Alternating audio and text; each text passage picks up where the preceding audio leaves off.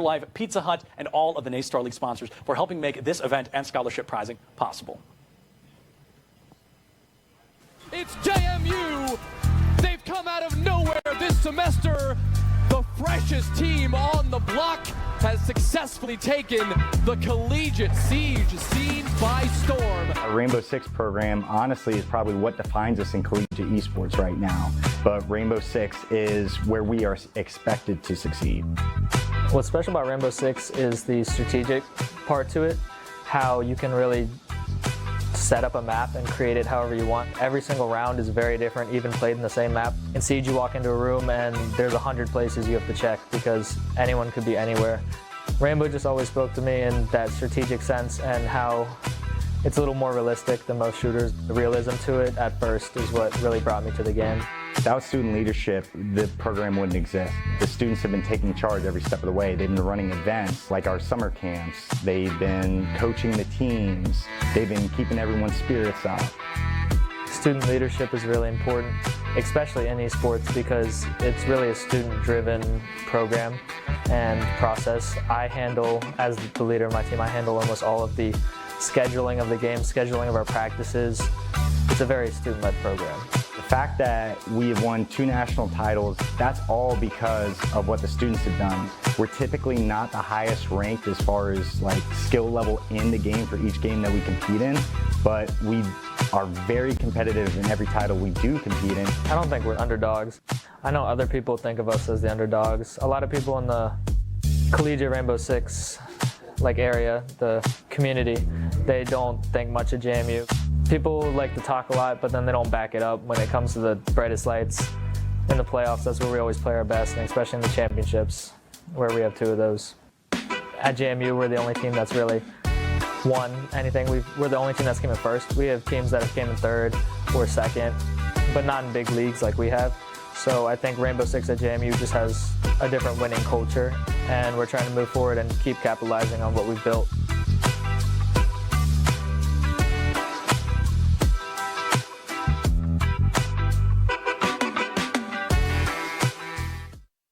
Lead here at the start after West Virginia putting together an undefeated season right up until this point right now. Hey, you know what? Okay, hold on. Taking that moment to rotate correctly, that's the way that you can recover from a situation where things aren't going so well your way at the very least. And we are seeing that physicality of the gameplay though coming in from the Akron side. And I think that that's something we're probably going to continue to talk about, I have a feeling. Yeah, for sure. And you know, that also kind of, oh my gosh, Patty. All right, let's That was a nice touch from Don. Fortunately, someone able to get back there. One of these demos, everybody down. Little 1v1 right in front of the net, and some great movement there. A little flick over to give Tool the shot on goal. Alrighty, Tool has hit his stride, and I'm assuming that it's not going to be a broom that we see as the Tool. That's something that, you know, I'll say I prefer to see kind of a slower paced game. Oh my gosh, no way! I was gonna have to argue with the ref on that one. It's gotta get more than 50% through, and Tool was able to make it happen. Give Tool any sort of 1v1, I don't know what the right Rocket League term is, but field vision? Listen, I was a soccer player, okay, I'm sorry, I can't. That's why it's car soccer. Yeah, exactly. Oh! I'll get back to that. Patty doing it once again, and finding these angles has been so impressive. Watch this one back. Yeah. That's just these team plays too. Tristan coming in to try to get a little bit of disruption in there as midfield, or whether it be deep on your opponent's side. Pitch.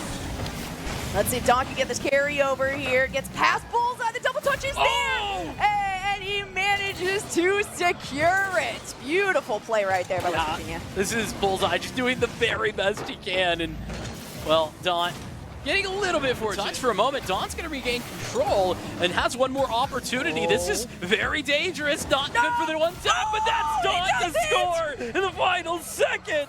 Zeros on the board, and Don delivers. The freshman says, no, I don't want to see any overtime. Not yet, at least. They keep the ball. What's the longest overtime you've had? For me, only 7 minutes. So. What? I think for CRL last year, we had a 16-minute, but Tool, he's going to start this one at only 25. That's all they need. They don't need extra time. Yeah, and listen, Tool, I'm going to say the word quiet. That's not really meant to be a negative, but wasn't as explosive as we saw in the previous game. This is also the team that told us that, you know, during the series after that, where they did have the reverse sweep, they're like, what if we just, like, didn't play well, but Tristan's gonna kick this one off. Well, this is it. This is the potential turnaround. They get the momentum in the early parts of that game, and that can really change the pace of this right now for West Virginia. Getting a lot of boost to do that, so they don't have enough really for the follow-ups.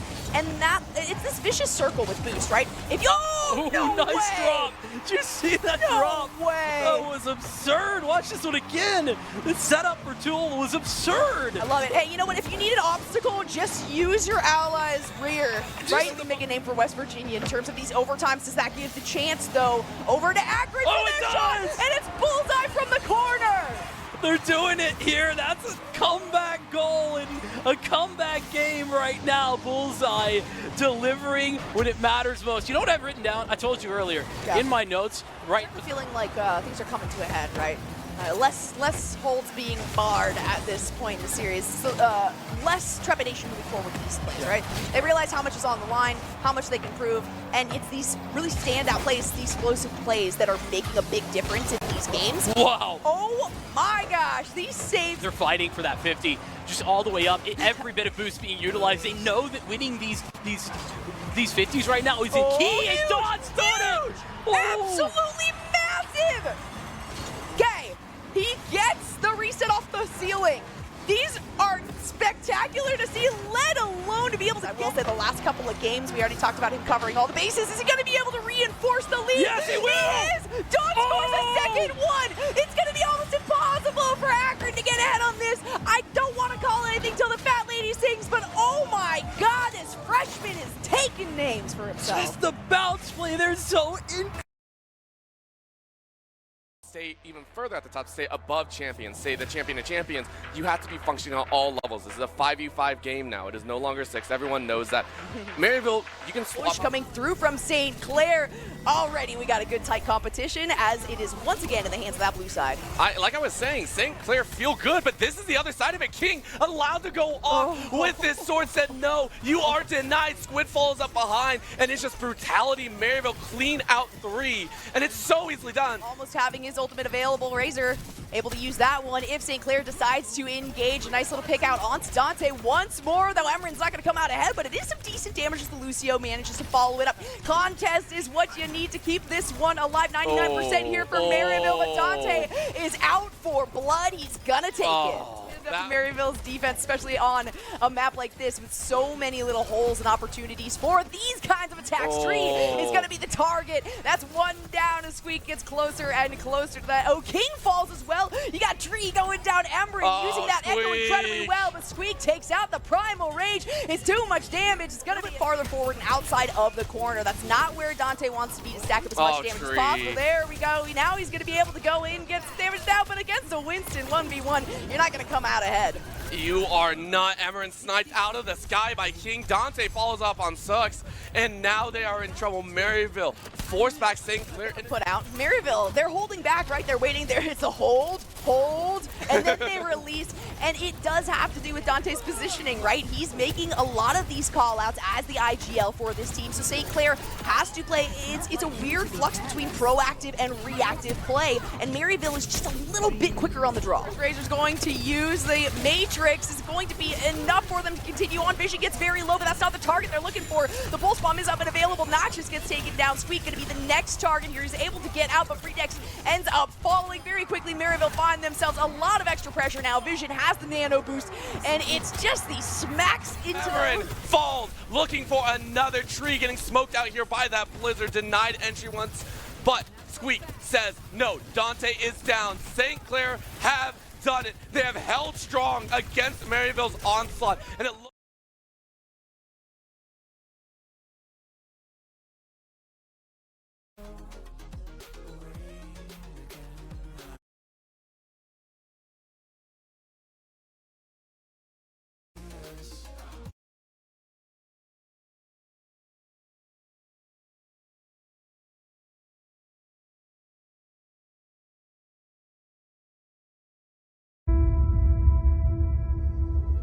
positioning are so explosive. They're so prolonged as well. You can really stay alive for a good mix-up of the equation. 141 full range Ridley, just one or two good hits away from sending Cody to the blast zone, just like that.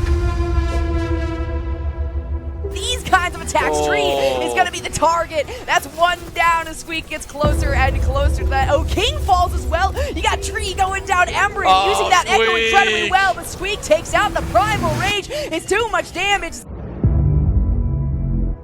Don's going to regain control and has one more opportunity. This is very dangerous. Don's good for the one tap, but that's Don to score in the final second. Zeros on the board. Goodness. Been Daunt this whole time, and Daunt has really shown up, especially towards the end of this series. I will say the last couple of games, we already talked about him covering all the bases. Is he going to be able to reinforce the lead? Yes, he will! He is! Daunt scores a second one! It's going to be almost impossible for Akron to get ahead on this. I don't want to call anything till the fat lady sings, but oh my god, this freshman is taking names. Going to the 5.5. They did it! Oh, no Nice way! draw. Anybody now? Vinci can get active. That's a little bit torpedo. I think that's up. Who's that first? Wait, no way! No way! It came down to the free fall. Is that how it ends? Oh, and hands over before they...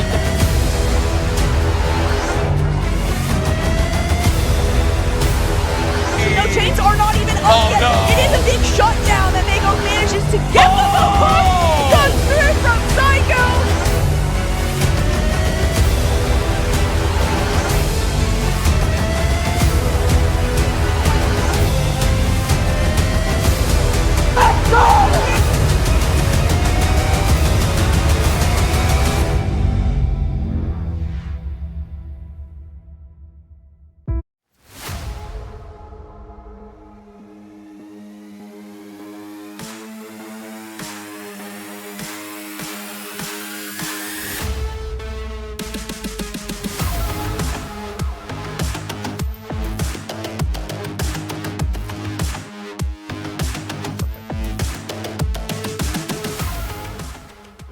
Hello, everybody, and welcome back to NACE Starleague 2023 Fall Grand Finals. I am your host, Septilence, and I hope you guys had a great time yesterday because we are jumping into what is almost a guaranteed banger games today. We are looking at the first-person shooters of the collegiate space, starting with the fan favorite, Modern Warfare 2. We'll be going into that, and I believe it is Oklahoma Christian versus St. Clair. St. Clair looking for a win as they did not find one yesterday against Maryville in Overwatch, so they are definitely looking to jump into that. And to look further into today's schedule, we've got two more series after that. We're looking at CS2, which will be George Mason versus RIT, and the third and final, the closer of this weekend, the pinnacle of the matchups will be Rainbow Six Akron versus Fisher. Two collegiate titans will be going head-to-head in that matchup as well. It has been a very fun weekend, a very long one, and a very exciting one at that, but today is just getting started. I hope you guys are excited to join us as we get ready to throw it to our casters for Call of Duty.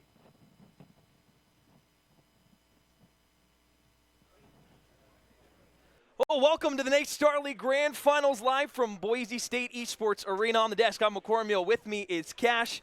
And, well, Amber, there have been plenty of juggernauts that have come and go in the collegiate scene for Call of Duty the last few years. Northwood finally knocked off the board, but here today with St. Clair and Oklahoma Christian, which of these two teams is that immovable object? It's definitely going to be a coin-tossy one to an extent. Obviously, you know, Cruzy and Frosty getting some reps in, playing in a kind of Challengers Cup scenario earlier this morning, so they're definitely warmed up good, as are the rest of the players. But as far as your question is concerned, Oklahoma Christian, I really think they're going to be that unstoppable force today. St. Clair, they've been chasing this collegiate title for some semesters now. Oklahoma Christian, first time around this title, formed as this team, and so they've been able to make waves in a very short amount of time. St. Clair trying to defend this top two spot that they've had, trying to bridge that gap and find themselves a championship today. Yeah, lots of money on the line for the top two teams here. They went through the gauntlet of online, not only through the round robins of the regular season, but of course through the single elimination playoffs, which has now found us in the situation that we are. $2,000 for the first place team. Second place will walk away with $1,000 in collegiate prizing.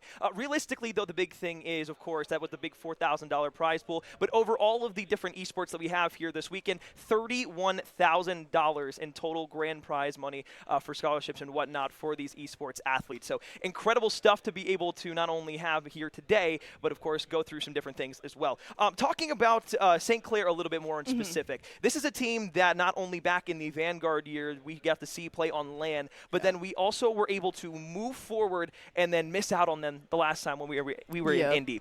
That was the biggest disappointment I think that St. Clair had. Sure, it was out to this Oklahoma Christian roster and Northwood, but it was still a disappointment nonetheless. Walk me through the things that they're going to need to do today in order to get themselves back into a more advantageous position and potentially find themselves as favorites. I think the best way to start this off is kind of a quote we got from Coach Aaron this morning when we were talking to him. It's playing with confidence. The St. Clair team thrives when they can control the pacing, take the gunfights that they know they need to, and win around the map. And again, they have some juggernauts on the other side of things that you know are going to go toe-to-toe with you as well. But confidence is key, and you can tell on the mini-map whenever this team is flowing, when they're feeling good, it shows in the scoreboard, it shows in the kill feed, it shows everywhere for the St. Clair roster. So I think in a broad stroke term, it's going to be confidence, and that's going to kick off kind of these first few maps for them and see where that takes them. Absolutely. If you are unaware, though, for St. Clair, this roster has been together for quite some time. They've played multiple years in the collegiate space together. Bendy, Priestley, Nacho, who was at one point relaced, and of course Brandon. Talk to me a bit about Priestley specifically, because Priestley, as we have been able to watch for the past 3 years of covering collegiate Call of Duty, has been the bright and shining part of this St. Clair roster. Sure, there's been supplemental pieces who have now helped them build kind of a full equation, but just talk to me about Priestley specifically and why he's so special. Yeah, Priestley's such a special player for this team because he provides that in-game leadership, but he's also the person when push comes to shove, he's not going to be calling the shots and sitting back. He's going to be at front lines, right? He's going to be leading anywhere you would want him to. An objective play and kills. Whenever push comes to shove, he steps up to bat, and he's always going to make sure that he's doing his best to get the job done for this team, and the rest of the team can't help but follow suit whenever he does something like that. So he's just been such a pivotal part of this team's success. Even in the highs and the lows, they know they can trust him, turn to him, and help them kind of get these young guys going where they need to.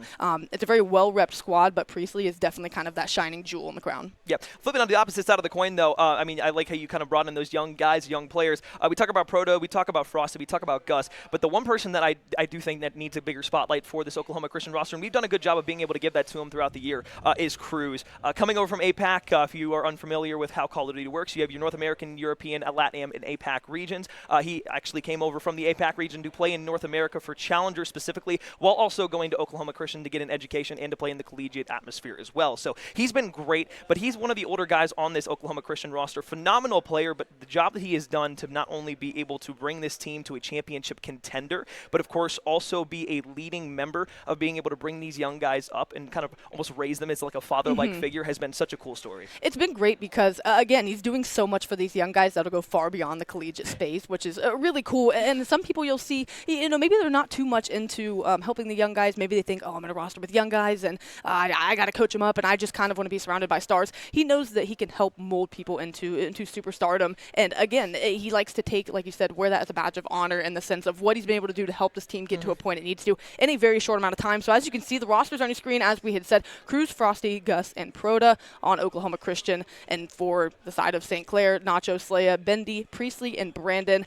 I mean, 8 players where it's going to take the gameplay to show us who's going to be able to come out on top. It is that close of a margin we're talking about between all of these players. I'm excited to dive into the action. I think map pool is definitely going to be important for what kind of the front half of this series looks like. And again, it's just there's so much to talk about between these two teams and what they could potentially do, the X's and O's of it all. I'm just excited to get into the matchup, but go ahead and run us through the schedule for today. Well, the schedule for today, obviously here, Mountain Time, if you're watching at Eastern Time, back where the majority of us are from, welcome. But today, 12 p.m. Mountain Time, still getting used to it. That's going to be St. Clair, Oklahoma Christian, so we'll start and kick that off. Just about 2 hours time, George Mason is going to go up against RIT in a CS2 matchup, and then to finalize the entire weekend and end off today, we'll have our final Rainbow Six Siege matchup, Akron versus Fisher at 5 p.m. Mountain Time, 7 p.m. Eastern.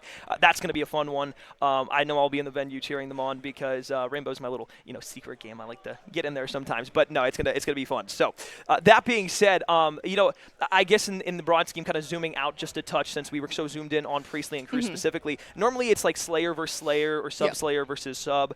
This time it's kind of different. You have an AR, you have an SMG. You have 2 players who play the game completely differently, but those are the shining stars on these 2 rosters, and that's where the dichotomy of this comes in because these are going to be completely different map sets and the way that they're going to want to play these maps. SMG maps, the smaller close quarter ones that you see, like Ellis Silo, is going to be great. And the thing about that is when you're able to zone in like that on that map, Priestley takes over, and that immediately gives that kickstart to that St. Clair roster. You look at a map, though, where you kind of zoom out just a touch, you see Hotel, lots of AR lines of sight, lots of long-range gunfights to take. That's where Cruz will excel, but he's going to put his guys in positions to be able to take the advantage in every single turn. So, Amber, I mean, realistically, we have talked about these teams and found ourselves at a crossroads because as much as we want to say St. Clair really does have a shot to win today, Oklahoma Christian is that strong collegiate team that they have been through the entire year. Does it feel like the pressure is mounting more on the St. Clair side?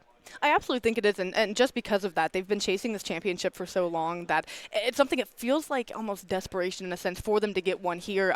You know, it would put such a sour taste in their mouth for, and no discredit to Oklahoma Christian, but the fact that they formed this roster at the start of the MW2 year, for them to have gotten grand finals in the spring, be the reason they finished top 3, and then come to another grand finals and potentially be able to win it. I think for St. Clair, it absolutely feels like do or die time for them, because then you have so many questions, again, at the end of the series of what could be, depending on how the cookie crumbles, and if it doesn't go their way, again, that's something to talk about in a later conversation. But for St. Clair, I do feel the pressure is on them more so than Oklahoma Christian, because you can give Oklahoma Christian the newness kind of way out in a sense. Oh, they're only a year-old team, you know, you can give them that. But if you've been watching COD, you know that these are well-repped players. It's not shocking they're in this position. So, again, for St. Clair, the pressure is going to be on, and they need to be able to, you know, rise to the occasion, finally close this out and get a grand final. Absolutely. Well, we'll be back to talk about Map 1 in a bit more. We'll step aside real quick. We got a quick video from Extra Life for you on the screen. What's up, everybody? Adam, the Extra Life Community Manager here, jumping in to say thank you to everyone from NACE Starleague for supporting Extra Life. Remember, you can still fundraise for Extra Life through the end of the year. If you haven't signed up, go to extra-life.org/NACE Starleague to join the NACE Starleague Super Team today. If you do, please share with us in Discord and on your socials, and remember, the money you raise helps kids in your local community. Congrats to all of yesterday's Grand Finals champions. We're excited to get into more collegiate esports action with Call of Duty Modern Warfare 2, Counter-Strike 2, and Rainbow Six Siege. We're wishing all those playing today the best. Now let's get to the games. Good luck, have fun, game on. What's up, everybody? To Extra Life as well. It's cool to see everybody and the partners being able to find their way into a little bit more crevices of the actual collegiate avenue than just you know, being a blanket there. So very cool. You know, I will say this though, I didn't get a full breakfast today, and you know, I'm a little hungry. You know what I could go for right now? I could go for some Pizza Hut. Yeah. I'll be honest, you kind of read my mind. You know, took it light at breakfast, and yeah, I'm definitely feeling like I could eat. Yeah. Well, I mean, if you didn't know, the all new $7 deal for the lovers menu from Pizza Hut, it's here. It's finally back. Get your favorites for just $7 each when you order 2 or more. And I mean, look, we could try something new too. You know, maybe if we want to get a little creative on the desk here, you know, hey, I like some sweets. Sweets are cool. Chocolate donut bites. Thoughts? You in? I'm in. You're in? I'm in. I think you read my mind too with that, and I heard that if we're able to order now, then yeah, it'll be here hot by the end of the match. So I'm feeling pepperoni pizza. Obviously, you want the donut bites.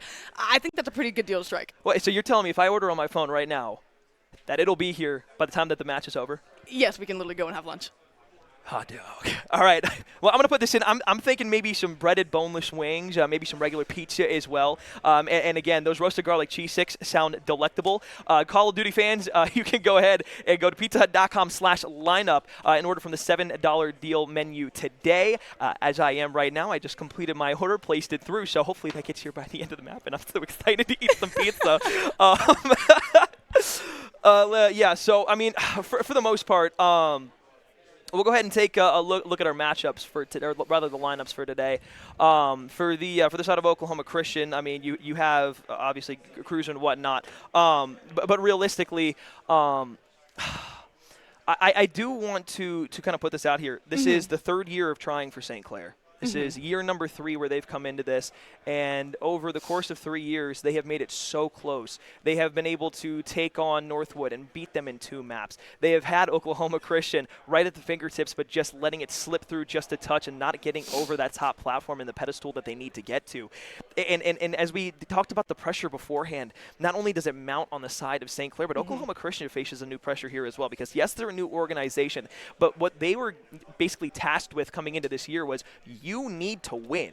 Yeah.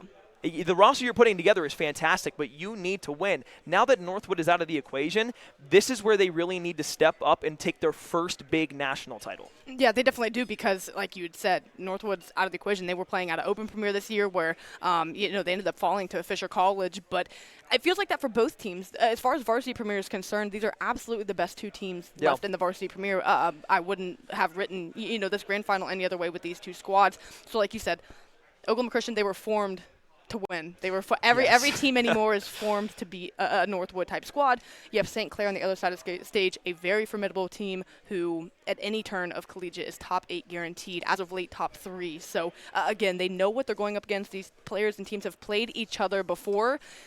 Last time they played against each other, it was at the College Cod LAN. And that one, they were able to beat them 3-1, Oklahoma Christian over St. Clair. So again, there were a lot of things that go Oklahoma Christian's way. St. Clair knows that they had to go back to the drawing board for that. It was a lot of conversations that we had with Coach Zarin and what he was talking about with his team. Again, there's just so much to dissect about what St. Clair can do today to get over that final bridge, and I'm excited to dive into that more. I am as well. Well, we got a few things that we're fixing up here before we hop into our match. So that being said, we're going to step aside real quick. When we come back, we'll talk our map set, we'll talk map 1, and we'll talk the favorites for the Embassy Hardpoint.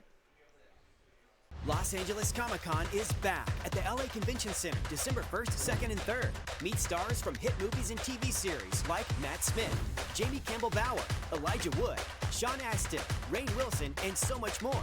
Shop over 800 exhibitors and artists. Experience the vibrant cosplay community and immerse yourself in the gaming and anime hall with tournaments for Mortal Kombat and Street Fighter all weekend long. Get your tickets for LA's favorite comic, gaming, anime, and pop culture convention at ComicConLA.com. Hey, deal lovers. I'm coming in. Here's something new. Just because we have good taste doesn't mean we don't like a good value.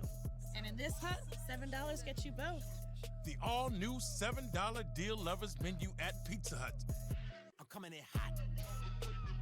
Because it's only a deal if you love it. Choose your $7 faves 7 days a week. Only at Pizza Hut. I thought I heard pizza up here.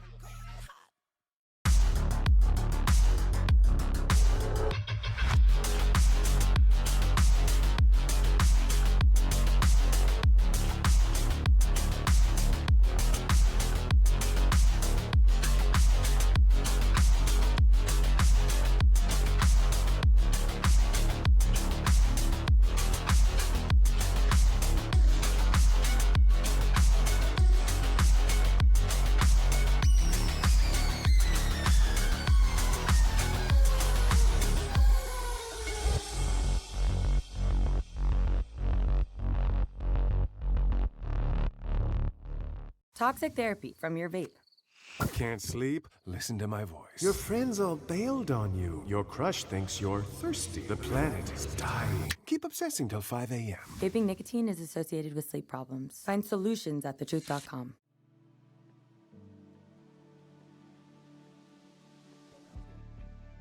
I'm Ryan Pruitt. I'm a sophomore at the University of Alabama at Birmingham. I'm a full-time college student, a future nurse, a small business owner, and a cadet in the U.S. Army ROTC. I'm the son of an Army officer, so I know the opportunities the Army provides.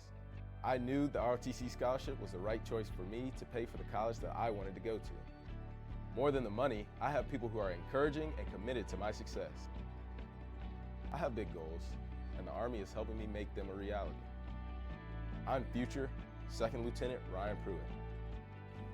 That's my ROTC story. What will yours be?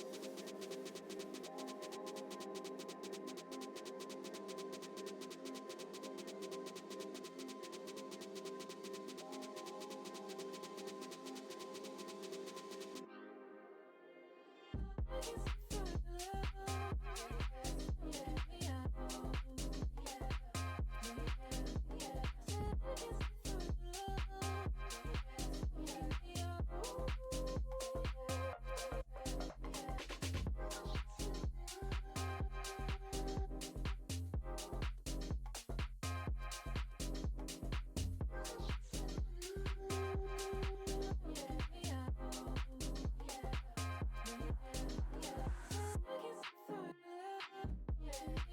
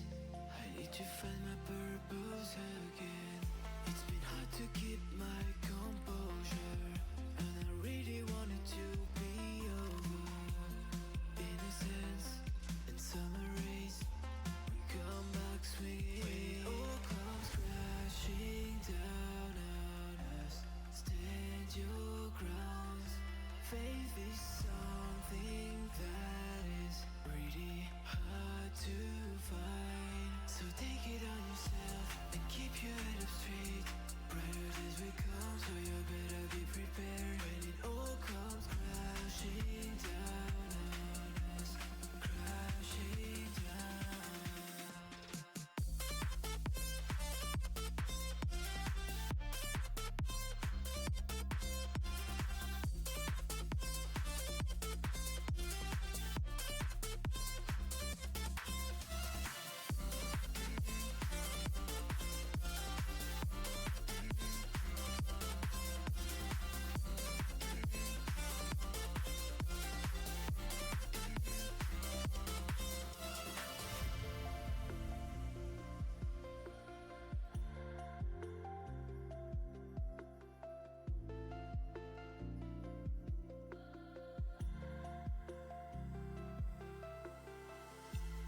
Vision is clouded.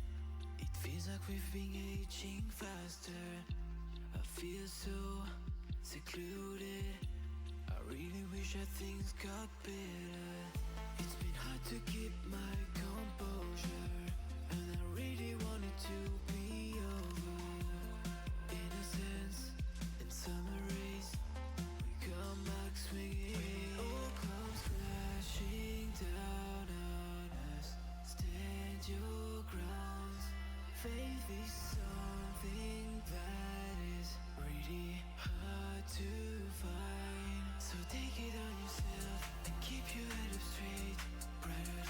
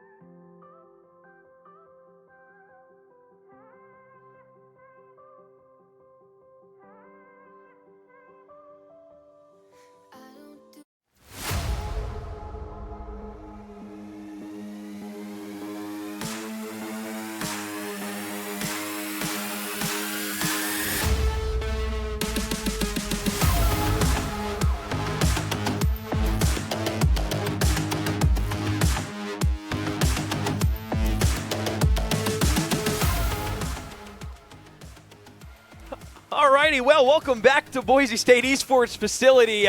Sorry about that wait. We do apologize for it, but I believe we have players lobbied up. We've got everything ready to go now for our series. So let's talk maps. Map 1, Embassy Hardpoint. This is what we talked to Zarin about before everything kicked off here today. We've talked about it the entire MW2 season. This is the map that St. Clair wants every single time for Hardpoint in their best of 5 series. It's a great way for them to get things started. We talked about how really the front 3 set of maps is going to do a lot to Infam series, of course, and Embassy. He talked about wanting it map 1, map 4 if they can, if it's able to stay in. It's there. It's map 1. This, again, you know, you don't want to put too much weight on a singular map at a best of 7 series, but it feels like a must grab for St. Clair, with how comfortable they are on it. Of course, you know what Oklahoma Christian's going to bring, a lot of firepower they're going to bring, about as, even skill set to it. They need to make this map their bread and butter. They need to show why, 1, they're deserving of the championship, but 2, why this map has been so good for them and why they're looking to get off to the hottest start. The last grand finals have all gone one way. A team, I'll give you one guess, Northwood has gone out to a 3-0 start every single best of 7. Sure. That doesn't end well for the other team. I'm not saying either team can get out to a 3-0 start, but of course, you always want to be the one up in a series, and I think St. Clair have a great opportunity to do that. Yeah, they do. I will say this as well, on the opposite end for Oklahoma Christian, this is not a map that they shy away from, though. This is a map that they are very comfortable playing on for Hardpoint, and they actually did in their series against St. Edwards, where they were able to take it pretty swiftly and were able to knock it down all the way through. So here we are, map 1, Embassy Hardpoint. On the left-hand side, we got Frosty, Gus, Cruz, and Proto. On the right-hand side, we got Bendy, Nacho, Priestley, and Brandon. As we get towards the middle of the map here, though, Priestley's going to be the first one to touch on the side of St. Clair. You got Frosty and Proto all coming through. Frosty up through the doorway. Cracks is going to be good for 1, not the second shots, though. So he'll back off to the safe harbor of the rest of his teammates. 20 seconds drained off the first clock. St. Clair early lead. Map possession is going to be a big thing here. You see Priestley find a good kill in around P5, so that's going to let them open up the side of the map, let them try to work through Milk Truck, but on the flank, Bindi trying to get things going. Zarin talked about how important it is for him to be activated. If he's locked in, the rest of the team is going to be in good shape. Works through the back, is able to find the kill, and that's going to be P2 rotation. Still 20 seconds left.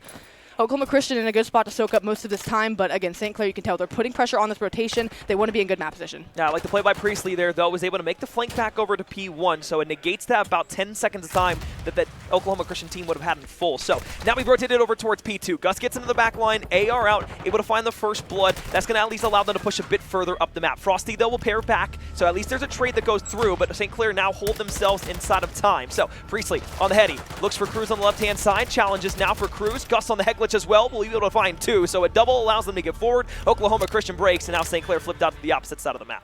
Time for them to work back through, figure out what kind of route they want to take to get back into this one. Looks like they're pushing through mid, and Slay's going to find 1 and end up working down. Now the rest of the team's going to spawn in, and it's just going to be bully ball from the front. Priestley finds another, that's 2 down. That should be the cue to fly at this hill, do what they can to get back in from the front, but already rotations you can see with still 30 seconds left, rotating towards P3, which is going to be top AC, exactly where Priestley is, but at this level of play, teams will rotate at 20, 30 seconds left, and scrap time ends up being 20 seconds, which, as you can see for St. Clair, still a substantial amount of time, and they should all but walk away with it. And they're still going to keep a couple bodies here, because Oklahoma Christian, they are very, very comfortable breaking to the top of P3. This is a very low-scoring affair for the first 2 hills, though. Usually we see P2 turn into a type of a money hill. If you're familiar with what a money hill is, of course, that is where you will get the majority of a chunk of change. So here we go. 60 seconds back for P3. We're rotated over 32 apiece. We're even killed here in the game. Frosty and Cruz will go ahead and pair for a double. Brandon will hop over towards the top, but it's a 3-2 exchange that leaves Oklahoma Christian at the top of the AC unit. And this is exactly what we said beforehand. They're okay with pushing for those 15 seconds so they can get that break, and now they have 45 potentially for them.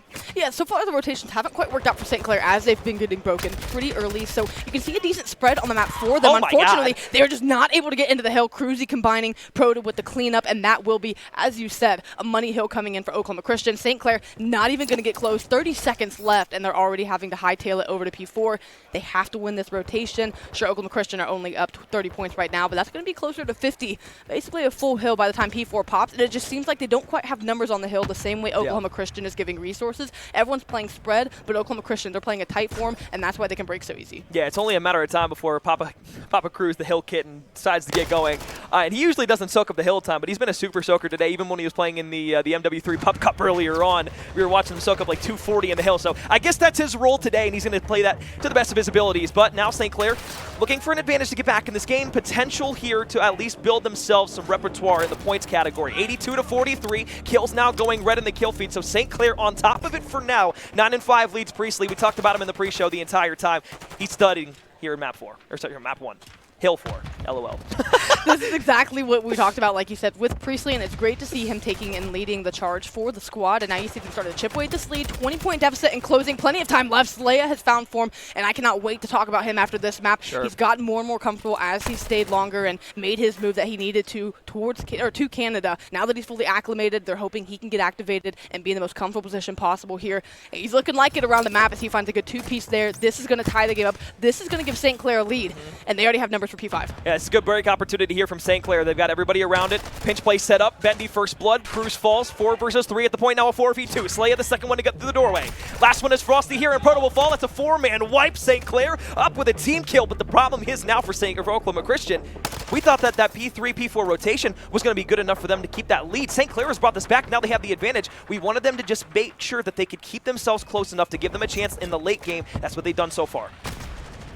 Oklahoma Christian on the outside looking in. Brandon's going to line up a couple, so they're still going to be holding time. Oklahoma Christian get in for a moment as the spawns go out. So it's 2 for 2 in the feed. Slaya absolutely playing out of his mind, but Nade's going to back him down, push him off back to the respawn block. And Oklahoma Christian get in when they need to. Handshaking points, handshaking leads. 20 seconds left before we restart our set of hills. Things have slowed down here just a tick. On the outside looking in, St. Clair once again trying to make another break hit. Last time it was a 4-man clean wipe, a flawless attack back inside of P5. This time, though, they're going to try to do the exact same. 2 players down immediately. Scrap time going their way, and P1 just a hop, skip, and a jump outside of the hardpoint hill. We'll rotate back to the first hardpoint that we saw at the very beginning of this game. 110-106 to the scoreline through 5. Into the next 5, though, will probably be crowned with somebody who will be taking away map number 1 of this best-of-5 series. St. Clair continuing to slay. 14-8 here from Priestley, and he continues to be the man of the hour for the St. Clair roster. Brandon with almost a minute in hill time as well, but uncharacteristically, I mean, the scoreline you can see there, Gus, 5 and 10, 40 seconds in the hill, an uncharacteristically slow slaying performance from him here. You think if he can get it start clicking, if his slaying can turn up, surely things get a little bit easier for Oklahoma Christian. They're still having a good game by all stretch of things, but again, you can't afford for even one player to have a slow slaying performance and a hard point. Back and forth we go, though. No one really in P1 for the entirety of it. 10-second lead for St. Clair. P2 is all the focus, and Oklahoma Christian is here. Couple players on the point. 15 seconds left. This time, nope, St. Clair doesn't have the rotation over to P2, so it's going to be on them to try and break it through. Slay inside of the hard point. Couple of players now slowly making their way into the back line. They're going to want to flank here. They're trying to secure the spawns and influence them to the best of their abilities. And you see player 5 in the back there. Bendy was able to find at least a couple of shots on the 1. Peppers him up, but Cruz rips him off the head glitch. And this is going to allow Oklahoma Christian to sit up inside of P2. Oh, man, and they're holding here. Proto soaking time for now. St. Clair trying to work a few different avenues of the map to try to get in, and you can see Brandon taking the long route, trying to get this player off truck, trying to help his teammates work in through from the front. He's got to win this 1v1. Gus is privy to it. He's going to take the gunfight. That's 2 down. Bendy with the trade.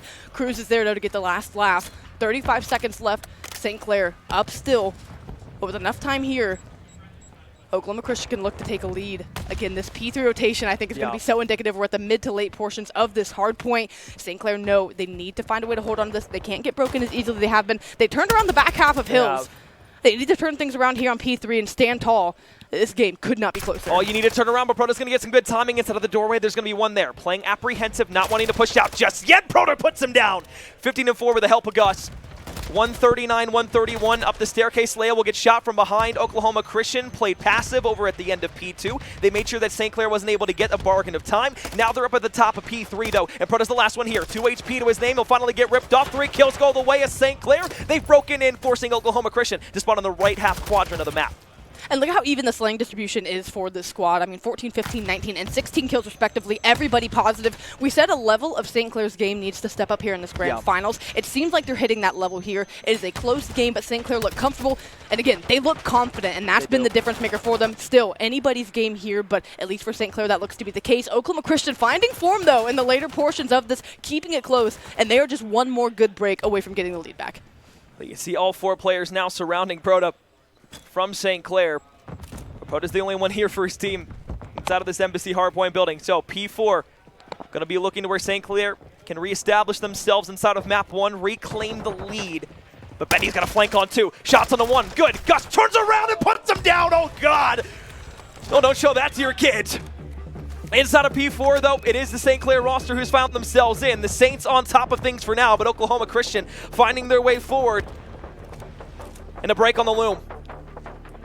Frosty trying to work things from the back, trying to hit a pinch, ends up finding a kill, so that's going to be the green light for the rest of the team to fly in. There's 2, Nacho only able to get 1 before the trade comes in. So again, with numbers, with a tight-knit formation, they're able to pinch a couple avenues, find a way into the hard point. Now they're going to be soaking up some time. Still 30 seconds left, plenty to fight for here. St. Clair, this might be their last push at it, given how the rotation habits and patterns have gone on this map. Just 2 players left. They're still spotting safe, so you can see Bendy with the awareness to back up. Do they know Proto has already stuck behind enemy lines? Well, the Saints have shown a good ability to break hills, so this is going to be quite difficult here. You send basically everybody at the end of that P2 hill. It doesn't work out for you. Now Oklahoma Christian have the entire north part of the map secured for themselves. They have the scrap time from P4, and now they can get over to P5 with kills still going their way. Brandon here having to run around a knife is going to be able to hit fire the shots on the second. Third one falls. Oklahoma Christian now on the back foot. St. Clair break into the kitchen. Brandon going to be soaking time, playing around, trying to keep things safe for his team. They've got a good map spread here. I like the positioning out of Nacho. This mid-map cutoff here in a cruddy corner, but you've got to be wary of Proto working the flank once again. They need to keep eyes on him here. A pinch is developing quickly. Nacho's got 2 behind him, and he's going to be able to find 3 of them in a row. So that cuts everybody down from Oklahoma Christian that was trying to break it back over towards the hill. St. Clair needed this time to stay in this game. Still down 10, about to eclipse the 200 point. It's 250 to win it here in map 1. Which team will take the cake? Here we go. Another push for time, and they're going to try to get in, but again, St. Clair lines them up and knocks them down. Priestley, Brandon combined for all 4. And with 17 seconds left, they're going to get themselves, like you said, that much closer to 250. We're going to back to our 3rd set of rotations. P1 just a step out of the door. A lot of this time went ungrabbed by both teams. That's not going to be the case here. Break and hold, break and hold. That's been St. Clair's motto throughout the game, but Oklahoma Christian has been able to keep it close to St. Clair. That was their game plan going into things. Embassy is what we said. It was their map. They need to take this if they want to have a good chance in this series. And Slayer will find another one with a Semtex, getting Oklahoma Christian outside of P1 and now being able to vacate the zone for themselves. 15 seconds already taken off of it. So Oklahoma Christian back in. Trying to work an angle, trying to get in a good positioning to be able to cut off. They know St. Clair's spawning messy. They know they're in a few different spots around the map. Priestley alive, out to 27 and 15 here. Does he have anything left in the bag to push them over the finish line? Oklahoma Christian chipping away at the scoreline. Cruzy, savior from the top ropes. Going to keep things clean for now, but the push is coming to mid. Turn back around. Team kill could be costly here at the end, but still only 20 seconds here. Not enough time for St. Clair to be able to take the entirety of map 1 here, but they can get damn close. 2 players on the north side of the map from Oklahoma Christian now going to be suffocating that mid portion of the map. You can see those red arrows at the bottom of the mini-map, though. That is where St. Clair are trying to wrap themselves for P2. It is another 3 go down. That could be the dagger. Oh, and you took care of the back lines. Nacho 1-2. That's exactly where Oklahoma Christian was trying to push to, but it's coming again. Head on a swivel. Frosty, this is the Hail Mary. This is the what they have to get to stick. Priestley finds 2, and they've got to go. 2 trophies to the back line. 12 seconds left. St. Clair on the verge of being able to take map 1. There's only 2 players left for Oklahoma Christian to try and force their way forward. Gus was able to find 1, but he's the last one remaining. 14 and 28. He'll get cut down. St. Clair, they're going to take map 1 on Embassy. I mean, what a map 1 to kick things off here at the grand finals. Unreal performance out of St. Clair. Unreal performance out of Oklahoma Christian. Yeah. I mean, it was back and forth until the very end. You kind of posed, you know, the break and hold for St. Clair. Ended up working out for them, but they got enough time. They had enough of a lead after P1 to go to P2 and end up locking it down. I mean, I think really the play that solidified it for me, Oklahoma Christian made a really heads-up play. They were usually sending 1, and it was Proto through the back lines. He was their flank route man the whole time. Gets a buddy, says, let's go through the back, let's bully out this player truck, and let's get in and pinch this hill. Nacho takes care of both of them, and so that completely mitigates what their play was, what they were hinging their break on, and they just weren't able to pull it off. So, again, huge heads-up and huge awareness out of St. Clair in map number 1. Oklahoma Christian, it was a close one, but you know they're going to come out the Vengeance map too. They are, and I do want to go back to the point you were making beforehand, because I think that was a very kind of keen eye that you were able to look out for that. The thing that I saw that was really special for St. Clair that I haven't seen them do a lot is there were moments where they had 3 players playing super aggressive. They were playing those fast-paced angles. They were getting to those points of attack on the map as quickly as they possibly could. But then while they were distracting the Oklahoma Christian side, St. Clair had 1 person just sit back. Most of the time it was either Priestley or Nacho. Both of those guys multiple times throughout the game were able to get big 2 pieces, 3 pieces even, and that swung the tide, swung the momentum to where the kill feed completely went in the way of St. Clair, changed the map complexion completely, and now we have ourselves a series. St. Clair came out, we said they needed to take map 1 to set the tone of the series, and set the tone they have. Absolutely, and again, that was behind Priestley. At one point I had called him out at, 26 and 17. I know he finished much, much higher than that, getting a couple 2 and 3 pieces beyond that, so we talked about so much. how much of an impact he makes on this team. Everyone else was able to step up, and I think that's been the problem with their map 1s and grand finals past. They come out slow. They come out with a couple players lagging behind in the slaying column, lag behind in what you can see as the comms with how they're moving around the map. Here, all 4 players came out on fire, and they played just like it. Oklahoma Christian, though, I think Gus having a slow start definitely put them in that 20-hole bind that, though they were handshaking leads, they couldn't quite get over at the end. Expecting to have a good bounce back in Search and Destroy, and again, out of Oklahoma Christian, a very strong map one that they're going to try to answer back for here next. But again, we talk about the team that gets out to an early advantage in a series. Usually, of course, I mean, that's just numbers, right? Has a better chance to take it. So St. Clair sitting in the better spot for now, being up 1-0 in the series. But the Search and Destroy, which, I mean, we're going to Hotel, a map that, Zarin had said, Oklahoma Christian, they're very good at. Sure. St. Clair said, we're not going to be scared to challenge them on it. So whether it's a respawn or a Search and Destroy, St. Clair, they're confident in their ability to take this team, but Oklahoma Christian, they're going to have some things to pull out here. They are, and I kind of want to use context clues, go back in history a bit to when we were in Indianapolis last year, or rather earlier this year in April, for the grand final against Northwood. The same point that you brought up about those slow starts, about a team not getting off hot, that was what came back to bite them later on in the series. They were down 0-3 at one point, but there was 2 of those first 3 maps where they should have been able to jump out to a lead, and maybe should have might not be the right word. They had great opportunities to capitalize upon.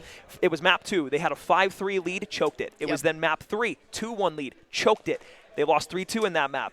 And so there's very much a sense of urgency that not only exists within Oklahoma Christian, but you don't want to have history start to repeat itself, and that's what we're at right now, where Oklahoma Christian, okay, maybe you didn't win the first map, but if you continuously have a slow start in this series and you don't allow yourselves any sort of pace or be able to match your opponent's outstep from the gate, that is going to put you down at a deficit, and that's where we see it right now. So I don't want them to make the same mistake that they did against Northwood. This is a prime opportunity for them to take a series. I don't want to call it game over yet. Again, this is a best-of-7 series for those who are joining us.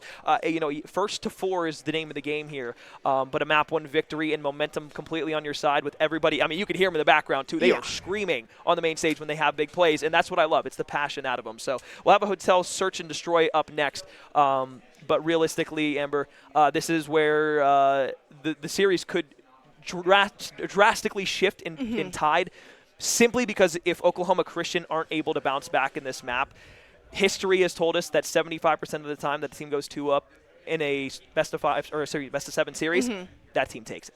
Yeah, I think that's definitely a good kind of point to hinge it on, is how dire it is to take map number 2 for both teams. And I everything sounds so dramatic, so dire, or it's make or break, this, that, and the other. I think the main point you need to take away from what we're saying here is there's a razor-thin margin of error that these teams have. And again, it came down to, 20 points or less there in map number 1. It could go to around 11, as I would expect here in the Search and Destroy. You don't have a lot of room for error, so if you have a lead, you have to take care of it. You have to protect it. While you have a team down, you need to take the win where you have the opportunity to, and that's kind of what we're talking about. Yeah, 100%. And in the Search and Destroy, I think, you brought it up after the hard point. You talked about Gus specifically. Going back into this matchup, with Gus having a very off map 1, it was an off-putting kind of sense that we got from this Oklahoma Christian roster. We're not used to seeing him be as rather inconsistent as he was in that first series. When we were doing our notes this morning, we were really talking about who we wanted to see be those big standouts from Oklahoma Christian, and one of the points that we had was almost like a player spotlight on Gus. He's incredibly talented, and he was not only a big part of the reason that they were able to beat SEU in the winners bracket to get to this point in time, but also he has been one of the most consistent challengers players throughout the year. He's been one of the most consistent players within the collegiate sphere. And so the fact that he struggles in map 1, it's a sign of discontent from Oklahoma Christian, but that's one of those things where it's not strategy that has to remedy that. It's just him getting warmed up to a series and being able to shoot back. And that just goes to piggyback on the point, like we were saying, where you don't have that much time to. So Gus is going to come in again, a good enough player to come in and know he has to figure that out this next map. And the rest of the team, they trust that, right? They know that he's not going to continue a performance like that. And that's just props and testament to, St. Clair. Again, we talked about it in St. Clair's keys before we went live, where a key to success for them to be able to take a win today, disrupt Oklahoma Christian, make them uncomfortable. If you can slow someone down, you're going to be in a much better position to have yourself comfortable on the map. Again, it's basically a 4-3 in a sense. And that's not to say Gus was completely wiped on the map, but all 4 players for St. Clair played a really consistent. Slang was close. Hill time was close. Gus lacked in the beginning. And again, that's just the margin we're talking about, where you get someone off to a slow start for a first set of rotations. That could be enough to do the game. And Oklahoma Christian still came back. They were still battling and taking the lead at points. but it was St. Clair who had enough confidence, played such a well-flowing, well-paced Embassy hardpoint that, you know, they had the composure to close it out, the discipline to close it out. They never found themselves out of position, barring that P3. They never found themselves in a bind that they couldn't end up answering back for. So it was just a really strong map 1 out of St. Clair. And again, going into Hotel, I guess we can talk more about what we expect from this. I still expect aggression from Priestley in the subs. I expect them to still get around the map. But ARs, you kind of talked about at the top of the show. Cruz, I expect him to do some damage here. Yeah, 100%. And I think this goes perfectly back into, again, another topic that we talked about while we were doing NOCE this morning. It was the last time these two teams played all the way back in April. It was online. However, it was a knockout match to get to LAN. St. Clair, unfortunately, didn't win that. Oklahoma Christian went up against Northwood in that grand final that we had out in Indy. This time through, though, we go back. We see what the score of that series was. It was a 3-1 win for Oklahoma Christian over St. Clair.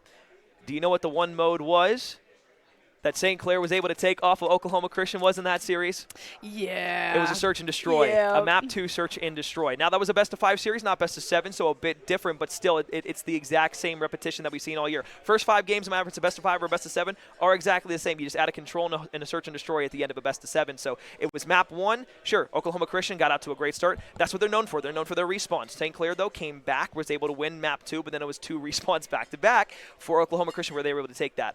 If you bring that context forward and say, hey, if St. Clair is able to take this, you, again, are looking at a 2-0 series, and it's a completely different feeling for Oklahoma Christian because you don't have that same ability to go back and take a break and be like, hey, let's reset and come back. You don't have those moments to where you can kind of just talk about a strategy change. Yeah. Throughout the search and destroy, St. Clair is going to hit you hard, and on Hotel map where there's not a lot of time to think in between the rounds or the hits that you're making, it's going to be very difficult for Oklahoma Christian to keep up if they don't come out of the gates with full heads of steam and are level-headed for map 2. Definitely need to just wipe away map 1, no matter how close it was. And St. Clair, they're trying to ride this momentum into map number 2. But yeah, for Oklahoma Christian, it's just got to be business as usual. You just got to try to answer back here the best way you can because, again, numbers, statistics, probability tells us you go up 2-0 in a best-of-7, and you're looking pretty good as far as the rest of the series is concerned. But as we've seen time and time again in COD, time and time again in esports, no lead is safe. So again, this is just map 1. We're just trying to give you guys the full picture, the full story as to where this series could go. Still lots of COD left to be played in front of us, and we're just eager to get into map 2 here for you. But I'm really excited for, again, what these teams are going to bring out in Hotel as we dive into the action. All right. Well, I was almost out of breath for the time that we were talking in between the maps there, but we finally get ourselves into a search and destroy. So you can see the bomb in the hands of the St. Clair roster. Priestley's the one that's handling it, but you're going to be having this northward push over to the B site. Now, they took a little bit to get into the kitchen. This is going to allow Oklahoma Christian an opportunity to clap back in, but as Slay is able to find the first blood, he slides out the door, doesn't realize that Gus is behind them, so it's an easy trade. We're back at 3 apiece, but Brandon needs to be careful of Frosty, but you also see Bendy, who spread the map all the way at the bottom. He's creating a flank play. This could be big when side of Oklahoma Christian starts to push back over to B. What kind of timing can he get? Here as they look to work back. But St. Clair trying to click, check all their bases. Brandon, though, you think he'd get rewarded for one. Here's all of the noise and then some, but not getting eyes on anyone here. Bomb going down, though, at A. They completely flip the map back in the opposite way. Player 6 going to be the first one up for a challenge. Frosty finds him all the way through the back line. So 3 versus 2. Team that just planted on the defensive end now. Oklahoma Christian with the man advantage trying to push back onto the A site. Off fight on the screen. Player number 3 and 8 across the map trying to challenge out. But now Oklahoma Christian has an idea of where these last few players are going to be. Proto now pushing his way up the map. Nobody hopping on the defuse just yet. 25 seconds left here in the round. A double challenge over toward the bar side now coming through. But still nobody on the site just yet. They find one in the back line. But now it's a 1 versus 2. All left alive is going to be Bendy. And they have no idea where he is. Playing from the top side. All he needs to do is just provide aerial support. He's got to check now. He's not going to realize where 1 is. He gets the shots on the Frosty. The other player's just going to stick it. Shots are going to be able to connect, and just at the end, St. Clair able to hold on. But good God. Oh, my God. Yeah, good God, indeed. I mean, Proto couldn't have been hit your shots, man. God. Proto couldn't have been in a better position to hide from that bomb. And, I mean, that feels like the MW 2019 Seattle Surge 10th of a second type of deal we had there. Oklahoma Christian, again, when it shows itself, you got to say, razor-thin margins we're talking here. St. Clair, they walk away with the first blood, gets a little mixy, and then they walk away with the round. Bendy finds 3. Slaya able to find Brandon found the first blood. So, you know, that conversation starts to shift towards first bloods, right? Sure. Who can walk away with those? That poses such a great advantage to who ends up taking search and destroys. Bendy with the sniper going to get tagged up, backed up. And now we've got a stagnant front here on mid-map. Now 80 HP knocked off him. Frosty only down to 98. Regen back up to triple digits. Priestley going to find Cruz on the op end of the map, so another first blood here for the side of St. Clair. Already boasting a 1-0 advantage and an offensive hit that has now been stagnated on the Oklahoma Christian side. Things not boding well for them, but they should be able to get over towards A here in just a moment. You see Priestley, though, all the way in the top right of the mini-map. He's playing this as a contention point for Oklahoma Christian to decide to wrap it over towards B, but now that he has the timer of 45 seconds, he can start wrapping in. Proto might be able to read it out, though. They know he's still going to be over here. And that's exactly why Proto's playing where he is. The trade comes in out of Nacho. They're still working top bed. Now they're back to completely turned. I think Priestley might have found the timing here. You know Gus is a little weary steer. This is going to come down to COD timing. Slay going to be pushing up. Priestley finds one. Gus gets knocked off the board. That's exactly what Cash says. Last one alive, though. Here's going to be Proto. An opportunity to clutch the round up for the team. First blood going to go his way. 18 seconds left. Not a lot of time here for St. Clair to be able to find the kill and the defuse at the same time, but we saw what happened the last one through. Shot's going to be good out from Proto, but he's backed up all the way to 52 HP, peppered up. Now has to decide, where does he want to challenge? Out from the left, out from the right. He gets aerial support from the sniper.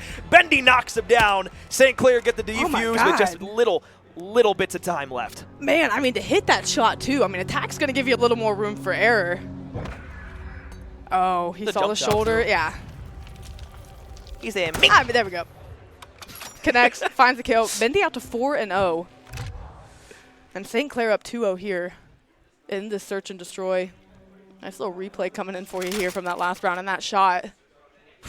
So nice, you got to see it twice. As round number 3 looks to kick off in the bottom left-hand corner of our map.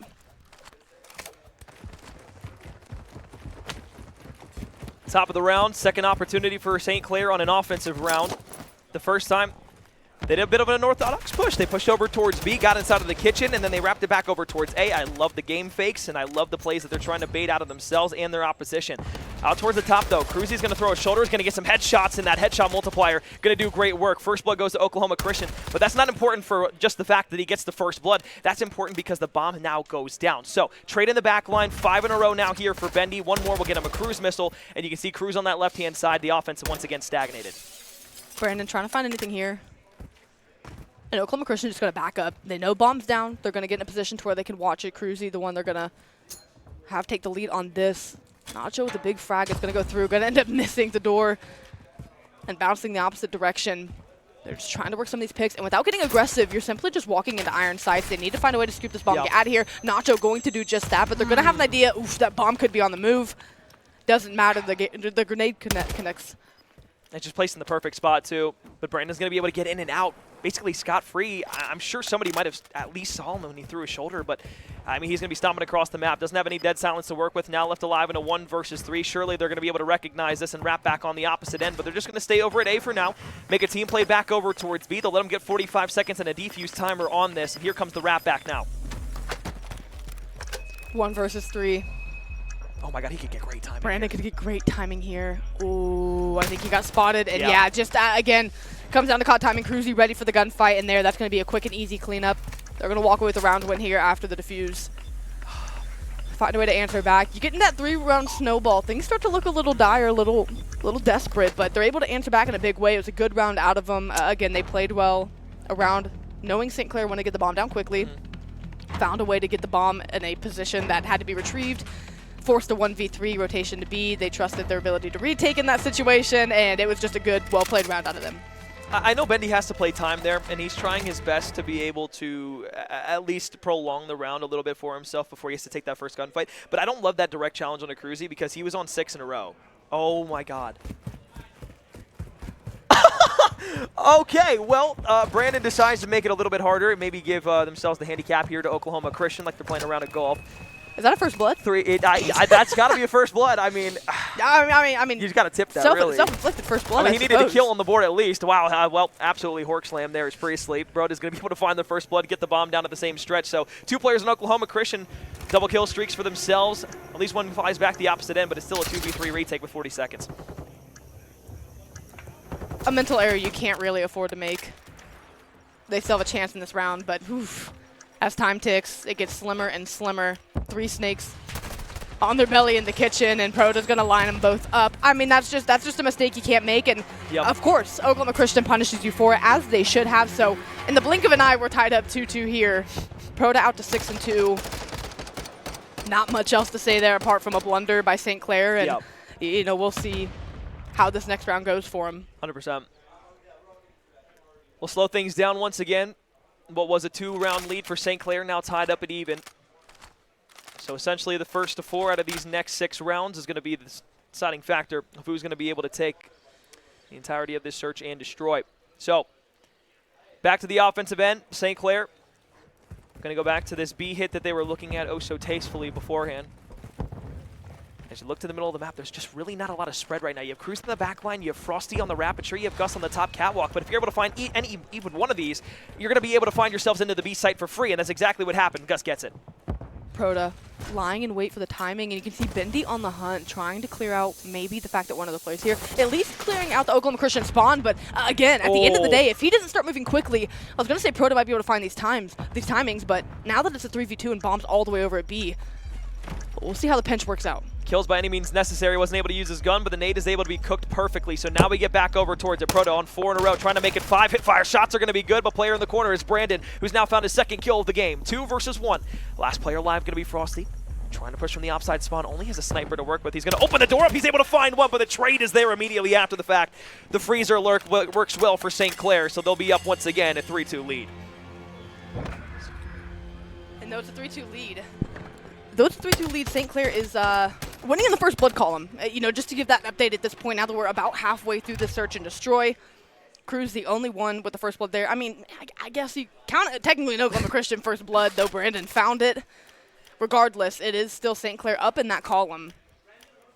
And that's going to be something we keep an eye on the back half of the search and destroy to see who's continuing to win there, because the team that's finding the man advantage situation is winning the rounds, plain and simple. Barring the Brandon round, the team that's got the man down first has ended up taking the round. So we'll keep an eye on that here as this round kicks off.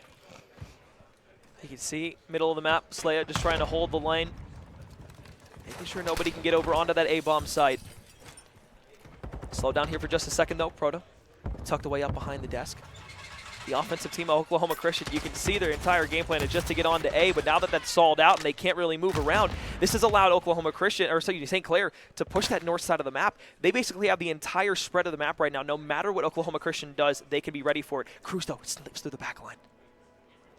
And you can tell Bendy's playing a little antsy. He knows someone's there, but does he have the sniper is going to be the question, because that's what Cruz could take advantage of. Gus finds the kill on the other side. His A goes down, and Cruz finds the second. So this round completely changed complexion now. Your hope is Priestley through the back lines. Can he find at least one? He's got to play this quiet. Timing not going to be there for him. Drop shot not going to work out. Gus walks him off. Brandon, last one alive. 1 versus 3. And once again, only 24 seconds left to really make a play here. And as he starts to make his way in towards the back line, he's just going to have to challenge out towards the bar side. And realistically, he's got 2 players challenging him. Sure, you can pepper one up, but they're just going to stall out for time here. They're not going to force the issue unless they have to. And now the clock has dwindled down. Find ourselves at a tied game once again. I mean, Alex, can you say this is anything other than what we expected? This really is how we expected the search and destroy to go. Handshaking rounds. We talked about having a lead. At one point, St. Clair had a 2-0 lead, and that they needed to take care of it, take advantage of it. A mental error lets Oklahoma Christian open a door, start to find their way back into this one. It's been 3-1 rounds out of Oklahoma Christian since St. Clair went up 2-0. So in the mid portion, they're absolutely dominating the game. Now as we absolutely are at the back half, as this round kicks off, we'll see who takes better care of the bomb, takes better care of their lives.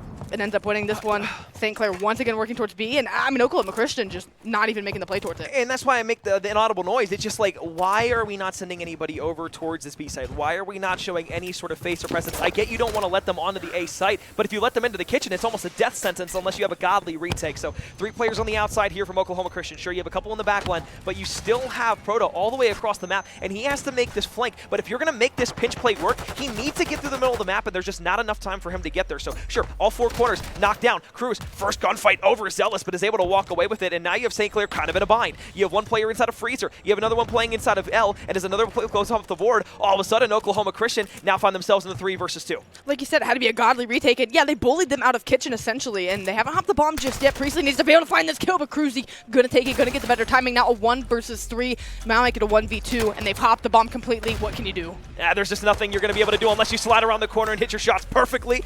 Cruz was tucked away behind the bomb. And what was a round win for St. Clair that should have been, or at least could have been, unfortunately falls to the wayside. And again, it literally just comes back to being an incredible retake. I was just a little bit more confused why Proto just waited so long on the opposite side of the map, because that took like at least 15 seconds off before they could make that hit work. Cruz just had to get aggressive by himself and win a solo 1v. It's the second time that's happened. Unfortunately for Oklahoma Christian, they were able to find the kills behind it. I just think St. Clair, I mean, they got bullied out of kitchen, and that's usually you try to stand firm, hold the line. Like you said, you know it's the death sentence if you can get in there and get the bomb down. They end up getting backed all the way out, and Oklahoma Christian do well at retaking behind that. So, again, 4 rounds to 1 since St. Clair had a 2-1 advantage. Now you can see an air of confidence coming out from Oklahoma Christian. St. Clair know they need to have a good defensive round here, otherwise you put Oklahoma Christian on map point. They're okay with these wall bangs too, because this is going to force St. Clair not to get as aggressive on the defensive end. This is what didn't allow Oklahoma Christian to get that bomb down the last time they had the offensive push over at the A site. So this is good. They're going to be the trophy system there to at least stop things for now, but that gets destroyed. Bendy still has that sniper all the way in long. He's going to force himself out of the issue. Back off inside of the corner with 36 HP. Wall bangs were good. How long can you stay? Little waiting game here. Bendy maybe trying for a wall bang, maybe just trying to see if anyone wants to open the door and take the challenge. Gunshots ringing out and around mid-map. We'll see what kind of timing Priestley can get. He knows someone's here, and that's exactly what he's going to try to do. Ends up taking the gunfight, so it's going to be a 4 versus 3. First blood goes once again to St. Clair. Bomb still trying to work A, but I'm looking at Frosty and the positioning he gets. What kind of timing do you find here? You're just another position where you're sending players across the map to try and spread out coverage, but you just need to focus home on the A site where you're trying to head out. Luckily enough, Frosty's able to pop back with a double, but Benny makes it a trade. So 2 versus 2, 18 seconds left. Bomb has to get down, and St. Clair are reading this perfectly. They see the bomb starting to wrap back over towards the B site inside of the kitchen. Nacho's going to be here in the back line. Is he going to be able to walk away with a kill here? Bomb going to go down, slides to the door, doesn't realize there's one on the right-hand side, and instead of challenging the player that's trying to cover the guy on the bomb, he goes directly for the 1 gunfight, and now it's a 1v2. Movement miss happened to sense, just long slid to the door. Bendy, what can you do? Oh my gosh, I mean, just, you can see each other on the chase, ring around the rosy, can't win the gunfight. Oklahoma Christian, you can hear the chirping in the background, letting him know he's a real good guy, real good player. And good luck on that round, but they'll find themselves at map point here up 5-3. St. Clair have found 1 round to Oklahoma Christian's 5. Yep. And I keep saying that round after round because, again, they had an advantage early on, but Oklahoma Christian made the necessary adjustments. And now they find themselves with the ability to answer back in the series 1-1 after just 1 more round. St. Clair, do you have anything left to throw at this one? Frosty up to 9-5. I believe he's on a 5 spree now as well, so 1 kill could be the difference maker in this game. Having utility in the back pocket and making sure that you have streaks to secure a round is going to be big. Offensive hit this time going to be over towards A for St. Clair. They're able to walk away with the first blood, and that cuts down Proto. Unfortunately, though, Frosty's still alive, so the difference maker, the X factor here for OC, is going to be that player staying alive and teammates baiting out for him. So as things have slowed down just a touch and the offensive hit is stalled out, Oklahoma Christian now on the back foot as nades are arriving. Bendy playing check-in, trying to watch a player pushing through mid, if at all. And like you said, if Frosty finds him the kill here, he can absolutely call in this cruise missile to maybe close out the round. Cruzy constantly getting wallbanged through that spot, but always going to be up for the challenge. Now you see bomb starting to go down. Priestley backs off, though. He's not quite comfortable. And again, Gus finds the angle through couches. Now just going to back up. Nacho knows he needs to try to find this kill. It's a 3v3. Bomb is down. And again, you have to run into Oklahoma Christian to find these kills. And guess what? They have their irons up and they're ready. And that's the problem. If you're not going to take space on offense and you're not going to push into either bottom bedroom or through the back line, through the bellhop side, you're not going to get any coverage, and then you have to send somebody to middle map to watch that cutback. Oklahoma Christian, they just play passive. They weren't challenged anywhere else except one singular point on the map, and that allowed them to have things go perfectly for themselves. They don't realize that they slipped out, though. So the bomb will go down over towards B, but it's only a 2v3. And I want to know what Gus does. Does he group up with his teammates, or does he like to take a flank? It looks like he's at least grouping up for now, but they're fairly spread. They're going to clear everything out. Frosty's going to pop Diddy. He also has a cruise that's not going to do much for him here, but they need to go in and win these gunfights. Oh my gosh, Oklahoma Christian. Oh no! And he was baiting the doorway. Bendy, I thought, was going to be able to escape with his life, but the wall bang comes through. Brandon can't track the shots, and as Oklahoma Christian walks away, Frosty will basically ace in the last round. 12-5, 8 in a row to end the map. And Cash, this is going to bring us into a great talking point when we get back on camera. Absolutely going to. St. Clair just started hot. Couldn't get anything going there at the tail end of things. And again, they dominated the first blood department up until the end, where Oklahoma Christian were able to bring it back and end up making it just about even. So Oklahoma Christian, a lot of firepower. Frosty with a big pop-off, and like you said, that brings us to a fantastic talking point now. And it does. So here's the thing, right? So what we talked about for Oklahoma Christian was we wanted to give a kind of a player spotlight on a few different players, right?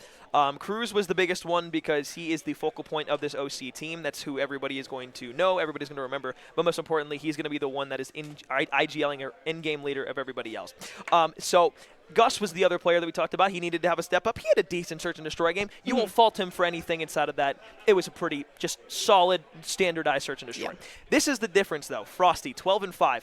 He came to this roster, and not by any stretch of the imagination is he just a role player or a supplemental player, but that's his role on this team at times, is to just be that guy that can supplement the most important parts of their aspects. In this game, he shows that not only can he be that supplemental guy, but he can be the main face for this team when his team needs him the most, and that is what makes him so different. And that's what makes Oklahoma Christian such a good and dangerous team. When you have the ability to have all of your players, whether it be a role player or a star, whatever you want to call your players, be able to take over a map and ignite the spark within everybody else, that's all that matters. You're going to be able to consistently have momentum for your team at any given point because you're going to be able to bounce so well back off and forth one of another, and nobody's going to be ever looking at you like, kind of a weak link, bro. I ain't gonna hold you. Kind of a weak link. Nobody's gonna be doing that. So it's cool to see this Oklahoma Christian roster, and it's exciting because now we have a 1-1 game and we're guaranteed 5 maps. Absolutely guaranteed 5. That means we'll get 2 search and destroys, and at the very least, which I'm excited to get to map 5 just because I want to see another search out of these teams. But before then, 2 respawns back to back. We go into an Expo control, and now the focus shifts back to what we saw in our initial respawn. It was St. Clair that came out swinging, got a good lead. I mean, held different ones at point. Oklahoma Christian, they respond back and also get themselves, favorable leads. But switching gears to control, again, if you're new, control kind of blends best of both worlds of hardpoint and search and destroy. It is a respawn mode, so you are going to be able to come back off the spawn block and look to take 2 different points on the map. But again, the difference is lives do matter, and that's where that search and destroy element comes in. Each team only gets 30 lives to throw at the board in each round before, again, the round comes down to both points being captured offensively or either team running out of lives. The way teams are slaying now, both of them, it's just going to be anyone's control. Again, we can't shape it up any better than that. Either team can take this one. Oklahoma Christian got a little loud in that search and destroy. Like I said, Frosty walks away with 12 kills in the search, so he's going to be feeling himself going into Expo. St. Clair going to try to do their best to battle back, but again, it's been a good one out of them so far. It has. I'm going to look to this game. I'm going to particularly kind of bring Brandon into the conversation here for St. Clair. That has been that was at least a big struggle in search and destroy, and that's not really why I bring up his name. I bring up his name because when we talk about somebody who needs to have a big role in respawns, being an AR player and realistically being one of the big staples as an AR on this team, he needs to not only be able to lock down portions of the map, but he needs to find confidence within himself to take big one-on-ones and take big risks for the St. Clair team. Because without the risk taking, whether it be offense or defense, you're going to find yourself stuck in a hole, and Oklahoma Christian will capitalize that on every day of the week. You're going up against Cruz, you're going up against Gus. Those are 2 guys that I don't want to touch against an AR in any stretch of the imagination at any point throughout a game. So when you're going up against those 2 players, not only do you have to be at your best, but you have to be confident not only to challenge one guy, but potentially 2 guys on every single turn that you take on the map. And you have to be ready for all of those gunfights, like you said, whether it's 1 or 2. You have to know that they're coming, and I think that's going to be most important for them. St. Clair, with Expo being a map that is spread, but also close corners at times. Like you said, the ARs, they're going to have to step up. They're going to have to do the thing, but the subs still have to do what they do. We need the same productivity out of Priestley and out of Slaya just to be able to keep up with, again, Frosty now having arrived in the series and really going to be feeling himself in this respawn. So we talk about it. All 4 players have to show up at the end of the day, right? You highlight these players and who maybe you're seeing from map to map, who you want to see maybe take on a bigger role, take on a little bit more. Regardless, all 4 players still need to show up, and they're going to have to find a way to get it done here. Well, shorter break this time between maps 1 and 2. We go to 2 to 3. We go to Expo for control. So, 1-1 series. Oklahoma Christian winning the S&D, now have what we would consider the momentum, but St. Clair still hot on their trail at every turn. First blood will go the way of Cruz, and Oklahoma Christian on the defensive end will be able to hold at least for a moment's time, but that first tick of progress for St. Clair starting to get worked on over towards A. Priestley is being able to at least hold himself alive while Brandon and Slayer are on the map flagging out. So far taking care of the score column, or excuse me, kill column. Now as they're confidently on the A site and earning this progress, but Oklahoma Christian quick off the spawn trying to push forward. Who's down below? Frosty there. Kills on the outside, still pushing their way forward. Almost full concise control. I thought for a second there they were going to be able to get some ticks of progress on that B site, but no. For the time, is going to be a pushback through the double doors. They need to be careful here because there's one down below. Proto's able to find one. Proto snaps it and makes it 2. 3 in a row for himself. Knocks him off B. Oh, and ends up going to the top and isn't done just yet now. Trying to find these players, farm them off spawn. Those are players below him, but again, still working towards B is St. Clair. You need to clear Proto out of here before you can earn any progress, but that's going to let other players for Oklahoma Christian get in position. And as you look around the map, I mean, Gus locking down bus side. Again, this bottom side is secure. They know that the only place St. Clair can go right now is going to be this B site. You have players on a 5-3 before getting cut down. And St. Clair just trying to take care of home base. Bendy getting a little bit ahead, trying to cut these players off spawn, and now they're securely at B going to capture it. I mean, Bendy's just being annoying. The rest of his teammates over at B, as you said, but I mean, when you get onto the spawn side and you have to force yourselves to be able to wrap back over to the other side of the maps, not only is it just something that's taking time away, but you're also draining lives in the process. Even if it's slow, it's something that's going to accrue over the course of a round and matter in the late game. So Frosty finds Priestley, and now we go back in a 1-1 trade. St. Clair on top of it for now. They've got the entirety of B and an extra 60 seconds to work with. Problem is they still have to get A. 1 tick of progress is good enough for now, but you still need 2, and Oklahoma Christian have a grip hold on this thing. Cruzy just waiting for the timing on Bendy. He's going to find the kill. And now you know you have to clear him out before you can move forward. But I mean, just look at how advanced the positioning is out of Oklahoma Christian. Bottom side of the map controlled, great, but it's not passive bottom side of the map control. Yeah. They are in positions where you're going to be caught out in the open if you're St. Clair. And you have to take gunfights for people on headies, people giving you the, slither and special, snaking.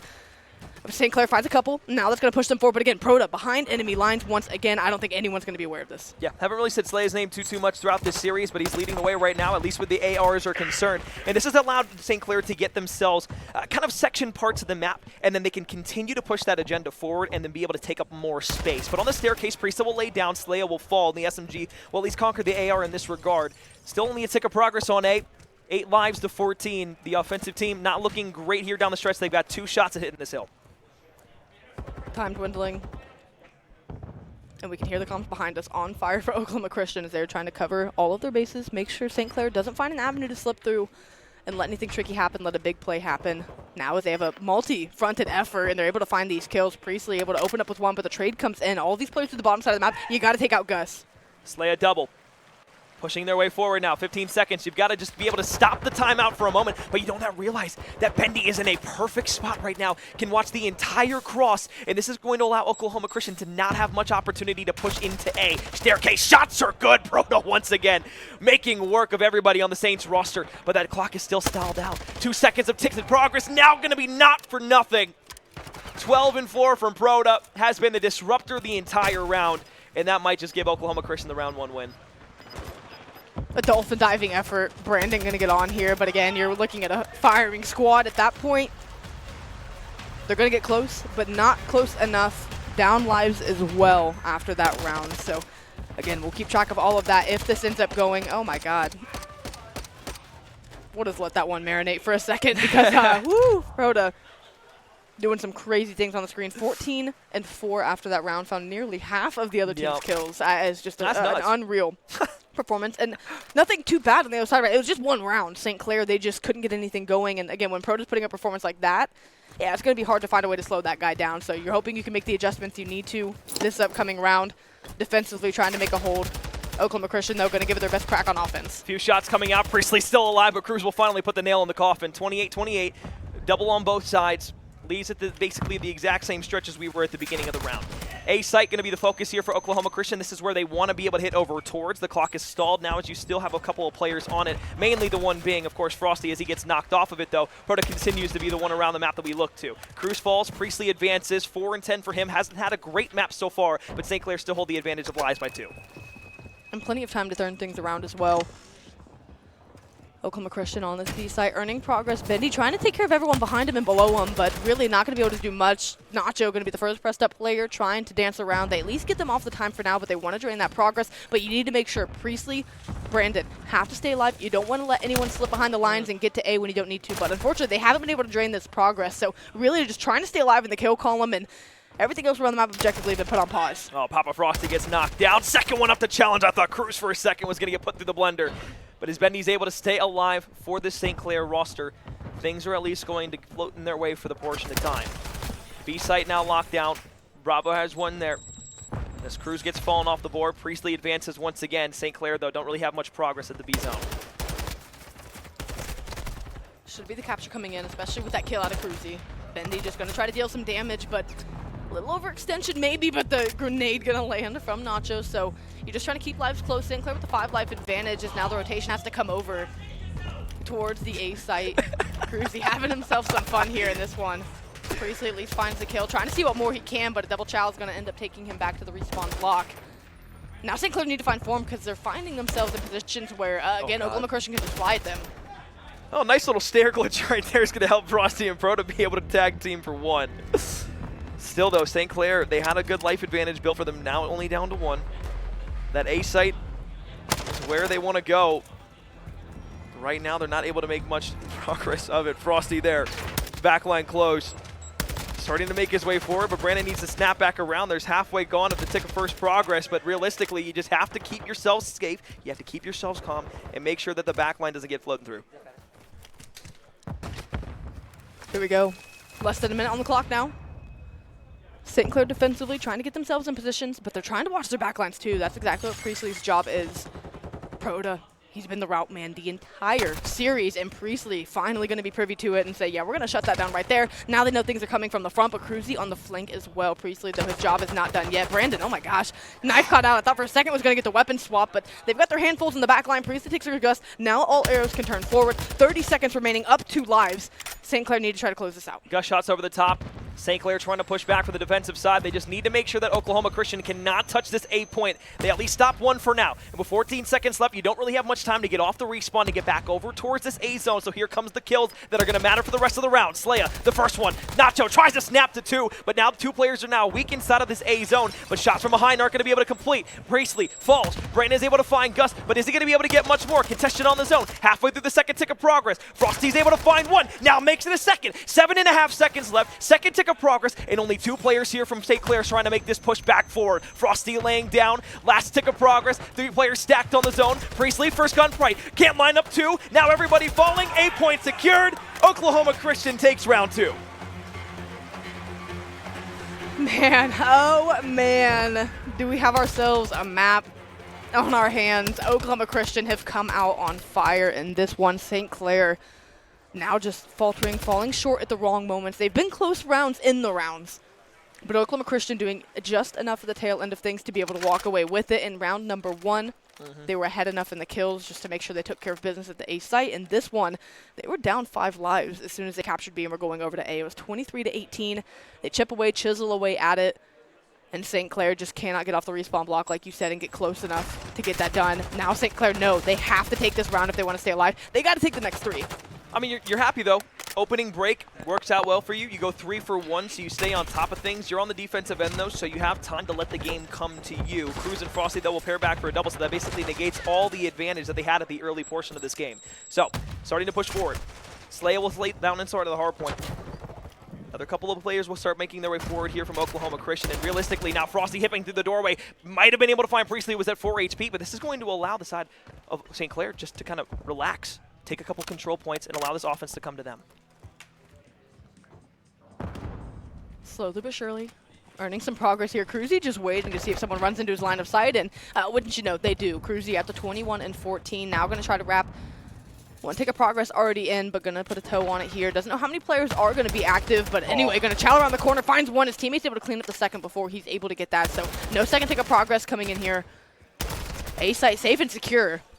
St. Clair have numbers. Do they push through? But once again, someone is behind enemy lines, and that's something they cannot always have locked down, and they're getting punished for it. I mean, Proto was the one we were talking about drastically throughout the entirety of the first, 2 rounds of this control, but now Cruz has decided he wanted to join the party, say hello. Up to 22, game high for either of these 2 teams. 21 lives apiece, though. B zone stalled out for the moment. Last tick of progress should be coming through, and there it is. So an extra 60 seconds will be added to the clock. That A zone going to be the point of residence that St. Clair wants to occupy for themselves. But Oklahoma Christian, they're in their backlines. They have the entire map spread out. Over-aggression, though, there from Proto is not going to work out. Priestley finds him, and they're going to lose just a little bit of time here as they try to wrap back to A. And this is a perfect example of wanting to go back to the point you said where whether you're an A or a sub, you have to be ready for gunfights on either side of things. And I just think Oklahoma Christian's winning that battle. They're just a half step more prepared for the gunfights coming in the corner. They're taking the gunfights they want, instead of the other way around. And Proto, that might be a perfect example of it, able to snap and find one here, and now trying to bleed some lives, only up 2, but with complete map control. St. Clair have to try to find a way to work out a spawn, but Gus on this bus side, good luck taking him down. Brandon's just going to stall this one out. And you know what Oklahoma Christian's going to do here? They're going to double up. They're going to play the lanes. They're going to play trades with one another perfectly through the rest of this. And especially since they have St. Clair stuck in the spawn trap, that north-left quadrant of the map is basically where we're going to see the majority of these gunfights being taken throughout the next probably about minute of this game. So if nobody's able to push up and you can't break out through spawn, it's not going to matter. Cruz finds another. Proto here as well. And St. Clair are just draining lives round after round. And right now, there doesn't seem to be an end in sight. No end in sight, no real answer. Very lackluster performances coming in from St. Clair and Oklahoma Christian. Like you said, it's the Cruzy Proto show right now. And no one else really needs to do much else. Yeah. 50 kills between the two of them through 2.5 rounds. And this is the last-ditch effort. Best position St. Clair's been in. They have to find the kills. And so far, the kill column not quite going their way. No, it's not. Double lives +1 for Oklahoma Christian on the defensive side, but St. Clair have found themselves onto the 8-point. It's only one player here, though, and the player that was the secondary option to watch the cross to get over to this point to try and cut down the defense is gone, but Nacho is able to find a double. Cruz, Proto, both there, but a double comes back on the opposite way, and now Oklahoma Christian have basically taken everybody off the map. 4 go down. It's one player left alive in Bendy. And unless he pulls out the biggest clutch we've seen in the control in probably the past 3 years of Call of Duty, this one's looking like a 3-0 sweep inside of map 3.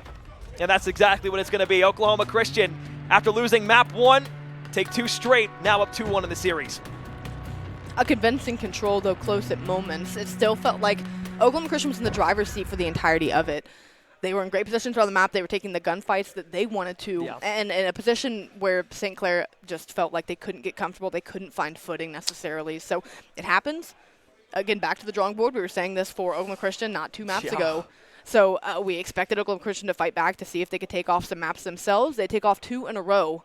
And now we'll go to a hard point where, I mean, again, you know, we're getting to those stretches of this best of 7 where we're already going into map number 4. And this could put Oklahoma Christian on series point. If not, this could put us at a point where we're guaranteed 6 maps. So I'm really excited to see what kind of response St. Clair can formulate and what they're able to do, or if Oklahoma Christian have the confidence now and the ability to just kind of hold a stiff arm and say, yeah, we might just run away with this. Yeah, absolutely. Well, you have it on your neck. I've got it on the headband right here. And, of course, I mean, I'm just going to crack this open real quick. I mean, I'll join you. Why Might not? as well, right? Look, so here's the thing. With Monster Energy, they've teamed up with Call of Duty Modern Warfare 3, and if you haven't played Modern Warfare 3 so far, look, I'm going to be honest, it's probably the best COD game in the last 5 years. Fantastic. But this is about Monster Energy.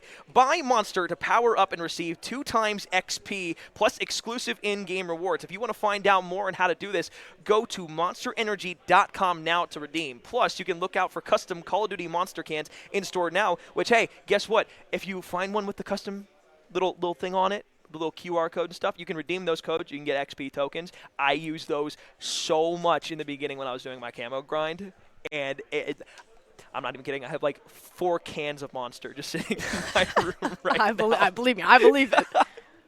Also, along with Monster, we want a big thank you to the LA Comic Con as well. If you're in the LA region, it's actually happening today as we're speaking right now. The LA Comic Con is producing an expansive and exciting gaming, esports, and anime experience in the West Hall of the Los Angeles Convention Center on December 1st through the 3rd. So if you haven't checked it out or you want to go stop by there today and you're in the Los Angeles area, hey, you can get your pass and get access to gaming stage tournaments, stream studio with your favorite streamers. We can go chill with them, hang out, say what's up, and the free play zone with the hottest PC and console games with The Mix, which is a thing that they're basically putting on for players, specifically for indie developers, where you can go and play 10 different indie games with those developers on site, to where you can give them feedback, bug fixes, all that kind of stuff. It's going to be great. So if you want to learn more or you want to be able to get $5 off of your gaming pass, click the panel below and use promo code LEVELUP.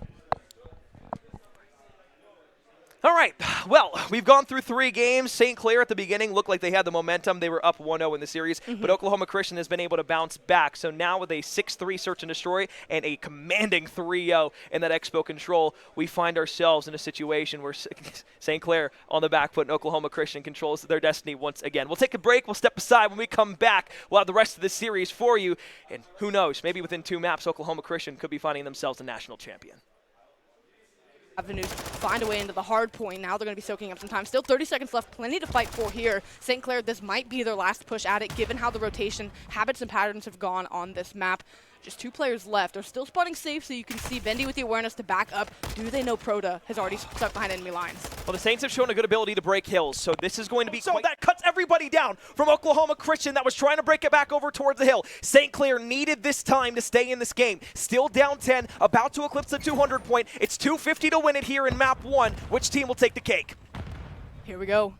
Another push for time, and they're going to try to get in, but again, St. Clair lines them up and knocks them down. A few different spots around the map. Priestley alive, out to 27 and 15 here. Does he have anything left in the bag to push them over the finish line? Oklahoma Christian chipping away at the scoreline. Cruzy, savior from the top ropes. Going to keep things clean for now, but the push is coming to mid. Turn back around, team kill could be costly here at the end, but still only 20 seconds here. Not enough time for St. Clair to be able to take the stick. Priestley finds 2, and they've got to go. 2 trophies in the back line, 12 seconds left. St. Clair on the verge of being able to take map 1. There's only 2 players left for Oklahoma Christian to try and force their way forward. Gus was able to find 1, but he's the last one remaining. 14 and 28, he'll get cut down. St. Clair, they're going to take map 1 on Embassy.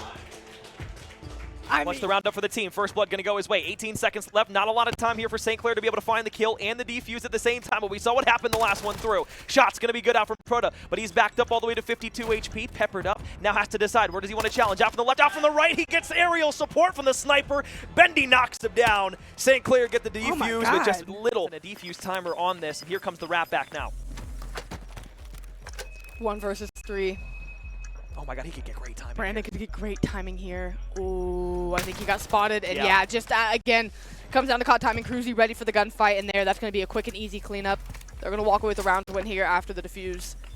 Retake with 40 seconds. A mental error you can't really afford to make. They still have a chance in this round, but oof, as time ticks, it gets slimmer and slimmer. 3 snakes on their belly in the kitchen, and Proda's going to line them both up. I mean, that's just a mistake you can't make, and of course, Oklahoma Christian punishes you. You're going to be able to find yourselves into the B site for free, and that's exactly what happened. Gus gets it. Proda lying in wait for the timing, and you can see Bendy on the hunt, trying to clear out maybe the fact that one of the players here, at least clearing out the Oklahoma Christian spawn, but again, at the end of the day, if he doesn't start moving quickly, I was going to say Proda might be able to find these timings, but now that it's a 3v2 and bombs all the way over at B. Cooked perfectly, so now we get back over towards it. Proda on 4 in a row, trying to make it 5. Hit fire shots are going to be good, but player in the corner is Brandon, who's now found his 2nd kill of the game. 2 versus 1. Last player alive going to be Frosty. Trying to push from the outside spawn, only has a sniper to work with. He's going to open the door up. He's able to find 1, but the trade is there immediately after the fact. The freezer works well for St. Clair, so they'll be up once again. Going to work out. Gus walks him off. Brandon, last one alive. 1 versus 3. And once again, only 24 seconds left to really make a play here. And as he starts to make his way in towards the back line, he's just going to have to challenge out towards the bar side. And realistically, he's got 2 players challenging him. Sure, you can pepper 1 up, but they're just going to stall out for time here. They're not going to force the issue unless they have to. And now the clock is, and as another play goes off the board, all of a sudden, Oklahoma Christian now find themselves in the 3 versus 2. Like you said, it had to be a godly retake. And yeah, they bullied them out of kitchen, essentially, and they haven't hopped the bomb just yet. Priestley needs to be able to find this kill, but Cruzy going to take it, going to get the better timing. Now a 1 versus 3. Now make it a 1v2, and they've hopped the bomb completely. What can you do? Yeah, there's just nothing you're going to be able to do unless you slide around the corner and hit your shot. Walk away with a kill here. Bomb going to go down. Hello, everybody, and welcome back to NACE Starleague Fall Grand Finals 2023. I am Septilence, and while we've been talking a little bit, or maybe a lot of bit, about Call of Duty today, I've had the opportunity to talk with Time to Light and Vincent, the Counter-Strike 2 casters, which you guys will be seeing in just a little bit. So we had an opportunity to talk about our matchup coming up today, George Mason versus Rochester, RIT. So my first question, TTL, if you want to tackle it, is there a history, a notable one between these teams at all? Not really. We're not at least seeing these 2 teams taking one another on in recent history, not during the regular season. They haven't seen each other at playoffs at all. It's not double elimination. Right. But I think the most important part is the fact, yeah, they haven't taken one another on, but they've seen each other on stream, off stream, in scrims, everywhere. So Vincent, is there an inherent advantage or disadvantage in not playing a team? Do you go in better because you don't know the play style, or do you go in worse because you don't know the play style? You know, I think being both teams being on stream, like there's definitely they've looked into each other. Yeah, like it feels like that has definitely been happening. And the vibe that I'm getting is like both teams coming into this feeling like they've prepped pretty well is what I'm feeling. Yeah, so even with that preparation on hand, if we're looking at win-loss ratios, which I don't know off the top of my head, is there a clear underdog in this circumstance? Is there someone to look at, like, if they win, that's our dark horse story? So rankings-wise, no. However, in terms of previous history, yes. Okay. GMU coming into this are the technical underdogs. They're the 4th seed coming out. They were the 2nd seed in their own group. Granted, it's a tiebreaker, lost to Fisher. Yeah, but three-way tie. Yeah, it's a three-way tie. But you're still looking at RIT. They were runner-ups last year, or last semester, I suppose, technically last academic year. They are the team that is favored to win. But GMU, they've said it. They've done their homework. We talked to them earlier. They are confident, and they should be. Yeah, so going into a game that maybe I'm incorrect here, is very mechanical. This is a very, it comes down to what the aiming is, to what the fire weapon is, to getting that accuracy across the board. Vincent, if you are an underdog in a game that's almost exclusively mechanics, how do you get out of that hole? How do you not become the underdog anymore? Well, I mean, I think there's two things. CS is a game that is about confidence more than anything. Sure, I okay. think. And that's just knowing what you're going to be doing going into a game and being prepared to execute that and having the confidence to say, hey, like, we're going to be the better team today. Yeah. Second is the prep, and we just touched on it, right? So what does prep look like? Oh, yeah. So, watch back those games, look at, hey, what maps are these teams playing? Where are we going to be going? It's a best of 3. There's 7 maps in the pool. Right. So you're getting rid of the majority of those. You're not going to play them. You don't want to be prepping for a map that you're not going to play. And that's when it comes to like watching things back, looking at maybe finding some demos like in game and looking at, hey, what kind of utility are they throwing and what are we going to expect for the game plan and the game plan around that. So if you have the expectation of somebody, okay, they've seen our VODs, they've seen our performances, is there a benefit to trying something new, or are you always just going to do better on what you've been working with? So usually you want to have something as a backup just in case. Right. You don't always want to run the exact same strat because, well, yes, it has worked before. There's no guarantee it will work in the future. It's always nice to have a B plan or a C plan or a D plan if you really need one, of course, regardless of how good your plan A is. I think that's the best case for RIT. They've always been a team with multiple different avenues of attack, regardless of how successful they are. MJB is a very good IGL. He has been for multiple years, but both in the collegiate scene and elsewhere. Yeah.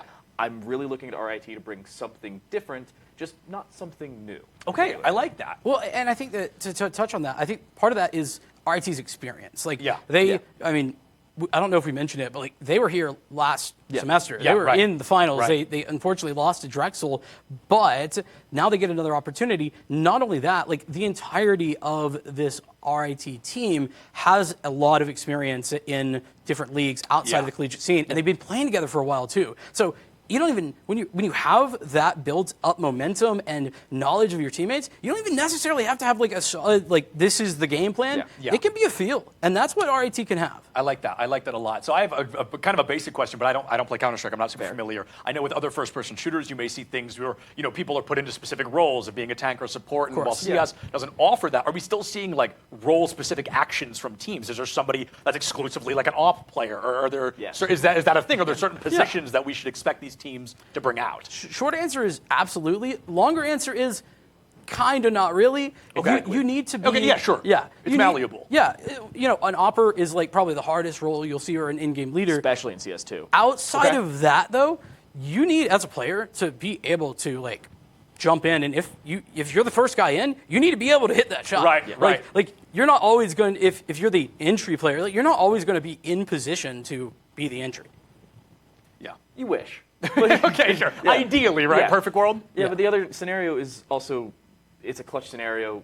Your support player is in a 1v3. Your support player has to become a fragger. Yeah. Everybody has to be good. Okay, so what does a support player look like in CS2? A lot of times it's not only sometimes lurking, as you see. You can be a lurker and a support at the same time, but it's also setting your team up for success. Either good nades or, flank utility. Sure. Sometimes you just have flanks themselves. Yeah. Not as applicable sometimes in putting your best players into positions to succeed. Yeah. Okay, like awesome. that looks like a bunch of different things, right. But as a whole, that is the job of the support. Yeah, okay, I like that a lot. And I think I've just got one more question for you guys before we get ready to send it either to the rest of the break or maybe into Call of Duty some more. But just going in, you can give us personal or statistical opinions, predictions on who might walk out as number one. RIT 2-1. RIT 2-1. So we're going all the way at the very least. I really don't know. I think it's a tough matchup for GMU. Sure. I'll be honest, I want to see GMU come in and succeed and put together, whether they win or not, put together a strong showing. But I think RIT probably take this, and I think it might be a 2-0. as much as I hope to see some very close gameplay. I think it's the experience. GMU coming into this have said they've done their prep work. I think that will get them one map, and I think it'll get them the map they choose. But it's also going to come down to what maps they choose and how confident they feel on the maps that RIT are picking. I think the third map, if we get there, is going RIT's way just about every day of the week. Okay, I cannot wait to see it. I hope you guys are as excited now as I am for Counter-Strike 2, which will be coming up after Call of Duty. But speaking of Call of Duty, their break is over, and they're ready to jump right back into the action. We'll see you guys on the other side.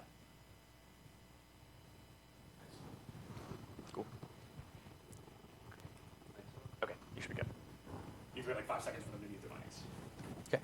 Good job, guys. That was maybe the best thing I've done so far this weekend. Those are good questions. Really good. Yeah, for not knowing a whole lot about CS2, you know that.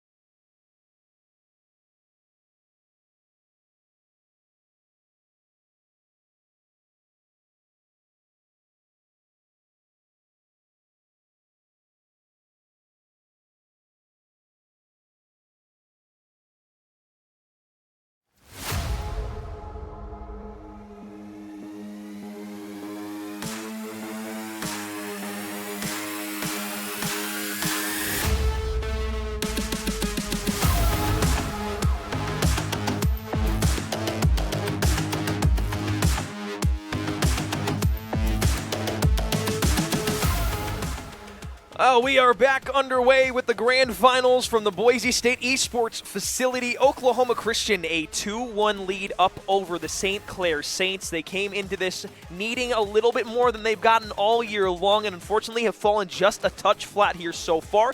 Big thing, though, the question on everybody's mind is, when will the St. Clair team heat back up? They've definitely cooled down a little bit as of the last couple of maps. Search and Destroy got off to a good start, but didn't quite finish their way how they would have liked to, and a little, some mental errors I think that also played a part in that. You go out into the Expo Control. Round by round, played close, played down to the wire, whether it was time or lives. Not quite close in the scorecard at the end of the day. It was a 3-0 victory for Oklahoma Christian there. Lots of chirping going on the main stage, and yeah, they're starting to play like it and starting to play like they want to run away with this series. They're very poised to. St. Clair, like you said, they need to find a way to heat back up. Yep. I think map 4 is a great place for them. I mean, surely you started well on hardpoint in map number 1. You'd like to think that you're going to be most comfortable getting back to a hardpoint here. Hotel is a map that, as we had said before, a map that St. Clair knows Oklahoma Christian is strong on, but also knows that they're going to be up to the challenge and going to be ready to go. Search and Destroy playing a lot differently than hardpoint, a lot more engagements, a lot more opportunities to combat a slow start, and so that's what we're looking for out of St. Clair. But again, Oklahoma Christian, poised, ready to put themselves on series point here. Yep. I do kind of want to touch back on something that we kind of discussed earlier on in the show, and it really came down to the practice that each of these two teams are getting. For St. Clair, they have continuously scrimmed Modern Warfare 2 throughout the entirety of the year. They haven't really swapped over to that Modern Warfare 3 game just yet. On the other side, Oklahoma Christian, they've been playing MW3 since it dropped. Cruz was playing a cup yesterday and today, so is Frosty, and they're getting deep into the little pup cup is what you call it, because it's not an official Challengers Cup, but there is a cup being ran in the process right now specifically for Challengers, just as a little event to begin the year. So it's kind of interesting to see how St. Clair, will respond in a hard point, because if you're thinking of scrims specifically, you're scrimming hard point probably 90% of the time. You're not really scrimming S&D or control. So this is where I need to see, obviously, for a lot of people, need to see St. Clair be able to get themselves back into the series, tie things up at 2-2, at least guarantee us a map 6. When we start off, Cruzy finds 2, Proto finds another. Sure, Semtex comes in, guess what? It's a 4-man wipe. Complete mid-map control, and now they're going to push forward. P2 is going to be on the right-hand side of the map. And they're going to try to lock that down. Bottom side safe for now, and St. Clair off the block. I mean, just not able to get anything but a singular trade. It's a combined 17 kill streak just to open things up, out to a 25-point lead. Sure, the right side of the map is maybe technically still safe for St. Clair, but the spawns were out for a moment. So a couple kills in response, no points on the board, but at least trying to take care of the map where they can. And as this new hill looks to pop, already finding themselves in a deficit. And I can see Proto making his way through Jewelry. He's going to have a hard gunfight in the back off screen, and Priestley's going to be able to walk away with it. It's the Semtex that makes it clean up, but at least good for now. So here comes the break in from the side of Oklahoma Christian as they push their way forward. They weren't able to really get the good break onto P2 the last time when we played in map 1 on Embassy. However, this time a bit different, though, because they've already gotten themselves inside of the hard point. Gus finds Bendy. Proto going to be on the top of the staircase. Gus finds a double, gets taken out by the trophy, but that's lives here. That's Oklahoma Christian breaking in and negating St. Clair anything.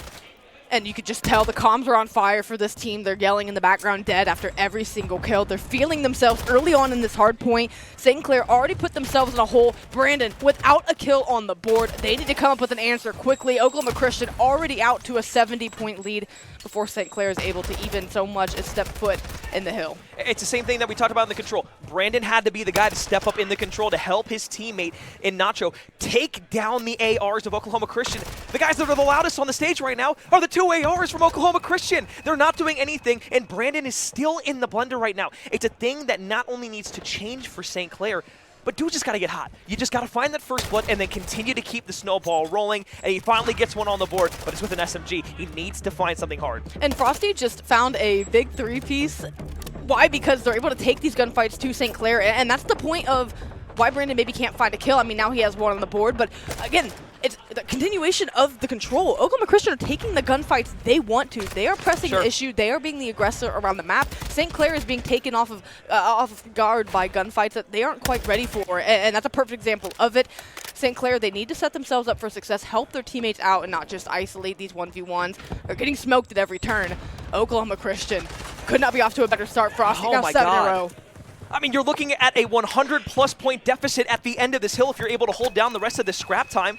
St. Clair, they've just decided, hey, we haven't been able to find the first 3 hills. Let's just rotate to the next one and hope for the best. Right now, nothing is working for St. Clair. And sure, you find one in the back line, but there's still 2 more players here, and they're just going to play bait and switch. A beautiful switch there from Cruz is able to find it, and now you have the back line. Now you have these spawns, and the player that's back from over on the kitchen side, hey, guess what? He can make a free pinch. And the pinch, the flank from Oklahoma Christian has been there every single time, whether it's a respawn or a search and destroy. St. Clair just don't have the numbers for it, because now Oklahoma Christian is sending multiple bodies versus just one. It's a couple people, like you said, the bait and switch. It's working out beautifully for them. St. Clair maybe finding a little bit of footing here. A lot of work to do in this one, but it's been a good P4 hold from them to start. Jump challenge across the right-hand side, not going to work for Priestley there, and it's not going to work for anybody on St. Clair, because once again, it's Oklahoma Christian winning the gunfight and putting everybody from St. Clair back to the respawn block. 1 in 10 from Brandon. The struggle's still continuing, not to put a negative spotlight on him, but it's so difficult to see one player continuously struggle while everybody else is trying to have to just break in, break out, and it's once again a 100-point lead for Oklahoma Christian.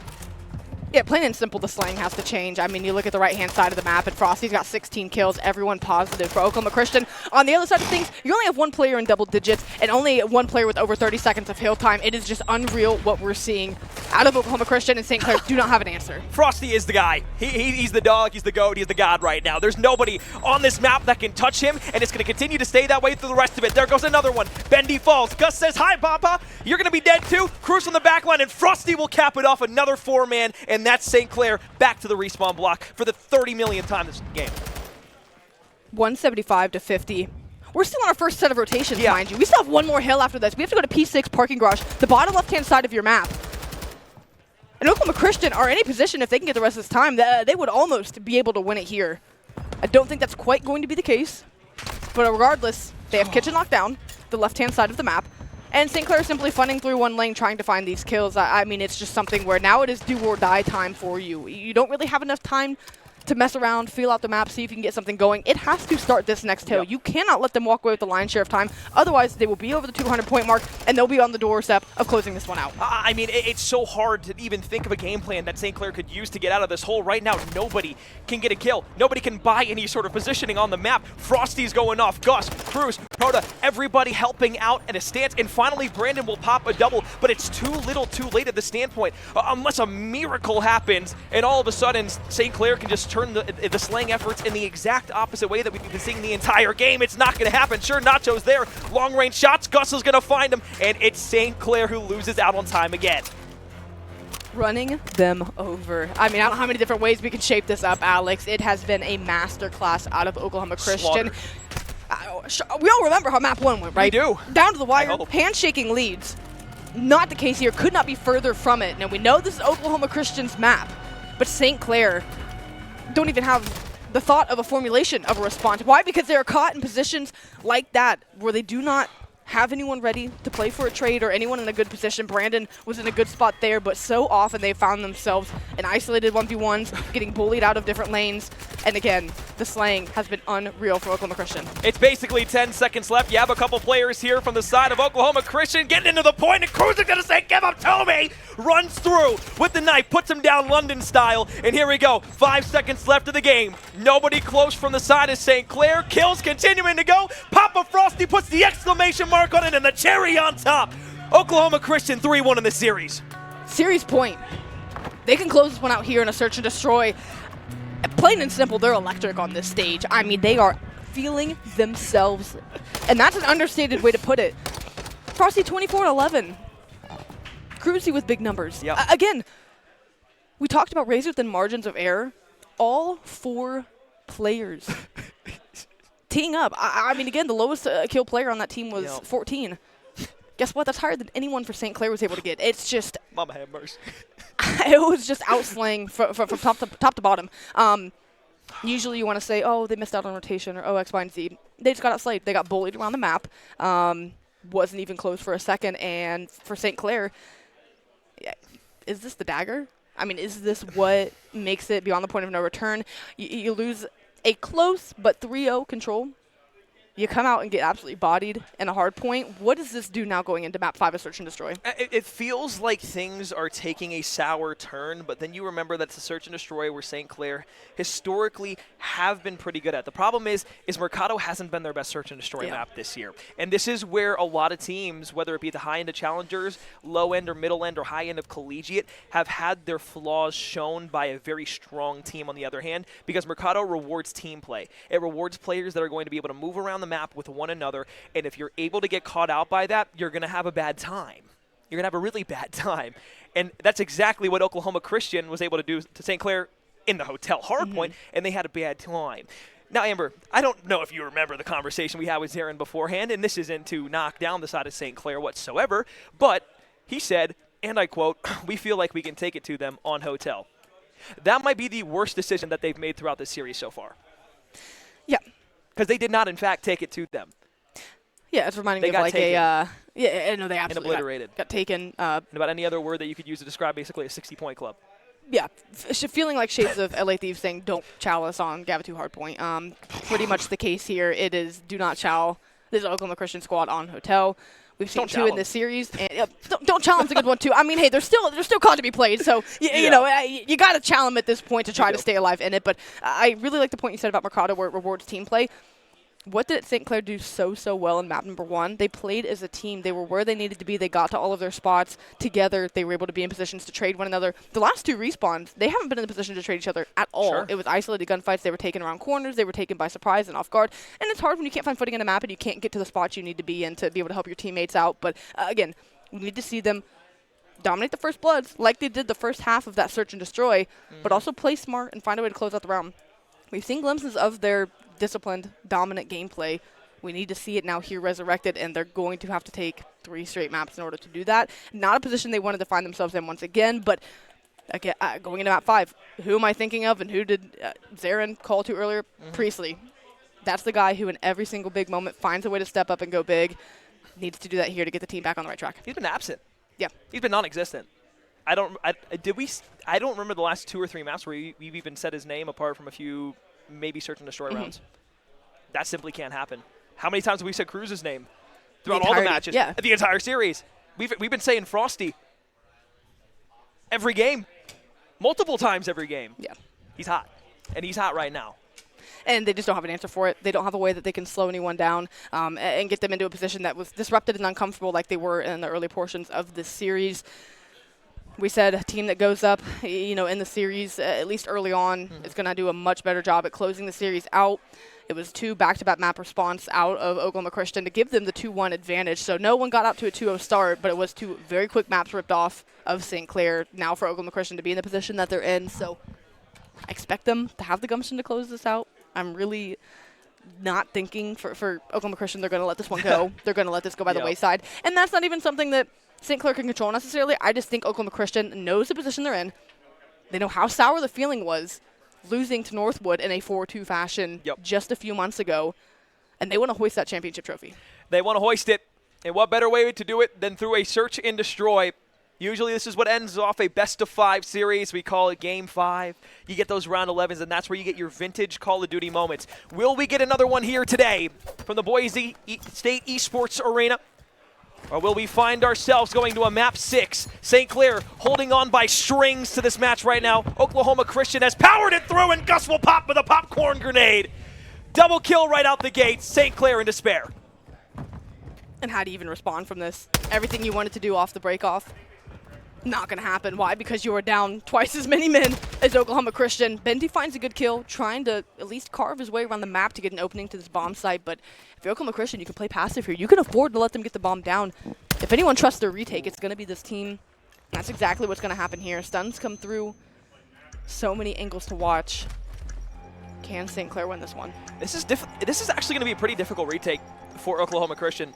If you challenge in the tunnel and you lose out on that gunfight, automatically you put yourselves into 2v2, and then you have to flood the lane where somebody should be top canteen up. So, in the courtyard, Bendy, 7 HP, gonna have to reload. Might get bad timing here. Hop up, hip fire shot's not gonna be able to be there. Gus walks away with it. Leia, the last one alive. 84 HP, 22 seconds. Knows one's gonna be trying to walk from the opposite end. Stun check down, hops up on the table. Frosty makes work of him. SMG too good here. Oklahoma Christian off the back end of a Gus 2-piece to open up the round.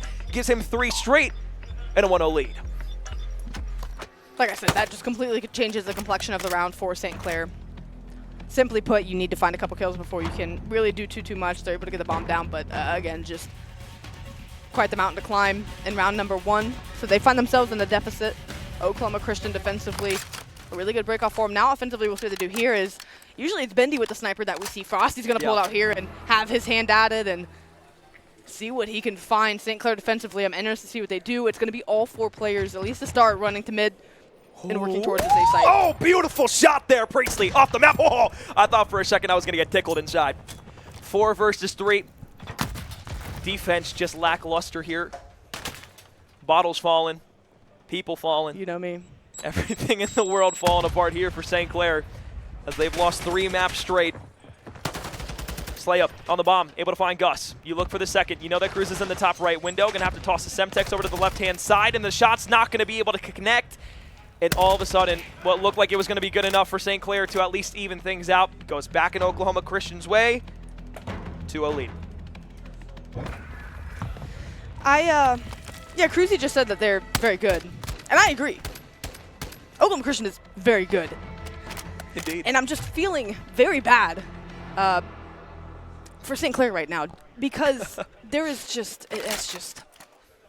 been nothing to show a response, to show a fight back. And you know they're trying, of course. They're trying to make anything happen. I feel like it's something less of what St. Clair isn't doing and more of what Oklahoma Christian is doing. They're completely dictating every aspect of the game you could want is in their control. St. Clair are going to have to find a way to get something creative, unorthodox, something to find themselves any kind of success in the search. Could it be as creative and unorthodox as finding a kill on the map? No, you raise a good point. I definitely think that does play hand. Just throwing a question out there. 45 seconds going to be the timer here as Bendy gets the bomb down. Still a 4 versus 4. Going to be a big retake here, at least an attempt at one from Oklahoma Christian. You got 2 players in the alleyway. Peeks the door open, closes it back up, says, nah, I'm good, Law. Inside of dark, Gus going to start making his way forward. They're just trying to find some information, but 15 seconds have already been taken off the clock, and Cruz is just going to go for the defuse here. Slay is going to be able to find one. Are they going to be able to check him? Gus gets knocked off of it, so now it's a 2 versus 4. Cruz finds one, but only 20 seconds left, and now it's a 1 versus 3. Cruz still alive. 1 versus 2. He's found 2. Challenge to the doorway, and finally they'll be able to take down the undefeated man. We're happy. St. Clair on the board. And I said unorthodox, and I know maybe if you're not familiar with COD, you would think, oh, how is B unorthodox in a sense? And maybe if you watch, some CS or some Siege or something, you get an idea that, again, there is an offsite typically. Yeah. A is the one a lot of teams will push through. It's through an alley. It's the safest bet. You're not caught out into any kind of long lines of sight. B is unorthodox in the sense that getting over here is kind of tricky. There's a lot you have to clear out before you can do that. And St. Clair has done a good job playing the off-bomb site. For that, it completely rewards them. They get that disruption that they needed to get around on the board. Now what do they do here? It's a 3 versus 3 back over towards the site, and Bendy's able to get up on top of the banister, finds one, has to hit fire, pops the dead silence, can't get away. Pinstripe kill feed, 2 versus 2. 20 seconds off the clock, lots of time to work with, bomb still in the hands, but you have to look to player 5 here. It's Frosty making that flank through the back end, gonna hide himself into dark. But Brandon could be in a great spot. Frosty finds Slay, and now it's Brandon all by himself. At least he's got kills this time. Yeah, it's just a flank again. It's almost like Oklahoma Christian lulls you to sleep. They'll go aggressive, maybe even slow play around a little bit, not send someone on a flank. And then right when you're least expecting it, 4 rounds into the search, they're going to send someone on a flank and find a kill. Oh, but you know where Brandon is? And I thought Gus for a moment was going to try and wrap back out, make a flank play. Very easily could have ended up in a pinch. But instead, they're going to play this smart. They're going to get back together. They're going to plant the bomb just outside of Cantina at the A site. And now this is going to force Brandon to have to push through the middle of the map. The only place that he can really go through here is the tunnel or wrap all the way back through the left-hand side, but they're still doubled up, and it's going to be a difficult gunfight regardless of where he tries to push. So here we go. Around the corner. Frosty's going to be there. Checks the top right-hand side. Jump challenges out, and there's just nothing he can do. Had no information on where those 2 players were. They played it perfectly. Oklahoma Christian, once again, doing the correct things to give themselves an extended lead. And a 2-round buffer is a pretty sweet one to have at this point, knowing if you can just handshake rounds the rest of the way, you'd walk away with the win. There's really not much else to say apart from St. Clair is going to have to find a way to take multiple rounds at some point consecutively, right? Because as I just said, if you handshake, you're not going to be good enough. They're going to have to find a way to win at least 2 or so rounds in a row. And that's on the good side of things. Because if Oklahoma Christian keep winning rounds, you're going to have to take more and more and more off of them. They're just 2 rounds away from being serious points. So for St. Clair, things have to start clicking now. Priestley, again, got to get something going. He's the IGL for the team. You're looking for him to go big. He needs to. I mean, Proto's weak, and you got to be able to either chow that out or find Gus, who's on the heady. And instead of knocking him off the heady, you're stuck inside a Cantina now with nowhere to go. Sure, you have someone in the back of the map, but Nacho's going to be rendered useless because there's Cruz directly through the middle of the map, and you heard him on the main stage. He said, well, there's a word I can't say in there. Gus around the left-hand corner. Priestley a challenge. Still a 4 versus 2 here. Oklahoma Christian have everything within their mantle, and all that St. Clair can really do here is just sit and wait for a challenge to come. And if Oklahoma Christian play passive enough, well, that just might be 50 seconds that they wait out for the round. And you might as well. I mean, Prota surely gets the better timing on this, even if you can guess that he's there. The flick you have to hit, it's just not going to be a pretty one. And like you said, you're stuck in Cantina. You're looking at iron sights everywhere you go. Prota now going to get aggressive and at least be able to trade if Cruz couldn't get it. But Brandon's got to go get the bomb. Finds one. Wall bangs in. 4-1 Oklahoma Christian. Here's what I'll say. Look, there has been 2 times now that it's just been a Cantina push from St. Clair. What they have done on the Cantina push is they get inside a Cantina, but they don't want to directly challenge out a gunfight because they don't know where that gunfight's coming from. Either A, there's going to be somebody up on the head glitch, on that little roof jump up that you have there, or on the hedge. If there's 2 players there, that's going to be a difficult fight regardless. But if you're that offensive team pushing, you have to get that first blood there. And either A, that's going to come through stuns and nades over the top, using your lethals to your advantage, or being aggressive. And St. Clair is afraid to push out of the site. And that's exactly what has happened the last few times. So this is what needs to change here on the defensive end. If you're going to stop them from getting through, do what Bendy did last time. Hop up top plat, be able to find that first blood. Protoss in the middle, map gets knocked down. There's a first blood for St. Clair. Brandon finds a good one. But I think he shaped up the best way. There's just a lack of confidence. A lack of simply chowing around the map. Coming in from St. Clair, and we are at series point, Alex. Oh, but no. again, I think the best way to put it is to piggyback off of what you were saying. That confidence has been taken out of them. Yep. The discipline follows suit, right? If you're not feeling good in your ability to take gunfights, you're going to maybe overextend, try to take one just to get feeling good. And St. Clair can't get anything going for themselves now. Oklahoma Christian simply imposing their will. I mean, Gus is on 5, Neurocruzy on 3. Is this the moment that they hoist the national championship trophy? This could be the final time in collegiate or the professional level that we see Modern Warfare 2 played. The final round of Search and Destroy. The final time we may see Mercado in the competitive map pool. And Oklahoma Christian so close to being able to capture their first national title here for the NACE Starleague. Bendy, challenge, not going to be able to find it. Trades in the middle of the map, 3 versus 3. Bomb towards the B site. And I hate that St. Clair got away from this because they found so much success on it, but for now, everyone for Oklahoma Christian grew up, oh, this is going to come down to timing, and I don't know if it's going to be good. They're flying down the alley. They found the first blood. 2 players left here for St. Clair. Oklahoma Christian, they can smell it. They can taste it. They've been talking the entire time, and the double kill will come through. Oklahoma Christian, they tried the entire year to best Northwood, and now that they've bowed out of the competition, they will be your 2023 Modern Warfare 2 champions. And in convincing fashion to close that out, which again is just a testament to they got off to a slow start. They realized they needed to get things going, and boy, did they ever. I mean, again, the first map and a half, St. Clair kind of putting it on them, though it was a close hard point. Yep. They were still in control. And then once Oklahoma Christian took the driver's seat of the series, they didn't look back. It started in the Search and Destroy, where they were able to rally back, rip off 5-1 straight rounds to take that. Then we went to the control, a 3-0 Hemlock Expo. Again, though close within the round, it was very much Oklahoma Christian dictating the pacing and controlling the map well. Map number 4, Hoto Hardpoint. We'll just skip over that one. It wasn't pretty for St. Clair. And then, again, I guess map 5, also not quite the same, but that just goes to show how good Oklahoma Christian is. Yep. They were on a revenge tour after falling short just a few months ago, and they get to hoist the trophy. Yeah, and it sucks too because, again, we talked about it. St. Clair's had so many opportunities, and they've fallen so short. But again, I think this was the expected outcome today. I think this was kind of what people thought was going to happen going into this. I think the biggest shock that was throughout the series is the fact that St. Clair was able to take that first Embassy hardpoint. Now, we knew they were good on that map. I didn't know how good they would be going into the series. I didn't expect the drop-off for 2, 3, 4, and 5 as drastic as it was. You know, a 6-3 deficit in a Search and Destroy, you know, it just might not be your map, might not be your game. But then to immediately have a turnaround and a respawn where you get knocked down 0-3, and then in a hardpoint where it's 250 to about 60, 65, 70, simply that can't happen, especially when you're playing not only for your share of a $4,000 prize pool, but you're fighting for potentially the last time that these players, specifically those 4 on stage, could be fighting together for a national title. It's just unacceptable, specifically since they're still scrimming this game.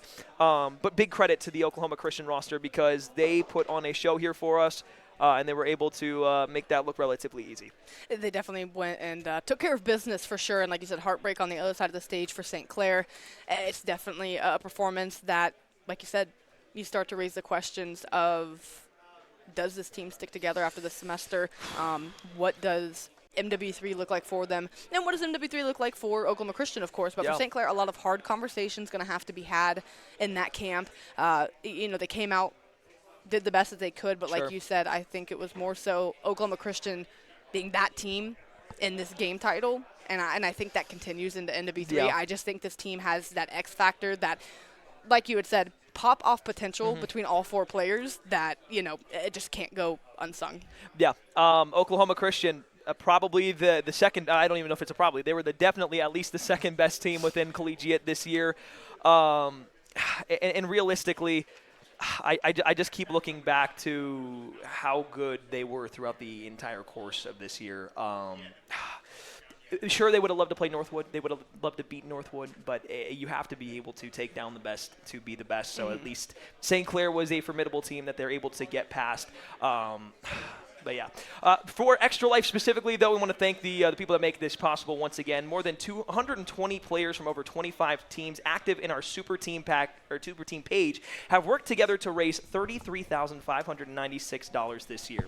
Join the growing list of NACE Starleague schools already created an Extra Life team. Well, connect with us on NACE Starleague on Discord to get your fundraising initiatives amplified. Thank you again to Extra Life, and as Adam was talking earlier, thank you again for the incredibly fun and supportive videos as well.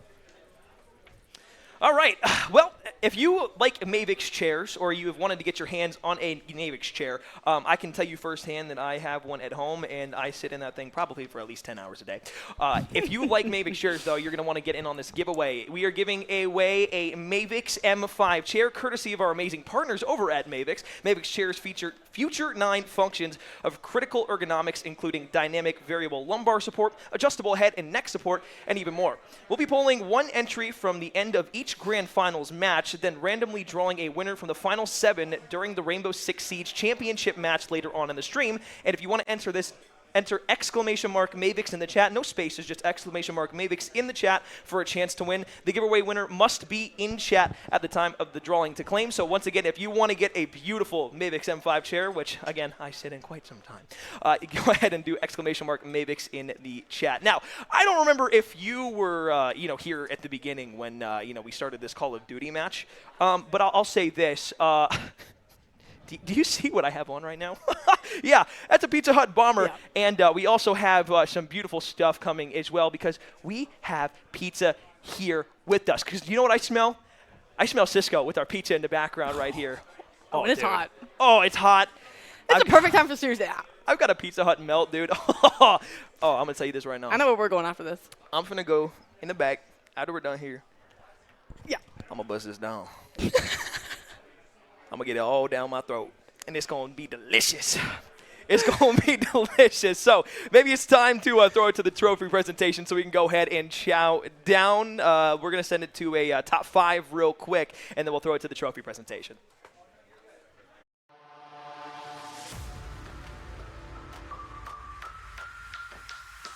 Able to be cooked perfectly, so now we get back over towards it. Proto on 4 in a row, trying to make it 5. Hit fire shots are going to be good, but player in the corner is Brandon, who's now found his second kill of the game. 2 versus 1. Last player alive going to be Frosty. Trying to push from the offside spawn, only has a sniper to work with. He's going to open the door up, he's able to find one, but the trade is there immediately after the fact. The freezer alert works well for St. Clair, so they'll be up once again. St. Clair, they had a good life advantage built for them, now only down to 1. That A site is where they want to go. Right now, they're not able to make much progress of it. Frosty there, backline closed. Starting to make his way forward, but Brandon needs to snap back around. There's halfway gone if it took first progress, but realistically, you just have to have anyone ready to play for a trade or anyone in a good position. Brandon was in a good spot there, but so often they found themselves in isolated 1v1s, getting bullied out of different lanes.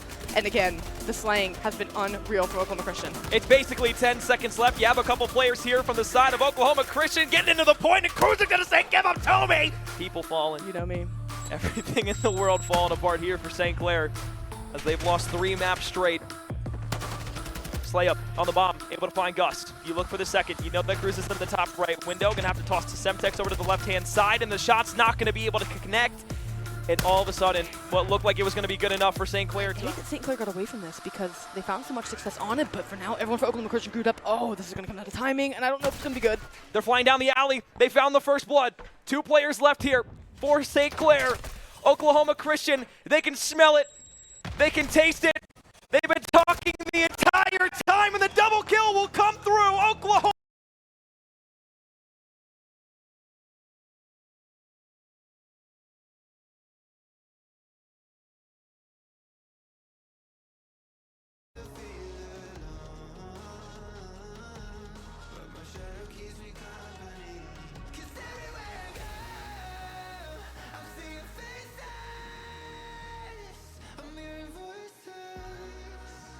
Telling me I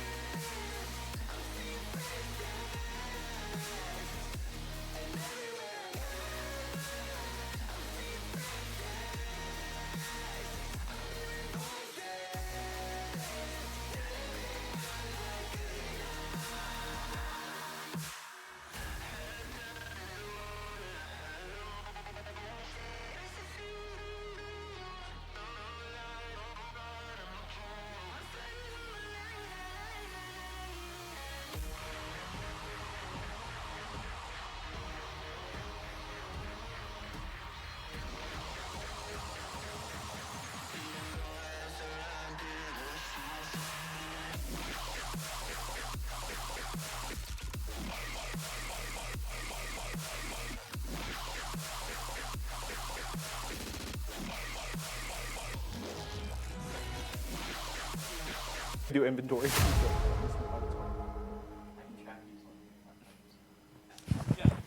That's the way out.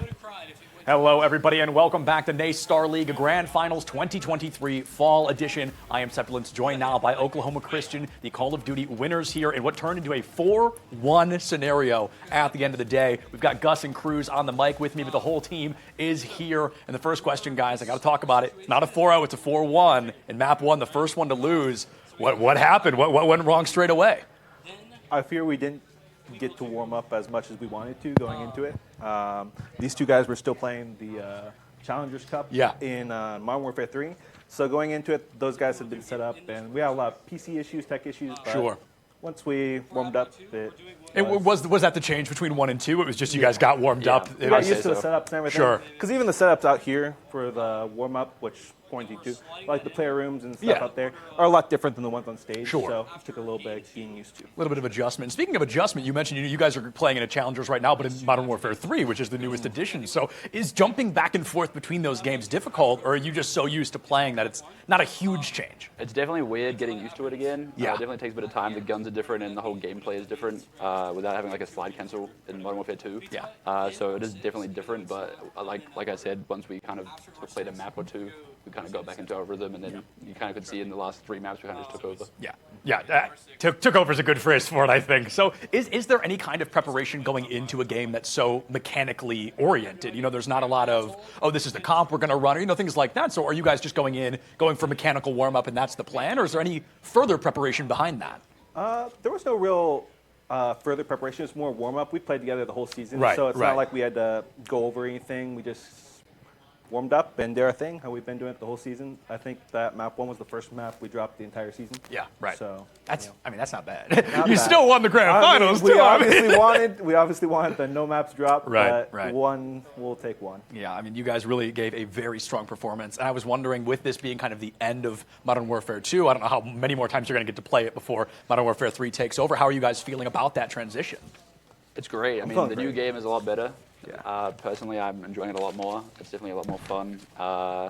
And yeah, it's been great. I mean, we've already been playing it, so we haven't actually been playing Modern Warfare 2 for the last sort of month. So it was a bit weird getting back on. This is actually the first time we played the game since our last.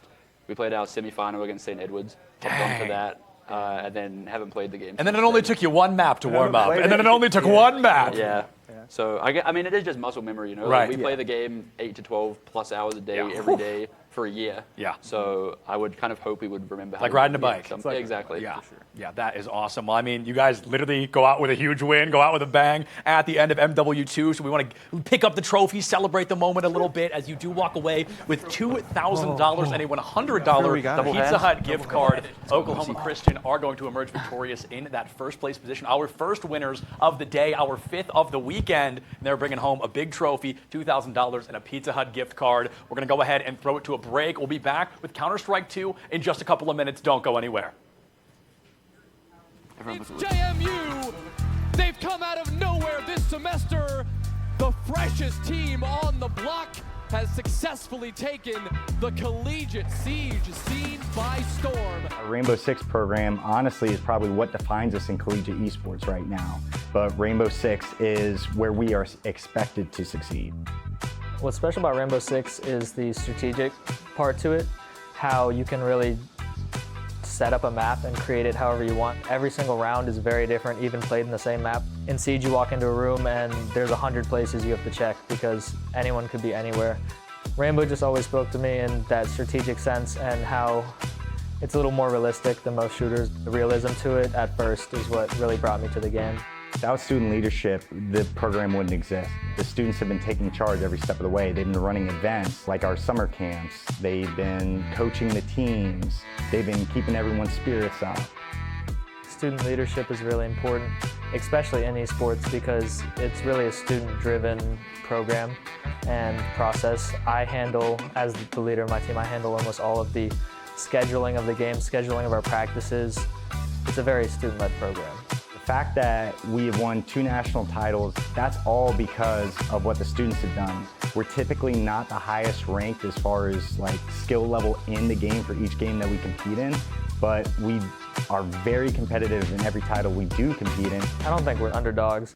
I know other people think of us as the underdogs. A lot of people in the collegiate Rainbow Six area, the community, they don't think much of JMU. People like to talk a lot, but then they don't back it up when it comes to the brightest lights. In the playoffs, that's where we always play our best, and especially in the championships, where we have 2 of those. At JMU, we're the only team that's really won anything. We're the only team that's came in first. We have teams that have came in third or second, but not in big leagues like we have. So I think Rainbow Six at JMU just has a different winning culture, and we're trying to move forward and keep capitalizing on what we've built.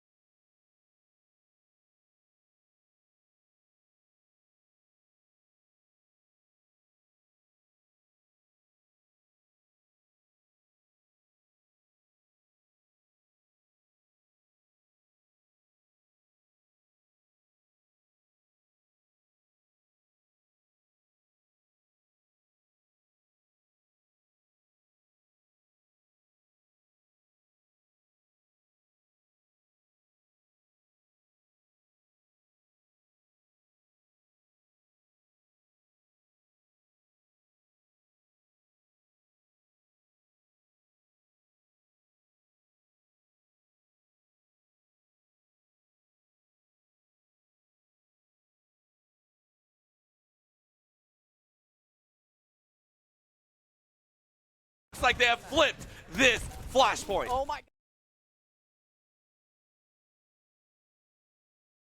gosh, honestly, when that Deadeye didn't work out, Emery, Dante on the front side, they've got Vision on Vision. It's Redex who ends up going down. Oh my gosh. Razor instantly after. Nox is not able to use that Blizzard effectively, and Squeak is going to be the last remaining member. Maryville has got their hands on this victory, and they're not just very low, but is okay with that because on the backside, you got Squeak moving in with the Sigma. Noxious does end up falling here. It's Tree, of course, that picks that one up.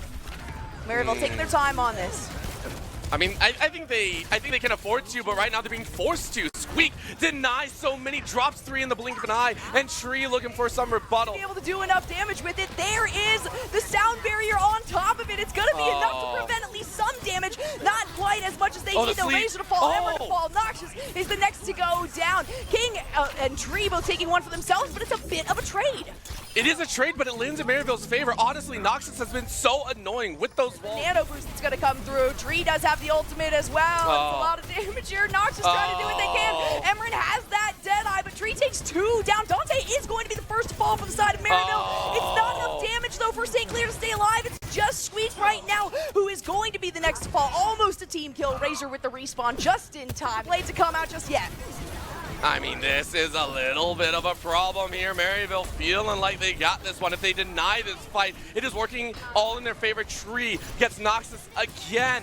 And Maryville, they smell it 40%, so they are victors until they are champions. But a turnover, St. Clair. Fight point, but that's a drop down from the high ground. Dante ready to draw fire, but in comes the chase. St. Clair ready to go. Emerin taking quite low. Reda's taken out as King goes ham. The sword flies true, and Tree follows up. Squid is a little bit low, but Tree says, nah, let me plant my roots. Let me show you how it's done. The Tree blooms in absolute death. That's great, and they do. They reach it in OT time. Emerin able to get a snipe on Tree. Tree is down. Squeak able to find Vision. Hey, maybe they can turn around. They are trying to cap halfway, 3/4. One more to go, and they do. It is granted by Maryville, and now they just gotta win to OT. The chase, Noxious says, please do not get there, and they do. They turn it. We are going to the flashpoint 5.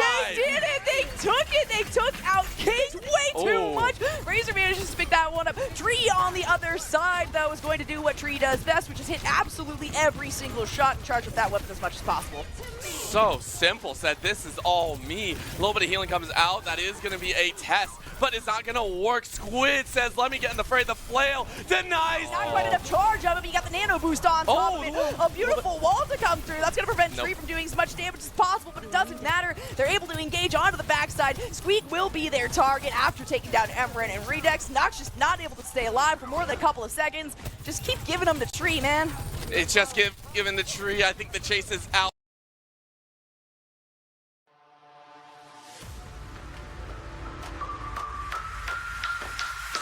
Stay even further at the top, stay above champions, stay the champion of champions, you have to be functioning on all levels. This is a 5v5 game now. It is no longer 6. Everyone knows that. Maryville, you can swap. Callouts as the IGL for this team. So St. Clair has to play. It's a weird flux between proactive and reactive play. And Maryville is just a little bit quicker on the draw. Maryville's defense, especially on a map like this, so many little holes and opportunities for these kinds of attacks. Tree is going to be the target. That's one down as Squeak gets closer and closer to that. Oh, King falls as well. You got Tree going down. Emran using that echo incredibly well, but Squeak takes out the Primal Rage. It's too much damage. It's got a nano boost that's going to come through. Tree does have the ultimate as well. It's a lot of damage here. Nox is trying to do what they can.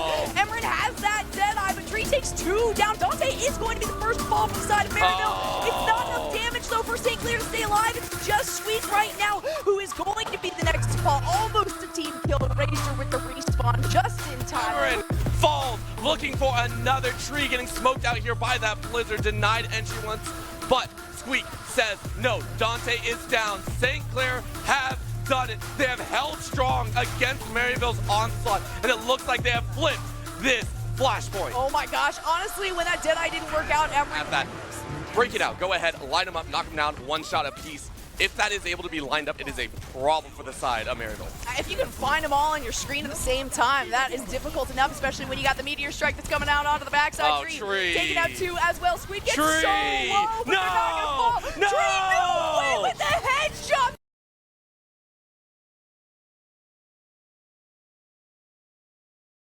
And I mean, when it's on certain players, it gets even scarier.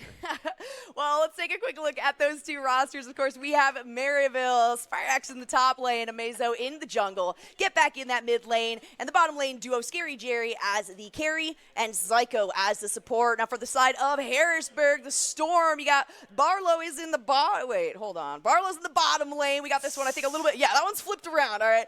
Barlow in the support, Makel is the ADC, Painchella as the mid laner, Kid Beats in the jungle, and Ego down there at the bottom is actually sitting in top lane. Listen, I don't know what you're talking about. I would love to see the, I want to see Kid Beats on that Ashe, have a little bit of fun. I'd love to see Makel's, Zins out. But I agree. There are some very fun moments here. All the players are getting ready to go, and my eyes are specifically drawn into this bottom lane. The reason for this, and even though we can harp on it as many times as possible, is the fact that whenever you put priority into the bot side picks, whether it be the ADC or the supports, it always has to have impact. It has to be that glue that kind of turns everything around. And with the Renata Glass, you put so much emphasis onto this pick that it actually kind of scares me. Yes, it's a strong pick, but if it's picked off, obviously it has some problems. So I am looking at Maryville to almost target that bot side, have a little bit of fun, maybe try and put him behind as quickly as possible. And that makes sense. That's probably the expectation for Harrisburg because they put so much priority in getting the bottom lane that they really want. And particularly for Makel as that ADC, as we saw, the adaptability of Barlow coming in to sort of form a cohesive bond down there. But at the same time, with the Xin Zhao on board, he's not going to be spending forever in the jungle. And my expectation is that Harrisburg has to make some really quick moves. Because Maryville is one of those teams that no matter what game they're playing, if they encounter a tough spot, if they're between a rock and a hard place, they will find some third exit that nobody knew existed. The exits is because the Yone has that exact same factor. We can't sit here and say, no, you're facing off against an Ornn that is literally going to join the team fights. No, this is another champion that we're sitting there going, we expect you to 1v1. We expect you to snap back. And yes, the early game maybe not as heavy as much as we want to. They're willing to take trades. The champions are made more for like level 3. Answer right now. Amazo's trying to get something bot side. He's trying to. Barlow near enough to tower though that there shouldn't be a huge problem. Oh, poor Barlow. I mean the way it's crashing in, I think this is a done deal. Hey, you know what? You do what you can. One tower shot is all that went off. There's a even trying to contest it. It was a mountain. This time around, a little bit more power behind it, a Chemtech to drag, and they're the first ones on it. They kind of have to be at that point, right? If you give Maryville Dragon priority, I was chatting with Zoo last night for Harrisburg University. He was saying one of the things that they noticed is one of their constant fallbacks is coming through from Zyko, but it's too much damage onto Amazo. Out comes the quickness, literally just to get in there. Save Mako is about to go down and will fall. Oh my gosh, it's the Varus damage, and Scary Jerry is living up to his name. No way that we get this Victor Page Shell able to make it out alive. He's sitting at a single health. So much damage. Barlow is going to go down. It's Getback who picks up one, and the first tower falls, but it's for Harrisburg. I think that's a given. They're going to try and get more. You can see the jump down, a little bit of jump forward, and now the TP coming in. Let's see it. The TP comes in, and oh my gosh, poor Ego just cannot move. That was like 3.5 seconds of crowd control. A little bit slow, and Spyrex knew that. Also well done, expending the ults just to secure the kill. Paintel didn't even have a chance to flash. You need to secure that kill. They gave you the tower topside, and now that's a chase in mid. I love it. The hard CC, they hit back on each other, but it's going to be enough on to Angle to get him taken down. Scary Jerry falls. Lots of it. Now they're running into the enemy jungle. Can they actually escape out of this one? They're going to get pinched by Harrisburg here. As we can see, over the wall is where this buy is going to go. Amazo engaging on Barlow. A lot of damage. Far too much. You get that shockwave, and it will be enough to clean up this team. Ego giving them the run around over the walls. Maybe you could try to be able to seal out. A Scary Jerry to start that fight off. You thought you had a pick. You fell down. Now it's Baron and Maryville, who are already starting to steamroll ahead. We saw the kills go forward. We saw the likes of every player starting to ramp up. Now this is the icing on the cake. We are going to see them take the next few towers as well as push without inhibitor. Absolutely. It's actually really good for Harrisburg. They're like, okay, you've been such an annoyance on our side right now. Stop dropping wards. Stop getting away for this almost for free. Very nice catch. Especially right around this dragon. It does give credence to Harrisburg. Maryville will feel comfortable fighting this if they so wish. They have the TP on Spyrex. They could drop into a 4v5, a pinch, and still take the fight. Pinch, and still take the fight. Of course, do you actually want to have that happen? You see the pings coming out, of course, and that is Maryville saying, hey, we're going to secure this. Barlow trying to play a little bit of proxy to stop Amazo. In the meantime, it's also the mid lane that's getting a lot of pressure. If you have a Varus who's able to solo push tail end of that hostile takeover, a beautiful grand entrance from Psycho, and the quickness to follow it up. What a crescent guard to send away those members that are trying to engage, but too much damage. A beautiful flash coming out of Kidneys, who just takes too much Spyrex. The shockwave on top of it, the double kill. I can't even keep track of Spyrex, dashing all over the place now, looking for the quadra here, and he can see, you know, Varus and Sivir are both ones that are going to be expending a lot of mana. Right now, we see that Scary Jerry is a lot further behind in mana. Has to be super careful about when to throw out. Oh no, when to throw these out. The engage with the death sentence. It's a burst blood going out of Barlow. That ignite should do it. No way, Psycho stays alive. No, we'll keep going. You brought this to us. Let's keep going. And Kid beats now. At this point, the beats are way too far behind. I mean, you saw the record there. You spun it, and it did not spin the way you wanted it to. You are now losing tower for free. Getback knows it, picking up free gold, and Maryville are now going to break up the map. We see the wards already down, and would you know, it's another massive, but when it has been gained in less than the last 10, you can't expect to keep winning here. Maybe find somebody on your territory. Maybe find somebody on your turf here. Barlow taking a lot of damage, though. But the flash comes out at the end, and the ultimate was set before the flash, or as it went off, so it does not. Did it hit him? We're in the flash. Maybe you can look at this dragon to have a little bit of power behind as well, but I mean, this is also a little bit of desperation. You're all funneling in, and Maryville relenting, saying, we don't have to worry about that. We can just push mid lane and feel really comfortable as well. But Harrisburg has to move as a 5-man squad. Right. So it's once more feeling like Maryville, right? It's a bait from Maryville. They don't even need the Baron right now. The Harris, no way that only hits one. Remember, the hitbox once again leaves me baffled. Barlow gets another kill as Psycho falls. In the meantime, that gives space for Spyrex to jump in there, clean up some more for the side of Maryville. Now, if they want, they can. Fortunately, Harrisburg isn't trying. It feels like they're not trying to set anything up themselves. There's the follow-up engagement. Mesa goes in with the Cyclone. Chains of Corruption coming out from Mako. Actually, no, chains are not even up yet. No. It is a big shutdown that Mako manages to get the hook. Comes through from Psycho. I can't say his name enough. He gets a double. The engagement engage you want, though, because Gibby's going to take a lot of damage. The equalizer drops down, but it's right on top of Bard's ultimate. So the damage from the equalizer is not enough. Same thing to be said about Pain Shells, Chaos Storm, Barlow, the heavy carry on the side of Harrisburg, is now running away, and Maryville does not place. Why do they keep going back to that push? Because it's manufactured chaos. You draw the vision away from the Baron. You know they're going to go for Baron, and you just find it. Kid Beats didn't have a choice, and now another little hook. Psycho getting ready to fight. It is on Psycho. It's a lot of damage on him. Does pull, but the damage and response from Maryville is just too much. Ego tries to get in there, throws down the equalizer. Now chunking away damage from the base of Harrisburg. I mean, Spyrex had a great time as well, just like off on the side doing my own thing, but honestly, Harrisburg did not have another option. They had to go for it. This is a last-ditch effort, just try and pad the KDA. But I think it's all done here. This is that moment. Maryville take this series. Props to the Storm for putting up such a good fight here, and I'm glad I got to see the Bard come out. You know, that was the one thing I was requesting. Let's see a little bit of that. Let's see a little bit of a classic Harrisburg. And Barlow did a great job, but just was unable to execute things because, hey, I keep saying it was written by Maryville. Apparently, I didn't catch that script.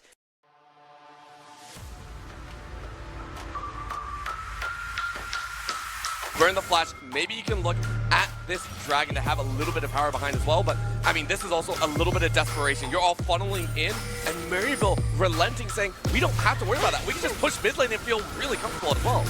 But Harrisburg has to move into 5-man spots. So it's once more feeling like Maryville right on it. Now they're running into the enemy jungle. Can they actually escape out of this one? They're going to get pinched by Harrisburg here. So you can see over the wall and where this bot is going to go. Mazo engaging on Bar. A lot of damage. Far too much. You get that shockwave, and it will be enough to clean up this team. Ego giving them the run around over the wall. Maybe you try to be able to seal out. Just a bait from Maryville. They don't even need the Baron right now. The Harris, no way that only hits one. Remember, no hitbox once again leaves me baffled. Barlow gets another kill as Psycho falls. In the meantime, that gives space for Spyrex to jump in there, clean up some more for the side of Maryville. Now if they want, they can be the engage you want, though, because Gibby's going to take a lot of damage. The equalizer drops down, but it's right on top of Bard's ultimate. So the damage from the equalizer is not enough. Same thing to be said about Pain Shells, Chaos Storm, Barlow. The heavy carry on the side of Harrisburg is now running away, and Maryville does not place. Why do they keep going back to that push? Because it's manufactured chaos. You draw the vision away from the Baron. You know they're going to go for Baron, and you just find it. Kid Beats didn't have a choice, and now another little hook. Psycho getting ready to fight. It is on Psycho. It's a lot of damage on him. Does pull, but the damage and response from Maryville is just too much. Ego tries to get in there, throws down the equalizer. Maryville.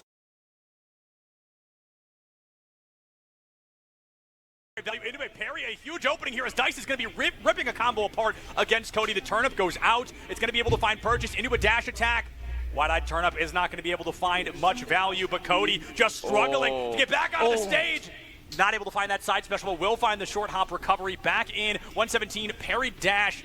And there it is. Just how large is that advantage going to go? How much are you going to lose? Suspect should be used to these situations, but maybe not so much. Cody reading this very, very well across the stage, keeping Kazuya to the ledge. One straight hit could do it. An attempt at a smash not going to happen. Cody holding steady, 73, 91, and more. So hasn't been touched. In this second, are you going to get tie? Jinx is going to get that neutral B reflected back. Moves in, looks for the dash attack. The forward smash. Suspect can't get out of the way. 107 on the board. And even a neutral B here could disrupt that recovery. Invincibility frames bring you back up onto ledge. 108 to 90. The aerial spin cycle is going to find purchase. The neutral B hits. That won't be. Yes, it will. Characters all day long. That is static. The players that are hopping up behind, having your team be comfortable and say, we trust that you will carry this forward in second position and get a lead, I think that speaks volumes to Genesis. I expect so much more coming out, and I hope MSU are ready to answer because they are a team that have already defied the odds a little bit. They came into the semifinals originally. Set. All right, let's get into it. Yeah, we're scraping the bottom of the tier list ladder in a way. All right, nothing to do with the players. I'm a little back. Why are you saying that? Nothing to do with the players, right? But these are just characters we're not seeing as often. These are characters that a lot of people have written enough. So I'm really excited to see this matchup because it may be the only time I'll ever see this matchup. Already, he's only on their second player. Michigan is on their third. They're on their penultimate player. So the only goal of Gintis right now is obviously to win. But if you can't, it's to take as many stocks as humanly possible. Gintis goes a little bit too low, has to use that down special to get back up. And I think Hydra might have the lineup there. Hydra, neutral special, doesn't allow in there, but you don't want to be in that situation. Yep. You don't want to be in the situation where you have to face down 6-3, and Hydra feels it. You have only 27%. You have 170 on Vaughn. You know you can pull this off. You know you get a stray hit, a stray fatal strike. It's there. That's going to be an attempt at a grab, going to be rebuttal, and now you're in trouble. That's a spike. You're kidding! You're kidding! Dodge finds purchase. Every move could be both of their lasts, and they are fully aware of this fact. Can Hawk get to that fourth and final player, or is Vance ready to wrap things up with a bow in this third matchup? I think Vance is more than ready, but a nice little combo keeps that Mega Man off the ledge, and it is going to be the finisher. Hawk able to grab that last stock. And at the same time, it still felt like Vance was in control the whole time. A little weird with it, but they enter 45% on Squirtle. 60% is usually the marker when you swap to Ivysaur. So about 1 or 2 more hits from this ROM before Hawk is going to force that swap. I love it. Great opening. Just look incredible. At this. Side to side set, this is all the surf to follow as well. Oh, it's just playing with a little bit of food when you have the opportunity. Got to make it. So my original prediction was correct partially. It's Cody versus Hydra here. I like it. I like it. Let's go ahead and get underway. And a quick stab to start as Hydra is trying to set up a good opener. And we said it, right? The gamble pays off sometimes. And already we are seeing at the start, this first 15 seconds has been an option there. Not going to happen as Cody takes center stage, another grab, and a throw backwards. Now going to Edgard with another turn. But that invulnerability feels so good. Yeah, those iframes on that dash thing are so explosive. They're so prolonged as well. You can really stay alive for a good mix-up of the equation. 141 full rage Ridley, just 1 or 2 good hits away from sending Cody to the blast zone. Just like that. Cody going to be eliminated and even changing 70%. One more stock from Hydra here would be just, historical in a matchup against Vance. You're looking at, you smell blood in the water. You smell blood in the water. You see the hunt, and even Vance is like, we can't let this happen. I can't let this happen. Might chase off, tries to get the down spike again, but learning over. Finish it up, up smash, might need one more.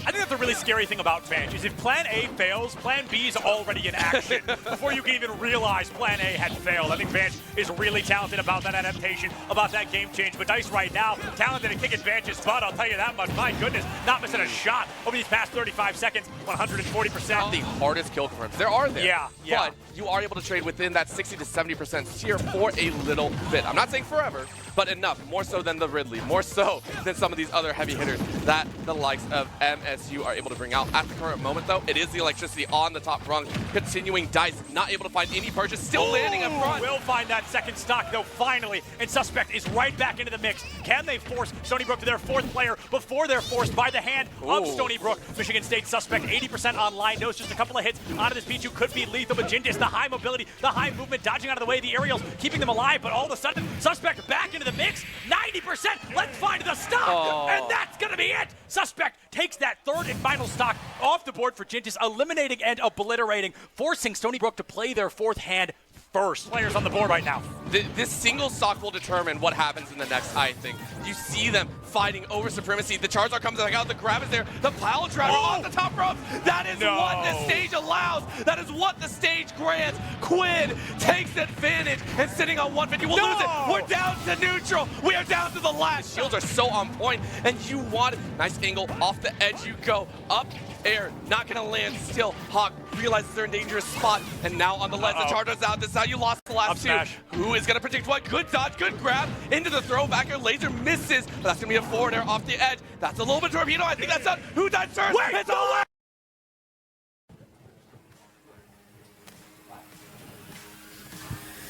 Hello, everybody, and welcome back to NACE Starleague Fall Grand Finals 2023. I am Septilence, joined now by the reigning defending champions, Stony Brook, here for Super Smash Bros. Ultimate. I've got Gintis closest to me, but the rest of the squad here to answer a couple of questions as well before we move further into the day. So, Gintis, the man in the hot seat. I'm so glad that you were the one to sit next to me because you're the one we talk about every time we cast you. It's Pichu, right? And it's something that everybody looks at. We're all thinking it's not a character we see often, but you come out and not only do you play Pichu, you do it very well. So I guess how far back does that go? What inspires the initial Pichu pick, and how is it that you've stuck with a difficult character and done so well? Well, you know, when like you're a young kid and you play Smash for the first time, Brawl, I just like Pokemon, so I played Pikachu, and I just stuck with it through Smash 4. And then Ultimate, I didn't really like how Pikachu felt, so I was like, you know what, I'll try Pichu, and I liked him a lot more. Yeah, so do you think there's any kind of, I don't know, do you think people kind of go into the matchup against you like, oh, this guy's on Pichu? Do you think you almost get like a subtle like hidden advantage? Because I feel like taking a Pichu seriously is tough to do until we see you play, and then it's like, okay, that's what a Pichu can do. I think at like, you get to a certain level where you just have to respect everyone, no matter who they play, whether it be like the worst character in the game or the best character in the game. You just always have to be ready and just not let your guard down. Yeah, so I like that a lot. And then who's this? Quid. Quid. Okay, perfect. So Quid, you just wrapped up the series in what was a tough way, I think. Yeah, a pretty disappointing ending to what was an incredible matchup across the board. So you bring Pokemon Trainer to the table, and I think you bring a really fascinating circumstance because I think PT is one of the best examples of people often think, oh, PT's a lot better online than in person because you can get away with Ivysaur combos a little easier, et cetera, et cetera. So coming into this, do you think you found it easier to play things like Squirtle and Charizard where Ivysaur really gets to shine online? Did you feel like you got to show off those other two just a bit more in this showcase? Yeah, absolutely.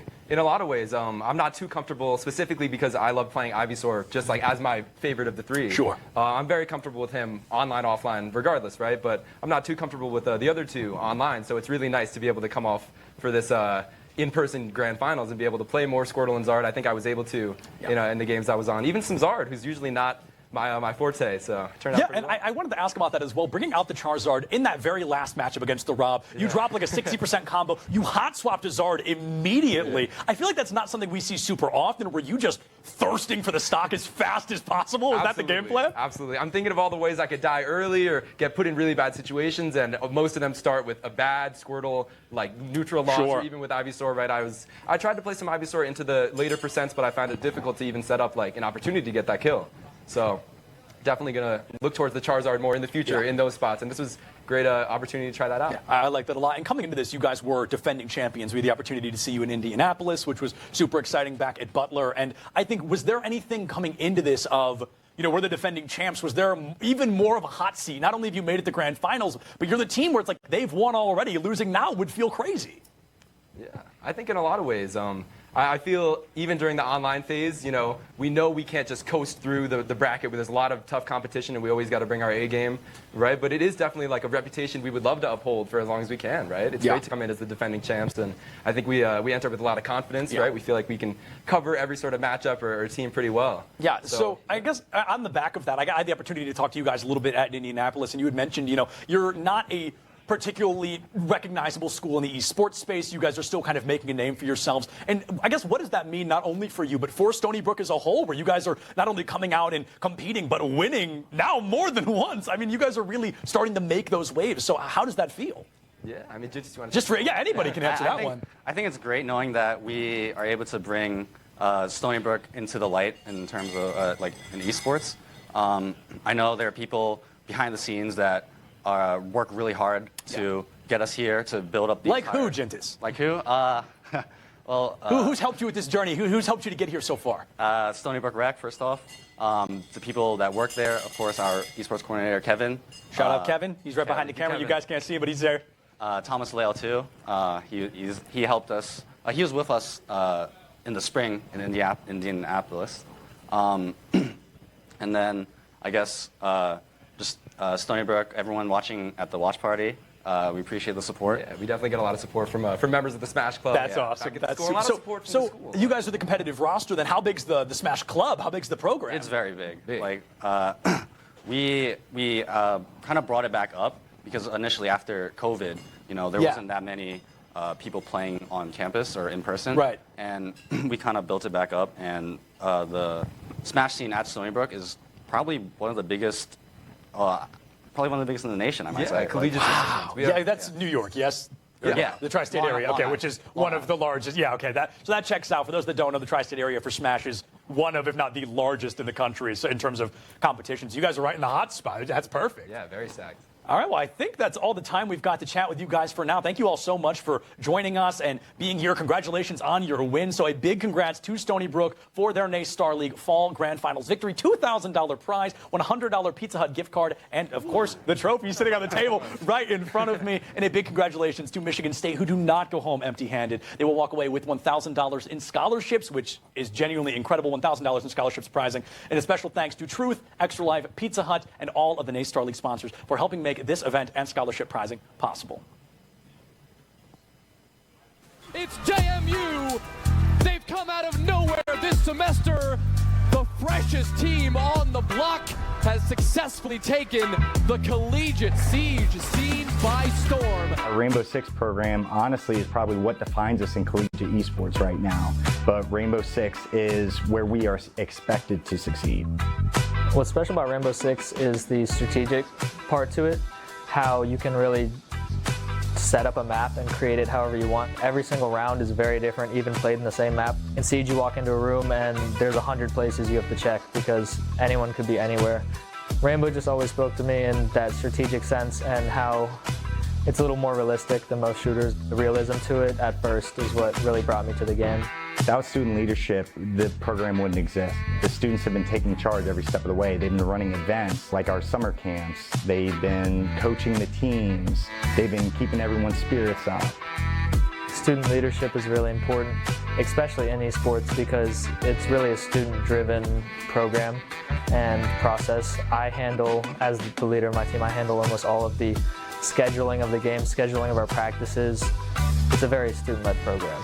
The fact that we have won 2 national titles, that's all because of what the students have done. We're typically not the highest ranked as far as like skill level in the game for each game that we compete in, but we are very competitive in every title we do compete in. I don't think we're underdogs.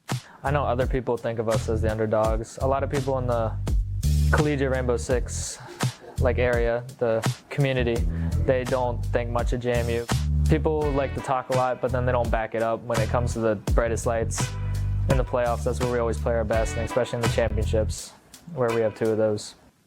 At JMU, we're the only team that's really won anything. We're the only team that's came in first. We have teams that have came in third or second, but not in big leagues like we have.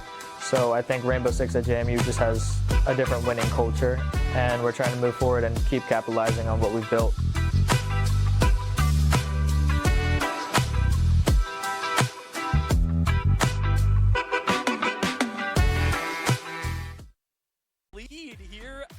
Start after West Virginia putting together an undefeated season right up until this point right now. Hey, you know what? Okay, hold on.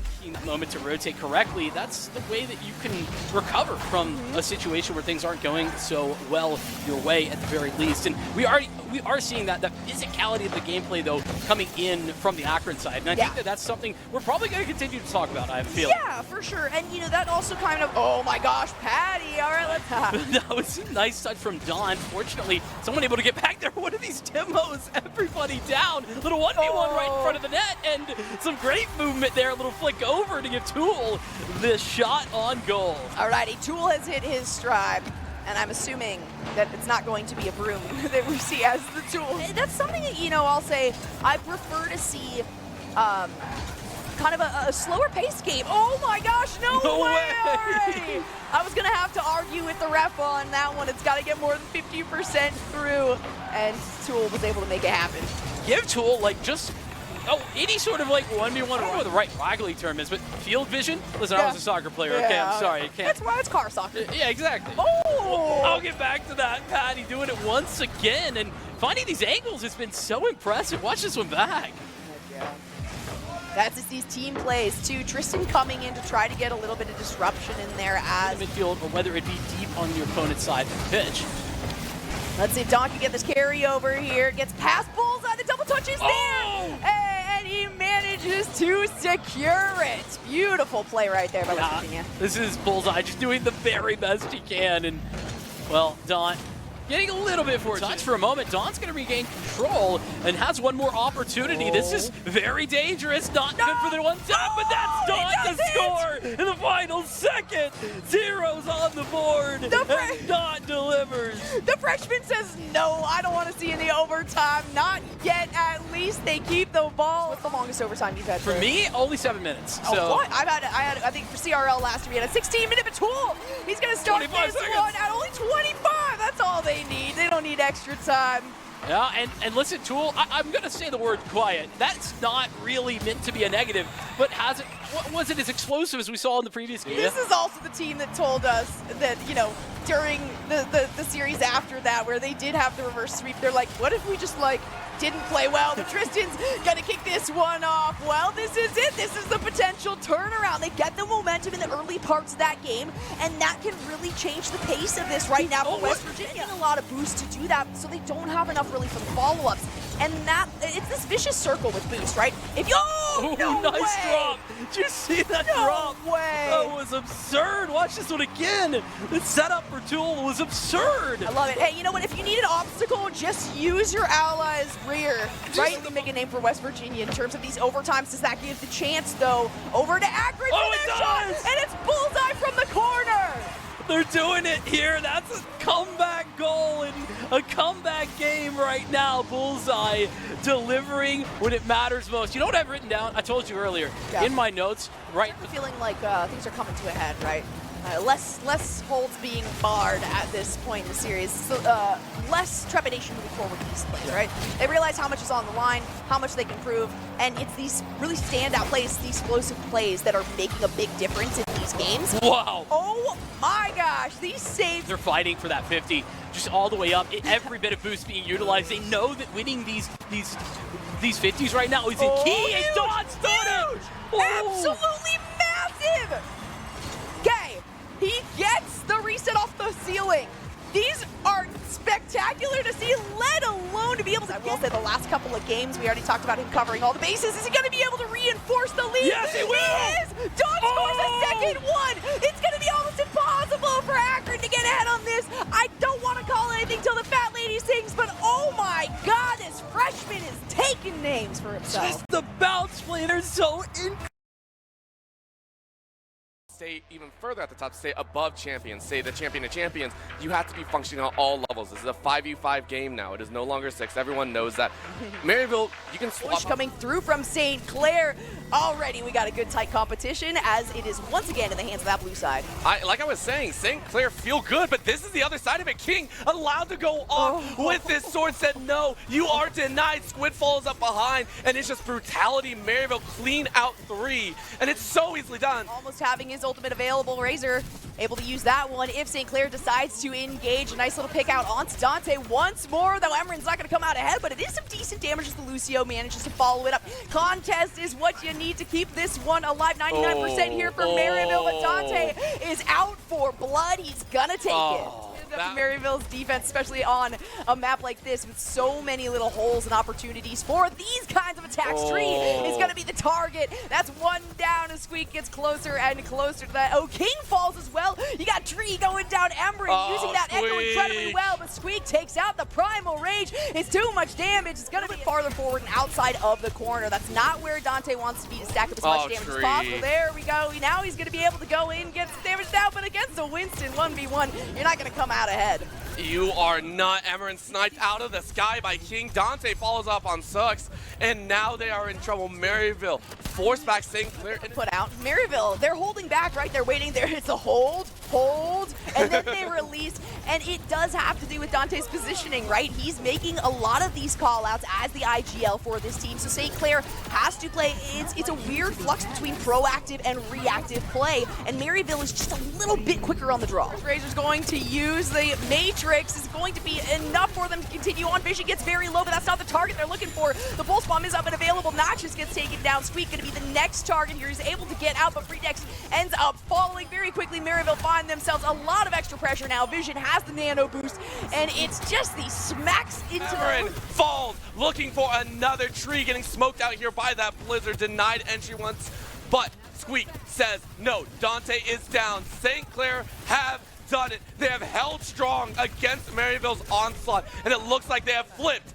this flashpoint. Oh my gosh, honestly, when that Deadeye didn't work out, Emery Dante on the front side, they've got Vision on Vision. 3next who ends up going down. Oh my gosh. Razor instantly after. Nox is not able to use that Blizzard effectively, and Squeak is going to be the last remaining member. Maryville has got their hands on this victory, and they're not just very low, but it's okay with that because on the backside, you got Squeak moving in with the Sigma. Noxious does end up falling here. It's Tree, of course, that picks that one up.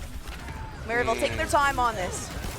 I mean, I think they can afford to, but right now they're being forced to. Squeak denies so many, drops 3 in the blink of an eye, and Tree looking for some rebuttal. Be able to do enough damage with it. There is the sound barrier on top of it. It's gonna be enough to prevent at least some damage. Not quite as much as they need. The Razor to fall, Ember to fall. Noxious is the next to go down. King and Tree both taking one for themselves, but it's a bit of a trade. It is a trade, but it lands in Maryville's favor. Honestly, Noxious has been so annoying with those walls. Nano boost that's gonna come through. Tree does have the ultimate as well. It's a lot of damage here. Noxious trying to do what they can. Emerin has that Deadeye, but Tree takes 2 down. Dante is going to be the first to fall from the side of Maryville. It's not enough damage though for St. Clair to stay alive. It's just Squeak right now who is going to be the next to fall. Almost a team kill. Razor with the respawn just in time. Late to come out just yet. I mean, this is a little bit of a problem here. Maryville feeling like they got this one. If they deny this fight, it is working all in their favor. Tree gets Noxus again.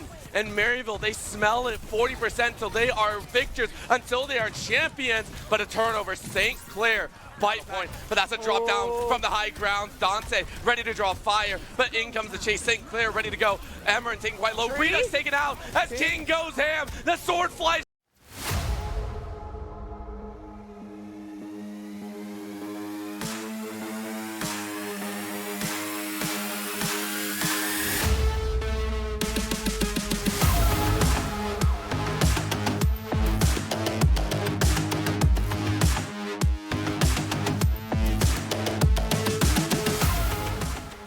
Hello, everybody, and welcome back to NACE Starleague Fall 2023 Grand Finals. I am Septilence, and we are going to be talking a little bit about what is going on today. Hey, Game Marinos, there I am. We just got done with Oklahoma Christian beating St. Clair in Modern Warfare 2 in a 4-1 fashion, and now we're going to get ready to jump into Counter-Strike 2. We talked to Time Delight and Vincent about it earlier today, and now the experts themselves are going to walk you guys through this matchup as we see George Mason take on RIT.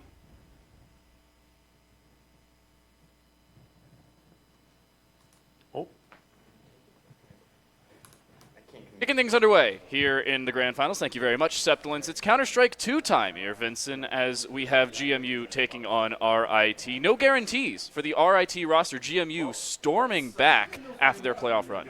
Yeah, I'm excited to look at what Counter-Strike has to offer. It's been a bit of a crazy season, some heavy hitters that aren't actually here as much as I love to see that underdog story. We're going to continue that with the dark horses of GMU. Yeah, GMU coming into this series have been a massive underdog through not only their group with Fisher and with Stony Brook, but moving into this Grand Finals as well. They're the 4 seed coming out of play. They just narrowly got that bye. They're lucky to do so a little bit. They got the help of a little bit of tiebreaker scenarios, but no guarantees for them. Now moving into Grand Finals, taking on RIT, they have to make sure they play together. They have to really just win. That's what it comes down to. Just win. The just win forehead. Yeah, listen, hey, that's a solid strategy. I'll be honest, getting there going to be a tough task. This RIT roster, man, they have been fantastic, undefeated in the regular season, and then continuing after some crazy runs. I mean, this team's been together forever. Yeah, they have been together as this full squad for now 3 semesters. This is the end of the 3rd semester. The core itself has been together for a full 2 academic years. Right. Since the spring of 2022. It has been a while since they were put together. You can see the rosters on your screen now. Proto, Uni, Benji, K2, and MJB for RIT. They have been together since the dawn of time, it seems, at least in the collegiate Counter-Strike scene. Yeah, and I think that the experience with that roster is what is so impressive about them, right? I mean, K2 and MJB, the leadership factor for this team, but George Mason, they have been putting together some fantastic moves. Like, throughout this bracket, it's been tough. They've been literally, like, moving through the matrix, dodging bullets left and right. It's been insanity, beating, some fantastic opposition and or missing the likes of MTU, but beating out over Stony Brook and Kansas State in that 3-map thriller. I mean, come on. These guys have done what it takes to get to a grand final, and they deserve all the plaudits for it. Yeah, and Stony Brook, their game in the quarterfinals was about as one-sided as it looked in favor of GMU. It was a really big statement for them moving into the Kansas State game, Kansas State taking down Michigan Tech as we move into our grand finals. I gotta say, this is a big step up required of this RIT squad. This is not a guarantee. I believe our map bans went about as we expected. We opened things up as I think we presumed with the bans. Inferno coming through as a pick to start things off for George Mason. I can't say I'm surprised by that. You predicted it earlier. Yeah, I mean, listen, when we talked to them beforehand, they felt comfy on Inferno, and so I think that's why we're here to see what they have to offer. So, with all of that being said, jumping into the action, a little bit of a slower start for the T side regarding George Mason, as things are a little bit flip-flopped right there, but George Mason, T side. Yeah, George Mason starting on this T side. It is their map selection. We will move to a second map of Overpass, and the third map, I don't believe we have it written down. Anubis. It is Anubis. Oh, they did it before. I am a fan of Anubis. I like the Anubis selection. It was RIT who got the choice there, as they were the last team to ban and pick, so their choice of Anubis. I don't think it was too far out there. We were theory crafting earlier. It was that or Ancient. I thought Mirage, it was the final call. Yeah, Mirage was also in the cards, but I'm a fan of the Anubis pick. I'm also a fan of this very slow opening from George Mason, taking early banana control and making sure they were a presence in mid, but not actually pushing all too much. MJB is alone on the B site. It is a full stack of brackets, and it's not going to be one that's successful, but MJB already won the P2000 much better in CS2 than it was in the global offensive counterpart, but it only finds one kill before giving up the site and his life. Yeah, just forcing that fight. No smoke, apparently, for CT Spawn as well, which is maybe, it's a mood. Yeah. Got the position, though, for Coffin. Quick flank, Benji, just dinked down, unable to make those moves. Uni, though, connecting with the refrag, and J-Cracker trying to fight from the back of the site. Molotov missed the mark, at least for Dark, but Pillar no longer a place that you can be living. Patience is the name of the game. It's J-Cracker and Zoker both do the work. It's all going the way of GMU. Everything going their way. Not only taking the site, only losing one to MJB, who is quickly dispatched of. Who needs a CT smoke? It's overrated at this point. Take the fight. fight. It works out for GMU. They saved the $300. It was an economic decision to not smoke CT. It also baited in a much quicker retake from RIT than I think we were originally expecting. RIT, it wasn't a bad play to stack the A side. It's honestly reasonable. Most teams just rush B. Maybe GMU was going the other way. Not the case. George Mason take the pistol. And I think that this is a team in RIT that they're fantastic, but there is a danger with them. Not getting started strong can be something that happens not all that often, but it's something I've noticed. And so got to keep that in mind to keep an eye out for it. Oh my. Well, that was quick. Conversion round looks like it's going the way of George Mason fairly early. Already a couple opening picks, only losing one for their troubles, and taking most of this A side in their favor. They've seen two separate players, one inside the master bedroom, and the other just patiently waiting at the top of mid, trying to spray down. That's MJB with the same P2000, and he's taking more damage than he's dishing out. B site is taken, B site bomb planted, and they smoke CT this time. Yeah, I mean, listen, this is an eco round. It's not like we expected too much different from this. I do want to say, though, expectations for RIT incredibly high, generally speaking. Like, you have to understand that this roster being together for so very long, they have, what, 3 semesters of situations where they've been close but no cigar. Like, we were talking in the green room beforehand, like 2 academic years that this roster has been together, and spring of 22, lose to finalist UCF, right? Yep. Spring of 23, lost to Drexel, and then Davenport in fall of 22. Yep. Like, it's been winners or finalists that they've lost to every single time. Yeah, and George Mason, we were talking about them being the dark horses. They have to continue to be. They already are looking pretty good at the start of Inferno. Unfortunately, we have a few technical issues in the background. You noticed the screen freeze. I presume you understand why. We're going to fix things, and we'll be back with more of these Counter-Strike 2 NACE Grand Finals.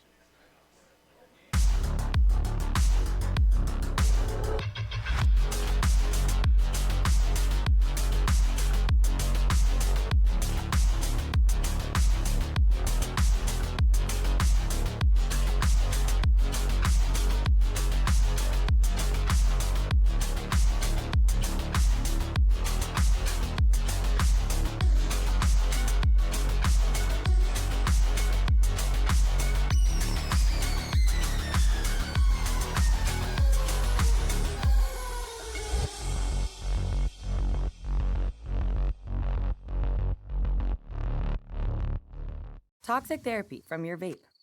Can't sleep? Listen to my voice. Your friends all bailed on you. Your crush thinks you're thirsty. The planet is dying. Keep obsessing till 5 a.m. Vaping nicotine is associated with sleep problems. Find solutions at thetruth.com. Los Angeles Comic-Con is back at the LA Convention Center December 1st, 2nd, and 3rd. Meet stars from hit movies and TV series like Matt Smith, Jamie Campbell Bower, Elijah Wood, Sean Astin, Rainn Wilson, and so much more. Shop over 800 exhibitors and artists. Experience the vibrant cosplay community and immerse yourself in the gaming and anime hall with tournaments from Mortal Kombat and Street Fighter all weekend long.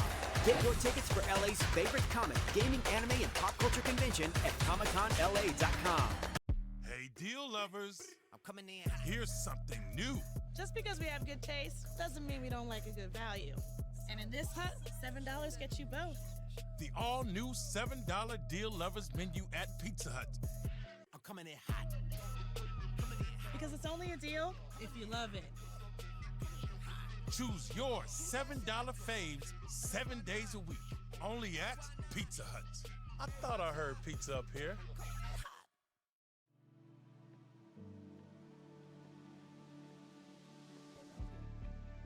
I'm Ryan Pruitt. I'm a sophomore at the University of Alabama at Birmingham. I'm a full-time college student, a future nurse, a small business owner, and a cadet in the U.S. Army ROTC. I'm the son of an Army officer, so I know the opportunities the Army provides. I knew the ROTC scholarship was the right choice for me to pay for the college that I wanted to go to. More than the money, I have people who are encouraging and committed to my success. I have big goals, and the Army is helping me make them a reality. I'm future Second Lieutenant Ryan Pruitt. That's my ROTC story. What will yours be?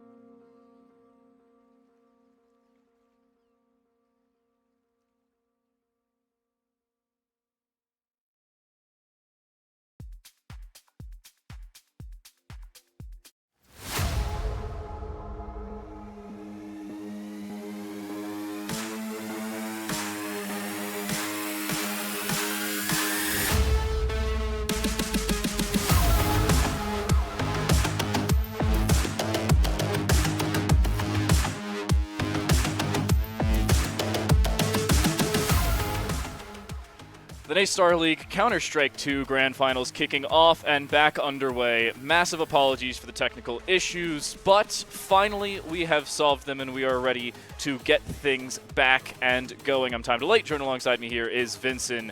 I gotta say, it has been a little bit of a chaotic day, but both of these teams still rearing and ready to go. Both of them have been in warm-up servers in the meantime. They are here, and most importantly, they're ready. Yeah, listen, the reality is that sometimes you need to get things settled, and now we have just that, TTL, ready to roll, I believe. Yeah, I'm hoping, and I gotta say, in some more stressful broadcasts like this, sometimes I need a little bit of food. Now, I ate before this because I knew I was going back-to-back on some games, but I gotta say, well, munchies. I may need some more, so I'm gonna call Pizza Hut really quick, because not only are we sponsored by Pizza Hut, but I just love their pizza. By the way, stuffed crust is amazing. Get it. It's a great deal. Hey, and I'm pretty sure there's the $7 deal lovers menu happening right now. I think maybe we go for like garlic cheese sticks, something like that. We can, a little share situation going on. Well, you do that one as well. I think donut bites. I heard about them. They're fantastic. We should try that as well. Hello? Hi. Hi, I was calling to order. Yes, delivery. Okay. $7 meal menu? Yeah. Okay. Boise State Esports Arena. Do you know where the Boise State Esports Arena is? Okay, we're good. Hey, they do. Apparently they deliver here a lot. Okay, Boise State Esports Arena. Okay, $7 meal menu. Medium? Medium works, yeah. Pepperoni? Pepperoni. Yep, medium pepperoni. And cheese sticks. What else? Donut bites. Donut bites. Okay. Chocolate ones. 30 minutes? Make it 45. 45 minutes? That'll work. Awesome. All right, thank you. All right, that should be here at the end of map 1. Hopefully we get that. It's going to be fantastic. Just like we are going to jump right into the action here in a moment. We had a first round happen. We're going to jump into round 2. But if you missed it, here's what we have on the docket. Inferno is map number 1, elected by GMU to bring us there. Overpass, a strong RIT pick. That will be map number 2. Should it be necessary, Anubis is our 3rd. And I think that pretty much leads us right into the action. Let's jump in to this second round. GMU took the pistol after a B hit, I believe. Yep. Yeah, massive shout out to the teams, both of them being very accommodating, allowing us to get things back underway, allowing us to get that pistol back and completed correctly. And we are restarting from the beginning of round 2. It wasn't fully completed. There were no guarantees. The teams didn't want to make any presumptive guarantees, nor did the admins. So understandably, we are restarting from the beginning of round 2. And believe it or not, RIT is running something very similar to what we saw the last time we tried to play round 2. A little bit of an A stack. Let's see if GMU end up switching things up just a little bit. Yeah, I mean, and while we have a second, it's just a classic swing down mid. What's so interesting about this version of Inferno is that everybody was like, oh my gosh, how CT-sided is this map from the beginning? And at B, it really is. But part of the reason I think we see those A stacks so often that we saw in the pistol round, where we had 4 RIT players over at A, is because holding bracket is a real tough task. It is so much more difficult than it is to hold the B site. So a lot of teams, playing a little bit of a gamble back and forth often here and there. So as we get into the first gun round, I'm curious to see if that continues as we move forward. Yeah, I'm also hoping that this A stack works a little bit better for RIT. They're committing a lot to it, and they are still holding B off the back of it. We saw it in the pistol round. We've now seen it in the conversion. It didn't really work. Granted, it was a conversion round. They did not have the weapons advantage of. There were no guarantees on that one. But I really want to see them switch that. Moving into these couple rounds where they actually have rifles. Here, they're going a full house. They have 3 M4s and 2 MP9s. I'm looking for some more aggression out of the SMGs because both teams are actually running 2 SMGs. Yeah, I mean, a little bonus round here for GMU on the other side of things. Cash wasn't exactly perfect, and having that utility, particularly towards brackets, is such a huge deal. And at the moment, we are having a fantastic little push towards the apartments as well. Don't know that we're going to be seeing the initial hit, but just getting this control is so very important. HE doesn't really find too much of anything, but the patience right now that GMU are putting together is exactly what we need to see. Full control of bracket alongside control of banana. You've seen, again, similar to pistol, we're seeing much more passive play from both teams. Nobody trying to regain aggression to that top banana. Nobody trying to play immediately for the top of mid. It's boiler. It's a little bit of banana. It's your standard default we've seen a couple times over. for George Mason, and more importantly, they're not changing anything about that. They haven't been forced to do so, and running out of the top of mid, it ends up finding an opening kill, and they instead just break on towards this B side. SMG is the only 2 weapons that have picked up kills thus far, and Uni's still in the site, doubled up with the M4, making a third. Oh my goodness, Uni locking in everything he needs, and he finds a 4K. Hello, what a step up. That was incredible. Uni just, hey, taking the fights one after another, trying to play around the pillar there as well. Worked beautifully, and that's the kind of step-up behavior that we need to be seeing from the likes of RIT when it comes to some of the Inferno specifically. I mean, the game plan is clear for George Mason. They came in and they're ready to roll. With this passive play style, I think that they knew what they were doing. Hey, it's worked, and it looks like it's going to work once more. Banana control gained early by George Mason. We've seen this from RIT, throw a little bit of utility and disengage. They don't want to overcommit to this, and understandably so. It doesn't find you anything long term. I don't think they want to commit to this when they don't have the same opportunities, or when they may be playing with weapon disadvantages elsewhere, utility disadvantages elsewhere. What we're seeing from George Mason is persistent control of that. It is costing them HP. They've lost almost 100 HP between 2 players, that being Crimson and Zoker. If that changes down the line, I'd be very surprised for RIT, but I'd like to see 1 or 2 rounds they completely change their purview and go for something different. Okay, well, we might just see that here. A little bit of a bigger gun round without those SMGs that we were just talking about. Full control of Banana as well. That's that style of getting that early control. Nade reaching the smoke. That was a chance for K2, but nothing comes of it, and J-Cracker comes away victorious. And that's the first step to regaining bracket control. That's, you know, if you were to separate the T game plan on a default like this, it's get Banana, get bracket, then go wherever you feel you have the advantage. Seems like A is the final call. Already picking up that opening kill massively helps this. Looking for a second through the railing, Buddy will find it, and then they'll set up preset utility for the rest of their team to push in. The problem is it's a little late. Benji finds one from the pit, but that's all they'll end up picking away. And it's a 4v2, and you can see RIT on the map. They are saving this one. It will be a third for George Mason. And listen, a classic Inferno situation where you get control of that A side as a T's, it's pretty much over. CT's chances of retaking go down exponentially from that point on. Proto and Uni gonna hopefully get these guns saved. That'll be stupendous for them, especially considering their money with just 1 round victory isn't gonna be great. No, they're having some difficulty starting to settle in with their economy. The last couple rounds have been okay because they picked up with their first buy round and then they went into the bonus and ended up winning it. That's not the case for George Mason. You're seeing this on both sides, though, where there hasn't been that real flow state starting to set in. You have to find guarantees if you're starting on this CT side of Inferno, especially on CS2, where it seems like it's looked a little bit more T-sided on occasion, but there haven't been guarantees, and it also comes down to sometimes the team play, where RIT has just been disengaged a lot. I like the disengagement, but it hasn't worked as often as they're hoping for. I think it becomes more T-sided when you're playing a bit of that slower style, when you're getting into position to take advantage of the bracket space that we were talking about earlier. So gun round coming right back up, though. This one's a key one, specifically because the econ could be broken. The likes of RIT if they are unable to find victory. But it's right back to business in the normal situation for George Mason. We are seeing the fight for banana control start to heat up, though. We're also seeing an XM 1014. So keep that in mind. It's currently occupying Porch. I believe there's a double stack Porch right now. 1 boosted, 1 not so much. K2, best gun in the game, bud. What? Best gun in the game. Yeah, 100%. But I've seen it way more in Collegiate than I've seen it anywhere else.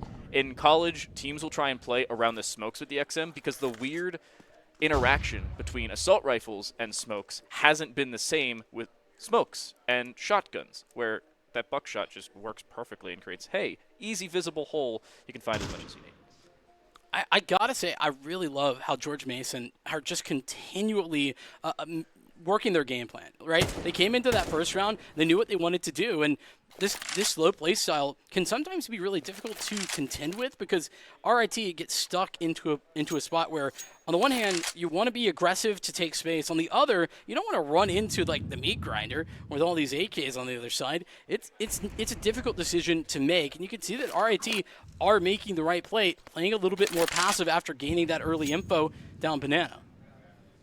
And again, it is a very slow beginning of the round. A minute and 30 seconds gone, and finally you'll see utility start to set in. You can see Uni also patiently waiting above on Flower Pots, looking for one, will find it, trying to spray down a second, but the swing from Crimson, he ends up doing a 180 and dusting down Uni. He will not find a multi-frag this time around, but he still does enough to allow the rest of his team to rotate it.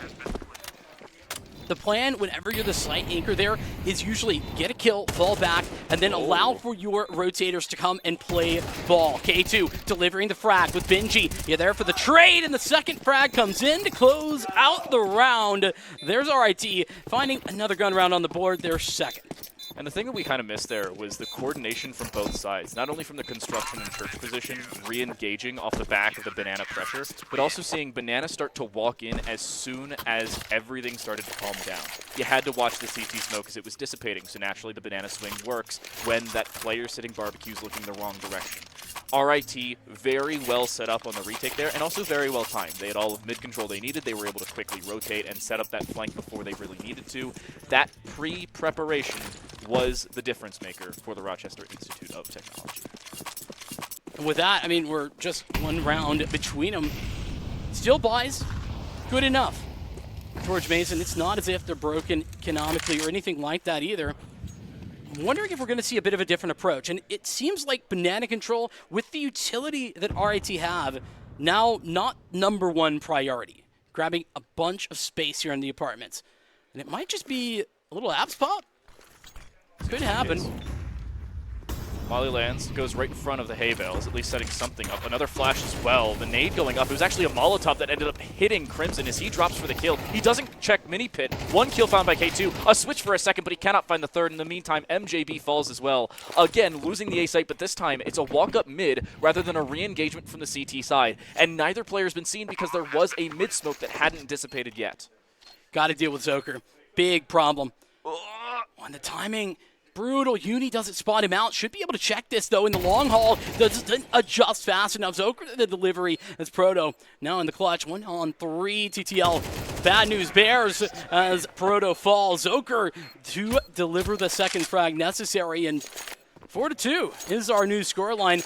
That Molotov from Benji, fantastic. The problem is he goes down for it. You can't allow that bit of utility to cost you your life. Yeah, your goal there, throw the Molotov, tuck back behind, and wait for the player in mini put to hear a sound cue. If there's a sound cue, then you re-swing late. Make sure they're looking a different direction as you do so. The other thing I really wanted to point out for George Mason was the fact that Zoker got very proactive in that post lane. He wasn't forced to then react later on. He wasn't put out of position when he wasn't in a great position to do so. He got into a fight, and he did it on his terms, and it worked. We're also seeing very good preparation from Satsy, just watching the boost. Hey, they're not swinging through the smoke. They haven't thus far this game. Might as well watch for that boost. Unfortunately, the rifle still dropped to Uni, but fortunately, he dropped a player.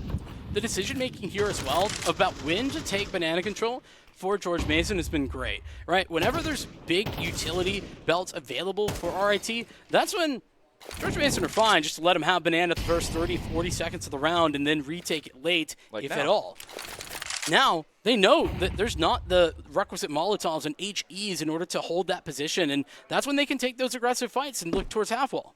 Seeing this engagement again, MJB patiently waiting around CT. He swung, he did not see the shoulder of Zoker, but Zoker saw his. Keep that in mind for later, as the information is very one-sided at this point. And as that engagement goes towards the A side, re-engagements on both sides, a 1-for-1 trade in B, but overall 2-for-1 trading for George Mason, and they have that doubled-up player advantage. They have every option and opportunity they want. They don't check Ninja, but again, it only cost them one member. The disadvantage, the bomb was left in T-spawn, and that's now rotating up T-apps. It'll take a little while. Hey, speaking of costs, this was a full invest type of round.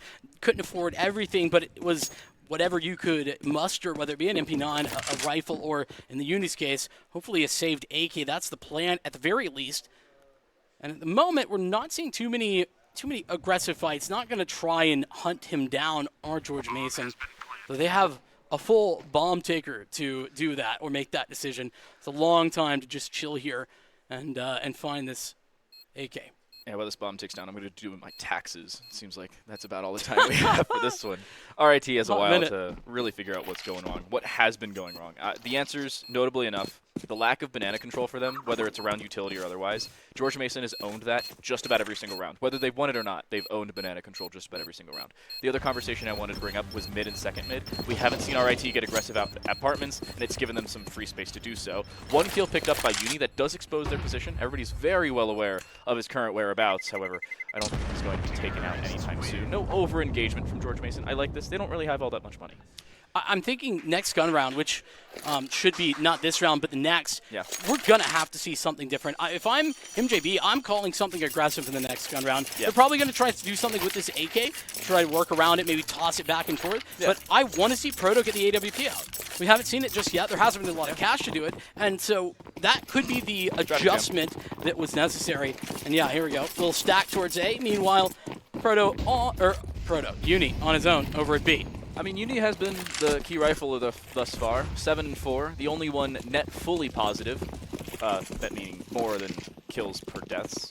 I know Benji has as many kills as he does deaths. But that's You're doing some weird math over there. I don't know. Whatever. Zoker has found an opening kill. Already you're seeing George Mason not only own Banana, as we saw earlier, but now starting to own up towards the A side. And the stack, it has worked fairly decently. They are in the correct position. Problem is they are improperly positioned for the direction it went. Again, a bomb plant. And it looks like that won't stop anytime soon.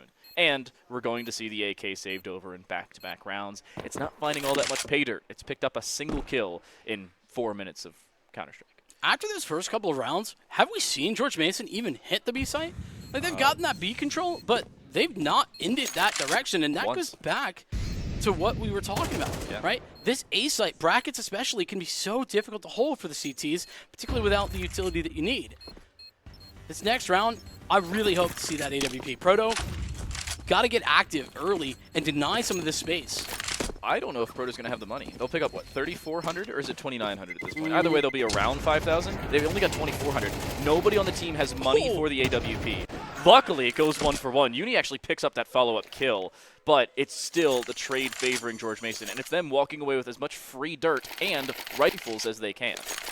And you're right. Look, I mean, the money, you could have probably gone glass cannon, but like we've been talking about, all of that utility is so important, and MJD's going to throw, I think that's an early mid-smoke, deep, and that suggests they're maybe going to take a fight.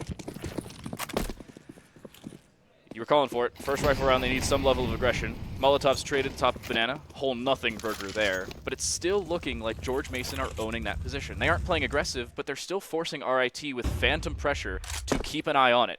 You were talking about it, the AWP. It turns out it's in the favor of George Mason. I really did not think they were going to be the first ones to pick up Big Green, but I'm more than happy to see them try to use it. I'm also looking to see how they change their playstyle with it, because you don't play the same with the AWP as you normally would, and as we have seen them do. Well, that T-side up as well. Not always, traditionally at least, True. the easiest thing to work with, but I think on CS2, as opposed to Go, you can definitely rock it, particularly when you're expecting the CT aggression that we were looking for. But at the 1 minute mark, nobody down just yet, but the utility belts are starting to get a little bit lower, and that's when things get a little scary. Full brackets, full Banana, we're back to business, but MJB delivers in a big moment. A second frag from MJB, that's going to give them the 5-on-3. Just disengage. This is where I want to see MJB disengage and go elsewhere. I like this call. You give up some brackets control, and instead you start to pressure over towards this B side, and it looks like it's going to work. Uni's currently boosted up top oranges, which is no longer technically oranges, but I'm going to call it that, and as will everybody else until the end of time. And it doesn't seem like they're going to clear him off of this immediately. Flash will go forward. They don't look in his general direction, and as soon as they do, MJB actually has the perfect setup with a flash beforehand. It's exactly what they needed to return to form on the RIT side. They will still give up predominant control of the bomb site alongside the bomb plant because they cannot swing it. However, they have all the control they need to try and come back with this one. Numbers a game that hey, it doesn't lie. 4-on-2. Not ideal. Get in the post plant. That's plan number 1. They come through the smoke. K2's going to deliver. Crimson might be there, but Benji will find the success necessary. A little bit scary. Bomb denial, though, the plan. They got the bomb denial. That's what matters for RIT. They also got the round, but I think that conversation is one for later, especially considering they kept the AWP over. I want to see them use this AWP and get aggressive. I also want to see K2 with the XM. We didn't get to see it the first time he brought it out. Arguably best weapon in Counter-Strike at this point, just because of how efficient it can be. I will look at RIT's switch. Where does that AWP go? The answer, Banana, and on an off angle towards the front side of 90. Now he's aggressive. Yeah, they're grabbing this control. We're just a little close for comfort right there. Crimson will go down. Sassy, the follow-up, and it's a $800 per kill weapon right there in the hands of K2. Fantastic work, and he's still alive and kicking with util to boot. Problems are brewing. Without any armor, you're in big trouble. You thought you would get one shot by an XM with armor? Try without. Oh my goodness, Soaker, clean shot. You can see a quick disengage by the AWP of Proto. They understand they're much more susceptible to the 50 caliber pistol than anybody else is, and it's gonna get aggressive. AWP out, Proto needs to disengage. They have some support. It's a two-man stack here, and it's gonna work. One picked up, he has to reload the AWP. He'll switch back to the P250, but Buddy will just disengage and hopefully stack up with his teammate. That's oh my goodness, J-Cracker's in the middle of mid. Great patience from J-Cracker. I can't believe that he's just chilling there, waiting for the rotations to get activated. They know that whenever there is that B hit, there's fast flanks that have been getting activated for RIT, and he has the ball. Eyes on it. Indeed he does. And this is a very split RIT. MJB about to get aggressive. He's going to swing it. He will find the kill. A little bit close for comfort if I'm RIT. I would have rather seen a two-man B stack and then retake A together. But it still works. The round one once more. And back-to-back now for the Rochester Institute of Technology. They're more than happy to take those. And even though they're close rounds, they're winning multiple in a row this time. That's the first time they've won back-to-back rounds since we started the series. Albeit this is map 1, but you get the general idea. Back in business, though. George Mason served up their first eco, by the way, in that last round. Here we are in round 10. Yeah. Crazy to think of. But the comeback, the recovery for the moment, RIT, they are making waves. That's one way to stop it, though, with Zoker. This opening frag for Zoker has been so consistent, hasn't it? And importantly, it's been everywhere. Not only Banana, where we've seen George Mason take predominant control, I'll bring it up again, but also seeing them flex elsewhere. You're not seeing individual players go one direction just because, oh, we've been on that roll for a while. You're seeing that flexibility from the attacking side of George Mason, and it's working more often than not. These last couple rounds of the half, it's down to RIT to try and solidify themselves into a tied-up scoreline. They need that. This is not their map selection. George Mason, you'd presume, are much more confident on that CT side of Inferno, especially considering they played it these last couple of weeks. Oh, they have. I mean, I'll give RT a little bit of credit. True. Listen, they do play a bit of Inferno. They've won it a couple of times over the season, but it's by no means the popular pick for them. Seen a lot more on their side of Overpass, which we'll see next, or Mirage, for example. Working 5-on-4, though, can be a tough task for the RIT squad. Proto needs to get activated. But as the smoke goes down, his activation limited to just a shot, a hope, a prayer, and he does not connect. The benefit is he disengages and he survives. This will be an attempted retake from the Rochester Institute of Technology. They have to make sure they get in quickly, though. They cannot allow more solidification of not only mid control, which is fully there for George Mason, but also all of Banana currently going to be there. That re-smoke might stop it. This might be a save. I wouldn't hate them disengaging here. They have another smoke still available on the T side. That would re-smoke CT, and yeah, you can see it. Disengage. There's the re-smoke as CT I was talking about, and understandably so, RIT gets the heck out of dodge. They will play for another day because you can see their money. I won't bring it up. They don't have any. Yeah, but listen, it doesn't matter if you have 4 guns saved over. Yeah, that's why they're saving. Yeah, it's all good. He does give up another round, though, and that's half victory confirmed. As here in CS2, only up to 13 rounds, so 7-5 is the minimum scoreline that George Mason are going to go into the half with. They're more than happy. George Mason are more than happy on this T side. They've started off well. They're finishing now. They went 3 in a row. They lost a couple, but they've now brought it back. And that B take was very well timed. Unfortunately, RIT again stacked the wrong side. They've over-dedicated themselves to A because they've had to just throw too many eggs into one basket. Great smoke from MJB. Hits nothing. But you have to pay attention to George Mason changing up what we've seen multiple times over. We've seen them take banana control. That's not the case here. It's really important to note that missed smoke because that is what denies information towards mid about the aggression that could be coming down, but maybe will, maybe won't. Now they get free info. Yeah. Does George Mason. They also have free apps control. Not a soul is here for RIT. Jump up from MJB. He finds a headshot, but not the kill. M4 diff, that's what it seems to be. And Flash now being solidified. K2 finds one, even while blind. Needs a second if he wants to make it a worthwhile life. And he ends up finding one and disengages. He'll survive in through the apartments with the bomb-down boiler. And Zoker, not easily able to clear this, will swing it and will be able to find the kill. It will once more be a post plant on the A side. Tell you what, Zoker, currently the king of the apartments over there. It just seems like, regardless of the situation, he's connecting the shots. And, well, bomb not planted yet. This is very, very winnable, though, for RIT. They've just got to be patient. That patience, it seems like it's going to work out. As soon as they hear that bomb's starting to go down, Uni's going to start to walk forward even more confidently. AK sitting pit, another one on the site itself. And Crimson is not holding that lane position. That's the most important part of this. He does not see anything in that direction. It is freely walkable by Uni, straight through the smoke, but Zoker still wins the first fight in through the library. The reswing from Uni. Does he reswing towards the A side? That's the real question. A flash around the corner. Zoker can get aggressive if he chooses to do so, but instead he's just baiting for Crimson, and it's working. Uni cannot pick a fight to do it. And it looks like it's going to cost him. George Mason, an 8-4 half, back-to-back to close it out, and 5 of 7 to give themselves a clear and obvious lead. Incredible crossfire set right there. Awesome. By GMU. Uni, it doesn't matter how good you are. If you can't take those 1v1s, if you're fighting 2 players at once, even the best players in the world struggle to win a 1v2. Yeah. It's so difficult. And with that, I think that RIT need a good start here. Yep. If they want a chance to bring this map their way, pistol round seems like a necessity. Pistol would be a great start. RIT seem to know it, but they have disengaged, and it's massive mid-control early for George Mason. They are wasting absolutely no time holding W on the CT side, and it's working. 2 for 1, make it 3, make it 4! K2 is alone. It's been 20 seconds, and RIT's saving grace seemingly has fallen on deaf ears. Okay, good night. Yeah, just nice shot, right? You know, K2 could have a vintage moment right here, but I just doubt it. 1v4 the requirement. He's got the first already. Isolating a fight. You're going to swing him. Needed that headshot immediately, and it will be GMU. They've done it. 2 pistols, and they're up big. This is a stat I love to bring up because I've seen it multiple times over around the professional scene.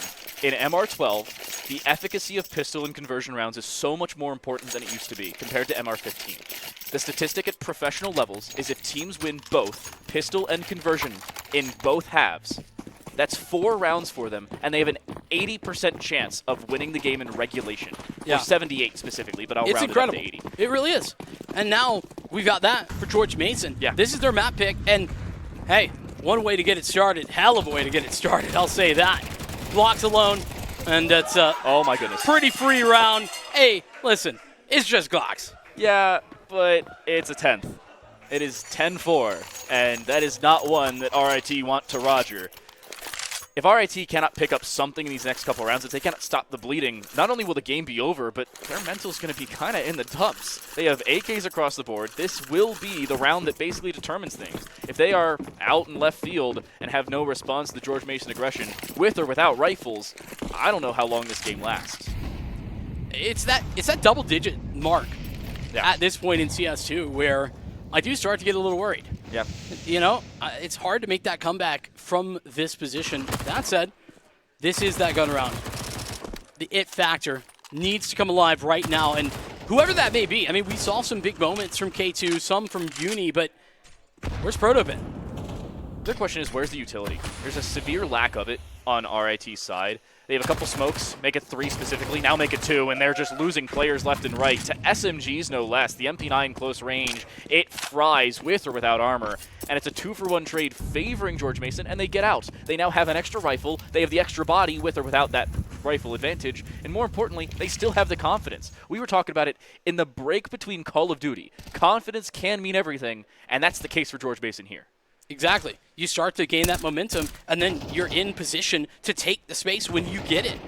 And K2, phenomenal frag. That's going to cut it to a 3-on-3. Here comes the site push. There's a man in pit. That's going to be Buddy taking a fight. And, just as Benji's tossing that Molotov. It's a good retrade, though, from K2. That will set them up for a post plant. They had the smoke moto already. That's the most important part of that. And they'll get the bomb down. It'll be in a safe spot where K2 can watch from a distance. That's the most important aspect. 1-for-1 trade. K2 finds one. He has to disengage. He runs out of ammo in the AK. He'll reload and try and take a different fight. But he has lower health. Make it even worse. And he re-swings Zoker without the visual advantage. He didn't have a flash. He didn't have the smoke. The lack of utility comes back to bite RIT. And they'll drop yet another It's all 3 to open up the second half for George Mason. I'm going to expand Zoker's domain. Not just the king of the apartments, but the whole A site is his. That side of the map, simply no more. Zoker is there to stay. Usually not so much a scoreboard Sally, but Zoker is 17-7 right now. This guy's farming. He's gross. And in a positive notion, everybody on the team has been positive other than Buddy. And Buddy, even in that previous round, went 1 for 1. So they did what they needed to do. They set up their team for success. And George Mason prepared themselves towards a different aspect of a re-engagement. We haven't seen them get aggressive on a post plant like that. As soon as you flip the script, as soon as you change something about your play, you can catch your opponents off guard. That's exactly what we see here. Now, 11-4 is not what it used to be. Zonic's Law maybe not catching off what teams used to have in MR15, but still important. Will the curse bring RIT to a regulation win, or hopefully OT in their case? And they got to be giving it their best shot here. This is that bracket control we talked so much about in the first half. Zoker, big moment. There's 4 here. Yeah, I think they're going to flash through that smoke. That's what it looks like they're ready to do, or maybe they're going to wait it out. Either way, the AWP in position. It's gone, but they clear it. MJB with a great swing, and Zoker falls. The A site nearly no more, but there's still one man here. His name is Buddy, and he's delivering. Molotov allows him for a second. Benji will get there instead, and now the post plant can get activated. It's a 1v3. Jay Cracker, it's a tough task. MJB is the saving grace of that round for RIT. I don't care about the Pit player. I don't care about the Ninja player. I don't care about any of it on the site. If MJB does not clear the cubby, there are 3 players all looking the opposite direction of somebody hiding at the top of A, and they all die. This is a completely different round. It would have been a 3v2 in favor of George Mason on the A side, rather than a 3v2 in favor of RIT. It is a massive step up for one player and the IGL to really set his team back and start to cycle back into this game. You know what this proves? What's that? It's all about the impact of your frag. Yeah. Not about the number. The numbers are great. I Yeah. mean, hey, I like big numbers Stat as much as padding the is my next favorite guy. thing to do. Yeah. Listen, eco frags, they're my favorite. That said, it is all about when and where you make your impact, and we saw that there with MJP as you're talking about.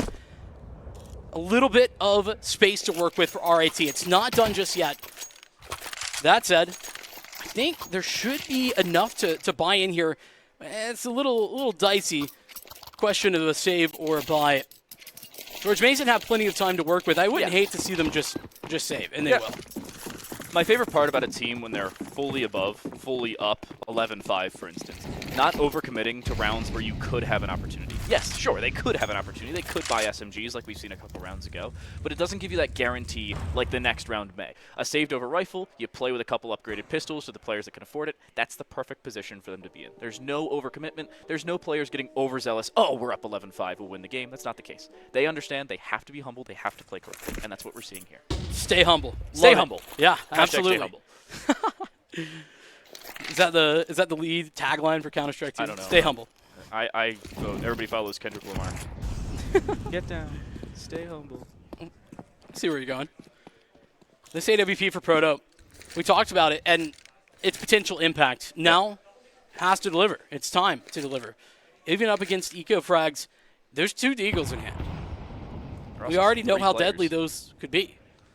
3-player stop brackets. We've seen this position before. The stack working in rounds prior. I don't know if that's going to be the case here, but there will be a much quicker rotation, even with the smoke down. Spray, oh my goodness, Proto hits one through the smoke. An op, even more drastic to do it with. He's looking for another. He almost found the opportunity, and even K2 is hitting some shots of his own. You can see it's dangerous for RIT, but they will still pick up the opening kill, and they'll get the bomb down, and another kill all the top of it. I do want to, on that topic of K2, you know, he said hitting some shots of his own. He's actually been really performing well. It's just been hard to see because the scoreline being what it is. Keeping that in mind, if that continues and we see MJP continue to step up alongside the likes of Proto, I've seen RIT make these comebacks is the point I'm making. This is another round similar to round 15, where that was the bonus. It was RIT's opportunity to really set a comeback early. That hasn't been the case. It wasn't there.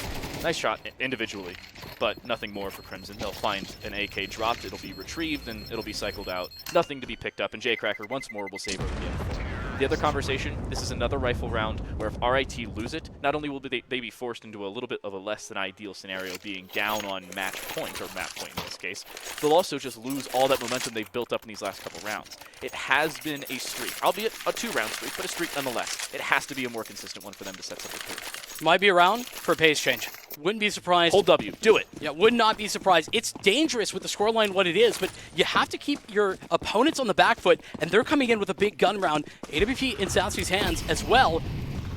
Would be interesting to see, but for the moment, same situation. RIT going to wait, hold, play it passive, and see if there's any defensive aggression that comes right at them. All I'm saying is that Satsi currently runs his game in German. And everybody's saying, oh, EU's better than NA. Maybe Satsi's op could be the X factor for George Mason. Do you just become EU if you run your game in German? Is that how that works? I should totally try that. I'll just run it in French or something, and instantly I become Kenny S. Who is it? Hiko, who like changes his like game settings to be in different languages all the time? Yes. In Val? Yes, he does. Yeah. I don't know how he does that. That's crazy. I see it in PUBG too. Very fun. How to learn a language with video games. Yeah, exactly. Slow and methodical. I feel like we keep hitting on it, but that is currently the way these guys are approaching Inferno. Great frag. 1-for-1. K2 will end up getting the trade for Uni as everybody else defensively falls back to the site. They split. That's the most important part. K2 not only finds that kill, but he also splits this A side, and it forces not only 2 players on the B side, but it isolates them fully. Even if this rotation comes through, it'll be a few seconds delayed, and K2 will hear it. Zoker is holding this position. I don't know if this gets cleared. Zoker has just turned a few seconds ago, but he doesn't turn the right timing, and he ends up dying off the back of it. Last player on the site, it's J-Cracker. He finds 2. He'll almost find a 3rd, but it'll finally be shut down. Bomb will go down, but the rotation is coming from the banana position, and with K2 not seeing anybody in CT, he may know it, and they should turn their purview in this direction. Yeah, K2, he has the info. He knows. He's looking, he's just making sure, but Sassy, buddy, they have these positions locked down. The problem is there's a lot of corners to clear on this B site, and they don't have the most time to do it. Benji was just seen on the backside of Pillar. He swings, and he'll die off the back of it. Sassy finds the all-important first kill. Nade setting through the smoke. He wants to try and blow it, but no, it doesn't go far enough. But he'll gets still it anyway. find the first. That's the most important part. He finds a first kill. Buddy trying to hop on the bomb. He fakes the first time, but he doesn't end up sticking it, and K2 will force him off. A 3rd tap to come through. Will this be the fake that turns it all the way around? A swing on the far side. Is there time? You better believe there is. Buddy, ever so narrowly, he's got it! No, he doesn't! He doesn't have it! Oh my gosh! George Mason losing it in the last moment to give RIT new life.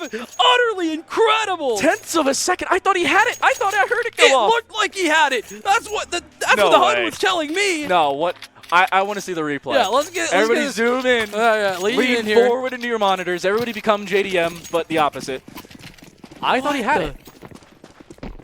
It looked like he had it, but the game telling a different story, man. Wow. Oh my goodness. On the HUD, it's weird because it starts earlier than I thought it would. I think it went down to 3 or 4 seconds instead of 5. Hey, I thought he had it. I ain't got a clue what happened. All I do know that's an RIT round. Is that RIT are still in this thing. No map point gathered for George Mason, and that is a brutal loss. We talked about momentum killers. That's one of them. And look, they have pistols. Not only is it a momentum killer, it's an economy killer. Can't win rounds, at least not easily, if you don't have the weapons to do so. Deagle's out. I see a CZ. Actually, Deagle singular out, not plural. P250, CZ, and a couple of USPs. CZ from distance, not what it used to be. It still finds a kill. What is that from Zoker? He's strafing and hits a shot. Wait, I can't hit that shot while standing still. I think Proto was behind Uni. That is so random. Oh my goodness. Deagle. Sassy. Goodbye. Nah. If they lose the previous round and win this one like they are currently, I'm done. There ain't no way. Somebody's flower. I don't think they clear this. MJB doesn't clear it. Turn around. Turn around. Oh, he's dead. And he certainly doesn't. J-Cracker, he's going to get one, and Zoker, another, the 3K with the CZ? No, it will be the USP, but a full eco, an outrageous way after a clutch moment that doesn't quite go their way. They do it on the pistols. Not a single member had rifles, not a single member had utility, not a single member had armor. What's that? And nobody spent any more than $700 individually. You bought a $250 US or P250. A $500 CZ, and a $700 Deagle. If I've done my math correctly, they spent $1,250 and won a full round and picked up full rifles. They did. That is absurd.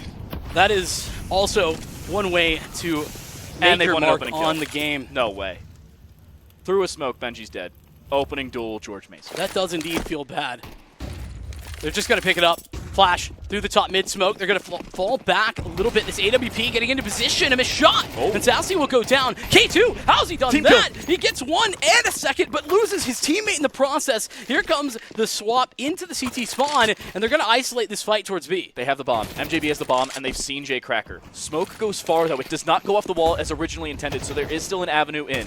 The flash misses. They still swing forward, and are still looking for this aggression, and K2 ends up hitting the shot he was looking for. Oh my goodness, a 2v2, another bomb plant, and another post plant on the B side. K2 bailing out RIT. Absolutely. So many times. But they're still going to have to do some big work. MJB and K2, long-standing duo, longest standing in this team. Been together for the entire time that they've been at RIT. Crimson and Buddy setting up the U-tilt. There's the turn. MJB looking for the aggression. Swing forward. He'll spray down 1. He'll spray for the second. MJB finds all he needs. And more importantly, the exposure of the first smoke ends up giving them away. Both players were able to look in that general direction. You have one player sitting top coffins. MJB just happily sitting under that BBQ position. And it's RIT with their 8th. Again, a round to set themselves back into it, but they have lost their buffer. They have no more mulligans. It is perfection from here out, or we're done. But hey, look at the scoreline. It's 8-12. There's only 4 rounds required. It's not absurd. Exactly. Now, granted, George Mason, they got fat stacks of cash. That's with a PH, by the way. And they got an opt-out as well. Fat with a PH. I agree. Crimson, aggression, always wins the fight. K2 either unintentionally elevated on the small couch in front of him or just got caught out and it looked like it's called a sofa. Either way, it's a kill. And another opener for George Mason. Back-to-back rounds where they picked up an opening kill. This time not through smoke and onto Benji. It's straight into K2, who has been the saving grace multiple times over for RIT. His heroics in these last couple rounds are the reason we're still on Inferno. They don't have that same freedom of playing with him. Playing from behind has been an unfortunate situation for RIT. Back-to-back in so many of these rounds, and it's going to continue to be that. I mean, MJB does his job there, gets the 1. Jay Cracker has no utility. That's the most important part of this. He has absolutely nothing to work with. He'll be swung. Second oranges, that's where he hides. And he'll end up falling. A 3 versus 3 and another bomb plant on the B site. It seems like everything's going RIT's way, and it's not going to stop anytime soon. Benji dies to the smoke in the previous round, and he took that personally. He'll end up setting in perfection. And look, George Mason's disengaging. They got They're done. An op in an M4. I mean, yeah, they've got a little bit of util, but trying to retake into the B site after the bomb's been planted, it's already a third of the way ticked. There's no way you want to go for that, especially not with the score starting to tighten up little bit by little bit. Exit frags, on the other hand, those are huge. Sassy with a nice one, shutting Benji out. Though granted, with the bomb plant and everything, they should be okay. It's about $3,400 a player. Look at K2 if you want to get curious as to how much you get for a win with bomb. I believe it's $3,450. Just add 100 to, or subtract 100 to whatever he has. No, 3,500. So, not bad. Everybody will still be able to buy. Everybody picks up their AK of choice. K2 will not have head armor unless he gets dropped an AK by a teammate. And with M4 still being prevalent on the CT side, that's important, especially with just now USPs or pistols being more prevalent. Yeah, hey, who needs to get an AK when you're up against these USPs? Yeah. Money, money, money, baby. That's what we're seeing K2 look to grab with this SMG. And he buys head armor. Yeah, $600 a pop. That is nice to build up on. The question, though, is how does Sassy and Buddy get involved? That's what we're going to be seeing trying to get activated. I do think, as well, it could be fantastic. They did it with just pistols. Now they have a couple of guns to work with. Do GMU. I'm a fan of how GMU's playing this one. We've seen the last couple rounds look a little bit more chaotic than they would have liked. In this round specifically, they have to play a little bit more disengaged. You cannot afford to give away as much, especially without the weapons you're looking for. If that happens here, as this pause ends, I don't know how these next couple rounds look. RIT has way too much confidence for their own good, or for GMU's own good. Here we go. Sassy gonna get activated, just a leg shot. It's a nade to finish one off in K2. He's delivering when it matters most. Zoker will pop one head and then fall back around the corner, getting a second shot at it, and he delivers a second. No util, no help whatsoever. He just has a deagle, no armor, no info, and nothing to work with other than just the 50 caliber pistol, and he can't hit another shot, but he still finds 2 kills. That's the most important part. He gives GMU a chance. And Crimson picks up an AK. No, he picks up the MAC-10 from K2 who fell earlier. He does not have the rifle he was looking for, but he's walking through that banana smoke. He's seen, but he still finds the kill he's looking for. A 2v2, and it seems like they have the util they need to work with. A picked up Molotov from Crimson will look to give them the advantage, but it missed! Oh, man, that's brutal. Massive money, though. He's got the $600 already, and any more damage is huge. MJB is going to deliver, and with Uni on the crossfire, it will be just fine for RIT. But here we are, double digits. Could not have told you we would be here. It will be a bye. If GMU lose here, they will have max loss bonus going into the final round of regulation. But they will not have the utility. They will not have the kits. They will not have full rifles or weaponry that they're looking for. This is a must-win for GMU if they want to give themselves the best possible shot because they have thrown the kitchen sink of money at this second-to-last round of the map. Or possibly last if they win it. Proto on the lookout. Doesn't really spot too much. That CT smoke down mid that we were talking about before, it's so oppressive for the AWP for Proto to deal with. Like you say, can always go down mid. Banana control in the CT's hands for the moment. That's only because of the smoke, though. This is very temporary for the CT side. They don't have mid control. They had phantom mid control again because of the smoke you were talking about. They don't really have banana control other than the top of it. And look, as soon as that smoke dissipates, they will disengage. This is a lot of phantom pressure that we're seeing from the CT side. And as soon as it's gone, they disengage. Understandably so, they cannot afford to give it away. The problem is they've given away all of mid, all of apartments. The extent of what they have, brackets in each site. That's it. It doesn't matter if you're a phantom, though, if you run away anyway. True. You know? It doesn't matter that it's not real. Images in your mind can be terrifying. MJB with that opening pick. That's what they've been needing. Crimson patiently waiting. Not cleared porch, not immediately. Nobody's looked in that general direction. The smoke has kept him patient. He'll find one. His position, however, duly noted. He'll get aggressive into MJB, who will shut him down. An overzealous Crimson will finally be bleeding red. And Zoker, looking for the shot, cannot find anything whatsoever. We will see, you guessed it, another post plant. I'm telling you, these opening engagements that were, I mean, they were brutal for RIT in the first half of play. Like, they weren't getting anything done, and even towards the second half, we were just seeing time after time shots through smoke. And not to take anything away from George Mason, sometimes they were getting a little lucky. Most of the time, they were just well-taken fights and winning them out. Goodbye. No longer is that the case. RIT starting to find their rhythm. Economy no longer really a factor. MJB will have enough money to buy in the next round. They want to try and take money away from this CT side. With the AWP, they're getting aggressive to do so. One found, the second looking for it. He'll still try and get aggressive with the AWP, but he won't get overzealous, and he'll die to the bomb anyway. Oh, that's classic That Inferno. is awful. Because Mans was on T-steps. Proto has money, so they should still be able to buy the AWP if they want it. I wouldn't hate just not going for it, though, because there's no need to overinvest into this last round.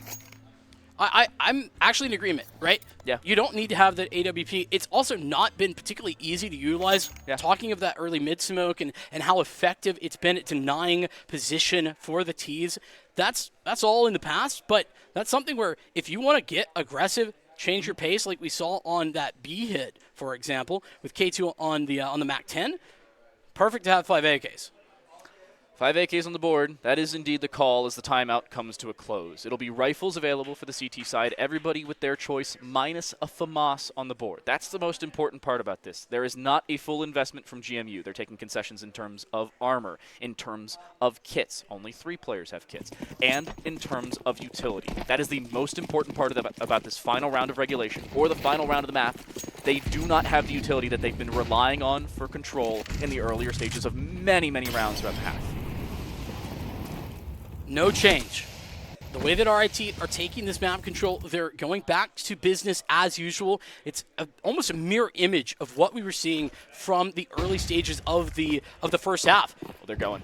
1 mini pit. There's the engagement. FAMAS misses. The spray down. Crimson somehow still finds 1 kill. And he allows for a second. The Molotov even finds everything they need. K2 alone. He's been the hero multiple times over. A nade will find a first. He's in a 1v4. A second on the backside of the box. He'll find a second. But the FAMAS has found a headshot. And that makes things much more than dire. A minute 5 on the clock. He wants to re-engage. But his shoulder has been seen. He's on 11 points of health. And that's all he'll be left with. The M4 strips the remainder away. And George Mason, at the final call, will take it 13-11 on Inferno.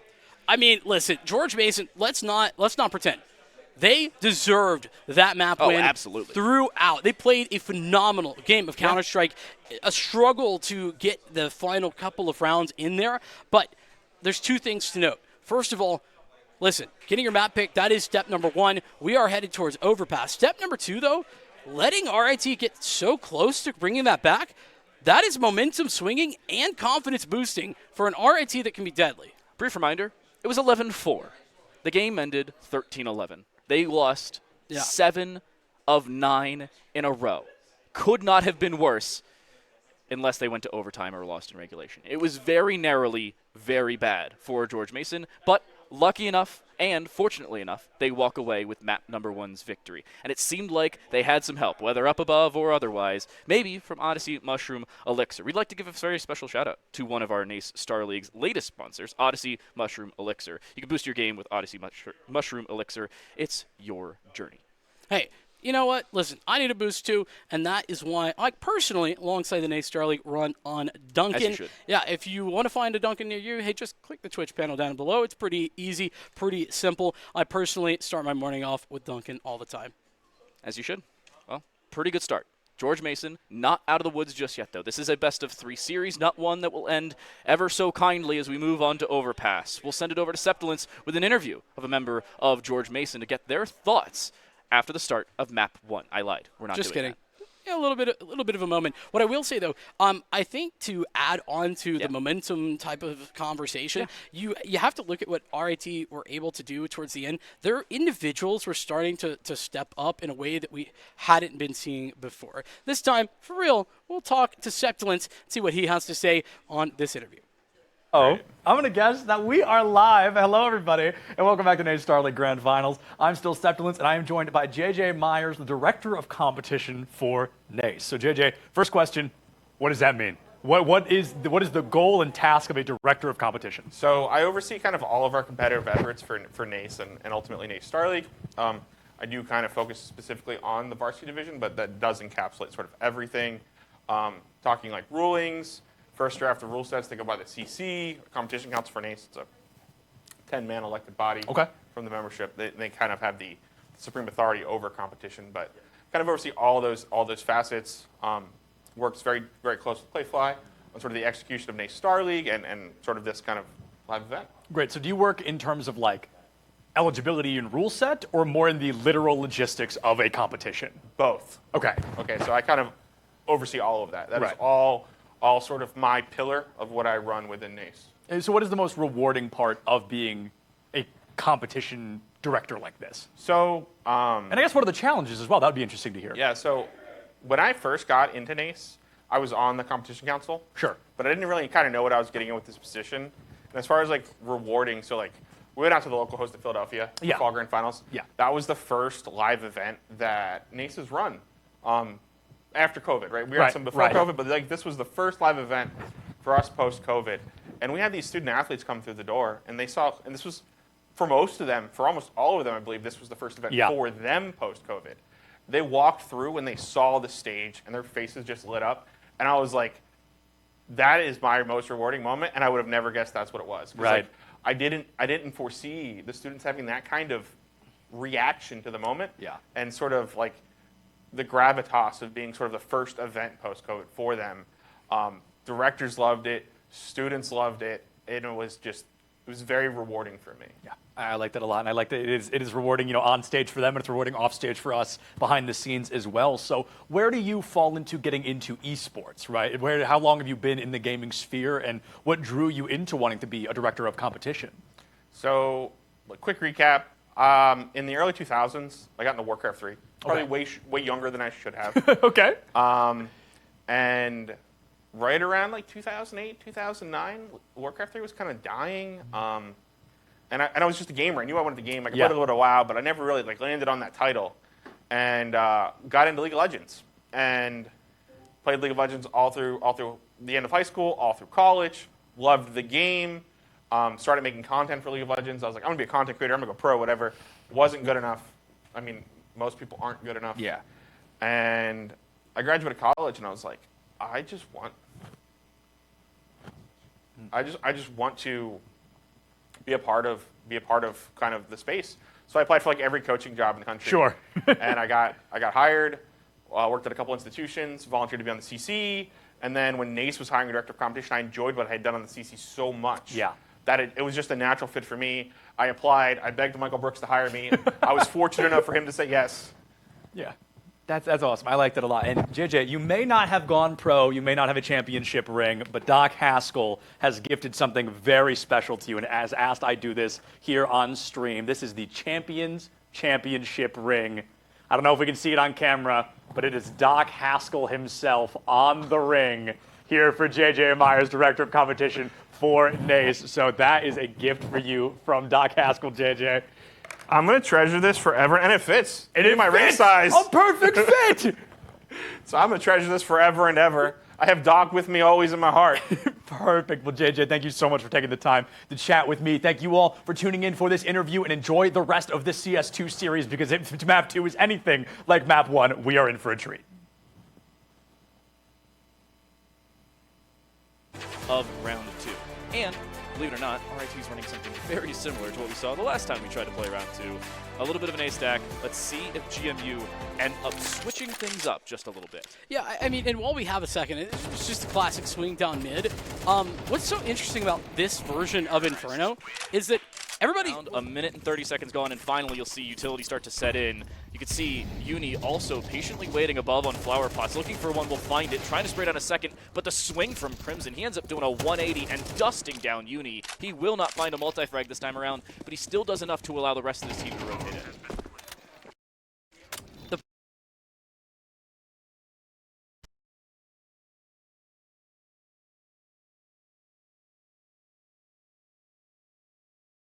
Plan from both sides, a 1-for-1 trade in B, but overall 2-for-1 trading for George Mason, and they have that doubled up player advantage. They have every option and opportunity they want. They don't check Ninja, but again, it only cost them 1 member. The disadvantage, the bomb was left in T-spawn, and that's now rotating up T-apps. It'll take a little while.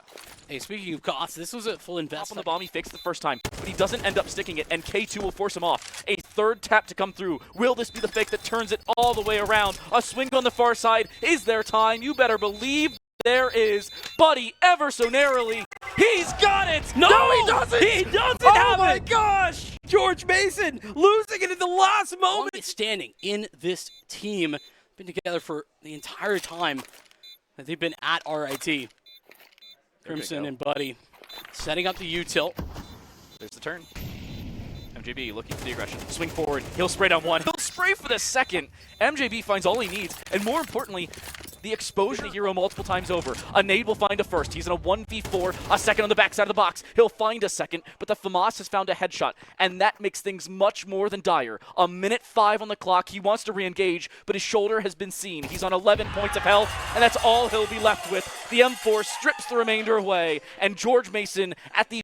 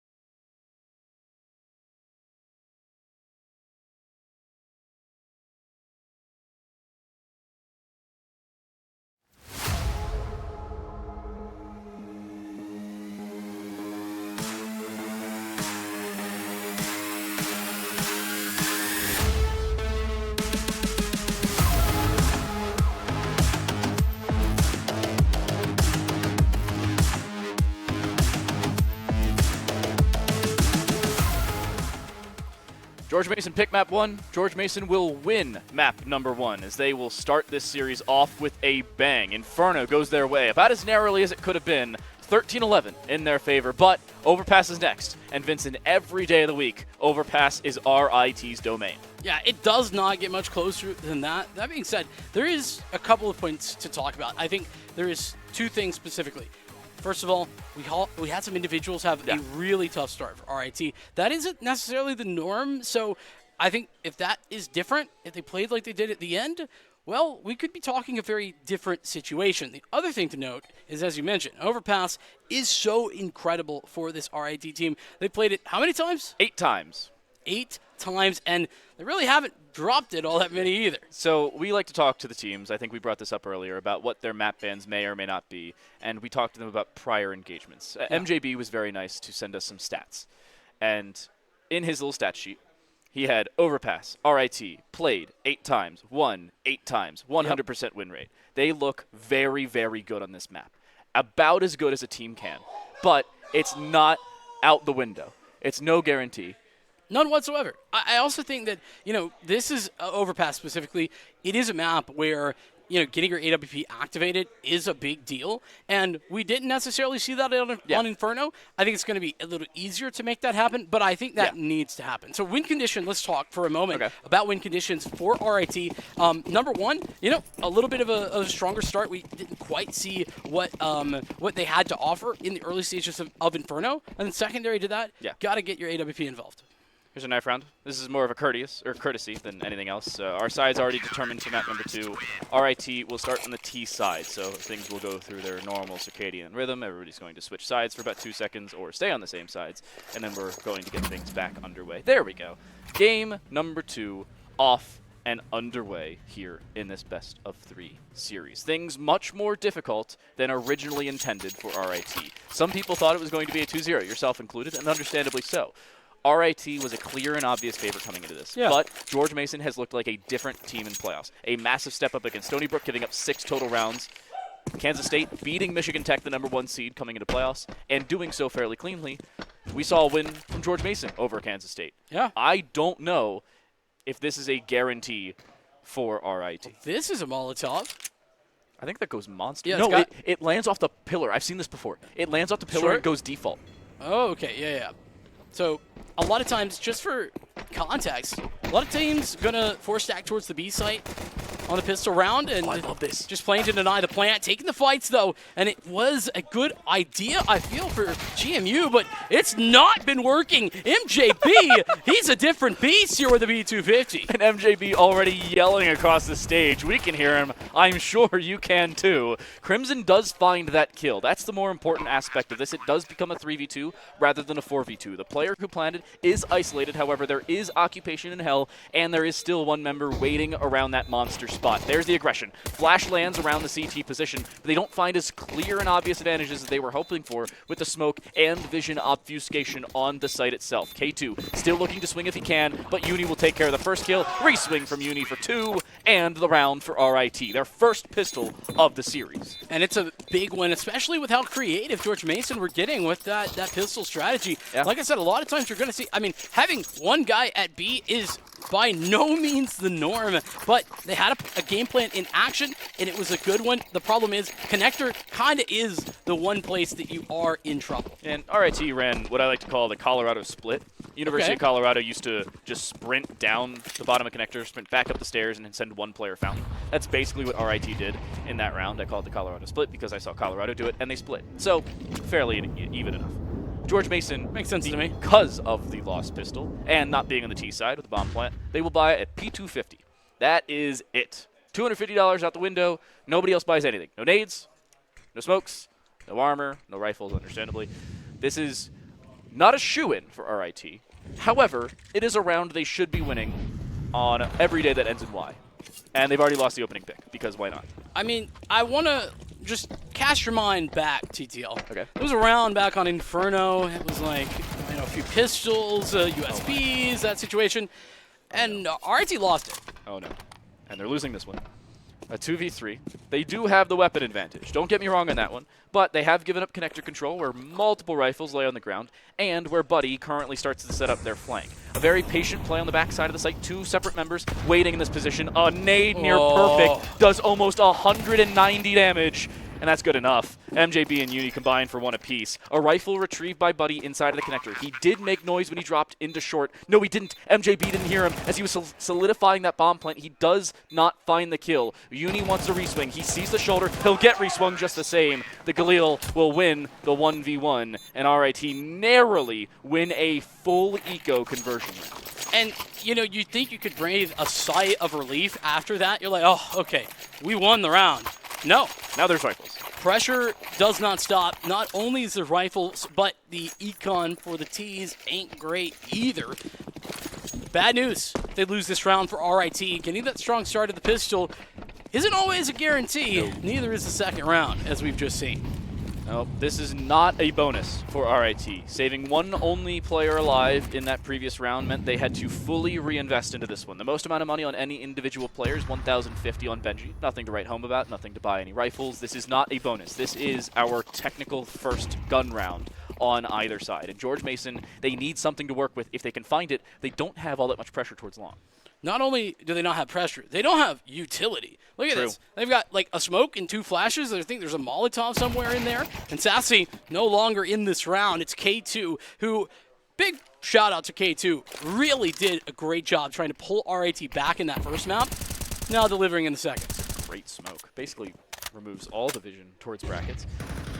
Brief note, everybody bought an M4. I don't know if that was the correct call. I'll leave that one up to your prior judgment. Crimson does go 2 for 1. Great comeback for George Mason, but it doesn't give them the round as a guarantee. The M4s available don't have kits, and like you said, have a severe lack of utility. A single smoke is all that remains, but the M4 could very well be good enough. One opening found, Proto almost being shot down through that bomb plant, but the return is still there. K2 almost finds 2, but Zoker now left alone. 5 HP for Proto. He disengages towards Monster. He has help. Slinking back into Monster is so perfect. Now K2 can double up with him.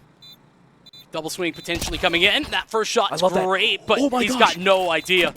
Thinks he's short. Clearly a question for Zoker, but he's going to get an idea. The shot's for K2, and he delivers phenomenal work. A 3K for K2 for RIT. The combination there, Zoker throws the smoke short and re-engages Monster, but he doesn't do so from in front of the bomb. Even if the swing was coming through there for RIT, which it was, it would have had to go from a different direction than what was originally expected.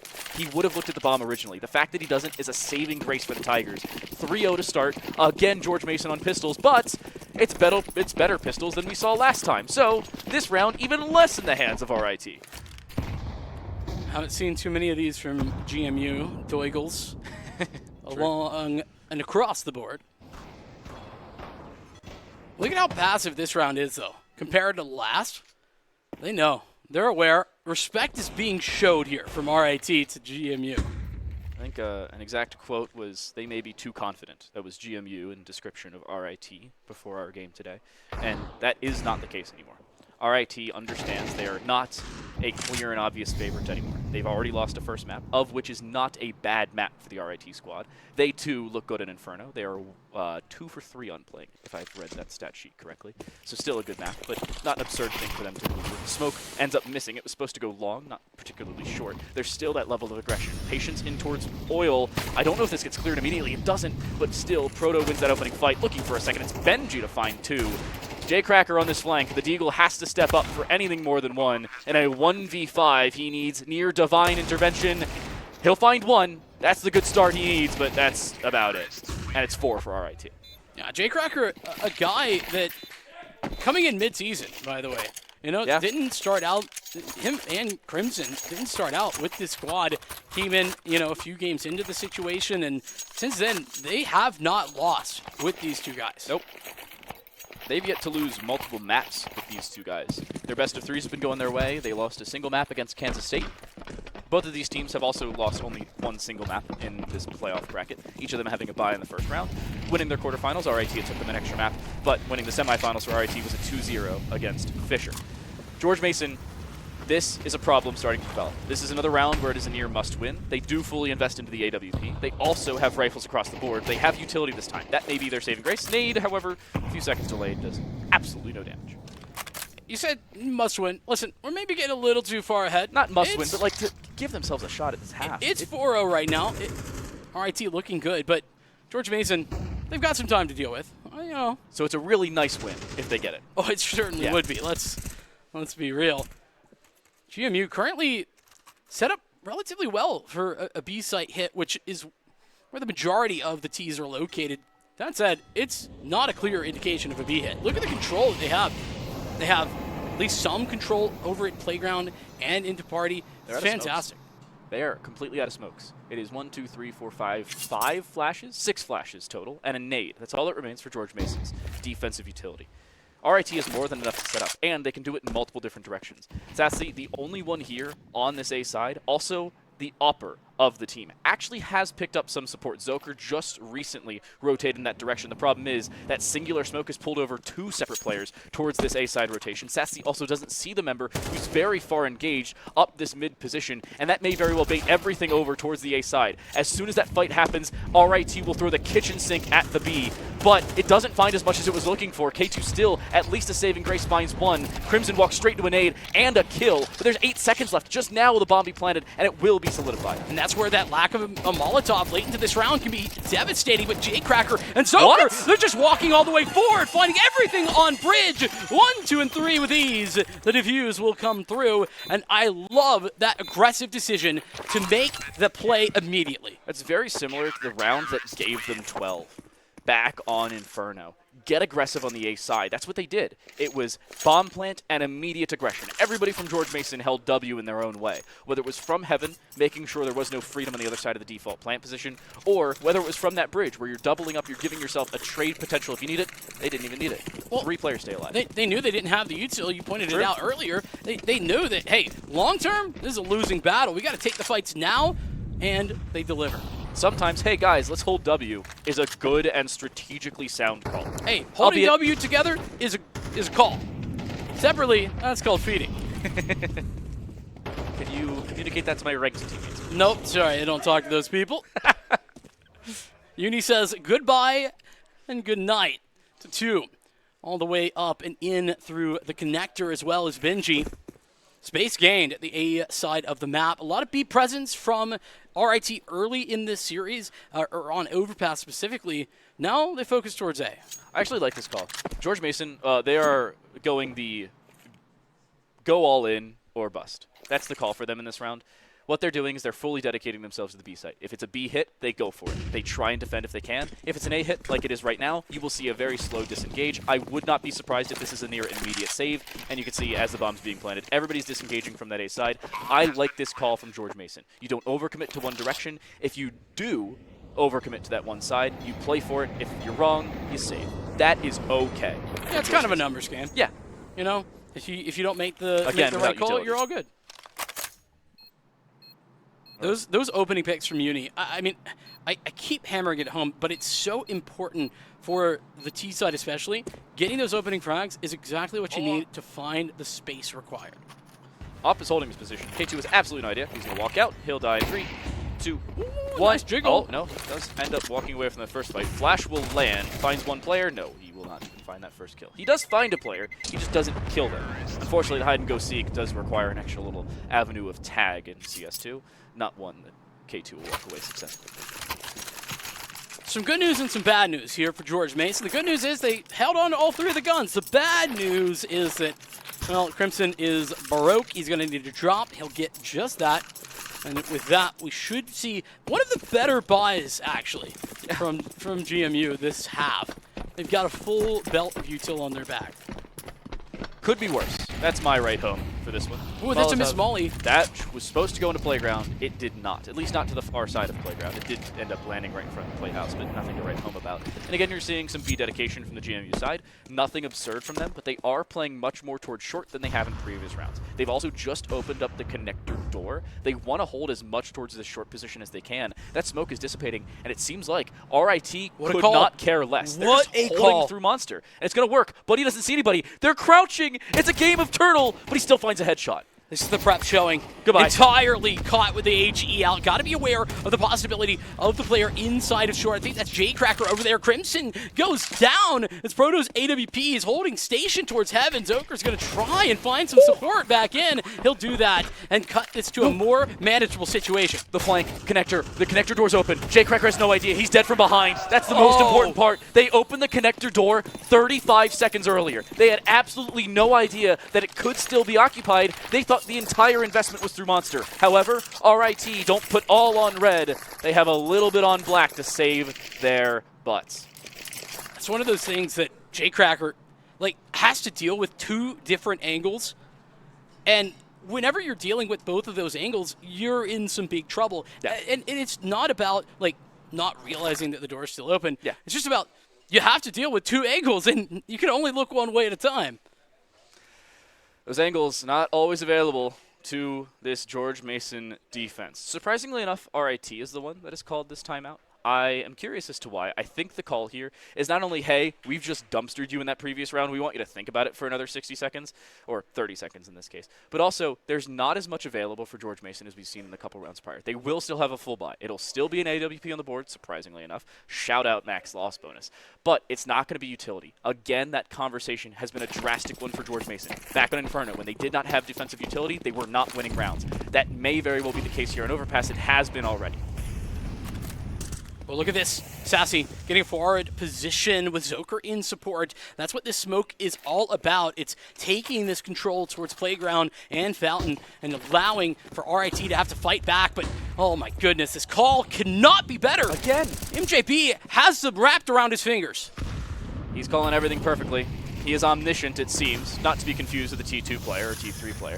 Benji, nice swing, just gets aggressive in hell and sends Crimson straight there. A 6-1 scoreline may very well become 7. Again, that lack of utility requires a W hold, and I don't know if it's going to be quick enough. George Mason, again, are forced in an impossible call. It is hold W without utility and try to get in as quickly as we can without all that much of a man advantage what it could be, or disengage and save. It seems to be the former. They seem to want to go for it. They don't have that opening pick. RIT is not even giving them the time of day, and as soon as they do, Benji will fall. A second not found. Uni finds that kill, and he'll end up walking away with his life. I don't know if it'll end up being enough here for the defensive side. They'll walk in, and it looks like they'll die to the bomb. Yes, indeed they will. Valiant effort, unsuccessful, and the Brazil comes through. So this is a situation where it wasn't even that George Mason didn't have enough utility. It's that RIT had all of theirs. True. What was it, like 3 mollies in a row yeah. for CT, for Graffiti? There's no way to get back out of there. And honestly, this is the first time I could confidently say George Mason making like a very real tactical error. Yeah. Right? I don't think you should be going for that, especially after all these Molotovs come in. But clearly, a little bit of desperation starting to apply. They went 15 seconds earlier. I think that would have been perfectly fine. But as soon as they waited as long as they did and did not find an opening duel, floor was lava. They basically walked away. Yeah, it's a game of the floor is lava. And there's no way to just hop on small little paddles to stay alive. Spray, unsuccessful. Benji still looking towards that short position. He could be seen on the little vertical hold. There's swing, there's damage, no kill though. Benji still escapes with his first kill and his life for the time being. Oh my goodness. Zoker had such a great timing there. No idea. So close. Benji didn't know what's going on, but in the meantime, whilst all that's going down, not only do RIT now know that full short control is in the hands of the CTs, but they also know that, well, there's probably not as much presence elsewhere, and they've taken full bathroom and long in the meantime. Hey, it's the end of the round, and George Mason have no utility. Last smoke just goes out towards that long position, and it seems like K2 could not care less about it. Everybody just holds W on the Tiger side. They do end up falling. 2 separate members end up being dropped, but K2 will find their second kill of the round, and that may very well do it on this one. Not an unreasonable call once more for George Mason to save, but it seems like they're just saving to lose once more. K2 actually falls, though. That could be the entry pick that they were looking for in the previous round. That may be the deciding factor of whether they go or stay. Proto's got the AWP, though. This fight won. That should seal the deal. Crimson going to have to give it its best shot, but that's going to be tough. And, well, without a lot of time left, maybe, just maybe he can do it. No smoke. That's the problem. He could hold this, but he also doesn't have a kit. Oh, my goodness. Nothing going his way. Proto will swing. See the player without a kit. Crimson standing there. Absolutely nothing he could do. Even the leg shot would have done it in that instance. 8-1. now for RIT. They have a streak. I think we know why they picked this map 8 separate times during the regular season and playoffs. Yeah, I mean, we talked about it on the desk, and I think it's so clear the way that MJB is calling this game as well. Yeah. He knows what George Mason are looking to do. I mean, the calls towards B have been utterly incredible. Hey, everybody, look, George Mason bought again. They didn't buy enough to have full utility, so it's going to be another round that we've seen in multiple times over. I don't know if I'm on the same page. It's 8-1 TTL. What are they supposed to do? I mean, a lot of these rounds have been ever so close where if they had that utility multiple times over, this 8-1 could be 6-5, or however close it could be after 9 rounds, like 6-3 or 5-4. I don't think so. Oh my goodness, there's the shotgun. There's it for 2. MJB will shut it down, but it's still 2 members lost by the semi-automatic slug shotgun. It's a dangerous one to say the very least. Molly will land, does a heck of a lot of damage on the buddy. He'll have to disengage. That's a nasty Molly, by the way. Misspoke. That's a problem. That actually cuts off so much vision. In T, I mean, this is still a 3-on-3. I wouldn't call this a done deal. All right, T. Very cautious about the flank that could be coming up. There is no such flank getting activated, though. And that means post plants are going to be really strong. Oh, they clear it, but he's dead. Oni will find one. Looking for a second. Will actually be shut down second time around. Buddy, that early damage didn't matter at all, and MJB will make it 3. 9-1 on the cards for the Rochester Institute of Technology. No signs of stopping, much less slowing down in this first half. Another timeout. I don't know if it's by RIT. I'm pretty sure this one's actually by George Mason. Yeah, it looks like a GMU timeout to me. What I do know to be certain is that the conversation of what to do here has got to be a tough one. Yeah. Like a real tough one. It's not as if you have a clear indication of, like, even if you should buy. Like, Sassy's already bought an AWP, but look at the money for everybody else. Like, Zoker can't buy an M4. Neither can Crimson. J-Cracker, I mean, you could get a FAMAS, but nobody wants that gun. And it's brutal. We've seen this a lot of times over, where everybody's trying to invest into what they want, but they don't have what they need. I will say it again, GMU would probably be better off buying FAMASs and or MP9s with utility than they would buying less than ideal rifles. They say the definition of insanity is trying the same thing over and over again and expecting a different result. That's been the case for GMU. I believe in 5 straight rounds, they've invested to what they can for rifles, and then not bought utility off the back of it, and then lost the round in a fairly close fashion. That has been the case multiple times over in this first half, and they're not changing anything about it. I can see your argument. The one thing as well that I'm down to see this aggressive buying behavior. What is not so interesting is that, well, this is the way they were playing at any point up until this moment. It seems like they may be starting to get a little bit lost in the weeds here. I said this at the beginning of the series. Rochester are much more seasoned in this scenario. You said it as well. They've played teams that have won. That is about all they've played. They lost to UCF in spring of 2022. They did it against a team that ended up being a finalist. Davenport, they lost to them in the semifinals. Davenport won. They lost in the grand finals just last semester in the spring of 2023 to, you guessed it, Drexel, the victors. Granted, it was a grand final. And it already looks like they're going to be in the grand final with a clear and obvious advantage going into map 3. Anubis is our 3rd map, which now seems to be more than likely to be on the cards, especially with how coordinated we're seeing this engagement on towards B.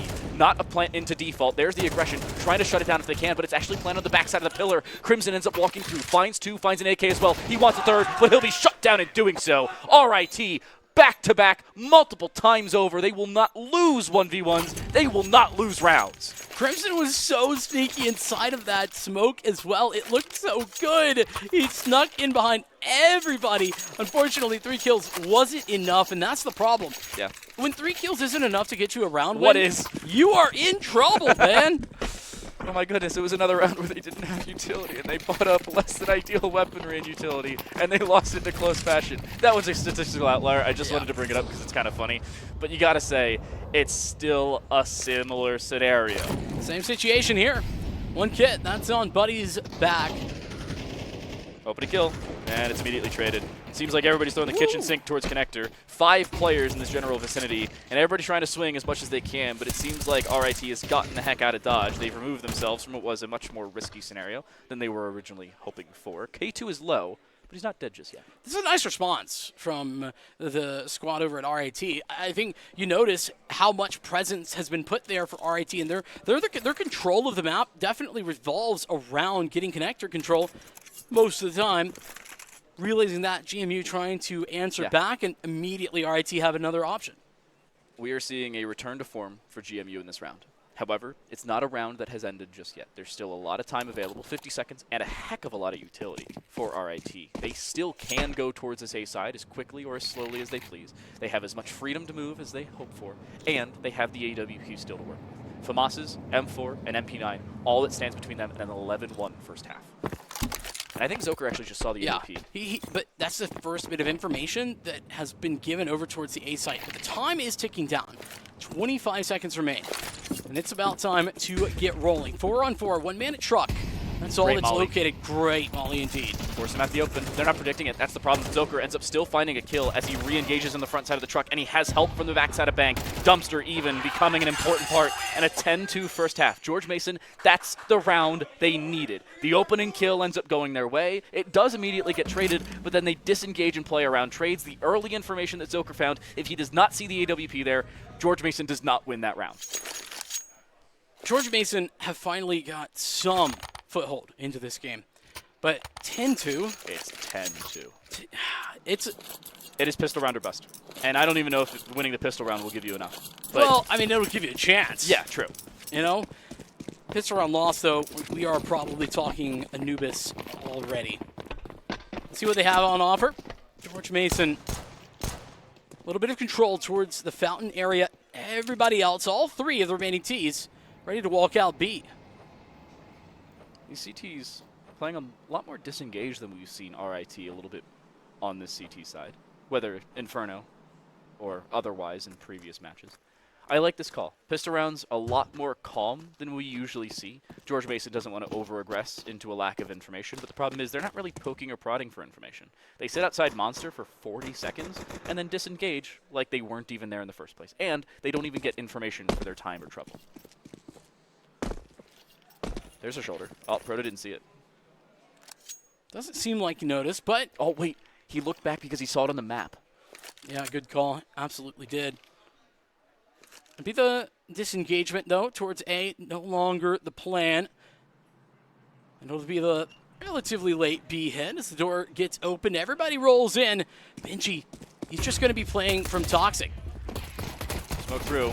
Flash available, but it's not even needed. Benji finds two as he's locking in. He'll end up finding a third before finally being shut down. A 2v2 as it stands. All that remains in terms of utility for either team is a single decoy grenade. An absolute nothing burger in the utility conversation, but not so much in terms of weaponry. A 1v1 now as it stands. A P250 and a USP, both equally as viable, but Satsy even better with it in his hands. A third on the board for George Mason, and their first pistol round since back on Inferno. Not a bust. That's the way it goes. And with that, now we can see what George Mason have for Overpass. This is always going to be a tough map. We talked about it beforehand. We've been talking about it all throughout with this score line getting ballooned out of control. True. George Mason, I think the T side is where they could have had the most prep, though. Yeah. I mean, they're expecting RIT to invest a little bit more towards their CT side. It is their map selection. It is a full investment of nothing for RIT. Not a single soul has bought anything. No utility, no rifles, no even upgraded pistols. It is USPs across the board and a stack of log with one player sitting inside of the connector. Not a whole lot going on for the Tigers in this round. Can't really blame them for it. They don't have the facilities for that big man. Long stack, a little bit of a classic. Always got to give it a go, especially on USPs. It's got to start to build into the back of your mind. Oh, they're right. Oh, no. Two players have just swung in front of Playground. They're hearing this. Two players are sitting right in front of this Playground entrance. Does this get clear? That's the real question. First player is seen, first player is killed. Do they see a second? Yes, they do. Benji still wins the first fight, but absolutely nothing off the back of it. There's still three players stacking this mid position. This is not a done round just yet. Uni's still here. He wants more, and if he swings about 3 seconds from now, he has it. Oh, no. Oh, he does indeed. And this is great setups. Oh, he's got it. 2v2. I mean, yeah, it's pistols, but Buddy's got to pull one of his out. Not like this. Oh, George Mason able to clutch up. Crips in there. deja vu to the first half, where RIT had a clear and obvious advantage into round 2, and yet they just narrowly win it. As a matter of fact, of the first 4 rounds that RIT won, 3 of them ended in 1v1s. So they weren't out of the woods just yet in that first half, and it very likely could have been George Mason in a return to form on their own CT side. But if ands or buts out the way, it was not the case. And now, into the second half, we see a very similar scoreline to what we saw back on Inferno, where RIT was behind. Now they have that 6-round lead. Does George Mason start a comeback of their own? Bit of mirror image technology right here, you know? AKs, though. Great flash. They can lead the charge. George Mason, at the moment, they have most of the map control you would want in the first 30 seconds of a gun round. A little bit of fountain control, not quite poked their nose into long, but they have B as well. They have all of connector. They have all of fountain, all of mid, basically as far up as the front steps of the A site. They don't, however, have brackets now. Good smoke at least denies some of that control. And spray almost did a lot more damage than was originally intended, but Satsi will only lose about 1/3 of their HP overall. This is more than okay for RIT, but it's also much better for George Mason. They have good early control, and RIT is forced away from utility because of these last couple rounds. They didn't even find kills to have some extra money available. Look at NJB's spot right here. Great off angle, but Zoker Goodbye. is so quick on the trigger. That's 5-on-4. Opening pick. Oh, and they immediately pivot. 30 seconds remain as well. 2 at the B site. And watch K2. Lit, ready to roll. K2 is hiding oil, and they have some support from the backside of the default The molly! position. Great Molotov. It'll give away information, but the flash lands as well, and they're forced away from the angle. K2 does not find anything, but he still has help. Uni will find one. Benji a second from up above. That's all they'll end up walking away with. 13 seconds remaining. Bomb still in the control of this T side, but it's not safe by any means. No utility to deny that plant, and now Proto left alone. He needed to step up more back on Inferno, but was unable to answer the call upon him. He now has the opportunity to send RIT up to 11 and really balance the scales in favor of the Tigers, but he doesn't have the space to do so, nor the information. Both players currently stacking around the short spot. A flash now available for Buddy as he's picked it up off a dead player, but similarly, a smoke for Proto. He, however, does not have a kit, and it seems like they're aware of it. Flash forward, one player walks out, he shuts down the first, but he has to hop back on the defuse and maybe bait out the second. Sassy, the spray, he ends up finding the kill, but he doesn't have the time. That's the problem. He runs out of the time, and it gives George Mason a 5th and a lifeline. George Mason making it happen. I'm here for it. Comeback trail starting, and we are ready to roll. The big issue for George Mason here is they did lose everybody, so they're not going to be in the best position, but they can still buy. Neither are RIT. No. Losing all 3 of these first 3 rounds of the second half doesn't put them in any better spot. It is a Galil, a 5-7, a Deagle, and another Deagle, up against AKs and a singular Galil for J-Crack. This is a more than opportune position for George Mason to really storm back into this game. It wasn't over from the start, and a few rounds have really turned the tides, as RIT has been shut down since the flip. Their CT side went out to lunch and forgot to return at the break, and it has to show up. This is not a round where it's going to, at least not immediately. We've seen absurd things multiple times over. We've seen pistols step up in multiple different avenues of attack. And we've also seen more than enough eco rounds that could have, would have, should have been. Maybe a single rifle was the difference maker. That's what they have right now. I mean, think back to Inferno and how many times we saw those pistols that George Mason put to good work. It's only been close calls this time out. No one's on D. I'm going to play a little bit of fortune teller here. What's going to happen? George Mason's going to walk into B. They're going to see absolutely nothing, and they're going to plant the bomb. As soon as that happens, RIT is going to send 4 of their 5 members in this general direction. The 5th is going to save over the Galil to the next round because, again, they still don't have the greatest of weaponry available. However, 2 players actually have armor, and they actually have an opening pick as well. MJB gives them an opportunity, and nobody's going to go for it. That's now a round where you had just pistols. Honestly, saving 2 guns is not bad at all. I think that I'd be happy with this, and exits are on the mind. The efficacy of those, well, TBD. Proto, he needs to save this rifle. Oh no, you can't afford to get aggressive. What are you doing on the backside of slabs? That's a questionable decision for me. It's okay. Not the end of the world. George Mason's still very much in this. They pick up a 6th, but RIT, there's a couple rounds that they probably should have been able to walk away from. This one, maybe a little bit notwithstanding. Now 4 in a row for George Mason. 5 if you count the last round of the half. And RIT, where have they gone? I don't think it's more about where they've gone. I think it's more about George Mason and how they have got that strong start with a pistol. Then from there, able to deliver in the second round, even if it was a little dicey.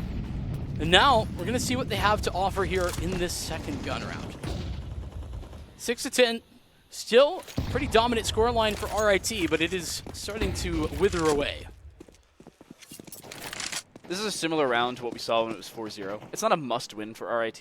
They won't go up against the ringer. They won't be out of this one by any means. But it's a round they'd much rather pick up than lose, especially if it's close. Because you cannot afford to be giving away very similar scenarios to George Mason in that first half, where it's close rounds, you had an arguable shot at it, you could have won it multiple times over, but it hasn't been the case. They're playing a lot more disengaged in this round than we've seen in previous with the same level of weaponry. I like this call. Play around one another if you can. You have the utility available comparatively to what George Mason had in that first. Well, they started disengaged. Look at this re-aggression. It's over towards A long, and the op posting initially. Now, MJB walking forward, inking his way into position. He's about to make contact. There's the shot, and MJB delivers. Proto now just to lurk smoke in order to get out, to disengage, and allow MJB some safety as he moves back. Zoker is so much more forward than they were expecting, though. This is a problem. It gives him a free avenue around the far side of the dice, and Zoker has absolutely free reign of the A side. The issue is MJB, as you brought up earlier, still on that flank, has a lot more control towards mid than what was originally expected, but he's walking straight in towards Crimson, and he wins the fight onto the player walking through the top of connector. 1-for-1 around Zoker, as he ends up falling at the end of the day, but it's a 3v2 on low HP are both Buddy and MJB, but MJB's playing a lot more passive than originally intended, and as originally expected for this post plant. He wants to get aggressive, but he's waiting for the rest of his team to step up, and he's doing so off the back of their engagement. Buddy wants a fight, he'll find one, and he'll find a kill. He'll look for the frag as Jay Cracker finds one and switches onto MJB as he runs out of ammo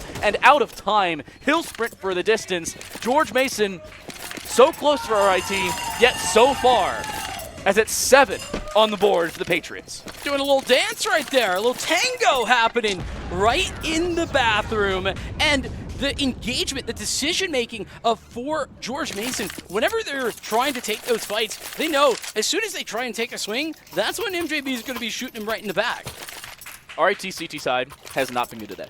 They started on the CT side of Inferno, not good. 8-4, could have been better, could have been much worse, but it was not good at the end of the day. They also CT side on Inferno is tough. True, but they also have lost pistols and conversions on both halves that they've played the CT side. And if they win those, if they pick those up, it's a completely different conversation on both maps. They would have won 13-11 rather than lost it, and they'd be up 12-5 rather than only winning by 3. It's a very different conversation if you are better with lesser weaponry, and we haven't seen that as much from RIT as we have from GMU, whether in full gun rounds where they're ecoing, or in pistols where similarly they give themselves an arguable shot. Contact play over here at B, just trying to catch someone off guard, but K2 will not be felled. Uni ready for it as well. Tries to fall back, and a little bit of damage there, and Buddy will take advantage of it. But this B hold is currently standing as tall as you can. Free swing from K2. He finds a second, looking for a third. He'll find that as well. 7-11. RIT finally break what was a 6-round streak from the Patriots, and the Tigers finally back to life. First round in this second half, and it's one where, honestly, George Mason take a bit of a gamble. Yeah. Right? You never know if this is going to work out for you, but they try and take a contact play. What that means is just walk up and take a fight. Yeah. Giving yourselves an opportunity has been much more difficult for RIT than it has for GMU on their CT side of both maps. But here, they finally give themselves an opportunity to stop the bleeding. They cauterize the wound, and they win yet another opening fight. We've seen this multiple times over. Opening duels for the CT side gives them much more room to work with, and a great flash. Benji swings for 2! He didn't even hit the first spray. He spray transfers for both kills, ends up basically locking the round in. Map point almost a guarantee as Anubis lurks on the horizon. Things don't get any better for George Mason, and let me tell you why. They had a deagle this round. one round loss. That's how close all these rounds have been. And things will be bad. Jay Cracker hoping to make a statement this round, not over yet. 2 on 5. Jay Cracker is timing as he walks away. There's still a whole minute to work with. Maybe we shouldn't get too ahead of ourselves. It's still possible. However, plausible or probable are two very different conversations. K2 still patiently waiting underwater. He finds the first kill as well. The bomb rotating in is very late. K2 low HP. He won't even have the opportunity to be involved in the fight. It ended before he could swing. Both members, both MJB and Uni from Graffiti and Heaven respectively, locking that one down. 5 opportunities at map point for RIT. Mulligans galore. They just don't want to have to use it. Well, George Mason had to. Yeah. And they still were able to pull it off. RIT probably with the same level of confidence. Right this moment, though, the biggest problem and why this timeout probably being called, how do you approach a buy when you have 2,200 or less on every single member of your team? I got to say this is a question mark for me as this timeout ends. That is the 3rd of 4 for GMU. They have been the ones calling it, not RIT. Their 30-second timeouts, so the little overlay at the top of the screen is a little bit of a misnomer. They have actually called their final timeout as well on the T side. This is dedicating just about everything you have to the end of this game. And MJB, calling well above his years as a young collegiate student, seems to be locked in as ever. He's happy for these timeouts. He's happy to let that momentum start to sink into GMU and for the rest of his team to start getting a little bit more confident, because this is the first time we've really seen that confidence between the first half and now the later stages of the second half. I mean, we just saw him on camera. He was yapping He's cooking. away. He's cooking. He was talking, and even considering that this is going to be a really tough buy round, I mean, you have to give it your best shot for GMU. Still, he's making that conversation, talking about what the plan is. Seems like the B-Rush is the call. They spent a minute talking about the exact same thing that I could say in 3 seconds or in just 2. K2, an ace to close it, and it is a lock-in to say the very least. Oh my goodness, a return to form, and oh my goodness, a statement for the Rochester Institute of Technology. We're headed to Anubis. That we are. And, I mean, RIT, we knew they were going to be strong, but like the first half, the domination that we saw, 10-2 scoreline, I don't know how we could have seen anything better. It was really what they needed to just shake off that frustrating loss, the almost comeback type of situation. No longer an issue whenever you're doing that. GMU. Yeah, this is the statement made in the later stages. You can just see the replay. K2 looking for everything. Seems like the B-Rush is the call. They spent a minute talking about the exact same thing that I could say in 3 seconds or in just 2. 5 players and about 23 bullets. I don't know how much more of a statement you can find on a nearly full eco for GMU. For some reason, a nearly full eco in the last round of regulation, that would have been them against Matt Point. I mean, like I said, their money was just screwed. They didn't have anything to work with despite winning all of those rounds. They won, 5 in a row? And the problem was they were all close. Yeah. They were all incredibly close. And with that happening, your money doesn't build up. You don't get that additional cash to work with, and it's over from there after just 1 round. Well, if you're having troubles with money buildup and you may be looking for a free round or maybe even a free chair at the end of the day, whether you currently are comfortable or just looking for an extra one in the back corner, I gotta say a massive shout out to Mavix, one of our partners here at the NACE Starleague, because luckily enough they are giving away a chair towards the end of this broadcast, a Mavix M5 chair, as a matter of fact, at the end of every single map and or series throughout this broadcast through Rainbow Six as well. You can type !Mavix, give yourself an entry into the giveaway, and at the end of Rainbow Six, after this series and the following, we will be giving away that same chair in Twitch chat. However, you do have to be present at the end of Rainbow Six Siege to claim your prize through Twitch, so keep that in mind should you be a little bit more concerned about, picking up, are you going to get a Whisper? No, you have to be here. Yeah, got to stick around. Hey, it's all good. You know what else I want to mention before we do head away? RIT, they dominated throughout that map. There was a lot of crazy highlight moments, wasn't there? Lucky for you, we have them. We'll send it over to our replays from RIT between our 2nd and 3rd map. Anubis on the cards. However, it'll take us a few minutes to get there.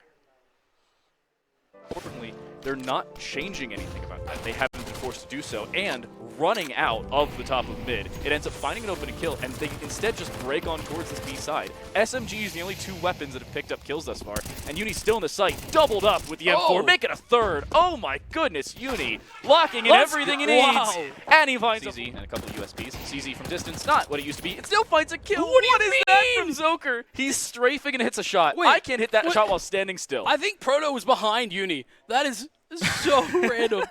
Oh my goodness. Deagle. Sassy. Nah. If they lose the previous round and win this one, like they are currently, in the time of day, and as soon as they do, Benji will fall. A second.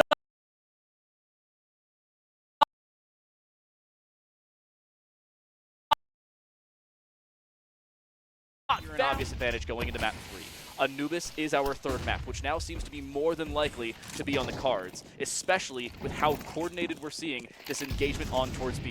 Not a plant into default. There's the aggression, trying to shut it down if they can, but it's actually planted on the backside of the pillar. Crimson ends up walking through, finds 2, finds an AK as well. He wants a third, but he'll be shut down in doing so, as he's picked it up off a dead player. But similarly, a smoke for Proto. He, however, does not have a kit, and it seems like they're aware of it. Flash forward, 1 player walks out, he shuts down the first, but he has to hop back on the defuse and maybe bait out the second. Sassy, the spray! He ends up finding the kill, but he doesn't have the time! That's the problem!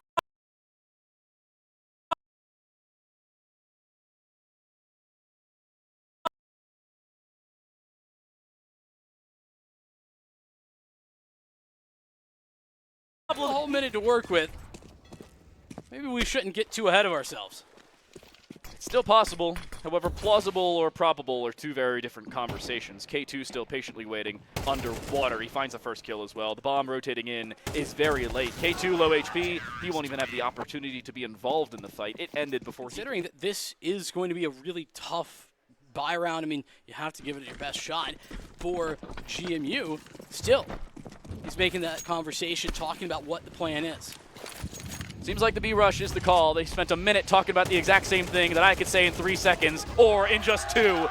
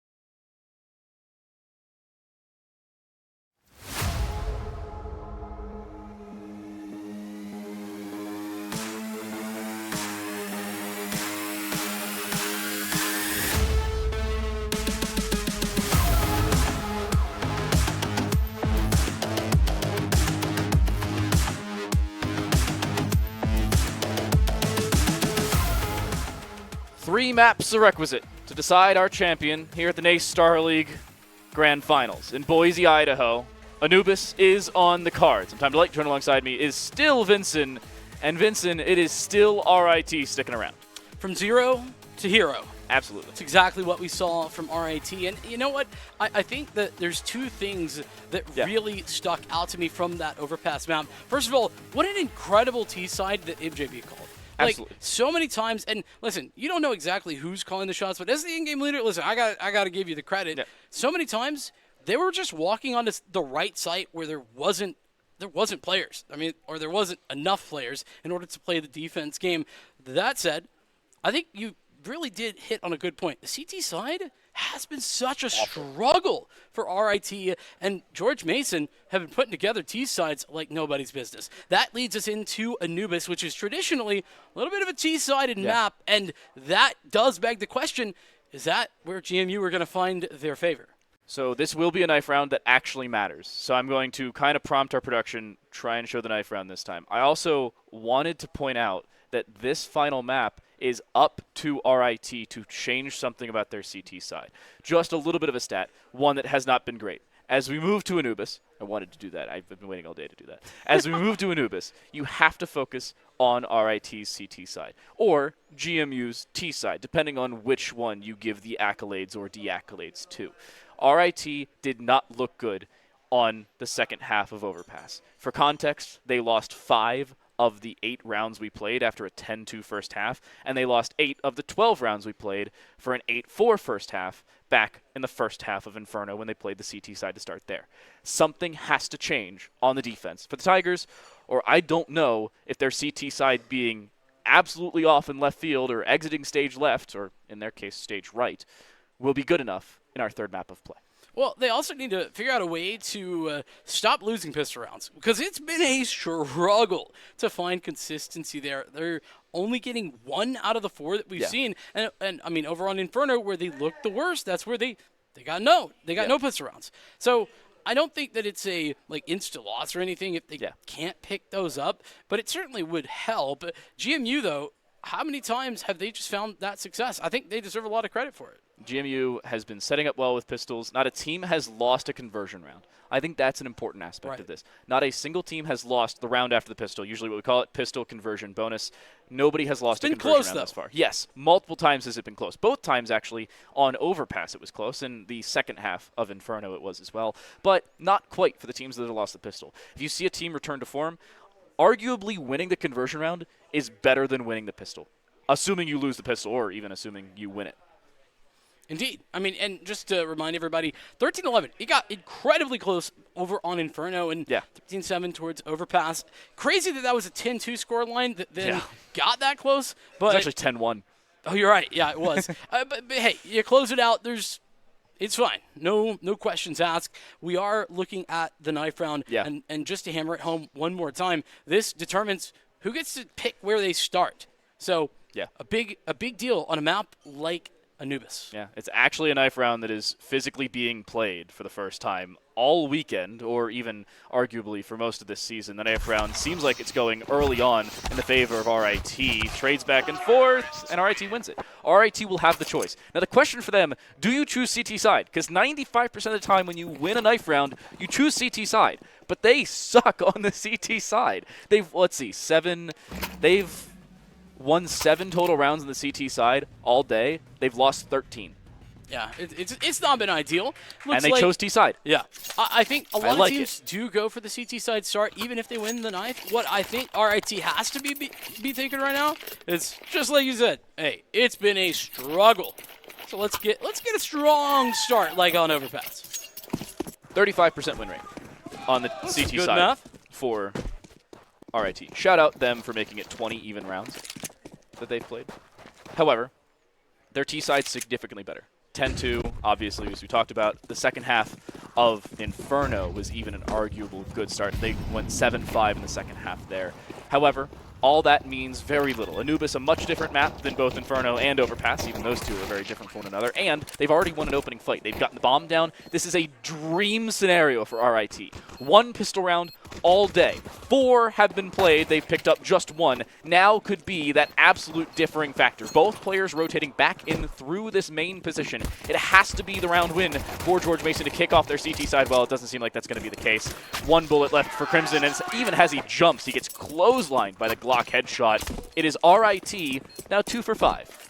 Hey, there we go. A little bit better stats starting to get put together. I also think that RIT making their way forward into those positions and taking aggressive gunfights as opposed to waiting and playing back and playing a crossfire, for example, the right decision to be made in this specific moment. Because George Mason, well, we've seen how quickly they get back onto the sites for the retake. Quick note, 72% is their T-sided win rate. Not counting that round, it's now almost an even 75%, if anybody's curious.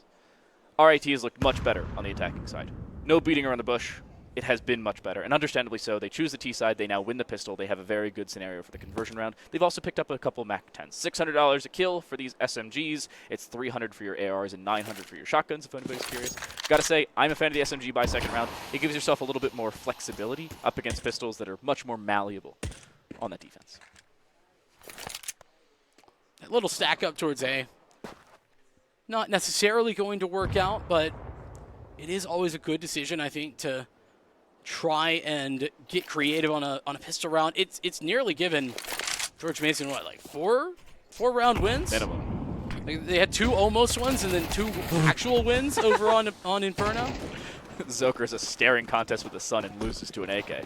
That's a great flash. Somebody write that one down for my ranked game. I gotta say, this is about a dream scenario for RIT. Kicking off well. They started off on the T side as they were hoping for. P250 from behind does damage, but no kill, unfortunately enough. Proto will live through that engagement. And it seems like George Mason wants to go for this. Granted, they don't have anything to save, so might as well. These are free weapons they currently possess. It seems like they are going to send it. MAC-10 does not find the second kill they were looking for. Actually, doesn't find any kills. But it doesn't matter. It's RIT with 2. Reminder as well. I mean, think about what's on the line for RIT specifically in this game. 3 times in a row, they have lost to the grand finalists or in the final. So, I was actually thinking about this earlier.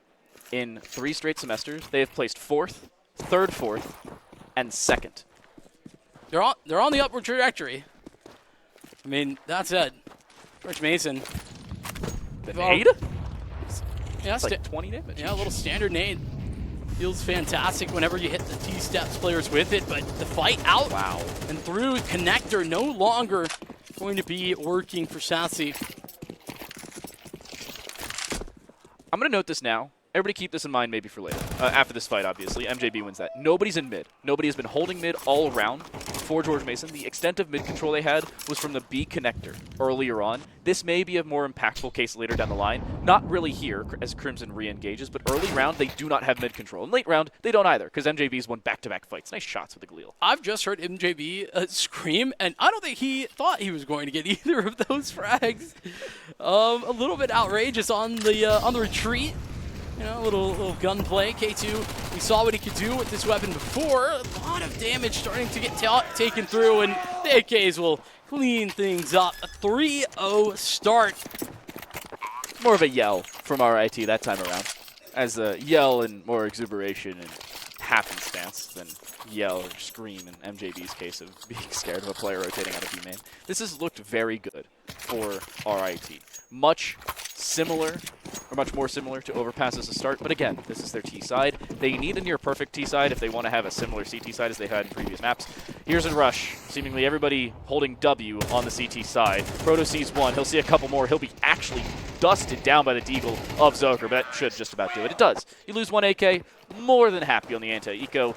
4-0 Rochester, similar to Overpass. And it looks incredibly dominant there, but you're not expecting too much. The other thing is you're going to see a setup similar to that in most of the beginning of these T rounds. You'll have a guy towards the A site looking for some aggression. You'll have somebody looking down into the connector, and a couple of players keeping an eye out towards mid and towards B. That's the plan, at least from what we've seen thus far. Let's see if it changes. Jump up from Proto. Odd stack. We haven't seen this one yet. Trying to play over top of the smoke. You can see all the way back the far side of mid with that, but you can't use it if Crimson finds 2 kills through smoke. Outstanding start, a return for George Mason, and 2 opening kills in the first full gun round for them. The bonus, not so much. That's why you got to be careful when you have an AK in your hand about spamming those smokes too aggressively. Yeah, you can get lots of information. Damage done is the hope and the prayer, but you can also get found out. They're shooting back. K2 doing it twice. He'll get the 3-on-3, the site taken at B. Gives him a shot, but this flank a little bit earlier than may be expected. B main will be occupied about 20 seconds time, but it will not be immediately heard. The AWP for Satsy also on the board in this gun round, and Crimson, oh my goodness, missed opportunity, but he still ends up walking away with a kill. That's his 3rd on the round, and the smoke off towards B main. A full dedication towards the connector for this T side. The post plant still favoring them. About 15 seconds for the CTs to hop on the bomb. They don't see Uni. He wants to re-engage. He'll find a first, a spray for a second. He's looking for a 3rd. Close range Sassy switches to the USP, but he still wants to play with the AWP. He doesn't have the time for this, though. That's the problem. That'll end up being his undoing. The AWP, his Achilles heel, and RIT still flawless. The Uni 1v3 clutch to keep him that way, and a timeout instantaneously called for George Mason. They know they need to talk that over. It's just brutal to have the AWP out in that specific spot as well. I mean, you're one missed shot away from a loss, and that's what happened. I'm surprised nobody stuck that. You send 2 players to go swing and nobody's sitting on the bomb at that point. You're not expecting him to swing out of connector. You're swinging into him. I mean, they tapped it. They even lined up for it. Gave it the best shot, but you can see the conversation started. And when talking with GMU, by the way, it's their coach, Driver, who's kind of the guy behind them, keeping the vibes up, keeping them in the right mindset, and that's got to be what is happening right now. You saw him talking right there on the camera just a moment ago, and consistently getting your team in the right mind space, that's what a good coach does. Hopefully that's the case for them. Round 6 now underway as something has to change for George Mason. Last round, fairly close. That's been about the only one thus far. It is Deagles once more with a P250 on the cards and a rush outside of the B side, but nothing really to write home of off the back of this, and there's only 2 players sitting around this general vicinity. Buddy seemingly aware of it, but MJB still wins the fight. Uni with another. It's a 5v2 in 25 seconds. So there's a conversation that we did touch on in Inferno, but we didn't really revisit. And I want to come back to it right now. Remember how Inferno started with RIT, I think, struggling individually to get activated. There was a couple of players, and I think it's fair to say, like, MJB, Proto especially, were a bit missing.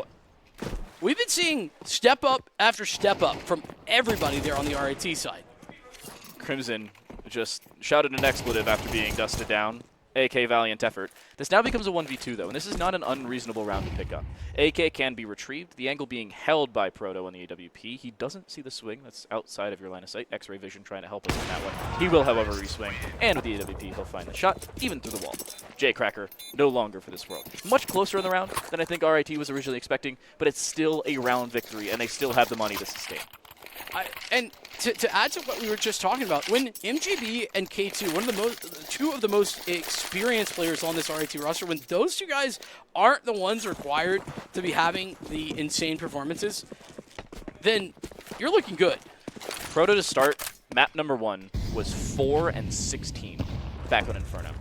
Since then, not only was the second half significantly better for him, but Overpass was nearly flawless, barring the first 5 rounds or so of the second half. And he's already 6-2 with an AWP out here in this first half of Anubis. A much different showing. Crimson dropped behind. The sound cue should be there, but there's 2 distracted by Buddy on the front side of the site. He'll end up finding 2, but it's not a full dedication to that direction. MJB has the bomb and still the freedom to go back towards the A position, and they already have a water control with the AWP up. Crimson, oh my goodness, he lives! Proto missed. Caster's cursed him. Yeah, that's you really need that frag. That could have cut it down to the 2-on-2, and instead, well, now you're going to be playing on hard mode. The good news is Proto has a full kit of utility.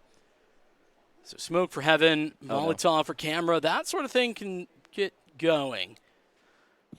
The bad news is they're pushing the wrong direction.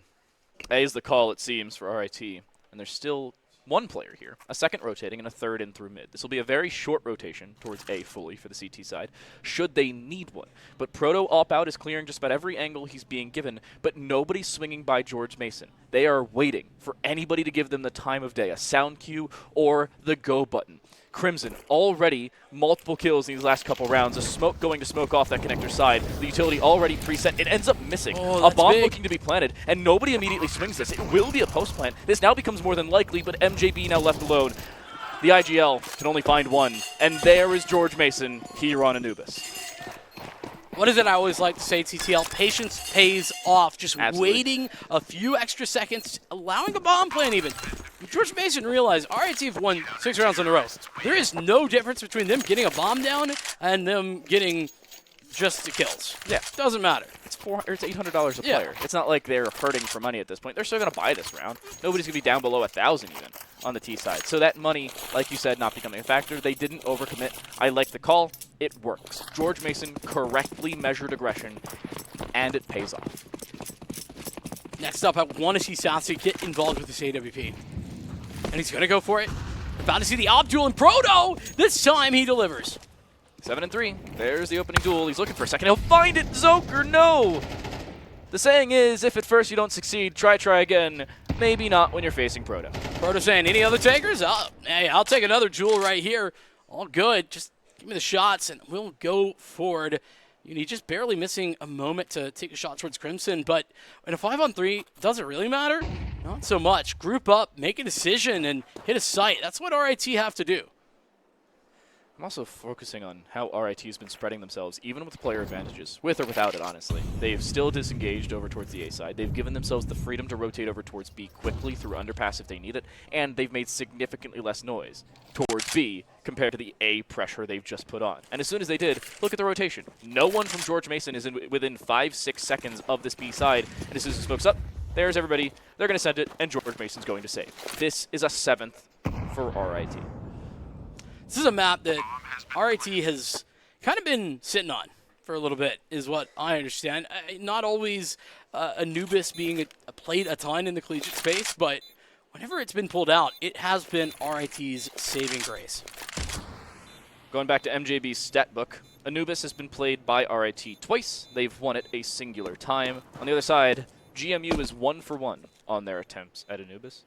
Granted, players are not written down, or teams are not written down for this, unfortunately. Would love to have that info, but MJB doesn't care about who they've played. They just care that they've played. Nice swing. Oh, my goodness. Everybody's seemingly falling here. J-Cracker alone. Does he survive here? That's the real question.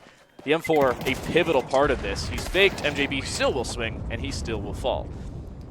Only one gun saved over there. 7-1.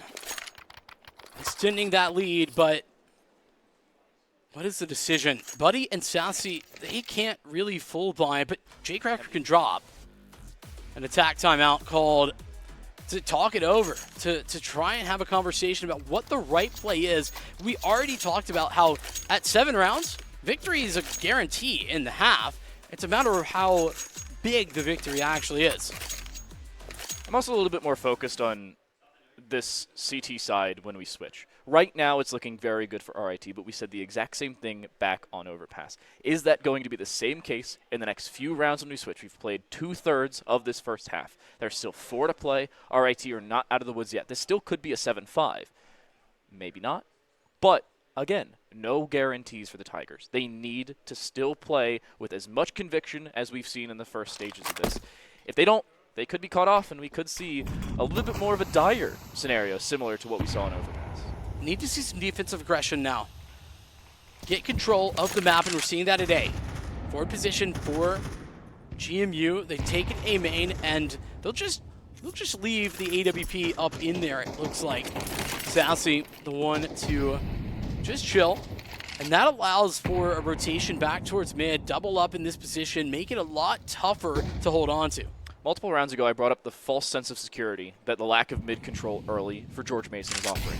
RIT is fairly forward in through the mid bridge and trying to get aggressive on that same scenario. There's a smoke in front of them right now. MJB is still sitting in this corner. Could get aggressive if he wanted to, but there is still support available for both members. A Molotov towards the double doors will allow them some free space, but Southsea's opening pick will kill Benji. Proto, however, still alive, an AWP of their own. Now, how do they rotate off? MJB has the positioning in mid, but it's not a guarantee. It's not as if they can rotate back and split towards A because the AWP is in position. Now they have a hard decision to make. Where do they go? B? Back through Con and towards B seems to be the answer. MJB still with that mid control. He ends up losing it as well. That pincer maneuver now absolutely cut off at the head of the snake. This now becomes much more difficult for RIT. 2 members here, a third on a quick rotate if they need it, but nobody's holding the bottom side of that door. 1 for 1, good enough, but they won't find the second they're looking for. K2 on for an ace if he can find it. A smoke off towards the backside, but this is not a wall. Crimson could get aggressive, and it seems like he wants to, but he won't too early. Bomb will be solidified, it will be planted, nobody contesting it immediately. But he plants on the front side of the boxes. That's the most important part about this. He wants to get aggressive, he wants to play in front of this position, but he has, however, been seen, and 2 players pushing from in front of the smoke. As it dissipates, he may have the advantage, but it's not like CSGO. If you're sitting inside of the smoke, you do not have the advantage like you used to. You can see exactly why, especially with 2 players on their side of it. They diversify their assets, and it pays off in dividends. All the time, getting that up involved. It's such a critical part of Anubis' CT side. And with Sassy, you talking about the opening kills and the aggression that we needed to see defensively. Well, there we saw it. Sassy put into position to succeed. Early round, they take a main control and find that space. From there, it's easy pickings. Benji walking right into his crosshairs, for example, cutting them off at the knees. 7-2, starting to get back into business, GMU. Although, look, they're going to change the pace. It's time for the rush. Over at A for RIT. Watch the flash. Jay Cracker on the backside of the site itself with an AK. He can't see a dang thing. He'll smoke himself off, but I believe he was seen before it fell. K2 already an opening, but it's still 2 for K2. He finds 4 kills in the last 2 rounds, and he's back in business. I wouldn't hate George Mason disengaging here. They have the time, but what do they do? It doesn't even seem like they're confident in their retake. I mean, I wouldn't be trying to get back in. Listen, no utility was even utilized, just 1 set on that take. That means there's at least another smoke, maybe even 2.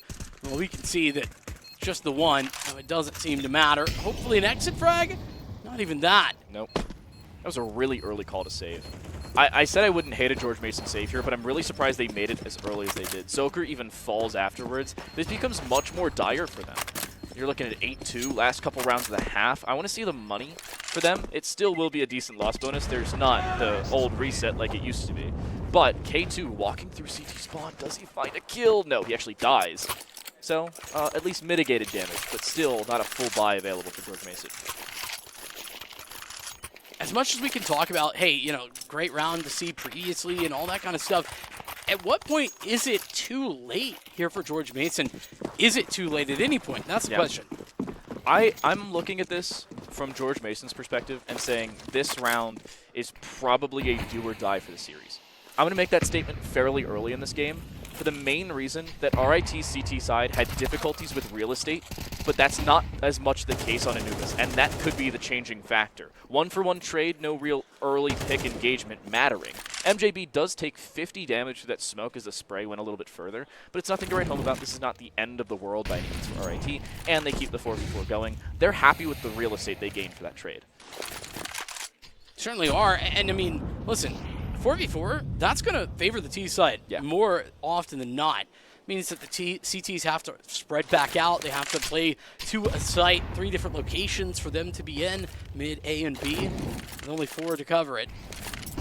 It's bad news, and it's time for the execute. Looks like MJB is setting up for the B hit. And K2 already wading through water. He's going to get help in a few seconds as the drop behind him will come through. Here's the engagement. Here may very well be the round as the occupation of B site needs to hold this time around. They'll clear the backside of Cubby on 2 separate occasions, but Zoker will step up for 1. A second for Buddy. Here's the return to form for George Mason. Here will be the round. A third for the Patriots as they step up and step out. Just got to win those engagements. Where were the flashes? None of them hitting. Nope. They're never blind. All the utility came in, but you're also missing a Molotov for the back of the site. Got to be clearing out those dark angles, and, well, it was doubled up anyway. Maybe it wouldn't have mattered. Regardless, GMU delivering big time. It's RIT now. We're on the back foot, but I want to see if they try and change the pace once again. We haven't seen like a straight execute from the beginning of the round, and I think that's what RIT are setting up for. Early engagement. Flash will not land. Buddy avoids it. He'll spray down for one. He wants more. He has help on the other side, but it won't immediately pivot for another. Uni still alive. Wants this kill. Will not be able to find it. Still the 2 for 2. Make it 3. Make it 4. J-Cracker steps up. And again, it's K2 in a clutch. Again on the B side. And again, has very little help or utility. Crimson will make it 4. Much more reasonable for George Mason in the first half. And now, what say RIT? 4 out of the last 6 rounds going George Mason's way, and I think, like you said, respectable the right word.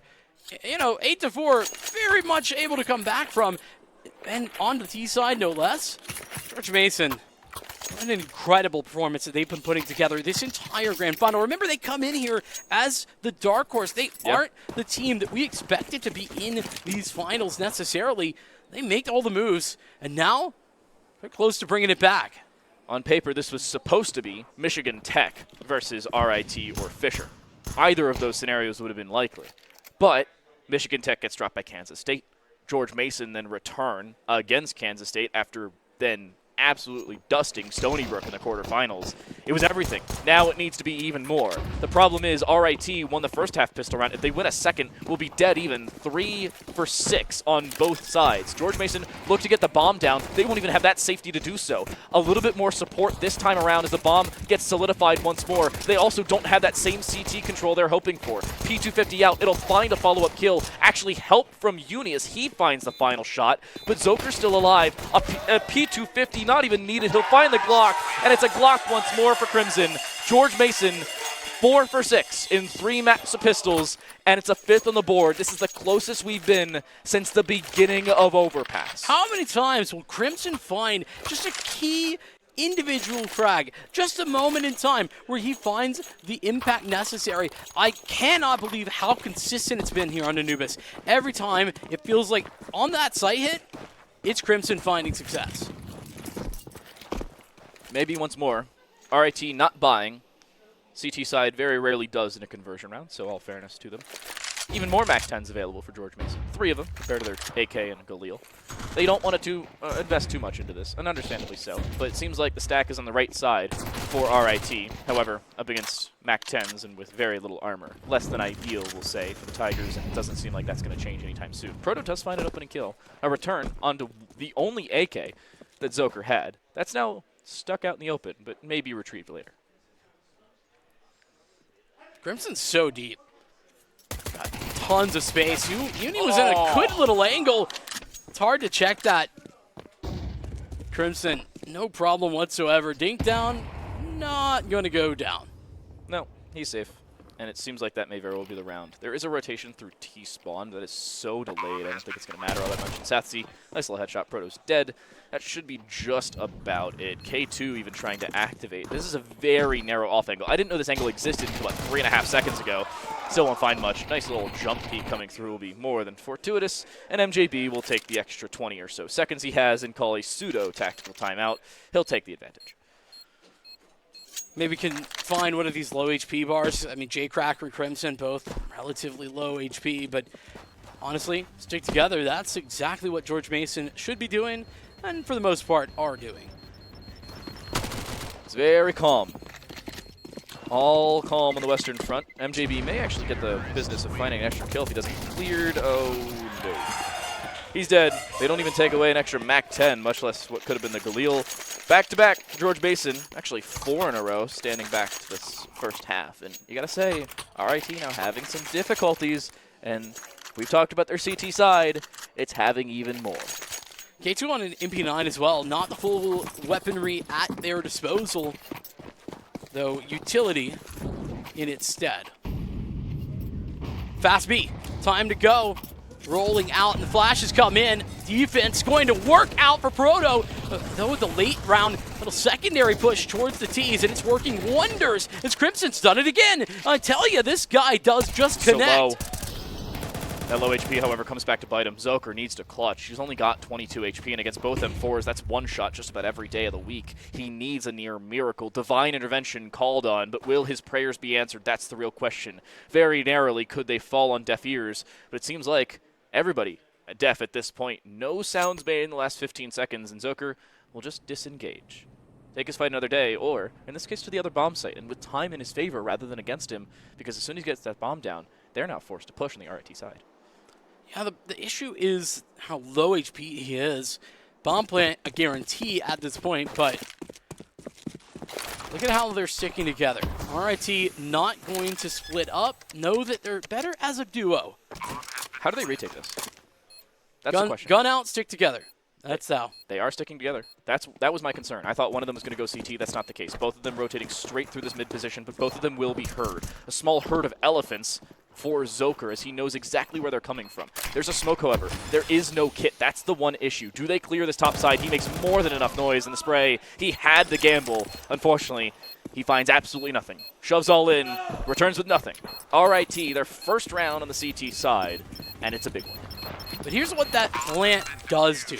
Sassy still a little bit on the poorer side, but that's $800 additional to every single person, and it allows them to continue to make investments and put the pressure on. Now, RIT need more than one round in a row in order to continue to gain momentum. That $800 additional is utility for Jaycracker, Crimson, and Buddy all combined, and allowing them to keep some small amounts left over in their back pocket. 6-9, much nicer for RIT in this second half of Anubis compared to what we saw in the earlier stages of Overpass. It was 5 in a row in the second half specifically, 6 spanning back to the last round of the first half, back on Overpass as our second.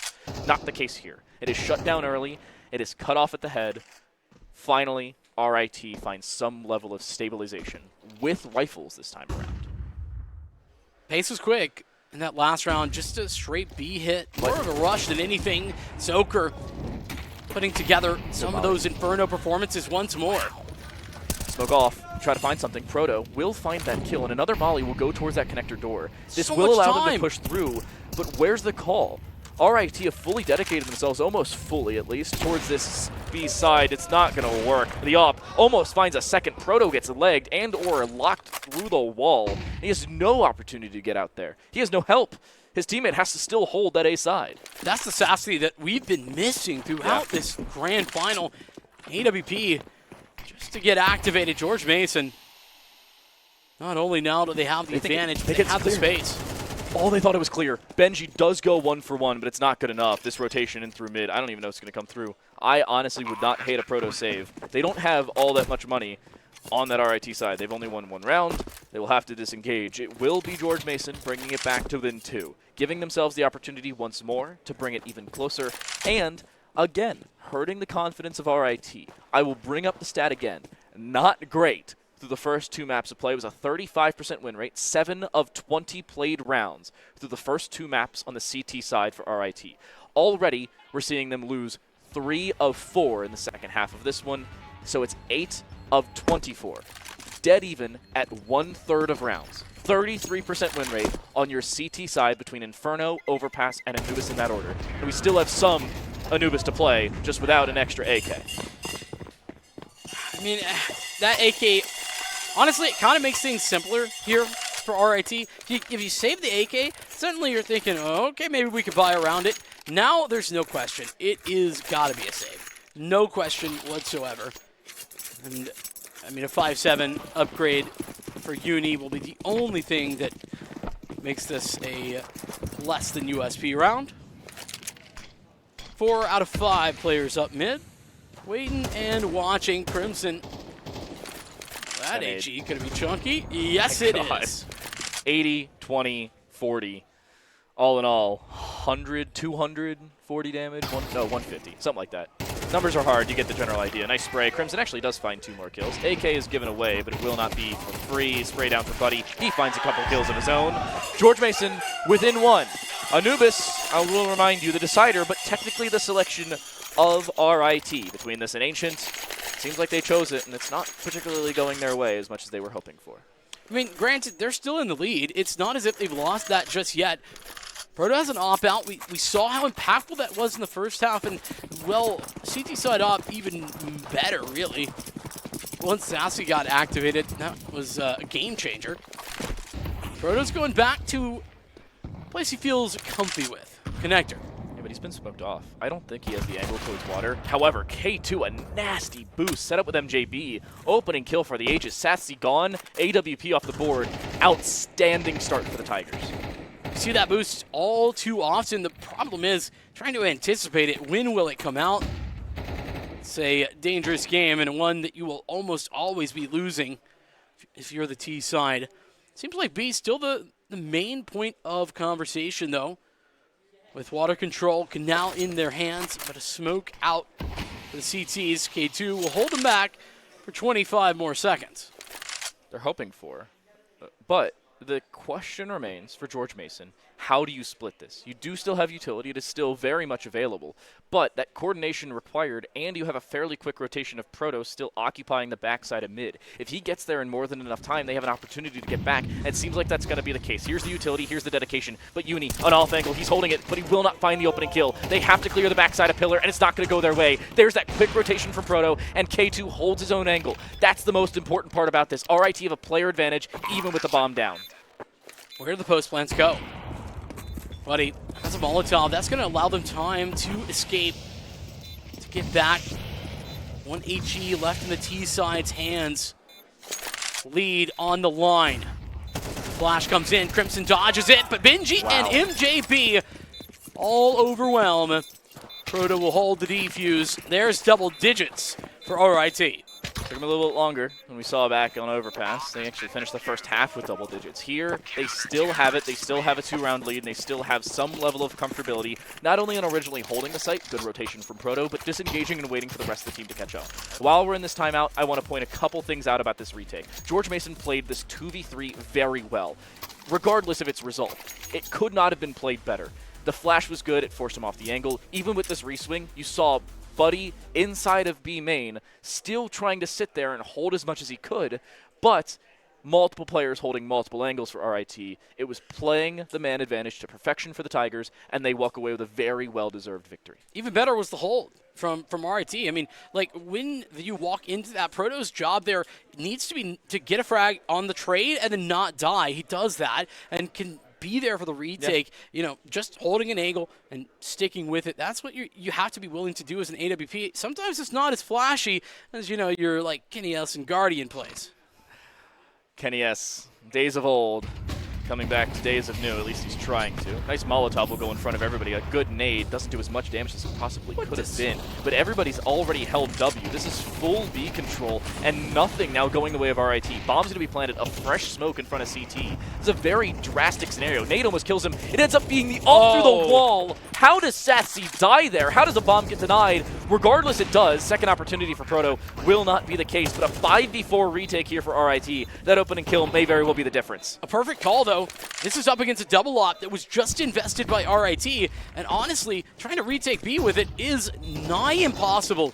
You're gonna have to make these moves. P90, it's been seen, the legs as well, the spray down. Proto ends up hitting the headshot he's been looking for. The smoke off of B main, but they're re-engaging towards connector. Do they know a second player's there? It seems like they want to go for the swing. They will as well. Buddy goes 1 for 1, but it's still left just down to Zoker. The smoke dissipating, the spray down as well, doesn't go his way, but a smoke's still up on the bomb itself. It'll go towards the Tigers as they solidify the lead, go up to 3, and they'll take the gun away. Uni only saves an MP9, but he takes the final gun. The Ninja! At the worst of moments, doesn't have any bullets in the chamber. Not enough to take this spray. I mean, a fantastic defense. But he jumped.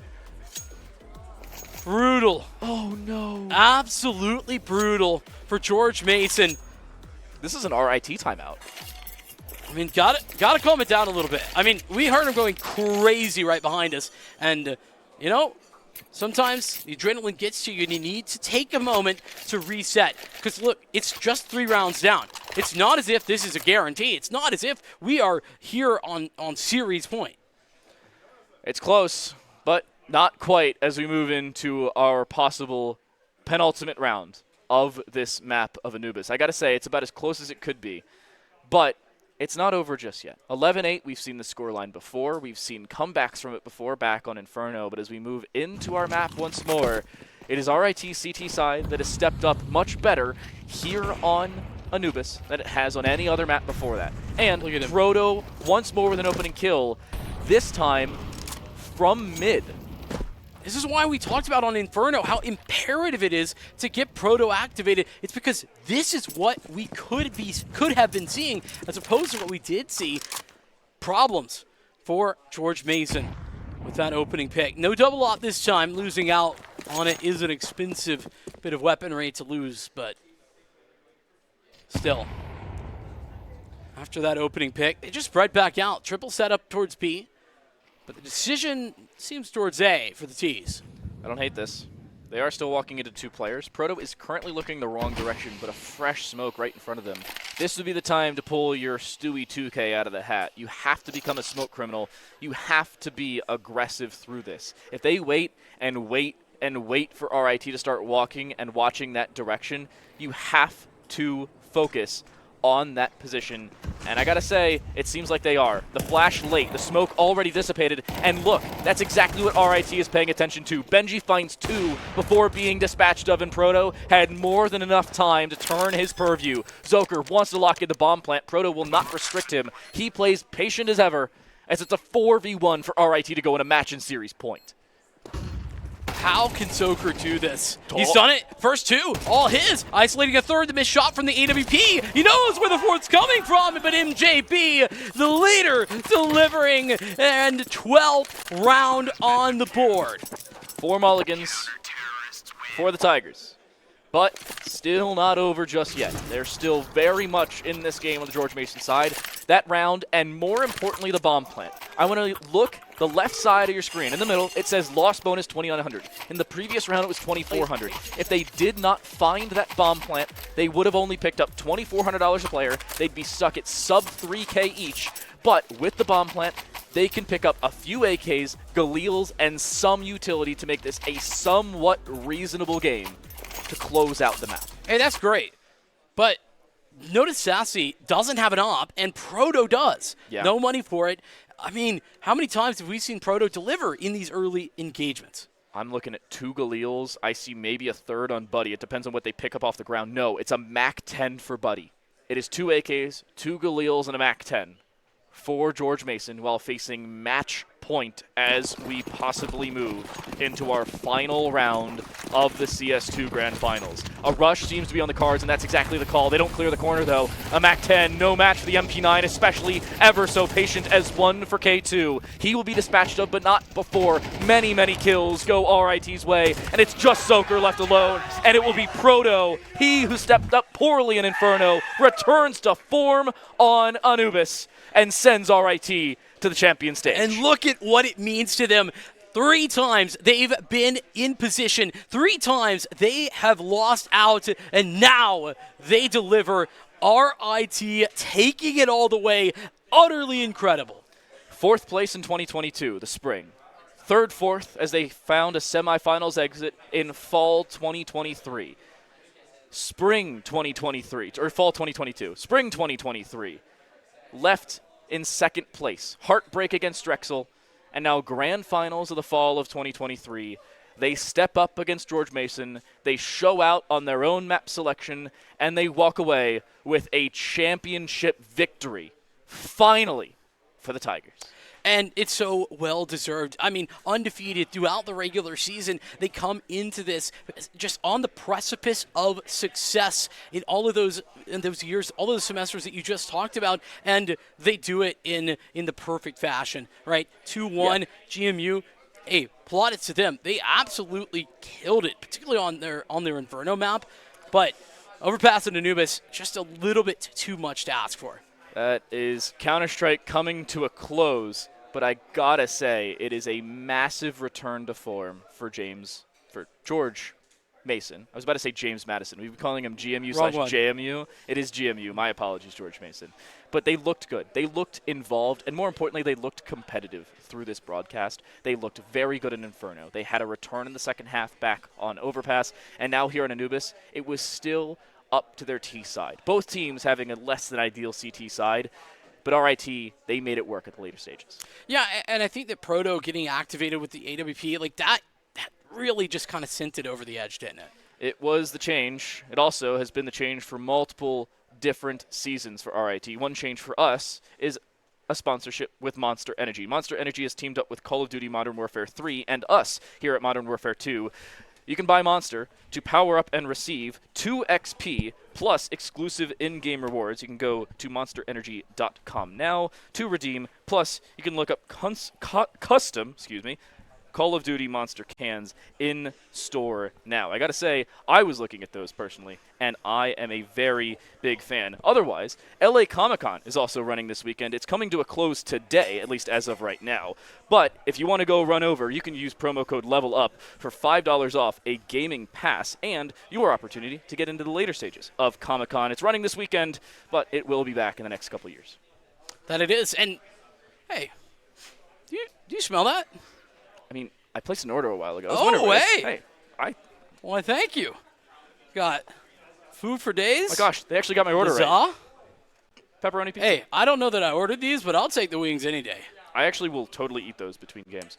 Speaking of between games, not only is Pizza Hut our sponsor, but so is Ubisoft with Rainbow Six Siege. Rainbow Six Siege is up on the cards next, and we have some credits to give away. So if you want to stick around through our Rainbow Six Siege series, we have some credits to give away as the series goes on. Keep an eye not only on Twitch chat, but on some of our overlays when we go to the break.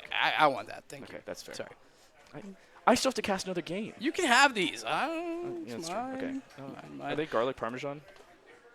They are. Awesome. All right. Well, while I go eat these, we are going to take a look at our top 5 plays from this series. It's not over just yet, the NACE Starleague Grand Finals, but Counter-Strike has come to a close. The Tigers take it over the Patriots from George Mason. We're going to send it to our top 5 plays, and then an interview with Septilence and the winners of RIT. Custom, Call of Duty Monster cans in store now. I got to say, of round 2. And believe it or not, RIT is running something very similar to what we saw the last time we tried to play round 2. A little bit of an A stack. Let's see if GMU end up switching things up just a little bit. Yeah, I mean, and while we have a second, it's just a classic swing down mid. What's so interesting about this version of Inferno is that everybody on the bomb he fakes the first time, but he doesn't end up sticking it, and K2 will force him off. A third tap to come through. Will this be the fake that turns it all the way around? A swing on the far side. Is there time? You better believe there is.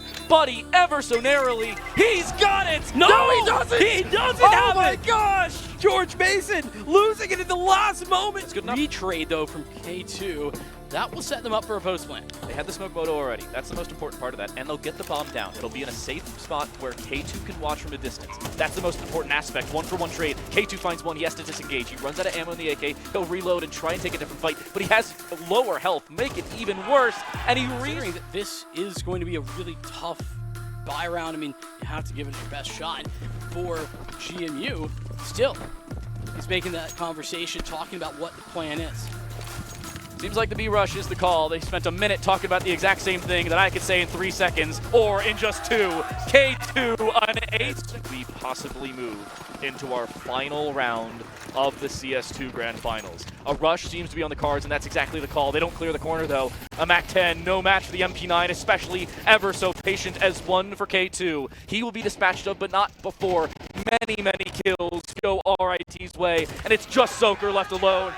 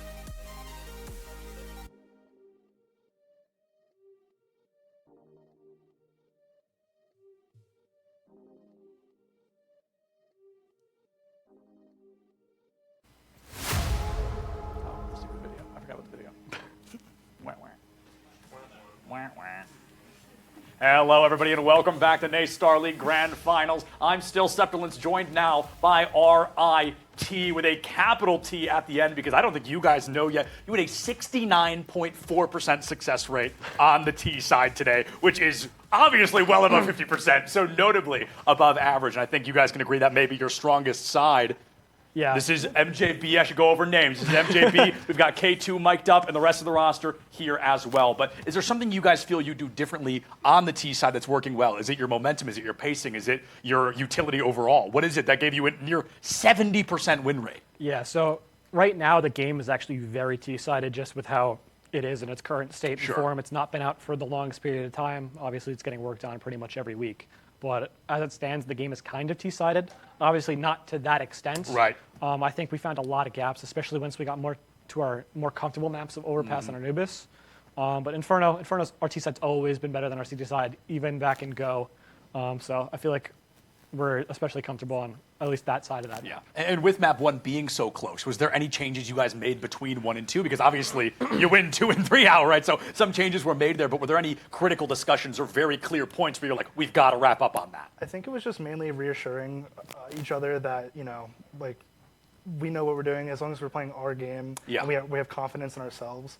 I think our strong point is that at any given time, one of us can be the playmaker. It's not... I like that. Like, we all have been playing for a while together now.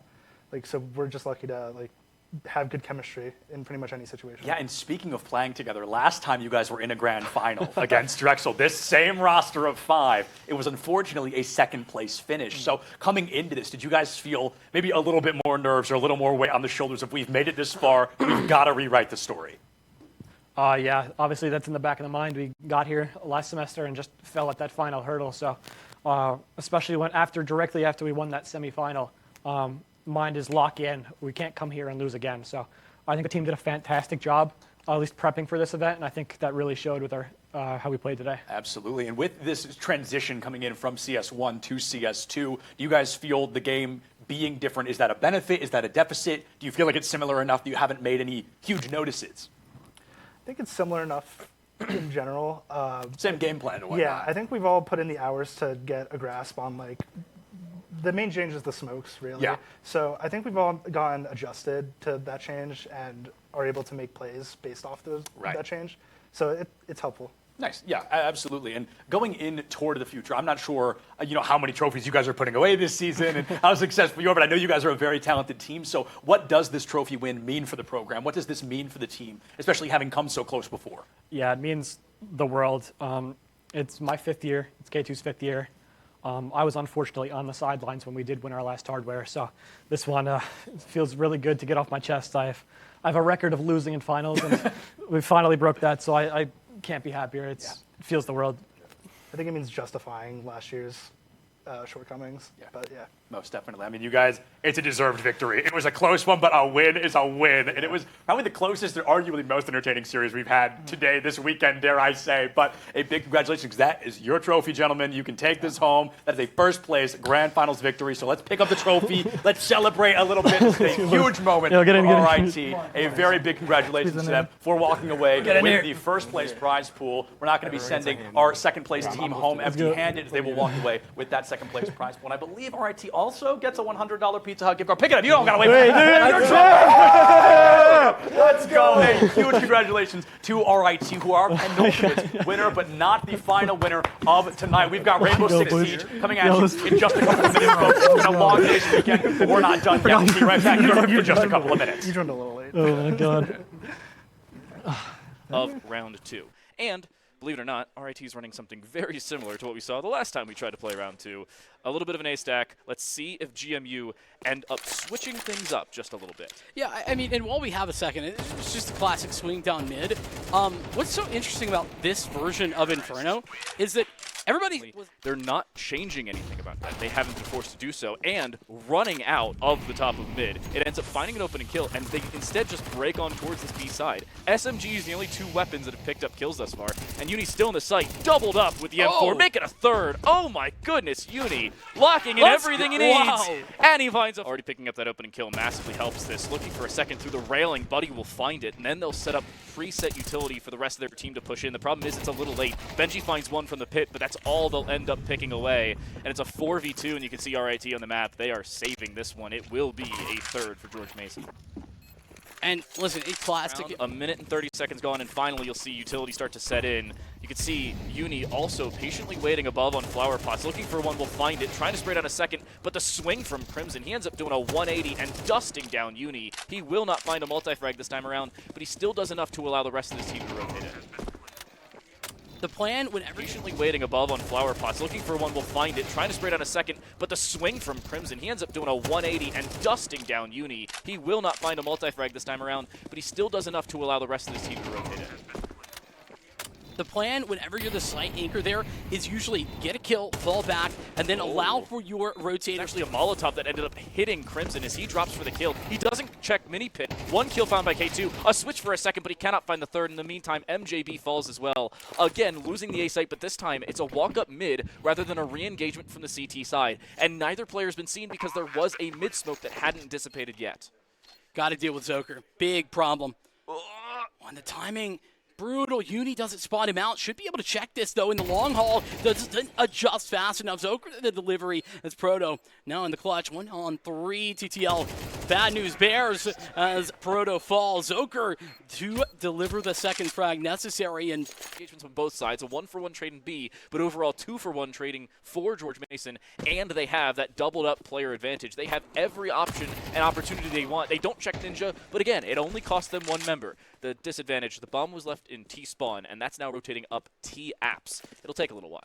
Hey, speaking of costs, this was a full invest over there. I don't know. Whatever. Zoker has found an opening kill. Already you're seeing George Mason not only own Banana, as we saw earlier, but now starting to own up towards the A side. In the stack, it has worked fairly decently. They are in the correct position. Problem is they are improperly positioned for the direction it went. Again, a bomb plant. And it looks like that won't stop anytime soon. A little bit lower, and that's when things get a little scary. Full brackets, full Banana, we're back to business, but MJB delivers in a big moment. A second frag from MJB. That's going to give them the 5-on-3. Squid is a little bit low, but Tree says not. Let me plant my roots. Let me show you how it's done. The tree blooms in absolute death. That's right, and they do. They reach it on OT site alongside the bomb plant because they cannot swing it. However, they have all the control they need to try and come back with this one. Numbers a game that hey, it doesn't lie.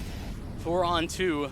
Not ideal. Get in the post plant. That's plan number one. They come through the smoke. K2 is going to deliver. Crimson might be there, but Benji will. It is freely walkable by Uni straight through the smoke, but Zoker still wins the first fight in through the library. The re-swing from Uni. Does he re-swing towards the A side? That's the real question. A flash around the corner. Zoker can get aggressive if he chooses to do so, but instead he's just baiting for Crimson, and it's working. Uni cannot pick a fight to do it, and it looks like it's going to cost him. George Mason, an 8-4. Their way.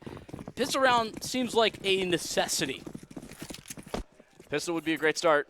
RIT seem to know it, but they have disengaged, and it's massive mid-control early for George Mason. They are wasting absolutely no time holding W on the CT side, and it's working. 2-for-1, make it 3, make it 4! K2 is alone. It's been on deaf ears. Okay, good night. Yeah, just nice shot, right? You know, K2 could have a vintage moment right here, but I just doubt it. 1v4 the requirement. He's got the first already. Isolating a fight. You're going to swing him. Needed that headshot immediately, and it will be G. And they have an 80% chance of winning the game in regulation. Or 78 specifically, but I'll round incredible. it up to 80. It really is.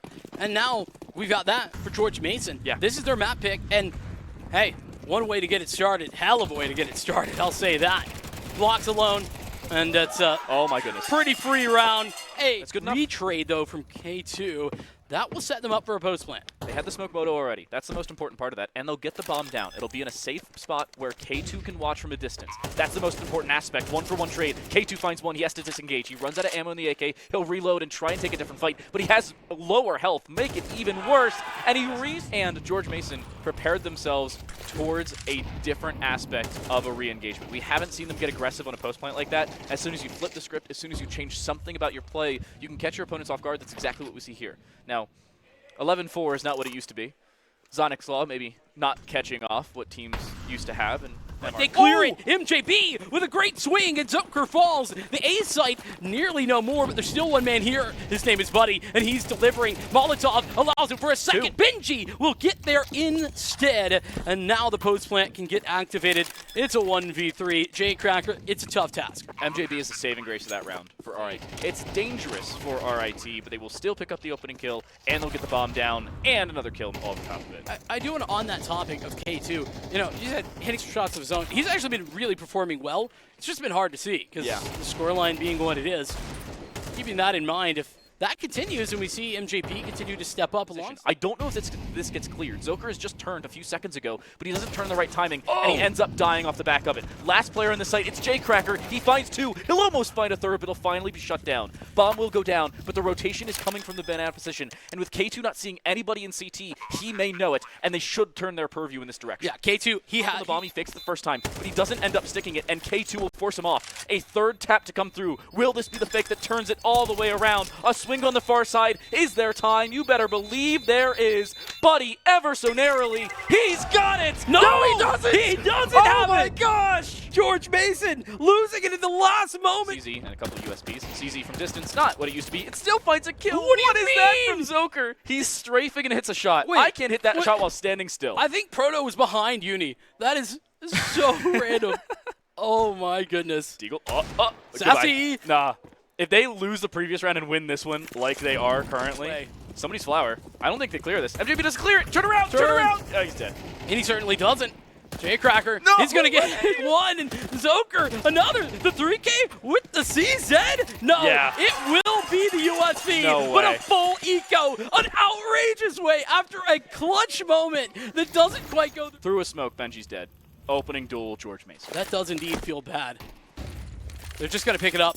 Flash through the top mid smoke. They're going to fall back a little bit. This AWP getting into position. A missed shot. And Sassy will go down. K2, how's he done that? He gets one and a second, but loses his teammate in the process. Here comes the swap into... Through a smoke, Benji's dead.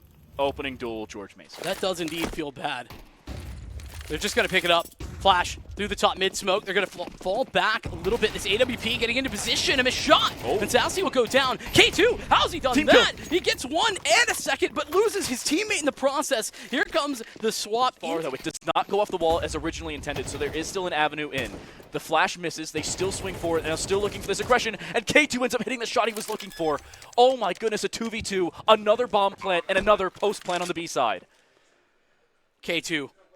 Bailing out RIT. Absolutely. So many times. Longest standing in this team. Been together for the entire time that they've been at RIT. Crimson and Buddy setting up the U-tilt. There's the turn. MJB looking for the aggression. Swing forward. He'll spray down one. He'll spray for the second. MJB finds all he needs, and more importantly, the exposure to finish one off in K2. He's delivering when it matters most. Zoker will pop one head and then fall back around the corner, getting a second shot at it, and he delivers a second. No help whatsoever. He just has a deagle, no armor, no info, and nothing to work with other than just the 50 caliber pistol, and he can't hit another shot, but he still finds a 2v2, and it seems like they have the util they need to work with. A picked up Molotov from Crimson will look to give them the advantage, but it missed! Oh man, that's brutal. Massive money though. He's got the $600 already, and any more damage is huge. MJB is going to deliver in with Uni on the crossfire. Fine for RIT, but the hero multiple times over. A nade will find a first. He's in a 1v4, a second on the backside of the box. He'll find a second, but the FAMAS has found a headshot, and that makes things much more than dire. A minute 5 on the clock. He wants to re-engage, but his shoulder has been seen. He's on 11 points of health, and that's all he'll be left with. The M4 strips the remainder away, and George Mason, at the final call, will take it 13-11 on Inferno. I mean, listen, George Mason, double swing potentially coming in. That first shot is great, but he's got no idea. Thinks he's short. Clearly a question for Zoker, but he's going to get an idea. The shot's for K2, and he delivers phenomenal work. A 3K for K2 for RIT. The combination there, Zoker throws the smoke short and re-engages Monster, but I don't know if this gets cleared immediately. It doesn't, but still, Proto wins that opening fight. Looking for a second, it's Benji to find two.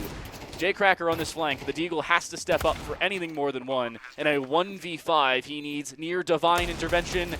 He'll find one. That's the good start he needs, but that's about it. And it's 4 for RIT. Yeah, J-Cracker. But it doesn't find as much as it was looking for. K2 still, at least a saving grace, finds one. Crimson walks straight to a nade and a kill. But there's 8 seconds left. Just now will the bomb be planted, and it will be solidified. And that's where that lack of a Molotov late into this round can be devastating. But J-Cracker and Zoker, they're just walking all the way forward, finding everything on bridge. 1, 2, and 3 with ease. Side of short, I think that's J-Cracker over there. Crimson goes down as Proto's AWP is holding station towards heaven. Zoker's going to try and find some support back in. He'll do that and cut this to a more manageable situation. The flank connector, the connector door's open. J-Cracker has no idea. He's dead from behind. That's the most important part. They open the connector door 35 seconds time of day, and as soon as they do, Benji will fall. A second not found. Uni finds that kill, and he'll end up walking away with his life. I don't know if it'll end up being enough here for the defensive side. They'll walk in, and it looks like they'll die to the bomb. Yes, indeed they will. Valiant effort, unsuccessful, and the Brazil comes through. So this is to say, Proto's got the AWP though. This fight won. That should seal the deal. Crimson gonna have to give it its best shot, but that's gonna be tough. And well, without a lot of time left, maybe, just maybe he can do it. No smoke. That's the problem. He could hold this, but he also doesn't have a kit. Oh my goodness, nothing going his way. Proto will swing. See the player without a kit. Crimson stand. Call this a done deal. All right, team. Very cautious about the flank that could be coming up. There is no such flank getting activated though. And that means post plants are going to be really strong. Oh, they clear it, but he's dead. Oni will find one. Looking for a second. Will actually be shut down second time around. Buddy, that early damage didn't matter at all. And MJ an obvious advantage going into map 3. Anubis is our third map, which now seems to be more than likely to be on the cards, especially with how coordinated we're seeing this engagement on towards B. Not a plant into default. There's the aggression, trying to shut it down if they can, but it's actually planted on the backside of the pillar. Crimson ends up walking through, finds 2, finds an AK as well. He wants a third, but he'll be shut down in doing so. Down. 25 seconds remain, and it's about time to get rolling. 4-on-4, 1-man truck. That's all that's located. Great molly indeed. Force him at the open. They're not predicting it. That's the problem. Zoker ends up still finding a kill as he re-engages on the front side of the truck, and he has help from the backside of Bank. Dumpster even becoming an important part, and a 10-2 first half. George Mason before finally being shut down. A 2v2 as it stands. All that remains in terms of utility for either team is a single decoy grenade. An absolute nothing burger in the utility conversation, but not so much in terms of weaponry. A 1v1 now as it stands. A P250 and a USP, both equally as viable, but Satsy even better with it in his hands. As he's picked it up off a dead player, but similarly, a smoke for Proto. He, however, does not have a kit, and it seems like they're aware of it. Flash forward, one player walks out, he shuts down the first, but he has to hop back on the defuse and maybe bait out the second. Sassy, the spray, he ends up finding the kill, but he doesn't have the time. That's the problem. He runs out of the time, and it gives George... What are you doing on the backside of Slabs? That's a questionable decision for me. It's okay. Not the end of the world. George Mason's still very much in this. They pick up a 6th, but RIT has a couple rounds that they probably should have been able to walk away from. This one, maybe a little bit notwithstanding. Now 4 in a row for George Mason. 5. The distance. George Mason so close for RIT, yet so far as it's 7 on the board for the Patriots. Doing a little dance right there. A little tango happening right in the bathroom. And the engagement, the decision-making for George Mason, whenever they're trying to take those fights, to catch someone off guard, but K2 will not be felled. Uni ready for it as well. Tries to fall back, a little bit of damage there, and Buddy will take advantage of it. But this B hold is currently standing as tall as you can. Free swing from K2. He finds a second, looking for a third. He'll find that as well. 7-11. A whole minute to work with. Maybe we shouldn't get too ahead of ourselves. Still possible, however, plausible or probable are two very different conversations. K2 still patiently waiting underwater. He finds the first kill as well. The bomb rotating in is very late. K2 low HP. He won't even have the opportunity to be involved in the fight. It ended before Considering that this is going to be a really tough buy round, I mean, you have to give it your best shot for GMU. Still, he's making that conversation, talking about what the plan is. Seems like the B-Rush is the call. They spent a minute talking about the exact same thing that I could say in 3 seconds, or in just 2. K2 on ace. JB doesn't care about who they've played. They just care that they've played. Nice swing. Oh my goodness. Everybody's seemingly falling here. J-Cracker alone. Does he survive here? That's the real question. The M4, a pivotal part of this. He's faked. MJB still will swing, and he still will fall. Only one gun saved over them. They're going to change the pace. It's time for the rush. Over at A for RIT. Watch the flash.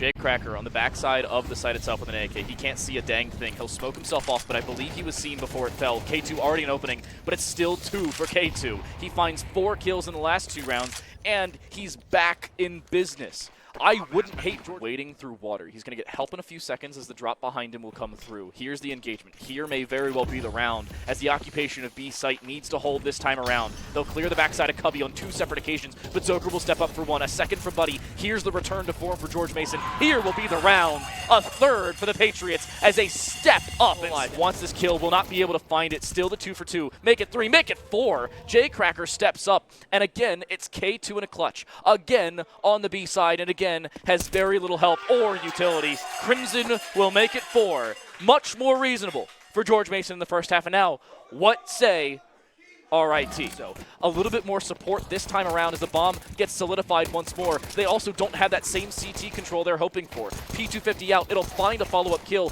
Actually help from Uni as he finds the final shot. But Zoker's still alive. A P250 not even needed. He'll find the Glock. And it's a Glock once more for Crimson.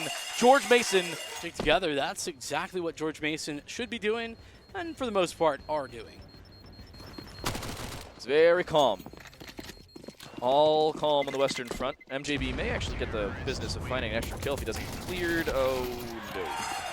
He's dead. They don't even take away an extra MAC-10, much less what could have been the Galil to go CT. That's not the case. Both of them rotating straight through this mid position, but both of them will be herd. A small herd of elephants for Zoker as he knows exactly where they're coming from. There's a smoke, however. There is no kit. That's the one issue. Do they clear this top side? He makes more than enough noise in the spray. He had the gamble. Unfortunately, he finds absolutely nothing. Shoves all in, returns with this one, so it's 8 of 24.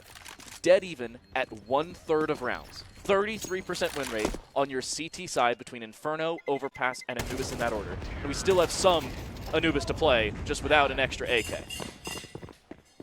I mean, that AK, honestly, it kind of makes 20, 40, all in all, 100, 240 damage, 150, something like that. Numbers are hard, you get the general idea. Nice spray. Crimson actually does find 2 more kills. AK is given away, but it will not be for free. Spray down for Buddy. He finds a couple kills of his own. George Mason within 1. Anubis, I will remind you, the decider. Line. Flash comes in, Crimson dodges it, but Benji and MJB all overwhelm. Proto will hold digits for RIT. Took him a little bit longer.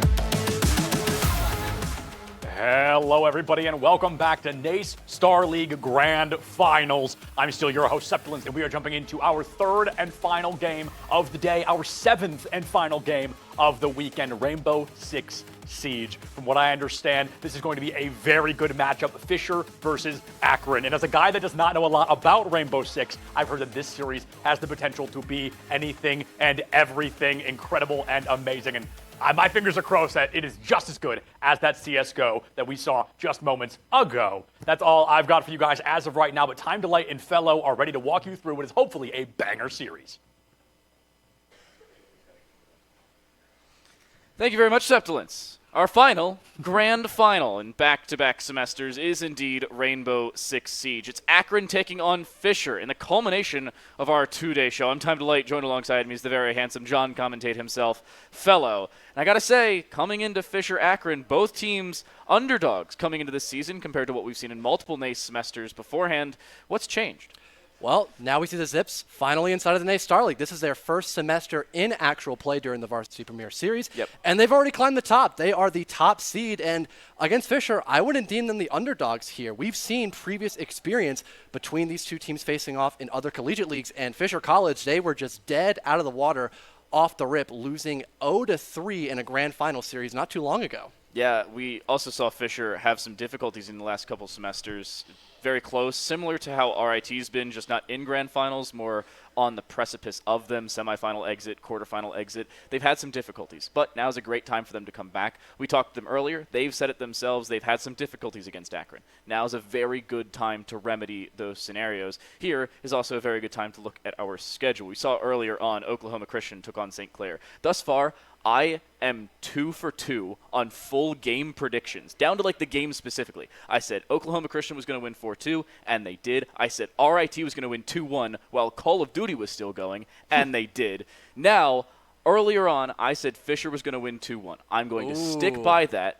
However, Akron has had their number time in and time out, but just not in best of threes. We'll see if that's the case here. Absolutely, and we were talking briefly with them for the pre-show regarding map bans, and both Akron and Fisher were under the same assumption that it's completely different. It's night and day between best of fives and BO3s when it comes to that map ban selection, because you have more options and you can be a little more accurate as to where you want to go. And both teams have a lot of experience on similar maps. Bank and Oregon, for example, Akron and Fisher have played quite a lot. So if we were to see some of those maps in play today, I wouldn't be surprised. We could see a couple of those maps dropped or picked up by Akron and or Fisher. These three maps still very much up and on the card. Speaking of drops, by the way, Ubisoft is very kind to sponsor this event as they're hooking us up with 9,000 R6 credits throughout the entirety of this event. So keep an eye on Twitch chat. You can find unique R6 codes to use in the game. You have to have the game open to use them. It doesn't work through the Ubisoft client. It doesn't work through ubisoft.com/redeem. Use them in the game. You can pick up R6 credits, 2,400 apiece throughout the entirety of this event. Very kind from Ubisoft. That can get you really anything at this point, Dan. An elite skin, it can get you Pro League skins as well. It goes a long way to have that many credits. And the new season pass. I mean, the new season sure got delayed, but it's coming out just around the corner. So you can even spend those R6 credits on that for free. Yeah, new season coming through, new battle pass, everything. Speaking of new, we had a new pizza earlier that I absolutely devoured between the break. Sounds great. So I'm starving. While we have a second, I am grabbing. I'm going to call Pizza Hut. Give me a few. Yeah. Can you get something for me too as well? What do you want? Anything that's edible, please. So like anything on the Pizza Hut menu at this point. Lots of things are. Okay. Absolutely. 1 second. Hello? Yes. Yes, I'm back. Yes, I'd like to place another order. Something similar, preferably. Medium pepperoni. Still. We can work with that. We can work with that. The wings from earlier were also good. Could I get wings? Honey barbecue? Or, sure. Okay. We can work with that. Honey barbecue works. And 8 pounds of ranch, if they have it. Ranch 2, please. Okay. Boise State Esports Arena. Yep, same place. Yep, okay. 45 minutes, an hour probably for the first map. Yeah, give or take. This should be close. So 1 hour. That work? Awesome. All right, I'll see you then. Thank you. Say, if you call them again, you might want to give them the hotel address for after our event as well. I'm actually getting pizza after this. Oh, that more. You need to invite me to your room then for a little bit of a pizza session. Sounds pretty good. I'd go for some pizza later. Well, oh, yeah. I got to say, opening things up has been no guarantee for Fisher. They've had some difficulties. These two teams played in the regular season, both in CR6 and here in NACE, and it was about as close as it could have gotten. Akron, however, has had Fisher's number just about every day of the week. We saw it on Bank back when they played in the regular season, 8-7 in favor of Akron. About as close as things could get in a best of one. Quite literally as close as things can get in a best of one. I don't know if that's going to be the guarantee here. We can take a look at our rosters. Some new faces to some of these teams. Some old faces to some of them as well. Techwill, the new addition to Fisher College alongside Scoob, Maple, Cappy, and everybody's favorite, Brennan Beezer. And for Akron as well, ever since I have started casting collegiate, I have recalled IMAT just playing the game. This is his final semester inside a collegiate, so topping it off with a nice win inside a NACE Starleague would go such a long way for the storyline, for the plot. And Akron, they've had so many accolades in the past couple of years as well. They've won inside of NACC. They've won inside of CR6. The list goes on. So just adding more to the trophy room as well, it would be phenomenal. And they also have some new additions as well. Yes. CL specifically is the newest member of their roster, but I got to see him play a little bit. Some warm-ups were going on for the Zips earlier, and they're phenomenal. I wanted to bring up some of the older members for Akron, though. Akron on Twitter is at Zips Esports, posted 5 days ago. The Akron Rainbow Six Siege team will be joining our Rocket League team in Boise, Idaho this weekend. The Rainbow Six team will face off against Fisher College in the NACE Starleague Grand Finals, December 3rd at 7 p.m. Eastern. That's right now. We're headed into Bank, by the way, as our first map. But some of the responses were gold. Quote, JetCon has to be the Bo Nix of CR6. Bro has been playing forever. And then somebody else responded, wait till you hear he's got another year in him. Somebody else said, the year is 2042. My son goes to Akron to play on the Siege team with IMAT on his 7th master's degree. It's Bro's amazing. completing all side quests. All of them. He is going for the 100% completion record for Akron Esports. Absolutely. Say for JetCon as well, him and Scoob, a little bit of rivalry between one another. They played recently inside of Element 2, which if you don't know is the semi-pro league inside of Rainbow Six Siege, and Scoob clocked him, specifically on Blitz. So if you see a Blitz ban distributed by Akron, you could probably put 2 and 2 together. That has to be targeted. But so far, we haven't seen that just yet for the attacker's side. It's been a Ying and Dokkaebi off the board, which Dokkaebi being a great operator for gathering info, hunting down those roamers in the early and late game, whereas Ying, she is so explosive, literally and figuratively, with those flashes. She can make or break in attacking execute into the bomb site, so having her off the board is a great selection. And no change for Fenrir as well on the defensive side. Fenrir gives you so much free information and free real estate when you're trying to take some of these more advantageous gunfights. Valkyrie, a very similar scenario. Free information, and information leads to gunfight victories. Absolutely no surprises across the board in terms of bans. I want to bring up bans elsewhere, not only here. In E2 right now, the 2 top banned operators are Ying at 75% of games and Dokkaebi at 62.5% of games, 6 times and 5 times respectively through Swiss round 1. On the other side of that, Fenrir, tied for the 2nd most banned operator, technically 3rd. He's got 3 bans of 8 games played. And Valkyrie, 5th. 2 bans of 8 games played. So none of these bans are outside the ordinary. This isn't a collegiate moment. Oh my goodness, I can't believe we're running these bans. This is about as stock standard as things get in the Rainbow Six Siege realms. And Lockers and CCTV will be where we kick things away on Akron's defense of Fisher's first map selection of Bank. Apparently, compared to what we saw in the regular season, they think Bank can go their way this time around. Wouldn't be surprised. They have a star-studded roster, and on any given day, these players can pop off. Unfortunately, we have a minute disconnect, but I'm sure we'll finish that moment. We'll fix that momentarily. Pardon. For the lineup of Akron, it screams that they want to have a little bit of diversity. They've got a lot of plant denial and intel with those toxic babes via Jobu on smoke, CL bringing Echo as well. The Yokais are quite literally a camera to help you get information during the round, and also deny a plant if necessary. Solus, Capcan, Legion, these are all operators that are a lot more inclined to be roaming across the map, wasting time and providing a lot of good resources for your team by either working picks or just destroying utility, so it cannot be used in the late round when trying to plant that diffuser. Yep, looks like this will be a rehost. We'll get this game restarted. Both players' game crashed, it seems. Cappy's game out the window. Just Siege things. But we will remake the lobby. Nothing too out of the ordinary. Welcome to Rainbow Six Siege. No. This is not the end of the world, though. We are on LAN. Everybody should be able to boot their game back up. Everything will be just like fine. that.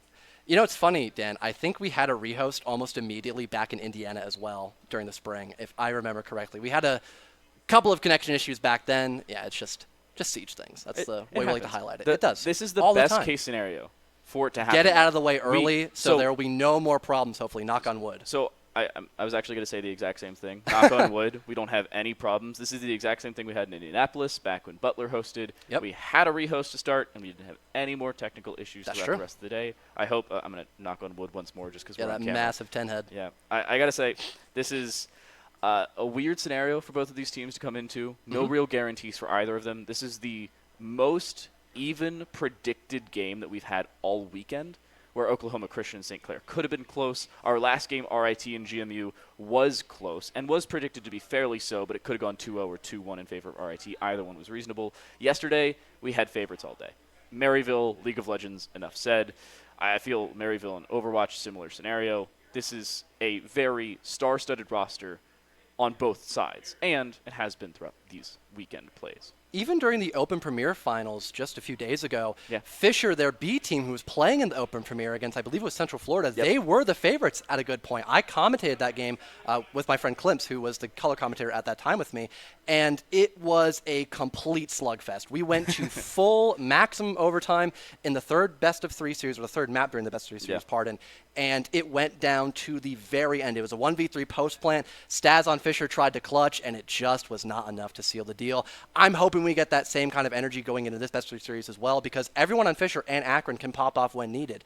Even the support players like Jobu, for example, who tends to be a little bit farther in the back on those operators like Smoke, like we just saw, he can still clutch up when need be, especially when this game can come down to the final seconds in many situations. Yeah, this is a scenario, at least in the earlier stages of this game, is if you start off well, you will have some level of momentum. We were talking earlier with Fisher College and getting their thoughts on some of what could be our maps. Both of these teams, spoiler alert, because we've already gotten our bans done, both of these teams did not want to play Nighthaven. Actually, both of these teams didn't want to play Clubhouse. Fisher wanted to play Nighthaven, but Akron's like, that's not happening, so they banned it first. Those two maps were off the board early. But when I asked Akron, I said yesterday, this was waiting while I think it was Rocket League was being played. I asked Kosa, I said, hey, what are map bans looking like tomorrow? He leans back and goes, Nighthaven and Consulate. And here I am, thrilled, because I'm thinking, oh, we're playing Nighthaven Consulate. Lost in translation, he meant they're banning them immediately. Off the rip, and that's exactly what happened. Beezer showed me the map bans right before we got on the desk, and it was Nighthaven, Consulate. Yep, first two. Gone. We get to have no fun here.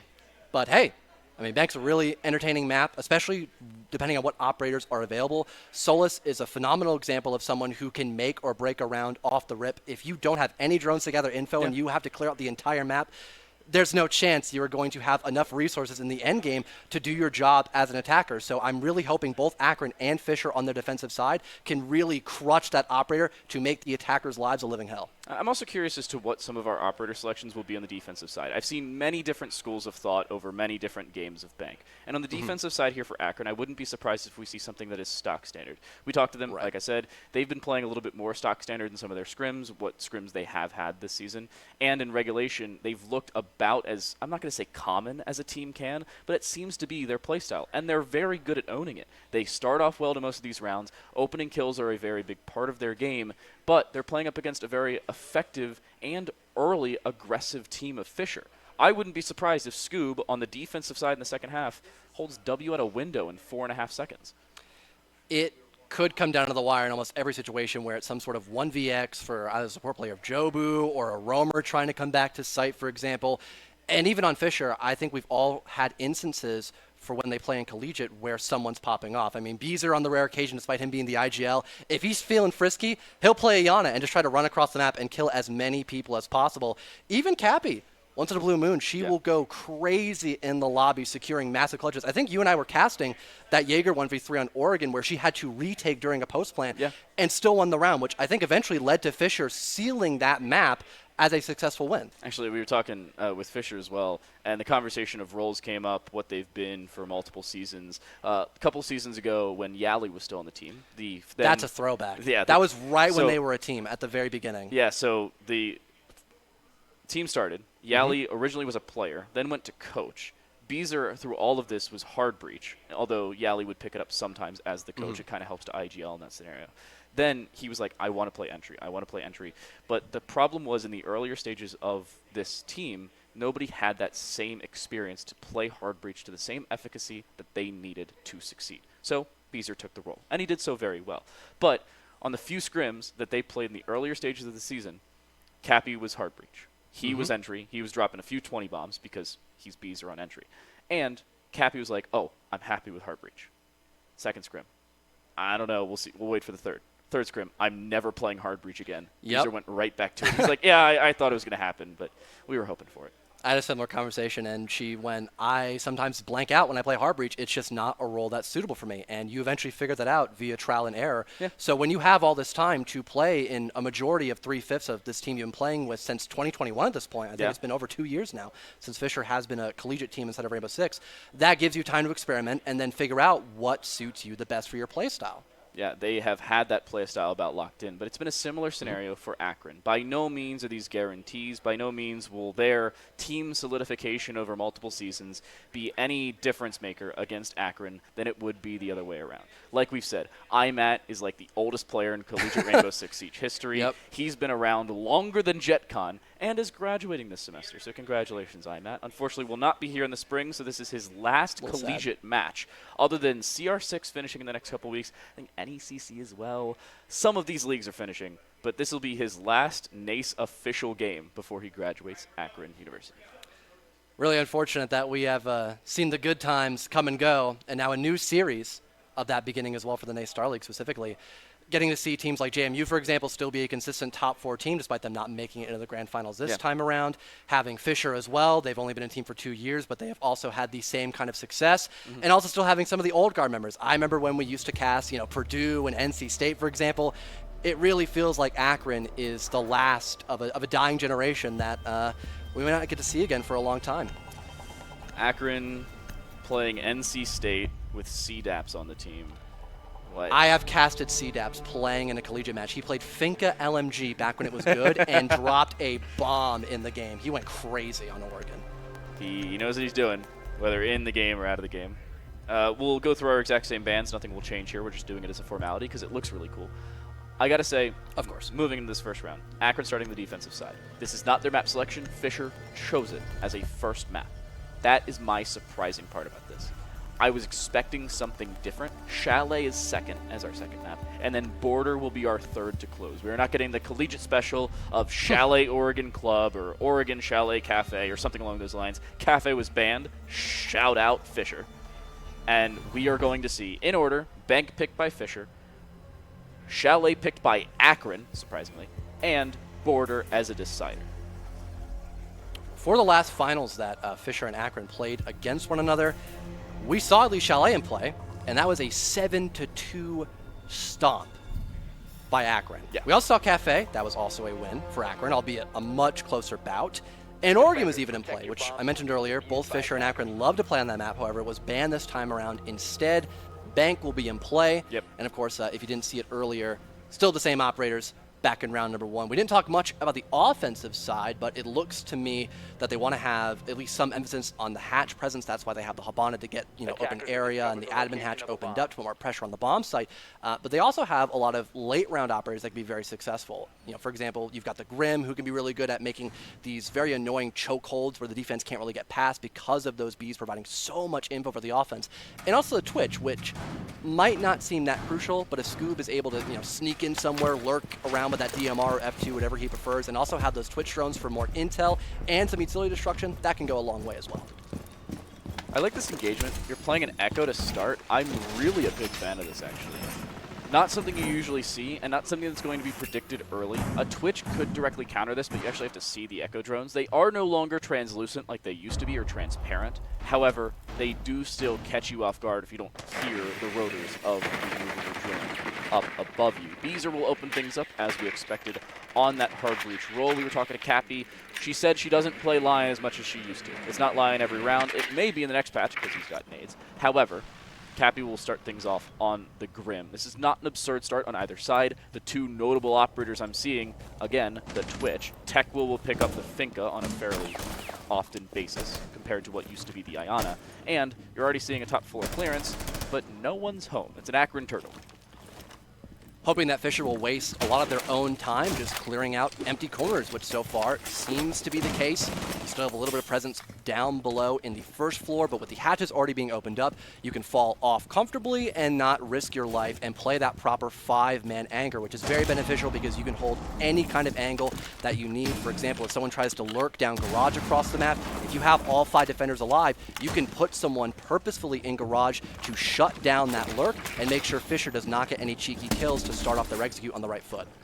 That Akron Turtle, bar 1, will occupy just the site, and Archives has just one. There's Cappy. Opening kill of the NACE Starleague Rainbow Six Siege Grand Finals goes the way of this Fisher College attack. Cappy with the 5.52 commando, and with the can openers will pop open the lobby hatch. I like the setup for Fisher. You bring the Hibana for hatches, you bring the can openers. You will give yourself so many opportunities to get in when your aggression time arises. They even find a second tech will, cooks a nade, and cooks Kosa. Another kill collected by Fisher. They are just racking up score after score so far, and they still have a minute to play. This gives them so much time to gather info and just power their way down the marble stairs. That leaves just IMAT. CL dispatched of, and IMAT left alone. Decent position for him to be in, but he's off the site. He does still have that Spec IO sensor, but it's not going to matter. Fisher start things off. Flawless round. Tech will finds 2, one with a spear as a headshot to close it. And clean as ever on the attacking side. We were talking about their attack and what we could expect. They said we usually take these first 3 attacking rounds, the first half of the first half, to really feel out what the defense is doing. Not always will you see them successful. Not the case here. It was instant aggression. Sure, there was about a minute spent on the top floor clearing out any potential roamers in that position. But once they realized there were no roamers above, it was completely vacant, they spent little to no seconds working their way down into the first floor and hunting for that first initial gunfight, which they found in JackCon in the midst of tellers. Once that isolated defender was taken care of, they worked their way into open area so they can try to get the hatches opened up and play for an objective rush to get that diffuser down. And after they already had a 5-on-2, they figured, let's just barrel down marble and just play numbers. And it went perfectly. Quite literally a flawless round for them. And if we, again, continue to see that aggression, it's going to be Akron's job now on the defense to try to play that same game against Fisher College, so it's not going to be, you know, a one-sided affair where it's entries coming out left, right, and center for Fisher. Akron also changing a little bit about this defensive hold in the bottom floor. They are intentionally opening up multiple hatches. This is what we see similar to the previous round, but the one change is bringing in the Echo more aggressive. They're setting up similar cams as we saw in rounds prior, but I'm also surprised that they're not getting more aggressive. You don't see any more players in the top floor than we saw in previous rounds. You don't see Twitch being brought at least to counter anything specifically. I think it's just the Mozzie. That's the change in terms of operator selection for the defensive side. Hoping to maybe slow down Fisher, breaking a lot more drones in that position, but you could argue that Solus was doing the exact same thing. That all is kind of, you know, interjected though, because Beezer is on Montaigne, a human shield that cannot be denied. Sure, a bit of damage was dealt towards him via that Capcan trap by ATM single, but it's not going to slow him down whatsoever. They're still going for a lobby overtake. They detected JetCon and are looking to push him further into the map and maybe even work for entry, but this time they've got IMAT to worry about as well. Cappy looks away. Beezer does find the refrag, but JetCon at least goes 1-for-1 on the Capcan, and here's that level of re-aggression for Akron. This is the change of pace we were looking for them. The Legion getting a little bit more aggressive finally disengages as they go 1-for-1 on the middle floor. That's more than good enough on an engage, on an extension to the top. That is what you needed if you're seeing this from the Akron point of view. 2-for-1, Cappy's down, you lose the can openers, and I don't think there's a primary hard breach. There's not. There is no primary hard breach anymore, and you've lost your only can openers. Having that aggression mid-round worked wonders for Akron, keeping that lead up. It's going to be a lot more challenging for Fisher with an extra gun down because Montaigne is on the board to work this man deficit back. They have to gamble a couple of 50-50 gunfights, and if Akron can just play for the trades in this next minute 20, they should be comfortable to tie us off 1-1. CL hearing and seeing the Montaigne, but not doing anything about it, at least not directly. And it seems like everybody's dedicating themselves towards this general direction. But is Beezer a bait? That's the real question. Nobody, at least right now, here to support him. The C4, even through the shield, it does much more damage than it used to, and you can see exactly why with that shield falling. Scoob and Maple left alone. Nades available, but not going to hit anything, right, at least not right away. 50 seconds left. A lot of time to work this round for Fisher. But again, the man advantage that Akron has built up from the early round and is still working around is just so darn strong. And they still have utility. We didn't see this last round, but both the Smoke and Echo are still alive, giving more info for the defense to work off of as the Marble players shut down. That leaves just one attacker left on Fisher College, and this does not seem to be a good spot for Scoob as he tries to lurk his way through server into sight. Yeah, he's got 30 seconds. Diffuser not in pocket. I don't think he's been seen, as the barbed wire that was there had been dispatched of. Actually, it wasn't put down. Jobu still has barbed wire in his back pocket. It's not going to matter. It's 20 seconds. 2 players are low, sure, but it's really not going to matter at the end of the day. He'll still swing. He'll still look for the aggression if he can find it, but it's still going to be an Akron round. We'll look to be tied up as soon as they find the kill. As soon as there we go. Give him a few seconds. Really waiting on the final bell to toll. Quite literally, we've got bells in the crowd. We need more cowbell.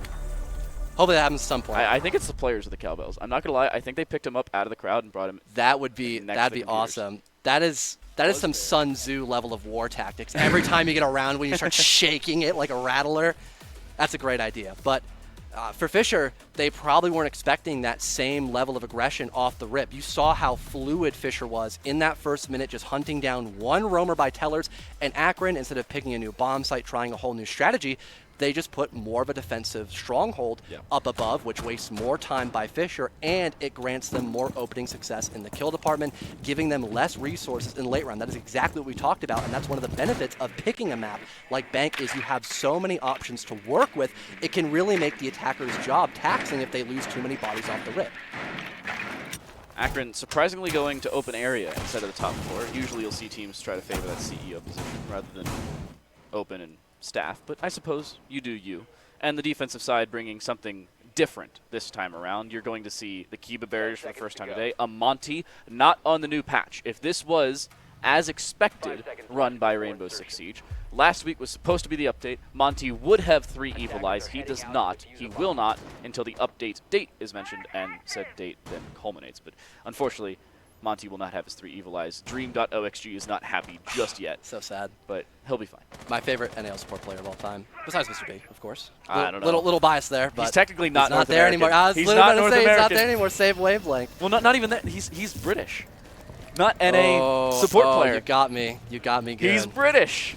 We can make some exceptions. Wow. Imagine your favorite NA support player not being from NA. Not very NA. You had to do me that dirty on broadcast. I can't believe this, Dan. After all these years, I thought I could trust you. It's been thrown down the drain. At least the Alda is still just as potent as ever.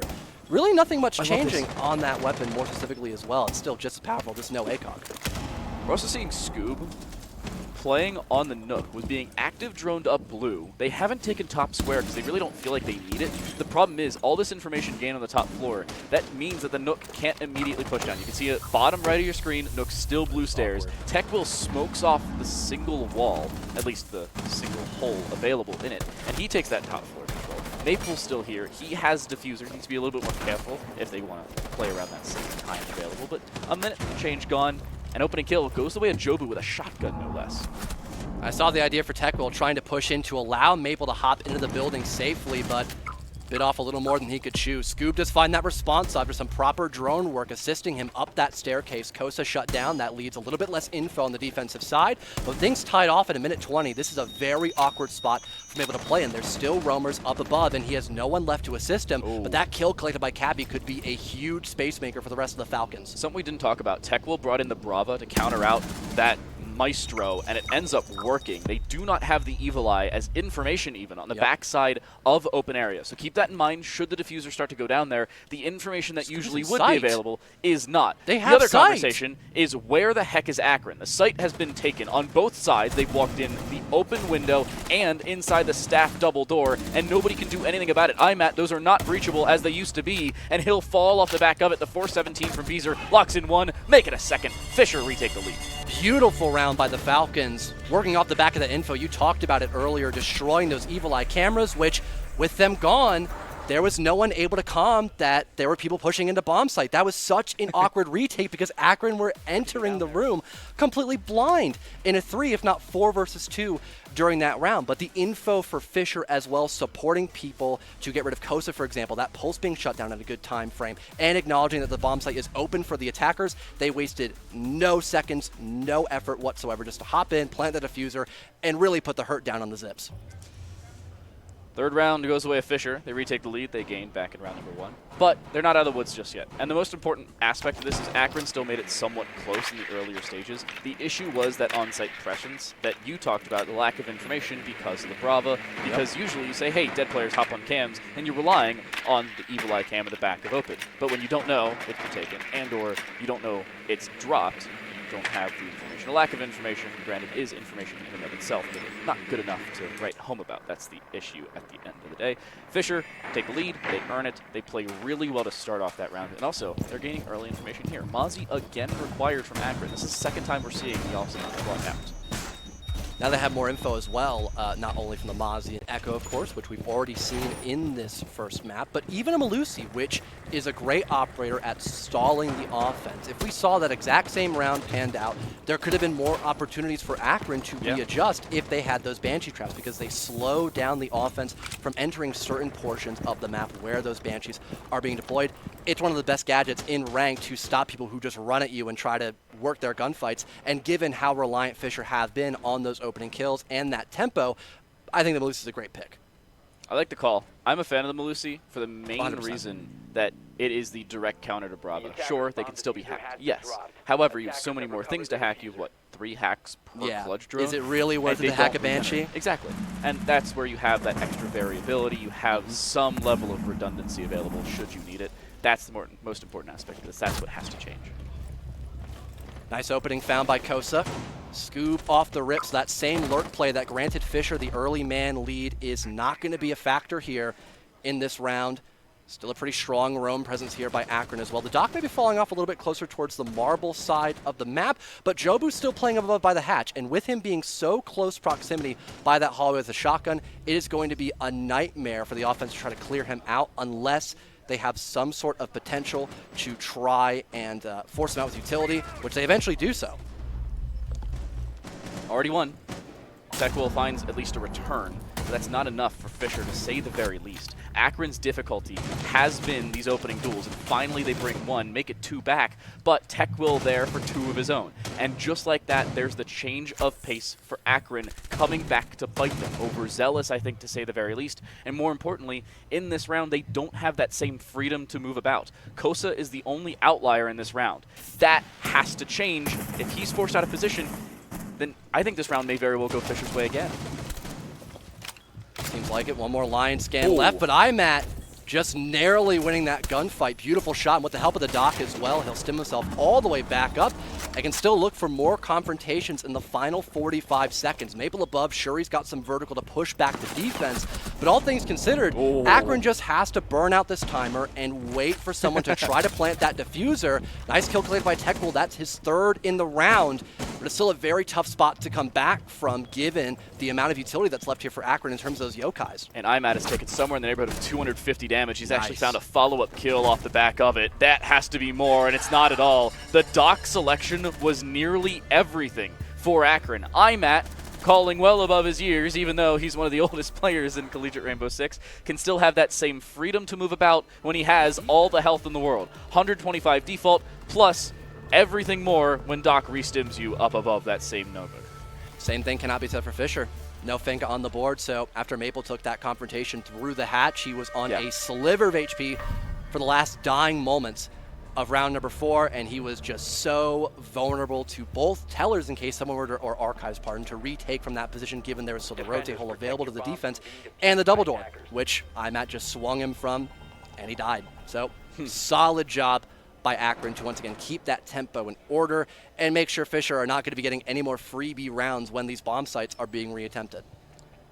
Seems like Fisher wins a round, Akron picks the same site and wins the round. That has been the back and forth and back and forth. Surprisingly enough, Akron in this round does not decide to go down towards the bottom floor. I'm a little surprised they don't reselect it. They've already won it once.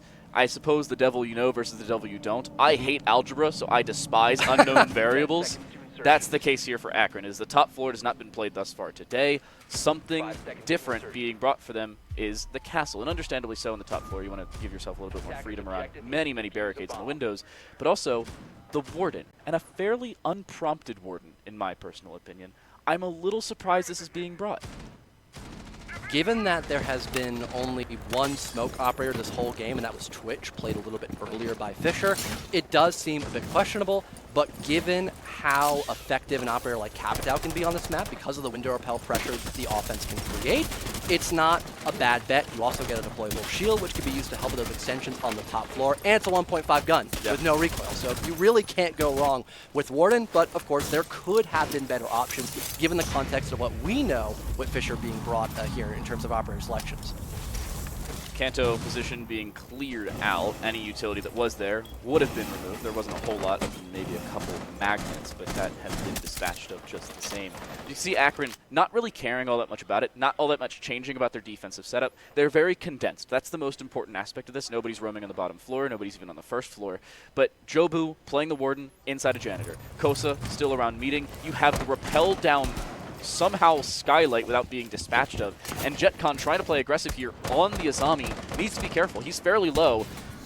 I suppose Montaigne isn't that much of a deadly operator, but when you're low, he can kill you in 2 shots on the P9. Just being that spearhead to allow the line to walk up that lobby staircase almost for free. This could be a power position for Cappy. They'll trade with the Azami, but there's even better coverage by Akron. CL creeps in from the front desk and shuts down 2, leaving just Maple and Tekwill. And the Ace wasn't even inside the building. Both attackers are either on rappels or just now entering the building. This is such an awkward spot to be in for Fisher right now. This is dangerous. Fisher had trade opportunities, but Cappy being dispatched of before finding that finish forced Beezer to try and go for it, and in doing so, he exposed himself with the shield down. Maple even taking damage on the vertical angle from Kosa through meeting. He's going to re-engage. He'll miss the shots just narrowly, but Maple will end up being dropped down. It's the secondary super shorty there for the castle, and it's the round going the way of Akron. Their first lead today, and their first lead in the series, since they played West Virginia in Rocket League yesterday. Wow.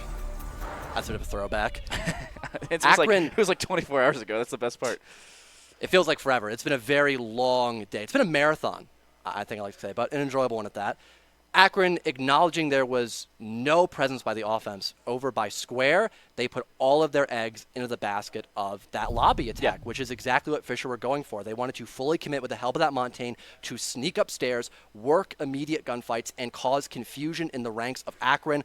But with the communication being top-notch by the Zips, they immediately acknowledged that and all recenter their way back towards that side of the map, and it gave Fisher zero leeway. That Montaigne became more of a nuisance than it did a problem solver.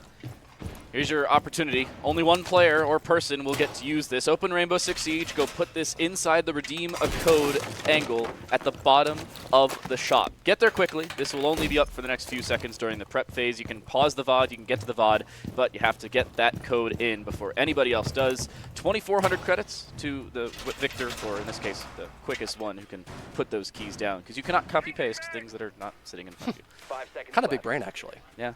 Now you have to have the game It's on your not other chat. monitor and go into your game to type in that code, which again, 2,400 credits. That's 2 battle passes, maybe an elite skin perhaps. This maybe is some worth lighter leaving camos. a ranked game. I'd say so. Yeah. I mean, or you leave, you put it in, then you join back. Elo is temporary. Our 6 credits can be forever if you never spend them. Big brain.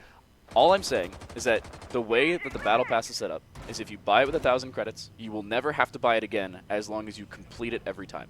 You get more than 1,000 credits. Infinite money glitch. Infinite battle pass glitch. True. One of the other genius tactics that Akron has deployed in this first half was, again, going to CEO. And because they won there, they can just go to CCTV, already in that round advantage. And if they find this 4-2 split on Bank, that would be critical. Like you mentioned, this was more of a tempo setter for Fisher to start on the offensive side. So they really would prefer getting that 3-3 half. So if they're already starting their second half on the back foot, essentially, that just causes them more stress to really overperform on the defense to make sure Akron don't get away with a pretty straightforward victory. Echo Drone has been seen. I think it has escaped safely. Surprising notion for Akron. They've brought multiple operators that rely on electronics. Legion no longer the case. Cannot see those by an IQ. Mechanical. But speaking of IQ, Fisher hasn't brought one thus far. There's the Echo Drone once more. There's the information being played by Akron, and the opening kill as well. JetCon with the T5. You're seeing 2 of them brought by the defensive side, with Kosa on the other. They brought the opening, but they've also been immediately traded as IMAT falls. Akron now looking to fall away. Some info gathered with the death of that 3? Frost. There's someone pushing Garage, and they are hunting this soul down to make sure there is no map control on this western front. Scoot maybe forcing to fall himself a little bit further back. He does get another one, and he gets all of them! Are you kidding me, Scoob? On a fraction of HP, he claims Garage as his own, leaving just Jetcon above. Sure, he's got hatch coverage, but this could be a dangerous retake in the 1 versus 3. Oh, and the plant's going down behind the bomb chassis. He has no information as to where it's going down. He saw Tech Will, but Scoob is on for the ace, and he's holding the cross. The only way to get across here for Jetcon, with the 417 holding him, is using the Rima dash. I don't think it's going to come through. Scoob's holding him. He finds one shot. He's looking for more. Will he find it? No ace, but still the round. Dead even. 3-3 the split at the halftime whistle, and a near ace to close it for Fisher. Akron not even doing anything wrong necessarily. They had info there was someone alone inside of Garage, so they send 3 people. They send 3 bodies to confirm this kill, and Scoob is just him. And the greatest Scoob part is just him. They did not send 3 people individually. They sent 3 As people a at the unit. same time. Somehow he is just that good. Scoob is Team that Rainbow guy. was hunting this guy down, and they still lost. That is just insane mechanics by Fisher to tie the half. There's no better way to describe that. And when you're in that deep of a rabbit hole, there's no way of getting yourself out of that position as well. Valiant effort, and honestly, the strategy was good. However, the shots, not so much. He ends up walking away. 417 is good. DMRs are better, and DMRs are basically what owns things. DMR lands as well make a very big difference compared to online. I want to bring one thing up. We saw Echo multiple times in the first half. It was exclusively with the MP5 SD. Here, we're seeing the Supernova being brought, with a suppressor, by the way, so it won't be hurt as easily. So, oh my goodness, we don't know the shotgun is being brought by Echo. But Beezer playing the Echo, using a shotgun, will have the Bearing 9 as a secondary, so it's not the most absurd thing ever. It's kind of like seeing Smoke or Mute with a shotgun. The SMG-11 as a secondary. Arguably, Bearing 9 worse, but still very viable. And if you're not bringing anybody else with a shotgun, other than maybe your Castle, it's nice to have an extra one. Another operator we didn't see all too much, if at all, was the Goyo, which having all those Vulcan packs can waste about 80 seconds, give or take, for the defense. If you see Akron trying to go for an execute closer towards CCTV, which given where the outlines are currently by the offense, it seems like they want to get server control, open up that main wall, maybe get a bit of hatch pressure up above, just barrel into the bomb site and hope to play for that post plant with the help of the Montaigne shield as coverage. If those Vulcan packs can pop off at the right time, that can burn away a lot of valuable seconds Akron could have used to begin their plant attempt. But with the Twitch being brought, the Twitch can immediately counter those Goyo cannons. You And they're already being one destroyed, being brought. I think it's a second one denied as well. So already 40 seconds of your would-be denial of 60 available on that wall because the 80 seconds, the extra 20 seconds and 1 Goyo canister was put at the bottom of marble stairs. So they don't dedicate everything, and even if they did, all of it would have been quickly dispatched by the 3 shots of the Twitch. A near thermite-like hole being brought. All 18 X-Kairos pellets popped on the left side of that wall, and just like that, Akron have a very easy way into the site. If they had a smoke here, which they do actually, they have 2 sets of smokes, they could get in. They have to worry about not only Echo, but the C4s as well. All they got to worry about is the Yokais, though. They can still be activated through those smokes. As long as you know for a fact they are planting, it can still be denied. Lovely shot landed by Imad, and through the breach he had just made, explodes another. Scoob is gone. Sleeping with the Fish is stuck on camera duty. Great openers found by Akron, and Maple might be looking to get a little frisky here as well. The Castle playing up above too, hoping to stop that plant, but with the Montaigne being a literal mountain to guard Akron for that plant, this hatch presence might not mean as much as you would expect. For all of you non-multilinguals, Montaigne quite literally translates to mountain. Between French and English. We are going to see that plant put down, but here's the problem. There's the Monty sitting directly in front of them, so even if you had the Echo, which you do, the aggression works, it will deny the plant, but it also loses your life. You could not use the Echo to deny that plant because of the Monty sitting in front of them. Jetcon will try and solidify it second time around, and Imat finds 3 separate kills on the G36. He even looks through the hatch. He drops through the hatch, actually, to find that 3rd kill. Nice shot around the bomb chassis, and a very good round from Akron's attack. One of the most vulnerable spots you can be in as well when fully committing to a server attack is that top floor presence. Someone could retake closer to bottom square, either look through the open hatch or walk down blue stairs to go for a flank. And if you have to look at 2 separate directions at the same time, you're most likely not going to win one of those 2 gunfights there for the offense. So given the fact they had so many resources, several different bodies up above to guarantee nobody was flanking, it just adds that insurance policy so the rest of Akron feels even more comfortable to stick that plant and commit to the plan A and not steer away from it. So the variation brought by Fisher this time around, notably just strategy, it seems. I will bring this up. I've seen this multiple times over. Scott loved to used to say this, where he'd say, oh, I hate when teams play the exact same site. I'm not opposed to it as long as they change one of 3 individual things.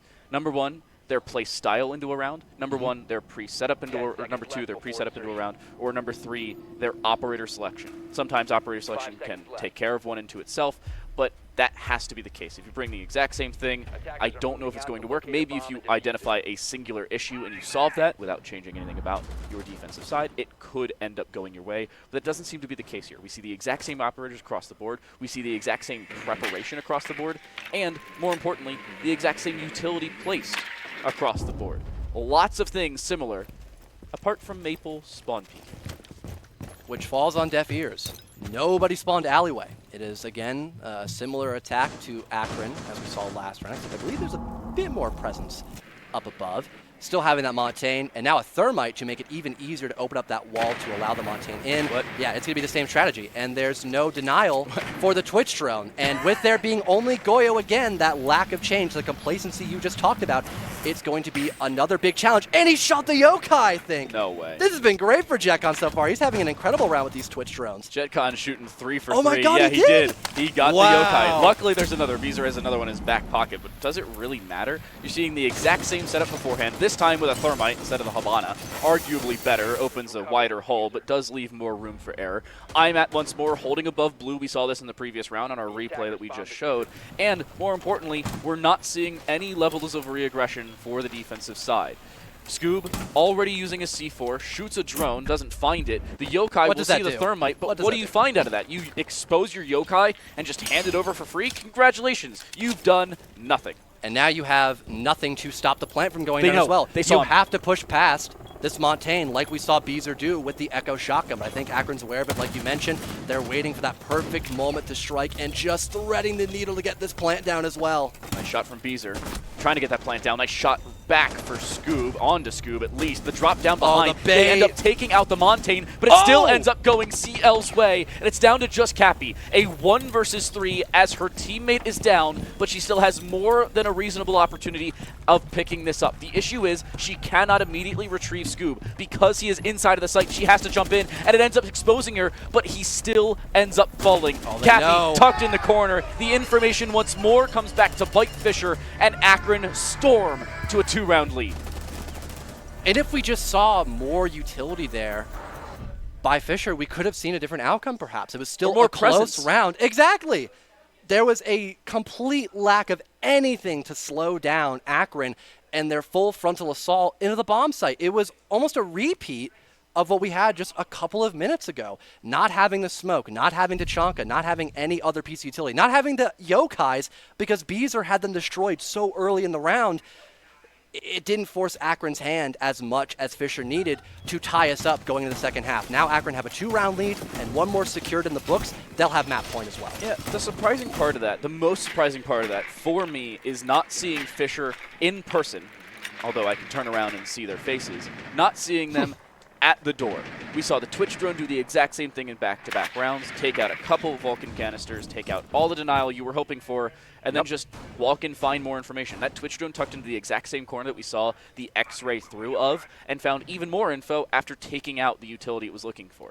Every job completed to near perfection for the Twitch, and it worked. Akron had all the information they needed to work with. They walked in, they took free kills because of it, and yeah, Fisher found a couple kills back. It was a nice shot from Beezer, but it wasn't enough. Big fan of Akron's lineup. We briefly discussed the Capitao that Jetcon is now running, with there being so many windows you can play off of as an attacker for a CEO attack. It makes a lot of sense to bring him. You can deny a lot of lines of sight Fisher would normally be able to use, and there's lack of Warden, so no direct hard counter to him, besides Lomai, of course. But with that being said, you have burn potential with the Habana, the Zofia, and Jobu as well on 0, having so many pieces of primary and secondary utility. These Capitao bolts will most likely be distributed by Akron during the action phase and find some sort of value, whether it's space making or finding an elimination. I will say this multiple times over. I don't know how 0 is not played more often. He is, imagine... Very slept on operator. Valkyrie had an extra camera that could go through reinforced or soft walls and was much quieter and much more difficult to see from distance. And if she had a 1.5 weapon. Or, yeah, 2 1.5 weapons. You can put the 1.5 on the MP7. One of them being an AR. That'd just be crazy. It is insane People that would Valkyrie riot. gets banned on 30 to 40% of games, and Zero is not picked 60 to 70% of the time. And Zero has secondary heartbeat charges too. Yeah, So it's again, gross. jack of all trades. He is one of the most versatile operators in the game as an attacker. There's the one-for-one trade. JetCon exploding up and getting rid of Scoob.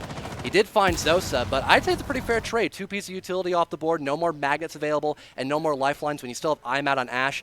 Not the end of the world, and a couple of gone 6s as well for the offense. Ooh. And for Akron, they are already up the lobby staircase That's looking to great. challenge Beezer, but that spray down was effective as ever to find that kill. So it was a preset bait setup. What they had was Cappy waiting inside an elevator, seen by a Twitch drone, shocked by a Twitch drone, and noted earlier on. She has yet to move. What they do is they bait players up spiral stairs, and then Beezer re-swings them on the mute. And it walks away with an opening kill. You have information that ends up just being a falsify or falsity, scarcity. I don't know. You get the idea.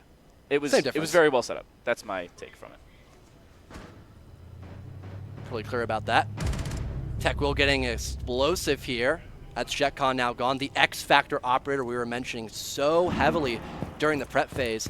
And speaking of which, the timer is not in the favor of Akron right now, and neither is the man advantage. Beautiful double swing by the defense, and Fisher find the gap they needed on the defense to close this one off. The distraction ends up working. Cappy again sitting inside an elevator, noted, seen, and swung, and Beezer re-swings this time from Trump rather than from distance, as we saw beforehand inside of the meeting desk. You'll see this in the replay. You'll see this multiple times over as Fisher sets up crossfires. Whether it be in 1vx scenario or 2vx scenarios, it is Fisher setting up well around one another and with the advantages they've had prior. Here it is. Walk up CL, too distracted by Cappy, and Maple even flanked around Banana. It was a great setup from the start for Fisher College, and it ends up finding them the round, and Scoob finds his 10-piece. IMAT's also at 11. Another Montana play by Akron. This lineup screams they're expecting it to be open area, so yeah, now that they've got some drones in the building, they will change their lineup completely and now look more towards, again, that top to bottom consistency we've mentioned several times now with the help of that RAM for vertical coverage while also being safe outside the map and not exposing yourself to defender lines of sight. Also having the ace as well. If you work your way down bottom square after getting top floor control, you can open up those main walls and give less hiding spots for Fisher to play off of and make the site a lot more vulnerable to just general gunfights that Akron are looking to scope out. Even having the Flores as well to deal with those deployable shields and even Evil Eyes if you can get past those mute jammers, it can be very beneficial to have that dry up for intel for Fisher, making it even more vulnerable for them to potentially lose some lives almost for free by Akron. You have information and utility denial for the attacking side, and then information gain as well. The explosives, the Zero once more. I am a very big fan of both of these lineups. Beezer's trying to play something similar to what we saw Akron bring in that first half, and more importantly, Akron's changing something about their attacking side. Granted, it is a different site, so that makes perfect sense, but trying to play around verticality with our newest operator, Rainbow Six Siege, albeit newest operator for the next 2 days, if I'm correct. But JetCon bringing in the RAM, looking for that vertical pressure, it seems like it's going to be given fairly early. Tech will already opening up that very early hatch and availability to get out should they need it, and the top floor clearance here for Akron much quicker than I originally expected. However, it's already been a minute. JetCon has interestingly chose to start on the CEO side of the map, but if a roamer falls off in through archives, they will now be pretty exposed to any attackers who get this top floor control, and also makes cutoff angles much easier during the late round. There is still the roamers prowling up above though, plenty of info established by Akron as they now hop into the building proper, almost scope out an early engagement. That could have been a massive entry here for the Zips, but they're still slowly trying to push back Fisher, get closer and closer towards that vending machine, and Scoob now realizing there could be someone pushing up from ATM. This could get bloody real soon. Opening kill is going to be the most important factor of this round. With 90 seconds left, Kosa taking a decent bit of damage, not actually winning the fight nor losing it just yet, but that distraction allows Tech Will to get aggressive. He saw the player, he didn't know it. We have the benefit of X-ray vision. He doesn't have that same availability. Tech Will in the middle of a fight with IMAT. I don't know if he's aware of it. He may not need to be, but Scoob very much is, and he'll disengage once more. Drops down 2 separate hatches in the span of 6 seconds, and Tech will join him. They're going to disengage, go all the way around a square, and get the heck out of Dodge.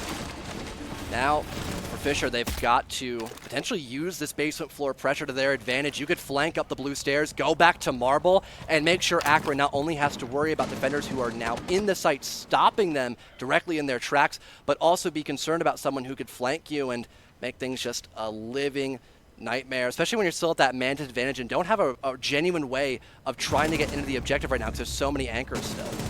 There's a return. IMAT makes it 2. Wow. And Akron spent 3 seconds, go from a man disadvantage now to the man advantage. Maple wants to re-engage there, but doesn't have the HP, and IMAT makes sure he doesn't have any. This is a problem starting to develop if it wasn't already. Somehow not seen. It's actually the Monty behind the reinforced wall. My X-ray eyes play tricks on me, and Beezer wants to try and play aggressive, but he doesn't have the freedom to do so. He does, however, re-swing IMAT with the ult, finds the kill he was looking for. He wants another, and he'll find it through the wall, looking for a third. He'll find that as well. It's down to Kosa. Remember, early damage taken by Cappy. He'll end up finding that return kill, but Beezer, a return to form, and Fisher, a return to a tied-up scoreline. The might of the Alda singing throughout the crowd as Beezer goes big in the lobby.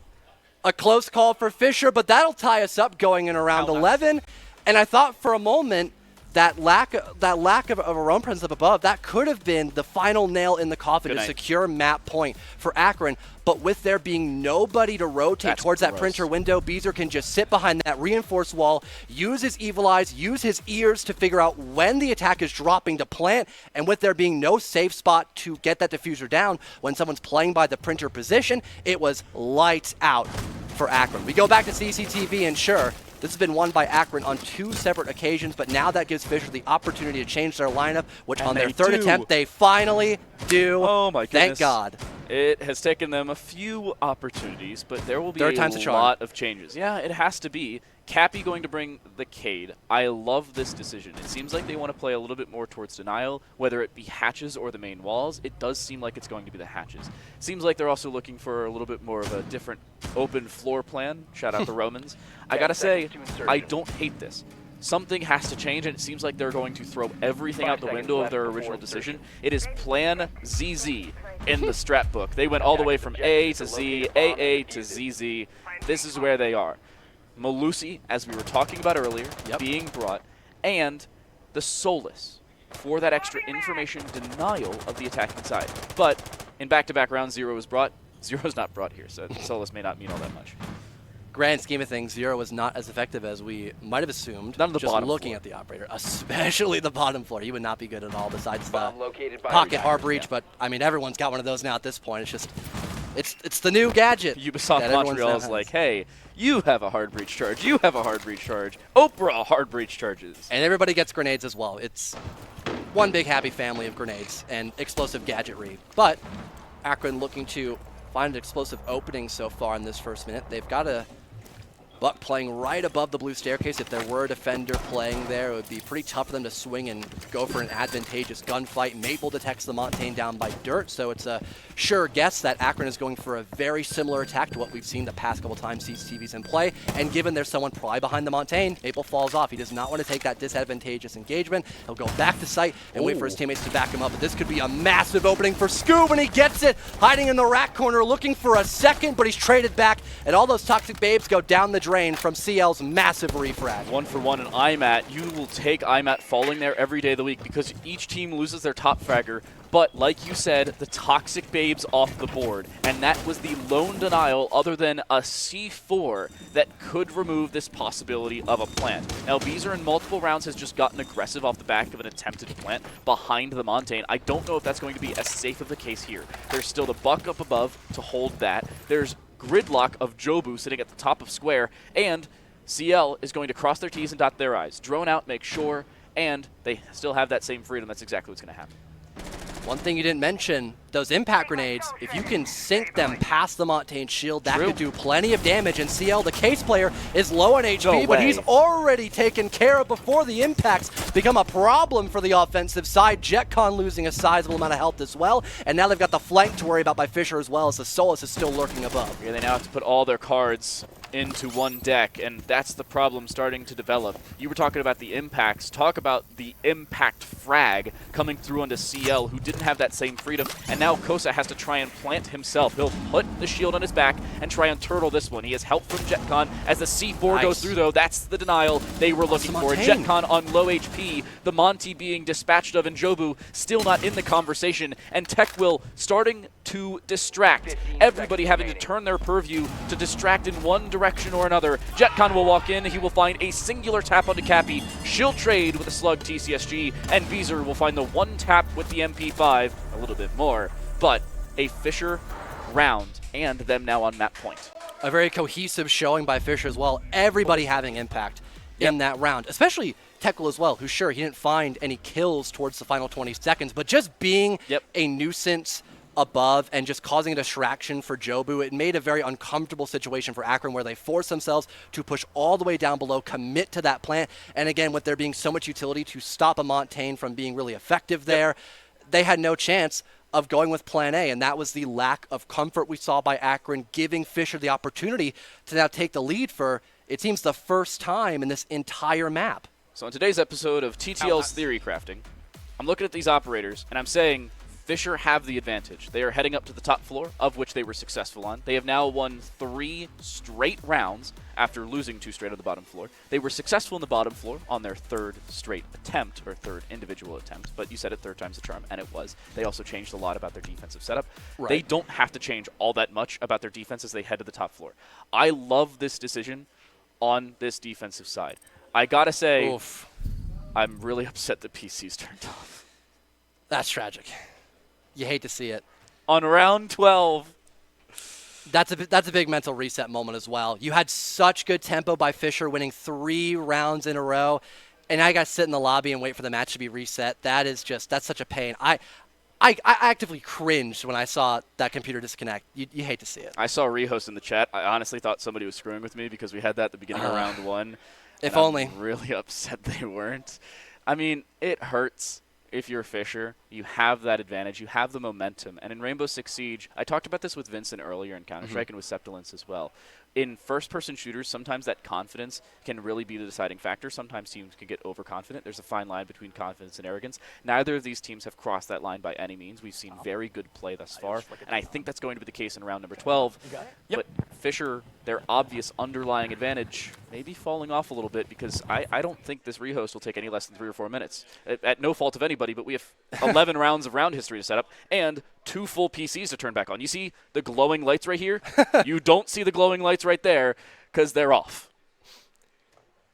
Looking into what bomb site we could see as well, it's tough. I feel like it had to be CEO. Yeah. Even though we have the hindsight of we got to see what selection we were going to before the rehost, CEO makes a lot more sense. Again, open area was a very close confrontation between Akron and Fisher, and the way that the defensive round was played as well, much more fluid by Fisher. They were very successful in securing at least a refrag, because sure, Scoob didn't win that first gunfight, but it was almost an immediate 4v4 right after, and they stopped the initial threat, which was that window repel presence. If you can have 2 people constantly fighting back and forth on those windows for CEO, there's not many options for you to fight back besides maybe hopping out or getting a lucky 50-50 engagement there. So with the Zero and Capital being gone off the rip, it gave more room for Fisher to breathe and also allowed them just to, again, play the numbers game, which we've talked about quite a lot. But when both Akron and Fisher are so willing to just play dirty and look for these instantaneous responses in the round in the first 30 seconds at moments, and even hiding in rat corners like we saw in E-Box by the smoke, it makes sense. And both teams understand the importance of that opening kill. We were talking earlier with Scoob where he played, I think, an E2 qual game or an E2 game against Gunner,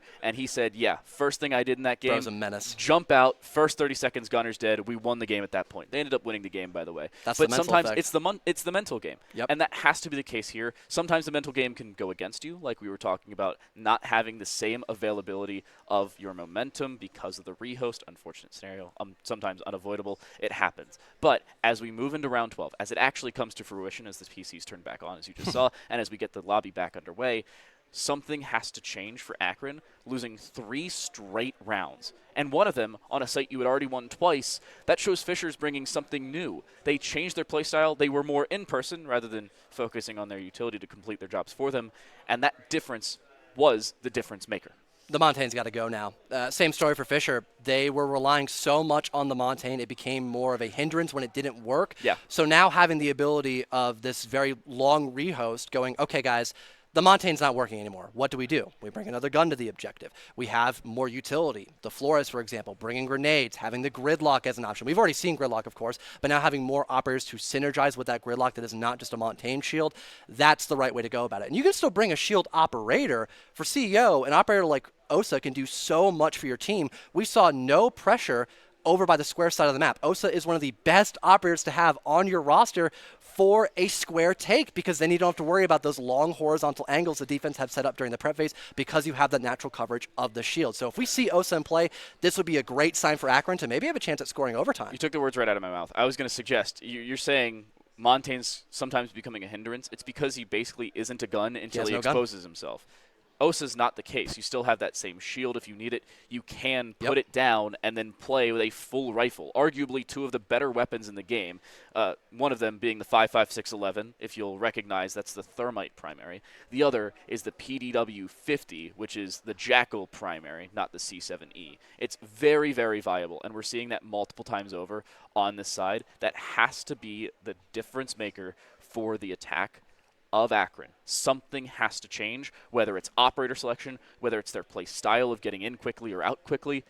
They have not gotten a successful plant down, even winning multiple rounds on that bottom floor. That has to change, even if they have to go directly into the site to do it. I wouldn't hate a W key here. We have seen a good roam presence as well. We've talked about having all your eggs into one basket. For CEO, a lot of the flooring on that objective is soft. So if there is a defender below who has active information someone's planting, they could deny it with an impact or just shooting above themselves to stop that planter. So if we see a full commitment towards that objective and lack thereof a roam clear, perhaps, he's probably going in a little rage monster, perhaps. I don't even know the way to describe it. But again, having the right tools for the job to stop that potential plant setup would also be very beneficial for Fisher, obviously. And we even get to see Scoob replaying this. Oh, my God. That first shot was nuts. I frankly cannot believe he survived all 4 of those gun engagements in Garage. That, like, statistically speaking, that's such an anomaly. I'm also looking at Akron's attacking side and what changed versus didn't change between rounds 7 and 8 and then 9, 10, and 11 that have set us to this now 6-5 scoreline. One of the massive changes that just was not good enough, in my personal opinion, was seeing the Monty play separately from the team compared to how it played directly around them in rounds 7 and 8. It was good. It was a good selection. They played around it properly. That has not been the case for them in these last couple rounds. We've seen 3 straight from Fisher for a very good reason. We've also seen Fisher basically completely change their defensive setup to address that Montaigne on the bottom floor. I don't think we'll see the Monty again when we go to the top. Fortunately enough for Akron, like you said, it's been more of a hindrance than a help. Right. But that has to change as we move in, because round 12, you've run out of mulligans. You were up 5-3. You were 2 rounds away from closing out the game. Now you're a round away from losing it. Individualism as well is a very big topic to discuss when Montaigne is in play, because that is the best environment for a Montaigne, is having someone right behind him with their gun up and ready, since Montaigne obviously does not have a primary weapon, and also spotting defenders who are isolated. Montaigne is the primary weapon. I mean, kind of real. You have to be an active threat as Montaigne, because if you're just a brick wall in front of people, they'll just walk away, and then you don't get a free kill. So you have to have your shield and extended constantly, basically juggling your shield as Montaigne while having somebody with you, creating another line of sight this lone defender has to now worry about. So again, when we're seeing Fisher play as a cohesive unit, not allowing these defenders to be isolated and be vulnerable to that Montaigne, it also adds another layer of challenge that the Montaigne now has to face. So on top of having less guns to shoot back the defenders when they're falling away, also having more weapons turned against you, it's not even a double-edged sword. It's just a sword being used against you tenfold. I have to say something has to change, and quickly, for this attack. Whether that something is something that we've seen on the front end, whether it can be the communication on the back end, I don't know if that's a definitive change that has to be seen by individual players, whether it's some calling decision on the back end, if it's IGLing, but we haven't seen that same revitalization of early engagements and early real estate control, like we saw in security on 2 separate occasions, maybe they just were good on the bottom floor. Maybe they can't win open. They can't win CEO. They can't win the bottom floor when it's not being unoccupied. As soon as Fisher were like, oh, yeah, we're playing the bottom floor, we should probably, stay there. Akron just went out to lunch. Wait, we have to defend the bomb site? That's crazy. We have to defend the bomb site around utility that is still there. They brought a Goyo. It was Who would have thunk it, right? Who would have thunk it? Yeah. You don't just bring the operator for the gun? That's news to me in Rainbow Six Siege. Little news update, though, as well. We almost have the rehost fully completed as well, just double-checking a couple of site selections, making sure everything is done to a perfect T.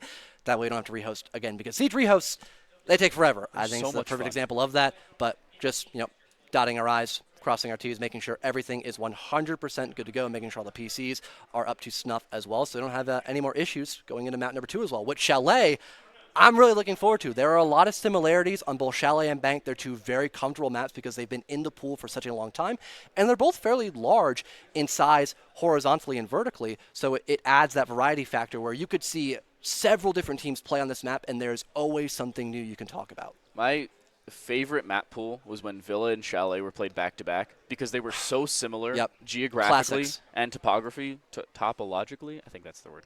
But they were played so differently.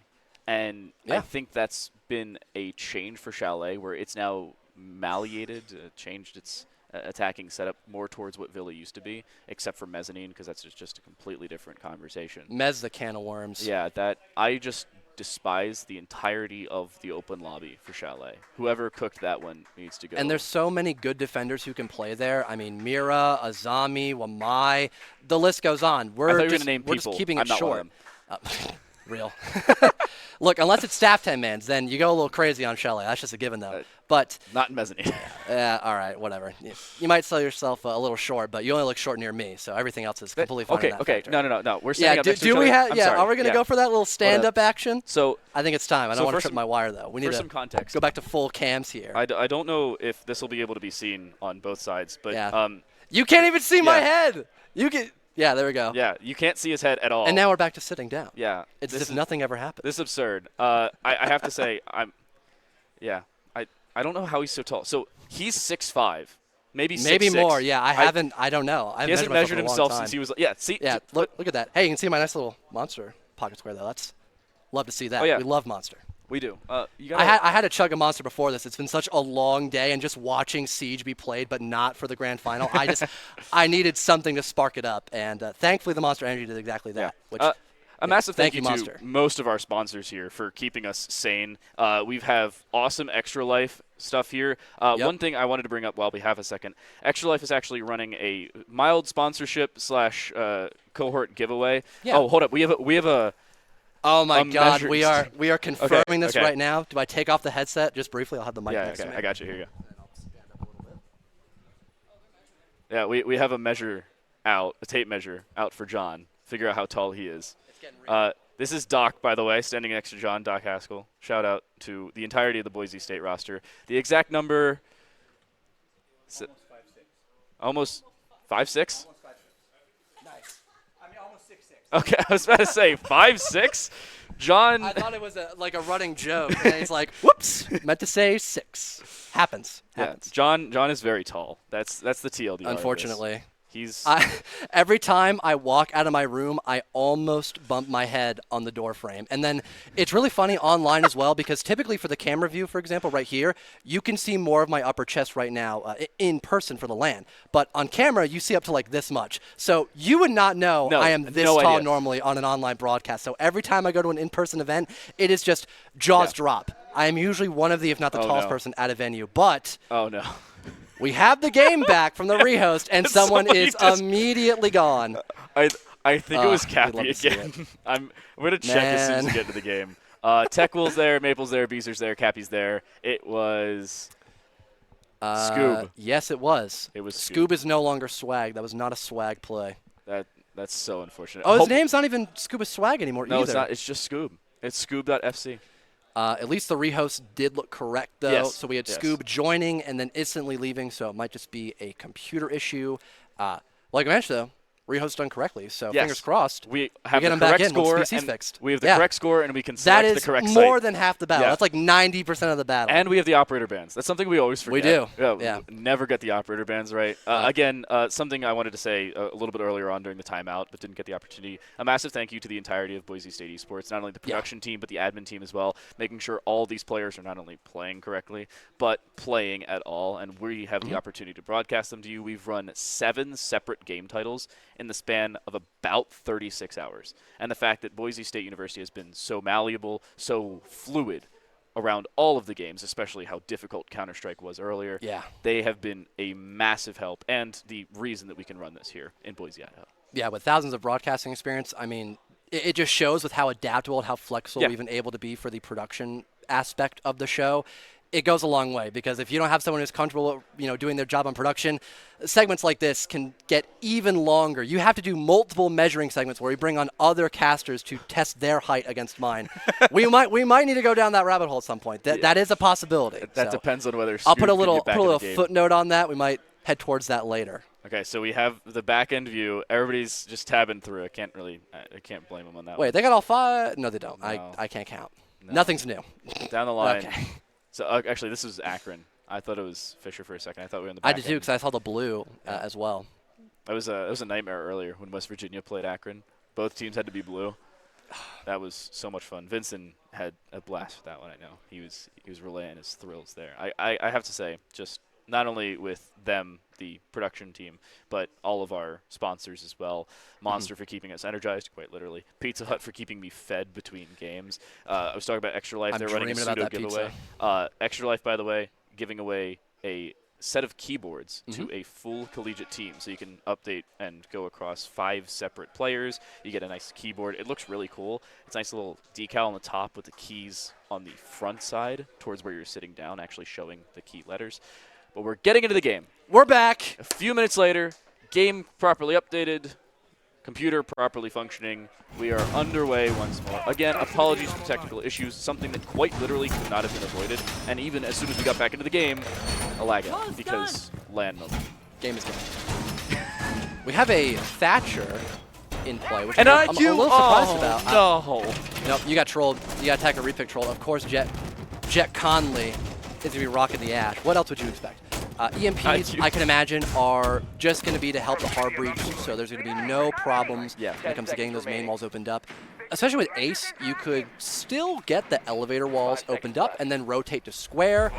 Of course, we're not seeing the OSA. That is a little upsetting on our aspect, but the info game, which has been harped about several times for both Akron and Fisher, having an operator like the Lion in that pool is going to make that info game a lot stronger for the offense and even give room to breathe. We talked about trades for Fisher. When a Lion skin's going off, you really can't trade because if you move, the attackers know where you are, and they'll probably find a way to kill you. My only problem with this attacking setup, everything looks very good. Bringing the Thatcher period allows you That's to the problem. avoid the Cade and avoid the mute.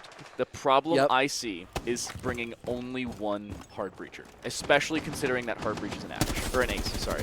If you're bringing a Havana here, or even a Thermite, you have a lot more flexibility to play towards square. You can create some of that pressure you need elsewhere while having the freedom to, we'll say, lose a body in case it happens. If CL is dead early at all in the round, I think Fisher win this in regulation.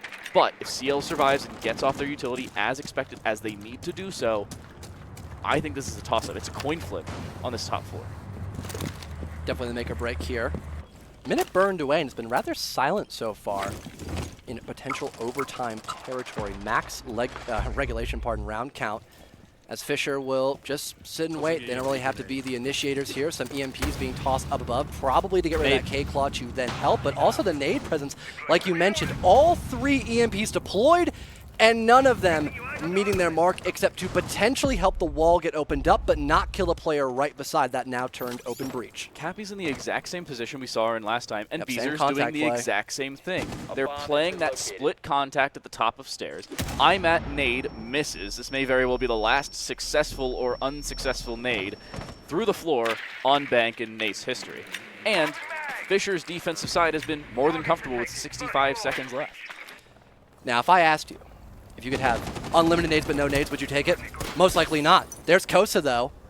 big maybe. opener. There's the Castle Gone. Sure, not a lot of active utility, but just one less rifle to worry about when pushing up this staircase. But again, that contact play between both the Cade and Mute is going to go so well together, especially with that deployable cam that you just mentioned, Dan. You're worried about 3 separate things all at the same time. 2 players and the camera. C4 misses. Beezer aware of the window as well. He'll reswing. He'll find one. The reswing from Cappy, however, unsuccessful, but Beezer goes a different direction. He's holding the Trump windows from inside of Exec, and nobody knows about his reposition. That's the most important aspect. It's the lack of information for the Akron attack, something we've seen multiple times over, especially in these last 3 rounds, and Beezer still safely occupies the door between Conference and Exec. Does he get seen? The answer, not a dang chance, and the refrag not there whatsoever. Finally, he'll fall. Still a down for Kosa. Still a possible 3v2 if Akron can pick them up, but it's not the case whatsoever. Beezer's kill will be finished, and Scoob will finish with 2 of his own. Through the wall, he finds the lineup of both of them.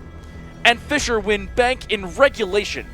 Massive second half for the Falcons, owning Bank to the fullest extent, only giving Akron a little bit of wiggle room towards the beginning, but once they had time to adjust and think about how they could reattempt that basal 4 bomb site, it was a night and day comparison, really. There was no standing chance for Akron when that bomb site was reattempted, and we already saw so much success in CEO, in open area, and it had to do with that lack of diversity by Akron. It really felt like they just weren't fully prepared for map number 1, which is a major concern, to say the least. Yeah, Bank having a less than ideal finish for Akron. They spanned 2 rounds in a row on 2 separate occasions. In the first half to find their 2nd and 3rd round, and in the second half to find their 4th and 5th round.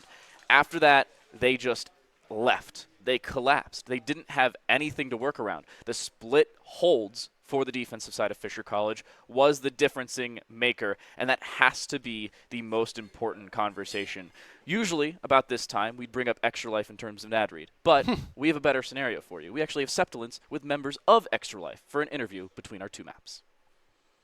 Hello, everyone. Hi.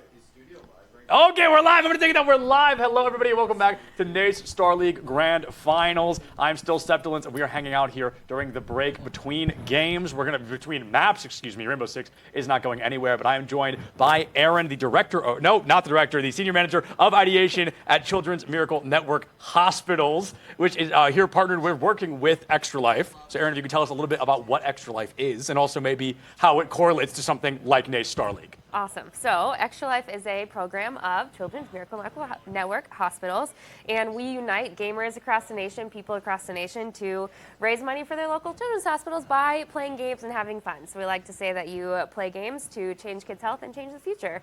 And we get to be the official charity of NACE Starleague, and that's why we get to be here. And we've been offering a sweet raffle this whole weekend long for anyone to enter. So we have Cisco from Playfly Esports here to demonstrate or look at all the things that we have available, and we're going to announce the winners here. Yeah, so something I learned during the break is that we've got 4 winners, and I thought it was, okay, 4 people winning a keyboard. It's 4 people winning 5 keyboards. They're getting 5 mouse pads. They're going to get a small, like, Extra Life little light as well. They're going to get some shirts, or a shirt at the very least. I mean, they're going to get a bunch of stuff. So Erin has 4 ticket winners, and she's going to read off. Ticket winner number 1 is, we don't have drums, but Sean Byrne from St. Clair. Sean Byrne from St. Clair, winner number 1. And when you win, I don't know which camera to point at, when you win, go to the Extra Life table in the front, in the lobby. You guys have been walking past it all weekend, so go over there. When we're done here, we'll meet you guys over there to grab that stuff. But let's get to winners number 2 through 4. Winner number 2, Aaron, is Brian Cron from Boise State. Brian from Boise, let's go! Which means 2 winners left, and winner number 3 is Lucas from Oklahoma Christian. Lucas from Oklahoma Christian, let's go! And winner number 4, our 4th and final winner of 5 mouse pads, 5 keyboards, a shirt, a light, an Extra Life merchandise miracle is Aiden from RIT. Aiden from RIT, let's go! So with that, that is, what is that, 20? I can do math sometimes. 20 keyboards, 20 mouse pads, and a whole bunch of stuff to be given away, and all the money raised from the raffle goes to Extra Life, which is incredible to keep Extra Life going. We appreciate Extra Life. We appreciate all of you donating and signing up for the raffle. And the winners, meet us at the Extra Life table. Everybody enjoy the rest of Rainbow Six, because if Map 2 is anything like Map 1, it's going to be a banger. We'll see you guys back here in just a couple of minutes.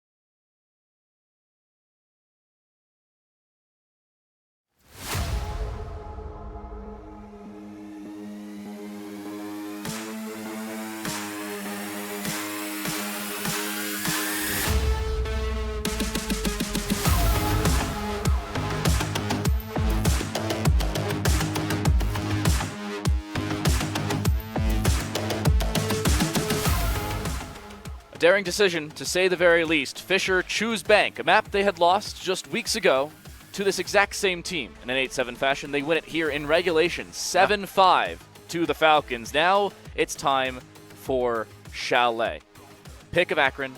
Akron need to win it if they want to stay alive here in our NACE Starleague Grand Finals. The magic is in the air for Idaho, 100%, because we both assumed going into the map band phase that Bank was the selection of Akron. Again, team that's very well known to have proper gun skill, knowing how to adjust and adapt mid-round, but we didn't really see any of that. Oddly enough, we weren't able to see the whole second plan B that Akron could have distributed whilst they were playing mid-round. It was trying the same thing over and over and over again and hoping Fisher would stoop to their level. And when Fisher finally took the time to step back, even after that long rehost, they were still able to make the adjustments required to keep themselves in the driver's seat during Bank. And now going to Chalet, where this is one of their most played maps in all of collegiate, this is exactly where they want to be, Dan. Yeah, and it has been for a while. This has been both of these teams' main maps for multiple years at this point. I'm at like 5. But Fisher, the last 2 years they've been a squad, this has been one of their saving graces. I like this decision for them. Try to sit around the same map you've been playing for multiple generations of Rainbow Six Siege collegiate talent, but also something different where you're still innovating as you see fit. Here's another opportunity. If you happen to want to get your own Rainbow Six Siege credits, here's an opportunity for 600 of them rather than 2,400. Codes down below. You have to go into the Rainbow Six Siege game, go to the shop page at the top of the screen, and then scroll all the way down to redeem a code. You can redeem that code. First one to do it gets 600 credits. Everybody after that gets absolutely nothing, so get there quickly. Fisher starting on the defense for their first half. It was interesting that they opted to pick the attacking side just last map, but they won't be in the same position for quite a while. Yeah. Akron moving on their offensive side where, again, didn't see a lot of change, didn't see any, new ideas brought out by the Zips. So for a map like Akron, which you also mentioned, they have a lot of experience on, even some experience playing against Fisher where they kind of stomped them 7-2. We might see more comfort bands in play because now they realized something has to change drastically, and just playing by the book, playing by what we feel like is going to work isn't going to be the best strategy. We have to reinvent the wheel and make sure Fisher cannot get these massive leads where they either deny all the map control when Akron are trying to attack or just stop a direct take, because Akron tried to keep things simple on so many occasions but still weren't able to successfully win rounds on the attack despite these direct takes. Yingban first. Dokebi would usually follow in this case, but she won't. Ram is removed, and understandably so. Chalet has many more open floors than we see on Bank. Again, similar to Villa, as I brought up earlier. Surprised and really upset Villa isn't here because Ram would be kind of gross on Villa. Not the case. Anywho, Ying off the board, Ram to follow. The attack, a little bit more different than what we've seen in prior maps. Another good concept for Ram on Chalet and the map of Chalet as a whole is how many opportunities you can find on the attack while not even entering the building. There's so many cutoff angles you can find on different windows, several other balconies, find a 5 versus 3 lead to some extent, and then enter the building and begin your proper attack in the map. So when Ram can be used outside the building so comfortably, it makes sense to have her banned on the map that revolves so much around exterior gameplay. Azami as well. Since Chalet is so big, like we discussed earlier, similar to Bank, Azami's really good on this map because she can extend with those keep barriers and waste more time for the offense, which if they're spending more time outside, then they still have to worry about Kibas. It just stacks up over time. Everybody always argues about the hierarchy of bomb sites on Chalet. Some people despise the bottom floor, others despise the top, but the first floor seems to have a general consensus that kitchen dining is a very good primary bomb site, gaming a decent secondary bomb site, if not office and bedroom. The case here for Fisher, they fall into everybody else's general consensus. They go kitchen dining to open things up. You were talking about the Mira. Mira is the call here. Specifically, I want to see how the Mira tries to play around Mezzanine, because I don't think she will, and that's what's surprising me. You were talking about this earlier with the Azami as well. Mezzanine is a very good position to hold on any of those operators. Not the case for the Mira, at least towards Mez. Still bringing the Mira, but I think you're all too familiar with this possible attacking setup. You've seen this many times before here, John. I have. One of the first few to ever cast Sens on this map for a projector post plant. That's one of the terms used for Sen's primary gadget. mixing that with the Amaru and the Sense gadget that can obscure the vision of the defense, that allows Kosa to get close quarters confrontational with the shotgun to work some very aggressive picks, while also having Jobu sneak his way into the bomb site with the help of that coverage from his primary gadget, plant the diffuser, and make Fisher scramble to retake the site. The only problem I see here is that there isn't a lot of vertical distance granted by Akron here in this round. We could see either a very fluid retake or the Sense play being denied completely if the projectors aren't placed correctly for both horizontal and vertical coverage. I want to know where Kosa's going at this point, because the two schools of thought is you roll the ROUs through Trophy. That's a way to find an opening kill. Goodbye, Scoob. He wanted to get aggressive. This is something I thought we were going to see a little bit more back on Bank. Not the case. He's got nut-on by to a Claymore. Imagine getting killed by an inanimate object. What?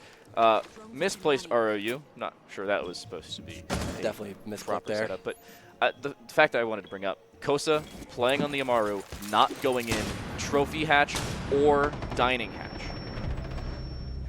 Well, there's JetCon with another, technically speaking, or no, it's his first one. I just saw G316 and assumed it was Ash. There's the 5-on-3 lead, both Legion and Frost taken care of, and Kosa just blows up.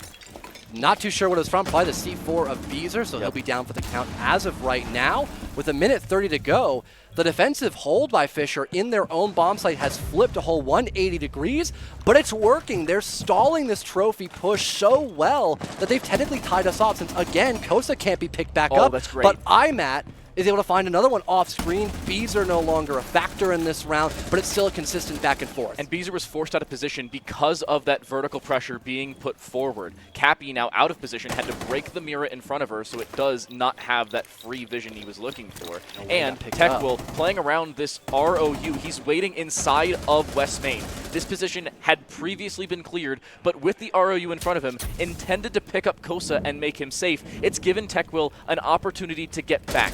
We're seeing the firebolts thrown through by CL, alongside the mini smokes from distance, but Cappy's still holding the main entrance into Dining, and Techwill still playing the off angle from West Main. This is not a safe round by any means for Akron. Kosa has got to make a play here up above. If only he knew someone was right beneath that soft wall, he could have found a massive frag here, making it a 1 versus 3. The shotgun to open things up, but that angle works both ways. Through the wall, though, he connects a nice spray down. Tech with the last one alive, but like you mentioned, Dan, do they know where the Somai is playing at? This could be a huge way to keep things in their favor. And they don't have any drones watching this position. Techwill has yet to be cleared, but they drop through the hatch to get in. That's the most important part. Nobody crosses in front of him. He has no information. He doesn't see him, but he has absolutely no idea. CL finds the kill. Techwill exposes himself without finding the kill. I don't know if he saw him on the backside of the bomb chassis or if he was just forced out of position later on. At the end of the day, it's a round for Akron regardless, and their attack storms to fruition. Oh, from that open breach, he saw for a moment the guy planting behind the bomb chassis. That is tragic for Fisher. And on top of that, too, once you have your planter gone, that causes so many different ideas flowing through your head for Akron of, well, do we have to push the Wamai now? How do we recover from this location? Sure, the Cavatail probably would have found the refrag, but still, just finding that opportunity could have made a massive difference. It did not, though. Akron still stealed the round despite starting. I was going to say in a pretty big deficit, but no, that was during the mid-round. They found the 5-on-3 opening, so via Scoob running out. And I believe it was, JetCon finding a nice one-on-one kill lurking across the map. That did put them in the right direction to keep things straight ahead. But also Fisher, I have to credit them for being able to readjust and change spots to then give Akron a run for their money. Akron's round, and it's Fisher needing a change. Not changing all that much about their operator selection. We're still seeing the Frost, this case for Scoob. Maple back on the Thorn. Again, we're seeing Ulamai this time for Cappy. Techwill, I think, is bringing the only new operator in the Jaeger. And Mira, similar for Beezer as we saw in the previous round. Nothing, at least not too much, change for the defensive side other than their bomb site. I like this decision. Go Bar Gaming and try and play a little bit more outside of your own purview. We didn't see them extend to the top floor as much as I think we would have liked. And their extension, at least their attempted one outside, was just shut down by an inanimate object. Shout out Flame. Wondering where CL wants to set up. He has a diffuser, so I imagine he'll use these Cavatail bolts more for a post plant and trying to get in the objective to put that diffuser down rather than clearing out this top floor. it might be more of a simplistic take here by Akron because they don't have really any hard breach for this top floor, albeit you don't need it most of the time. And they don't have a lot of utility to clear out those deployable shields. So if they can get library control and then set up for that plant, all they have to do is play outside and use that window pressure to stop Fisher from finding any success on barring games. Great way of using the Capitao. Unfortunately, they're incorrect in their presumption as to where that library player is playing. Scoob actually does step up from that same position. He finds 2 as well, alongside a down onto IMAT. Unfortunately, the Twitch drone jumps straight into a mute jammer or gets EMP'd instead by the Bulletproof. And JetCon saw somebody, realized it, went back for more, but ends up being forced out of position. And the re-engagement down the fireplace stairs. JetCon, the 1v1 here with Scooby, wins the first one, but he's still got the 1v3 to contend with, and now just 40 HP. Not a good spot to be in here for the Twitch. Quite literally on an island.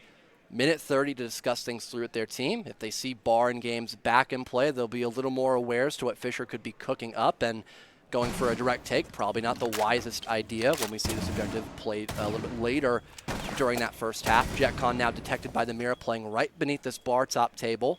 And just, yeah, goodbye. Yeah. Simple as, just waits for him to walk in. It's easy pickings with that Vector, and things are tied off once again.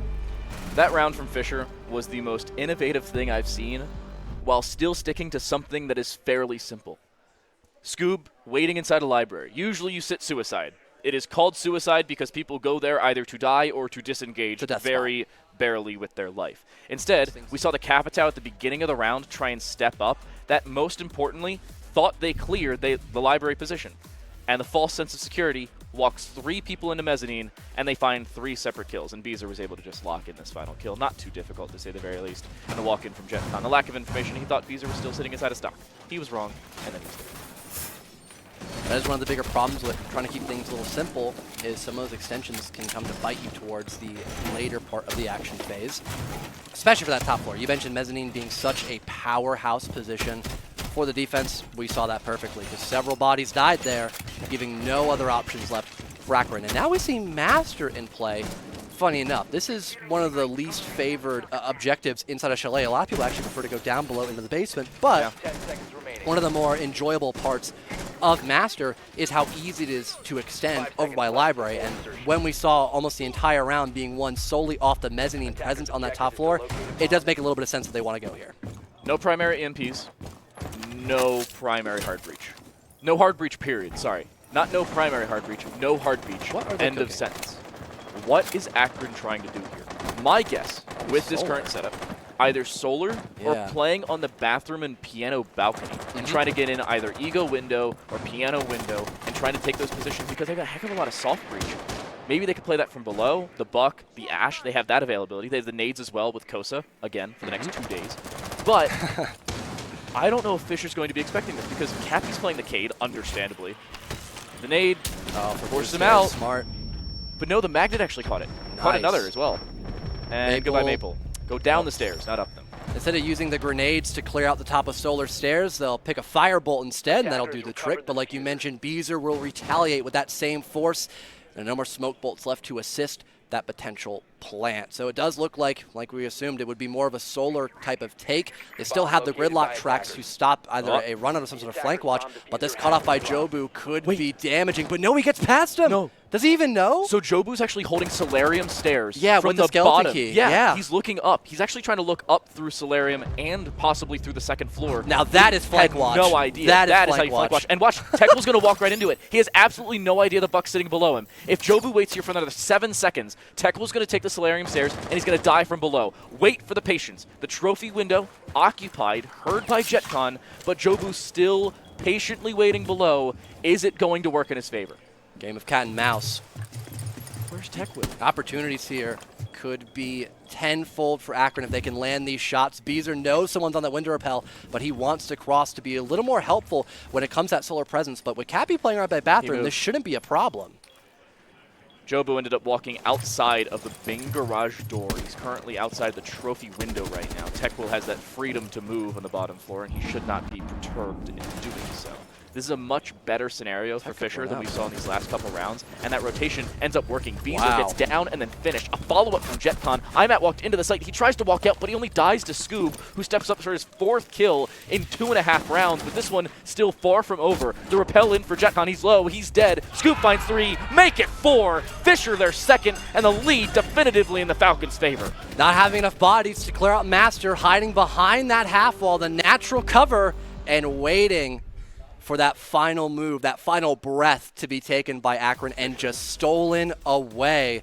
Sure, JetCon's in a power spot, but with only 2 players alive, you have to cover your other teammate who's trying to plant that diffuser, and JetCon simply cannot do that given where Job was playing. He has to hop in the building, he has to expose himself, and sure, he knows where Scoob is, so he'll try to take that 50-50 gunfight, but it backfires. So, given the fact they couldn't go for a plant and they had to play dirty in the bomb site and having no utility to push back Fisher, it was just a simple waiting game for the defense. This has been a drastic change from what we saw back on our first map of a brief recollection back to it.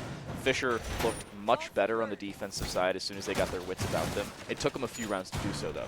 That's not the case here. Akron look a lot more uncomfortable in a lot of these gunfights, and yes, they're finding early advantages. We've seen that in all 3 of our rounds, either an opening kill or opening player advantage past the 1-minute mark, but they haven't converted as often as you usually would. About 60 to 70% will you see teams converted an opening duel into a round victory. Here, at least mathematically, it's 33% through 3 rounds, albeit low amount of rounds played, maybe statistically insignificant for all of you AP stats people, but I don't know, it's still Fisher with a lead, and that number doesn't lie.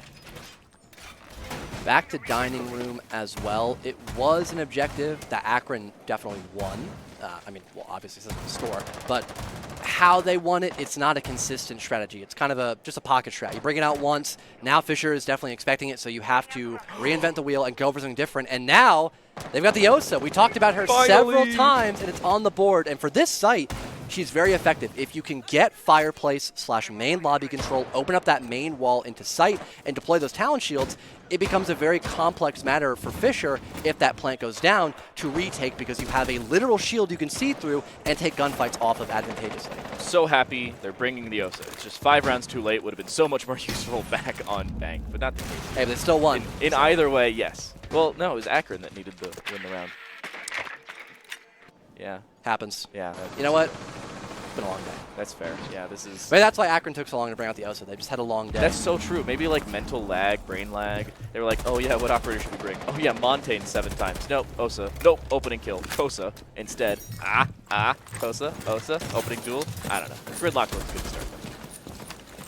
Having these track singers down below as an effective flank watch is also very essential. That's one of the bigger concepts that Fisher could establish to deny a main breach play, is having flank up one of the main staircases from either Blue or Snowmobile. So that's no longer going to be as easy, because those track singers will give away your intentions throughout the round. There are still roamers up above, so if you're going to go for a main breach execute, you need to get at least some control on that vertical aspect to make sure no one can play above and stop that plant. And getting that thermite to open up the main wall above is now going to force back the defensive side of Fisher, and now make things much easier and very straightforward to get into sight later. They'll be able to open up mezzanine. They have the Osa on the board. They have the Kosa still alive, and they have CL playing with the smokes. Keep that in mind for later. As soon as the mezzanine breach is open, which it just was, as a matter of fact, they have to remember to pay attention to those smokes, as they could try a plant, but C4s are still available, as are Razor Bloom shells around default and dining. Lots of things to keep in mind as Fisher still has to prepare for this engagement, and they do so with an opening duel. Again, a Frost looks good in an opening fight. Kosa still needs to be alive here, though. When that main wall's opened up, there's a Mira to greet the offense. If you cannot use those nades or even those smokes by CL to force back Beezer in that position, there's a C4 that could greet you, and Tekla has a Nitro in and of itself. So this could be 2 massive opportunities for Akron to be denied of their plan.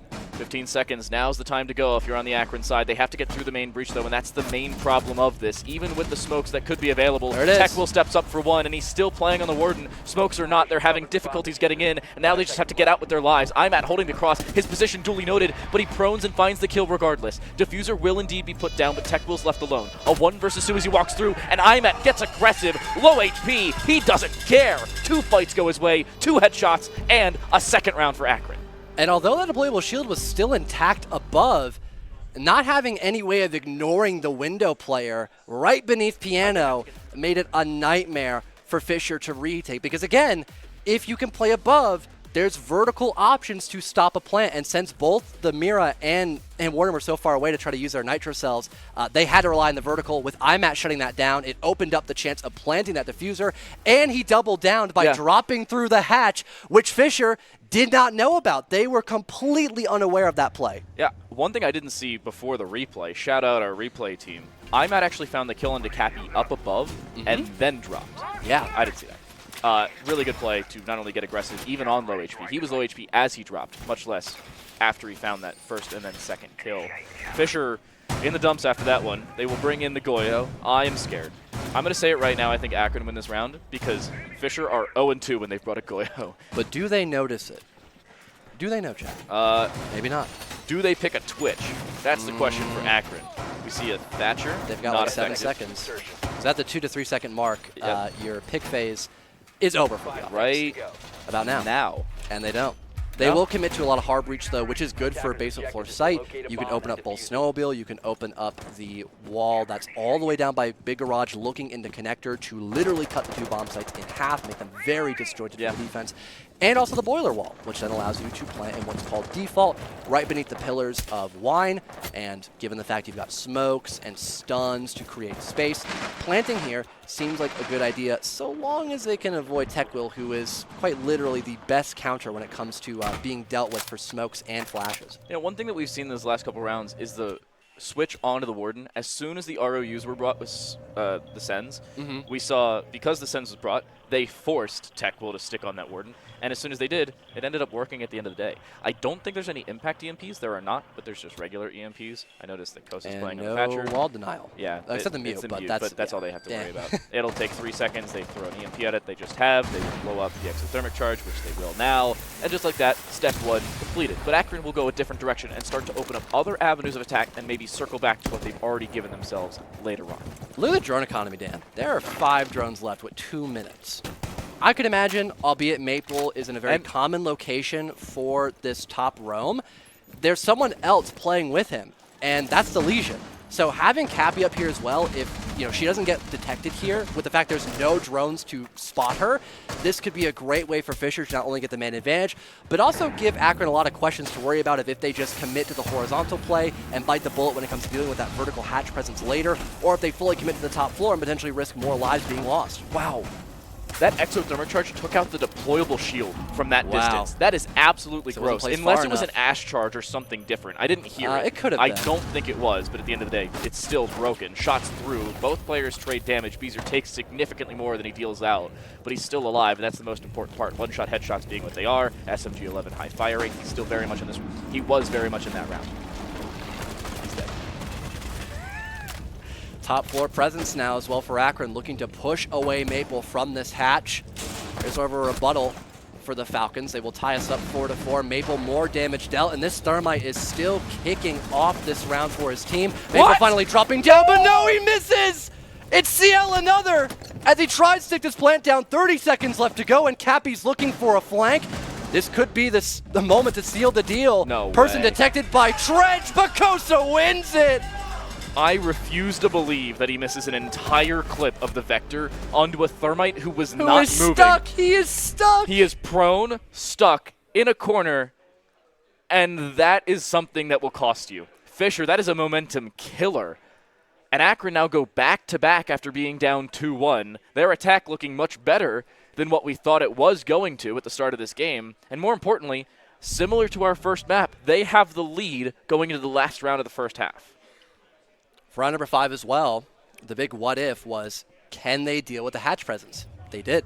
They had someone fully commit their life to playing on the second floor to then push back Maple and force him to drop the hatch when there are 3 people right in the middle of sight, essentially, either playing off an open breach or trying to plant. CL went crazy that round, especially because he didn't have to worry about the vertical coverage in that round by his opponents. So Akron, massive round to secure that lead in this first half. And now we go back to dining room for Fisher, which has been not great. They have lost it 2 times now against Akron. I'm really surprised that we didn't see Barbie played.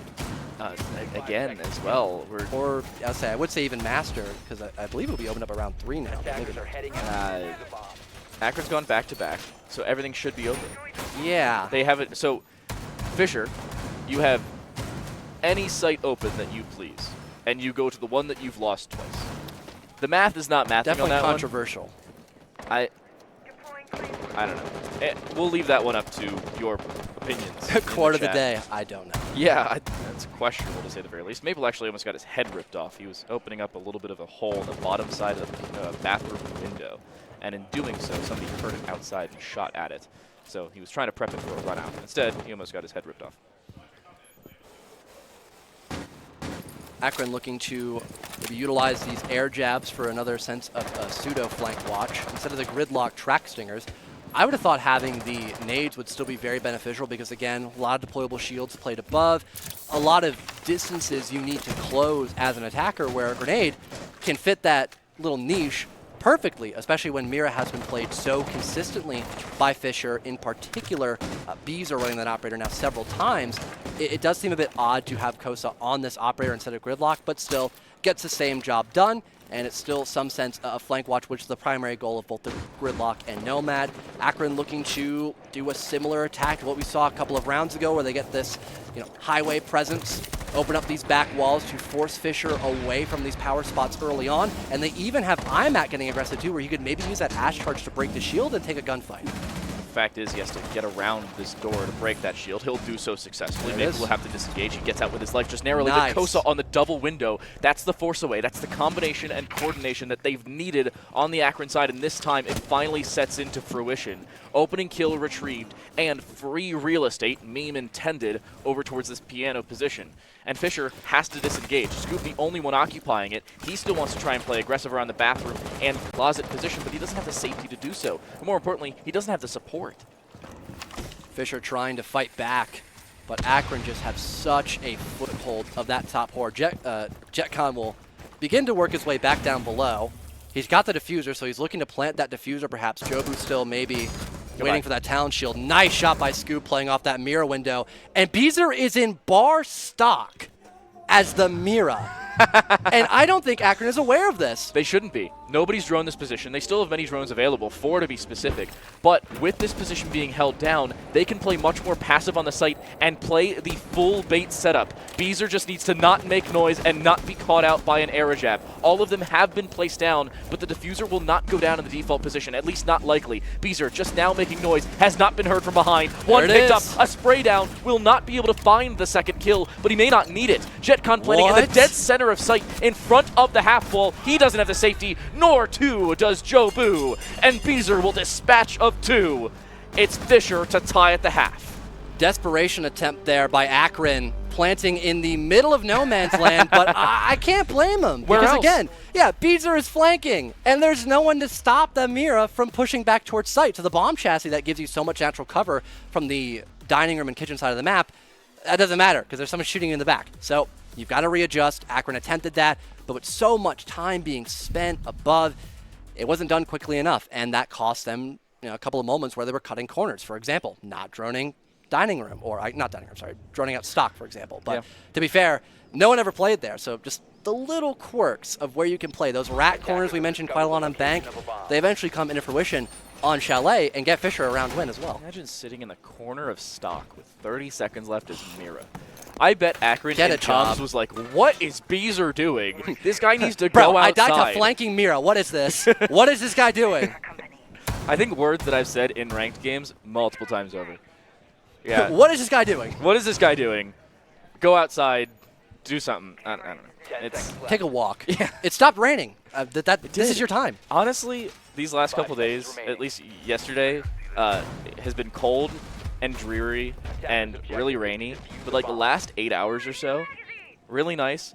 Septilence and I walked outside with Vincent, and we were able to see the mountains from a distance. You ever come to Boise, Idaho? About 30 minutes from the city center is a great set of mountains. My Uber driver on the way to my hotel from the airport was like, yeah, great skiing. It's really nice. So, you know, if you ever want to come up, either for Boise State University, Boise State Esports, or just to ski, I recommend it. That's one of the most satisfying things of taking an airplane somewhere. Just if there's mountains, you just look right above them. It's just so mesmerizing. Yep. Even clouds as well. They kind of look like snow from a distance if they're like really thick.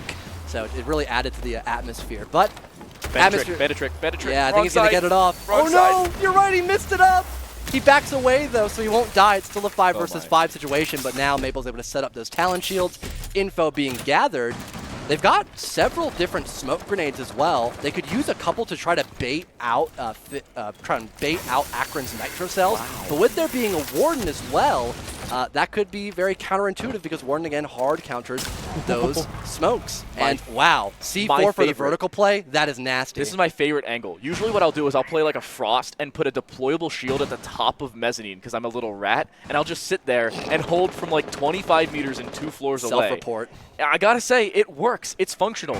Even if Maple tries to put down one of these Talon shields, he's actually visible from up above, and he will not know it. He sees the floorboards open above him, but does he note it well enough for somebody to help him at any case? Warden is alive. There are smokes available, direct counters to one another, but does IMAT hold this from a distance? It seems like he still will at the top of Mez. Shotgun holes being made. Wow. Jetcon taken care of though. Kosa, quick to reply. Plant being attended, but does Maple have enough room? What? Just narrowly. They'll have to sideswipe this one, but they hear the nitro cell. It's destroyed though. What? Second one for good measure, but it misses, and Cappy above finds a massive kill. Still a back and forth conversation though. Safe? And there it is. The vertical. There's no chance of playing a diffuser. Jobu almost finds another. You now see Maple trying to fall away, but he catches the tail end of a bullet. Beezer, no one left to cover himself besides these smoke grenades and the Talon shield, but there are no more C4s. He could bait this, but CL and the Bandit looking to try to play this one together. They know they've got 7 seconds to close this gap. Thermite gets off of it, and Akron closing the gap and closing the round with a solid performance down below. The two surprising things were, number one, they pushed nowhere near as far in as they would have needed to for a single Talon shield to be effective. They were available to be shot at from the blue door, up above, and at any level of walkthroughs, C4s from a distance. They did not have the space they needed, and Fisher relied too much on a single Talon shield, which is not large enough to cover you from any more than about 75 degrees of an angle. And it just wasn't good enough. Fisher College, a rare misplay, and a round utility that we've been bringing up many times is very useful. They don't play it the way they honestly needed to at the end of the day, and Akron take full advantage. Vertical play ends up working. Yep. Not only the blue side play as well, the TCSG ended up working from that distance. That's the difference maker between having more of just a direct play for your attack and then cutting corners. We didn't see anyone lurking by trench, no one trying to go blue, and then if we didn't see any destruction made above, there might have not have been an attacker there to deal with it either. It looked like everyone was just so focused on the main breach, they forgot about all the other intricacies that you can have for a direct take by still keeping things complex. When there was no pressure by blue to cause chaos in sight, there was no one trench to work for kills looking by connector. If they had anybody by connector, that could have been a difference maker because there was so much done by the Bandit there. Beezer is on Iana. Even with the nades being removed. He's cooking. Beezer's on Iana. It's time. Cappy's gone on to the Lion. It is all faithful for Fisher. Garfield is getting real. And it's just in. Importantly, there are no hard breach operators for the defense or for the attacking side, or for the defensive side. For that matter. Dining room, yeah, that's a new one. So West take down below. And I think they tried it. Yep. Okay. Well, this isn't working. Everybody's dead. It's been 8 seconds and 4 players have died for Fisher College and Akron. They did try West. Yeah, they were cooking. Just the wrong recipe. With the stove off. They forgot to turn on the gas stove. And Scoob's left alive in a 1v5. Guys? Okay, this is all part of the Fisher plan. This map has gone exactly like map 1 has gone. Fisher 1-0. Almost to a T, yeah. Yeah, no, exactly to a T. Fisher was up 1-0, then it was tied 1-1, then 2-1, 2-2, 3-2 Akron. Fisher tied at half. Akron win round 1 and 2 in the second half. And Fisher going to come back and win 7-5. Perhaps a timeout would be in order as well. They do have good bookwork now for round number 7 and 8. That for Snowmobile, there is going to be a roam presence. Dining room as well, same story, albeit that's fairly common for both objectives. I can imagine with the roam presence being fairly strong that we might see bar and games in play, but to counteract that, we've seen a lot of times Fisher going very direct. It's incredibly challenging to go for a direct take on Master in comparison to bar and games, because if you have the right operators, you can just hop to that double window and try to plant, but they are going for bar and games, as we both kind of assumed. Now the question is, will Fisher try to triple down and go for another direct play, or will they be more methodical? I don't see any way in which Fisher go for something similar, unless it's from a different position. I didn't hate the West main decision, but the issue was not only do you fall from there, you fall trying to walk into mezzanine. You were basically trying to split the site in half. And in doing so, you force yourself out of position. You don't properly drone out the 3 spots you were susceptible to: top mezzanine, bottom fireplace, and the west main hallway from like the bottom of Solarium Stairs and Trophy. And just like that, you lose the round because of it. And in 8 seconds, 2 players get a combined 4 kills, and Fisher were dispatched of in very quick fashion. I think they're doing it again. They're doing it again. Oh my. Where do they go in? Do they just walk in mezzanine again? Do they drone it this time? Because usually you don't see teams set up pre-placed drones in prep phase. And to make things worse, I think there's been 3 drones dispatched of, if I'm seeing this right. They have a Warden, they have a Mira, they have a Mayan Jaeger, they have a Frost. These are all perfect operators to stop this exact play Fisher is going for that we were hoping they would not do. I'm going to ask our observer. I think our observers can hear us. Top of mezzanine at the double window where the Frost was just putting down 2 separate mats. What's going on over there? They had 2 separate Frost mats under the main K9 window. I don't know about this one. Fisher may try the exact same thing, except from 2 separate angles. Here's JetCon looking at his Frost mat, seeing if he's got anybody. He hasn't. There's sound cues. But already the mirror open. Shout out to Twitch. And it seems like they want to try and split mezzanine and force people out of the bar site. Just try and plant early. Is that the call? It'll have to be the timing effect for Fisher. Beezer's already in the building. He's waiting on Scoob to be a distraction. Then he'll begin to push up. Yeah, JetCon's a little worried. He's got his teammate to back him up, but there's Scoob. Springs around the corner at just the right time. And now that might be a bigger concern for Akron. They do not have anyone to help back him up by that back position near mezzanine. Goodbye. And that allows Beezer to also pop up at the exact same time. Almost connects another. But it's going to be CL to find the trade and still hold top blue. Great setup from CL, playing around the deployable shield to near perfection. But he's not out of the woods just yet. Not only has Jobu been downed, Kos is now dead. He's left alone. He needs to ace almost virtually for this one. He'll find a second kill, and he'll actually start to recover back towards the site. He has a very good opportunity to deny the plant. He's behind you! Oh my God, he doesn't turn know! around! He Oh doesn't my know! goodness! Wait, he He's got him! found 4! It's a 1v1! But Scoob will shut it down. CL almost has an ace clutch with no business being alive, but he'll be dispatched of, and Fisher find 4. Crazy discipline to just stick the plant when there's someone in front of you. Watch this. Everybody watch. CL's going to walk into bar. On the right side of your screen, you're going to see the planting player. Cappy's planting. In the corner. Close right. Behind you now. And he has no idea. Cappy's like, wait, somebody's around me? And then she just dies. How does CL find 4? Not a 5th one, though, as you mentioned. Despite our concerns with the direct approach that Fisher went for, there was team play from separate angles as well. We talked about how important Twitch was, and not only opening up the mirror window, but also then allowing Beezer to find a kill by top mezzanine. So they kill both the Warden, and they end up killing the player who was top mez. That leaves a lot more openings for the rest of Fisher to then push into the building.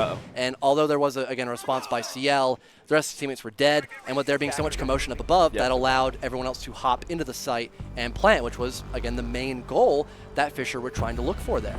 So for some clarity, I turned around and saw our admin having a conversation with Akron. Usually in all chat you'd see this, but according to NACE regulations, not allowed to talk in all chat. Interestingly enough, Akron crashed out. You saw IMAT ended up leaving the game because he crashed out. We saw that behind me. I saw our admin, who's actually standing in the middle. I don't know if he knows I'm talking to him. He has no idea. He's very nice. Great dude.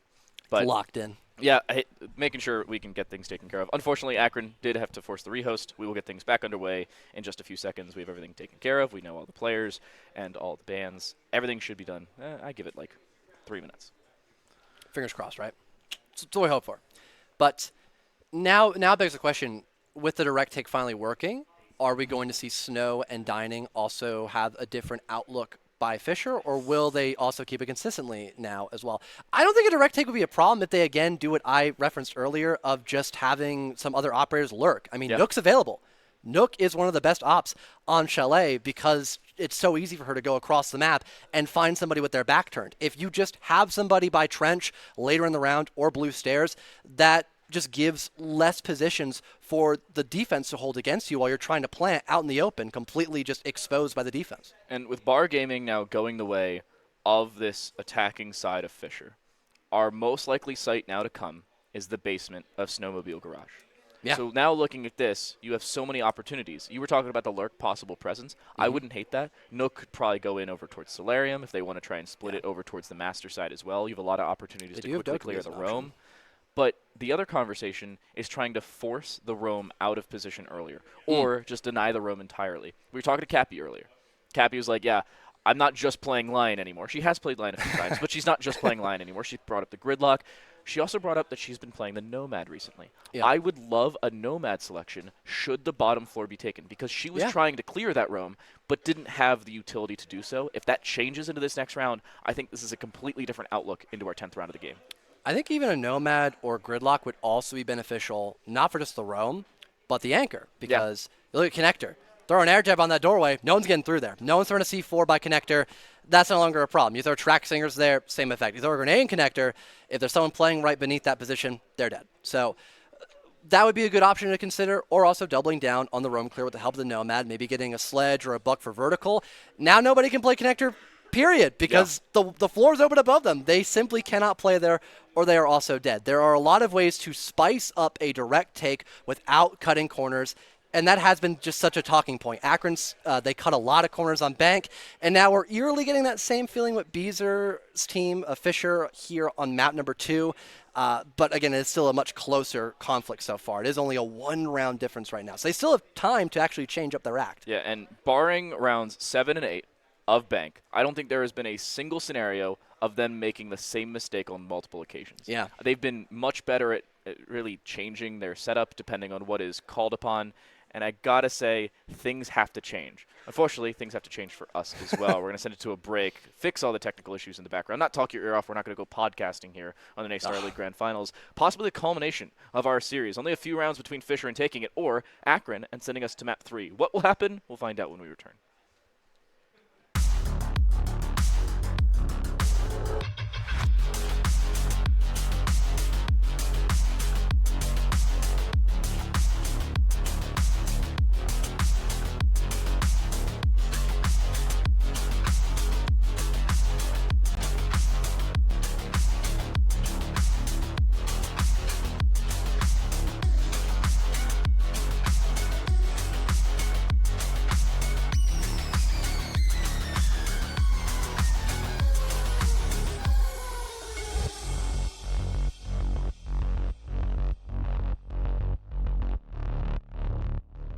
Los Angeles Comic-Con is back at the LA Convention Center December 1st, 2nd, and 3rd. Meet stars from hit movies and TV series like Matt Smith, Jamie Campbell Bower, Elijah Wood, Sean Astin, Rainn Wilson, and so much more. Shop over 800 exhibitors and artists. Experience the vibrant cosplay community and immerse yourself in the gaming and anime hall with tournaments from Mortal Kombat and Street Fighter all weekend long. Get your tickets for LA's favorite comic, gaming, anime, and pop culture convention at ComicConLA.com. Hey, deal lovers. I'm coming in. Here's something new. Just because we have good taste doesn't mean we don't like a good value. And in this hut, $7 gets you both. The all-new $7 deal lovers menu at Pizza Hut. I'm coming in hot. Because it's only a deal if you love it. Choose your $7 faves 7 days a week. Only at Pizza Hut. I thought I heard pizza up here. Toxic therapy from your vape. Can't sleep? Listen to my voice. Your friends all bailed on you. Your crush thinks you're thirsty. The planet is dying. Keep obsessing till 5 a.m. Vaping nicotine is associated with sleep problems. Find solutions at thetruth.com.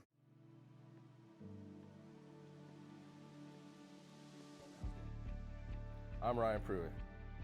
I'm a sophomore at the University of Alabama at Birmingham.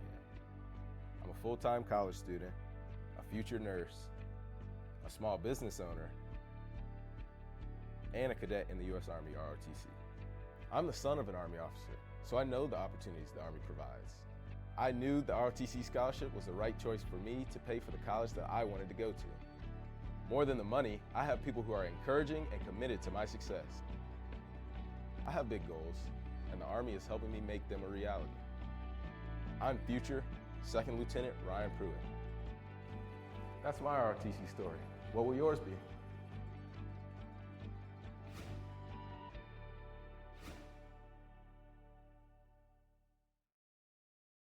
I remember able to get sniped on the tree. Tree's down, Squeak able to find vision. Hey, maybe they can turn around. They are trying to cap halfway, 3/4. One more to go, and they do. It is granted by Maryville. And now they just got away to OT. The chase. Noxus says, please do not get there. And they do. They turn it. We are going to the 5.5. They did it. They took it. They took out Kings way too much. Razor manages to pick that one up. Tree on the other side, though, is going to do what Tree does best, which is hit absolutely every single shot and charge with that weapon as much as possible. So simple, said this is all me. A little bit of healing comes out. That is going to be a test, but it's not going to work. Squid says, let me get in the frame. The flail denies. Not quite enough charge of him. He got the nano boost. Ends up working. Beezer gets down and then finished. A follow-up from JetCon. IMAT walked into the site. He tries to walk out, but he only dies to Scoob, who steps up for his 4th kill in 2.5 rounds, but this one still far from over. The repel in for JetCon. He's low. He's dead. Scoob finds 3. Make it 4. Fisher their 2nd, and the lead to finish. Get through the main breach, though, and that's the main problem of this. Even with the smokes that could be available, Tech will steps up for 1, and he's still playing on the Warden. Smokes or not, they're having difficulties getting in, and now they just have to get out with their lives. IMAT holding the cross, his position duly noted, but he prones and finds the kill regardless. Diffuser will indeed be put down, but Tech Will's left alone. A 1 versus 2 as he walks through, and IMAT gets aggressive.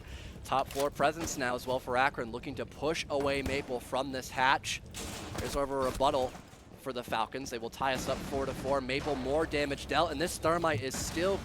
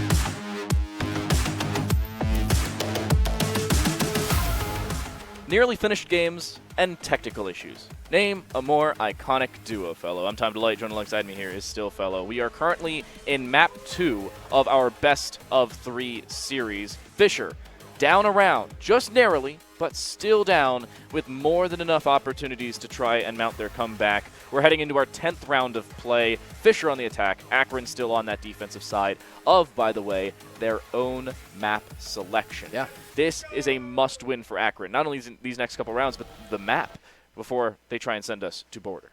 The map to which we're just about to hop into as well.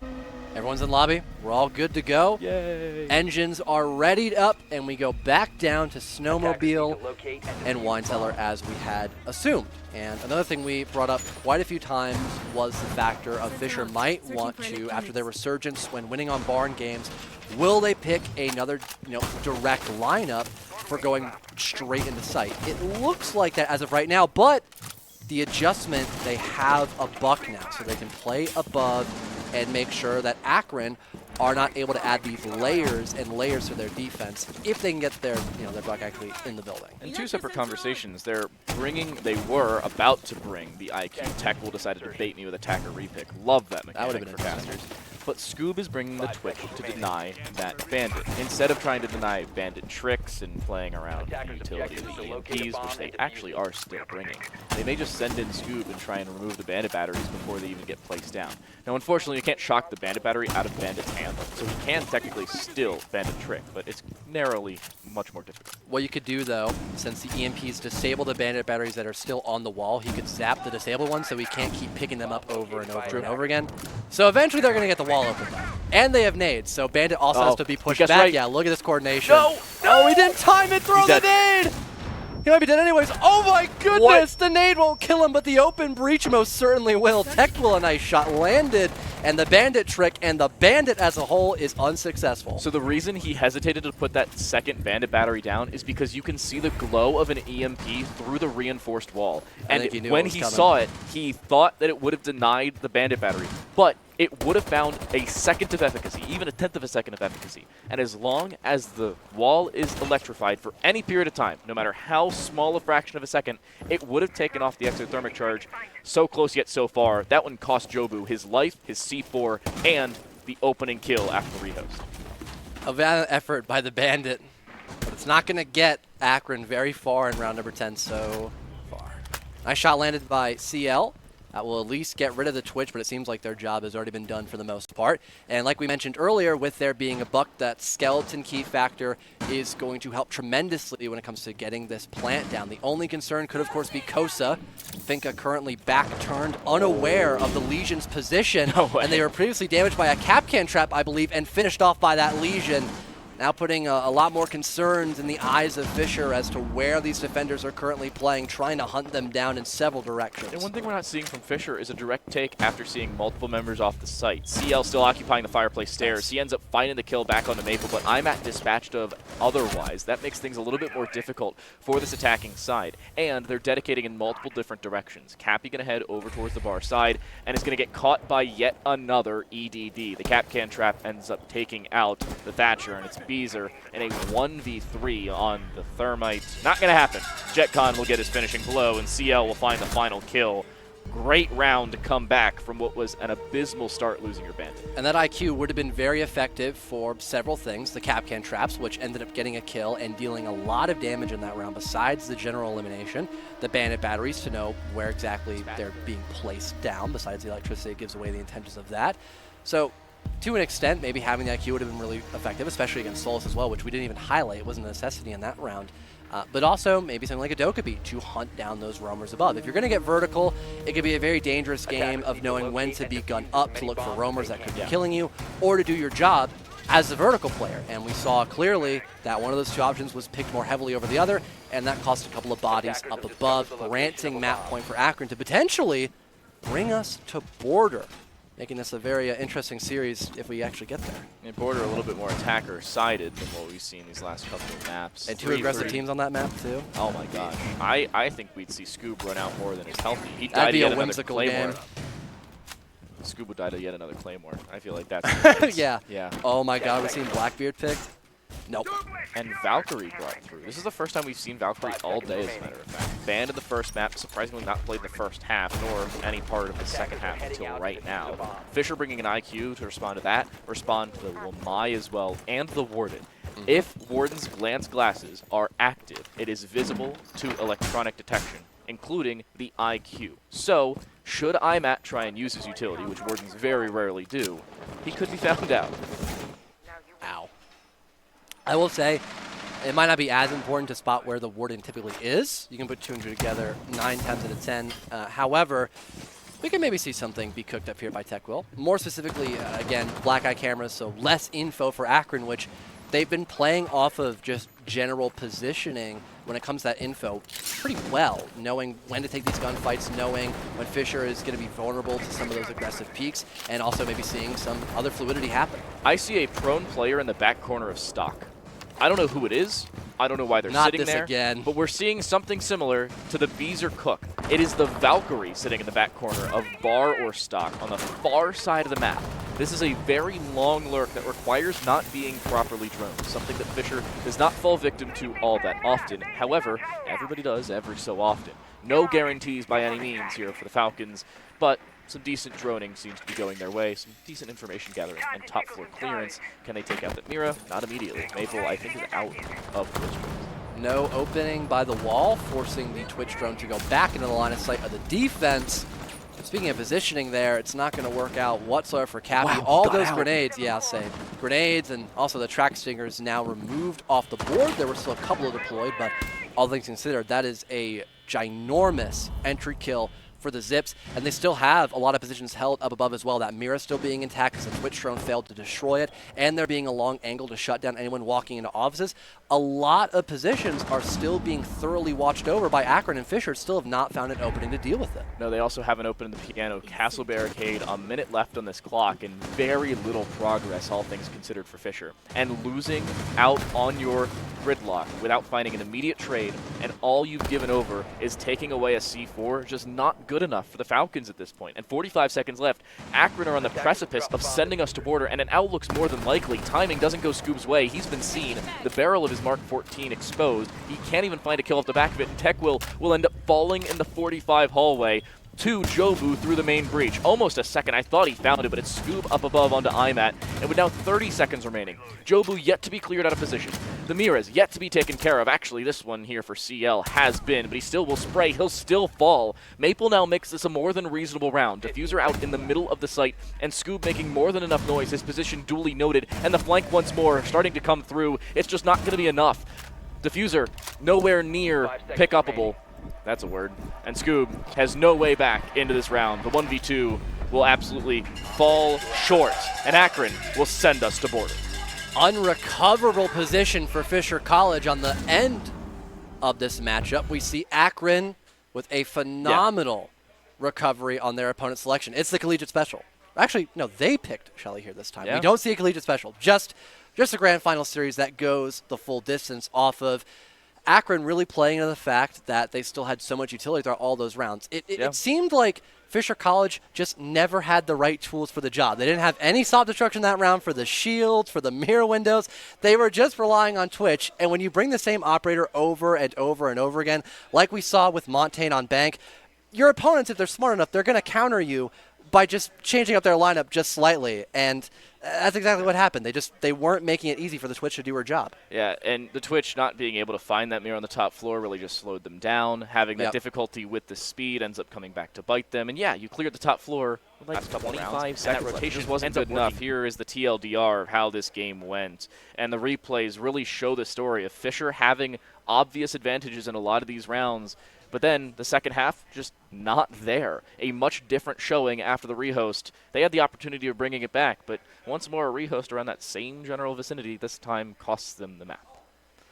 Seemed like for the early half, it just kind of slipped through Fisher's fingertips. Either just opting to go for different objectives when they should have, and instead just reattempted dining room a couple of times. The fact that they went dining room 3 times, only won it a singular moment, it definitely made things more concerning, to say the least, Stan. So if we maybe had seen different objectives played, could have had a different outcome there, but now we get to see how border pans out exactly. Yeah, credit to Akron, and credits to you. If you want to try and get your R6 credits into the game, we have another opportunity to pick up 600 R6 credits. Whoever puts that code you see in front of you into your in-game shop redeem code page first, they will have the opportunity to pick up this game. Maybe you don't miss out on the opportunity like Maple just missed out on that magazine from the Vector. Ow. That was a round of all time right there. That was a bird of all time. And he winked at me. Okay. This day just keeps getting better. This day just keeps getting better. One thing to talk about I feel like we've kind of missed out on is not the grudge match aspect of this game, but the history that both Akron and Fisher have amongst one another, not just as the teams between one another, but even JetCon versus Scoob. We talked about them playing against one another inside of Element 2 on the same map we're heading to in our decider pick of Border, where it was complete action left, right, and center. I mean, we saw Blitz brought out several times on that occasion. We saw extensions flatlined up above. And Border's a map where your extensions need to last a certain period of time on the defense, or you will lose because you don't have the distance to push away the offense. So if you lose your initial defensive front, you're gone. You're just the round's gone. Something has to change for Fisher. Their defensive side 100%. just has not looked good enough to make up for their attacking woes. And they did look okay on their attack in the later stages of Bank. They made up for what they needed. But Akron's defense really stepped up in a big way here. They change a lot of their play styles to get much more aggressive and in your face. They don't allow Fisher to set up the rushes they were looking for in that round specifically. And after the rehost, it seems like they were clean as ever, not making any mistakes, not giving away free kills, not giving away free real estate, not losing out on any opportunities nearly gifted to them. And you can see exactly why they walk away with this game victory. Attacking teamwork for Fisher was also very lackluster on Shelly. Even this round, they just got away with it by the skin of their teeth because CL wasn't looking towards Scoob's direction for a good chunk of time. Having that lack of teamwork, though, when you put it into perspective on a map like Border, where, again, sure, it's very small, so it might be easier to set up other positions on the map if you're not able to time those correctly. If you cannot communicate the proper comms for that round, you're going to have people walking in one by one, and in the same breath with the defense, because they also have less positions to hold, they can stack more bodies in certain areas across the map. So if you're still going in for these very isolated attacks and looking for one-on-one picks, that won't pan out the way you had envisioned on a map like Border, because it's a kill box. That's the best way to describe Border. It is one of the most gun-centric maps you can have in the game right now for comp. Fisher's defensive side needs to step up. 3-3 splits in both maps. Not terrible, but needs to improve. Their attacking side much better on Bank, just absent here on Chalet. And with Border being as much of an attacker-favored map, both of those aspects of their game need to improve. But that'll have to wait towards our third map of play, the final map in the NACE Starleague Grand Finals, not only in Rainbow Six Siege, but in the event as a whole. We'll go to Border as we crown our final champion.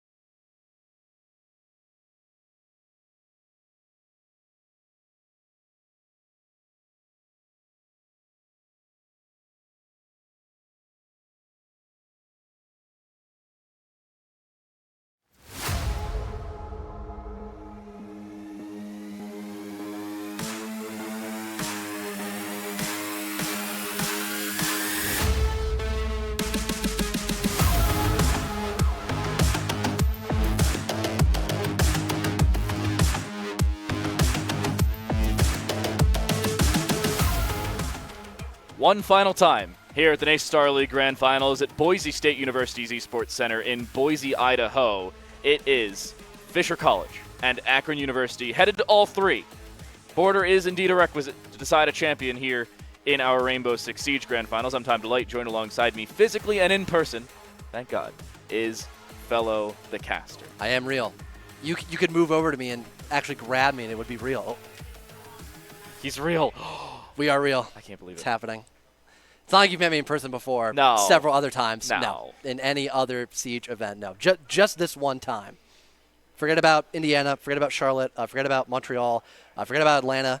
Just forget about Columbus. And Columbus. I want to forget about Columbus because I got really sick there, but that's a whole other can of worms that we're not going to get into right now. We're not going to do One thing we will get into is this series and the end of it. This is our final map. This is all we've got to close things out. But before we do so, we want to shout out not only Mavix Gaming Chairs, but our winner. We want to take a moment to announce our Mavix giveaway winner, Old Franz. Old Franz won a Mavix M5 gaming chair, the official gaming chair of the NACE Starleague. Thank you, Mavix, for an awesome prize.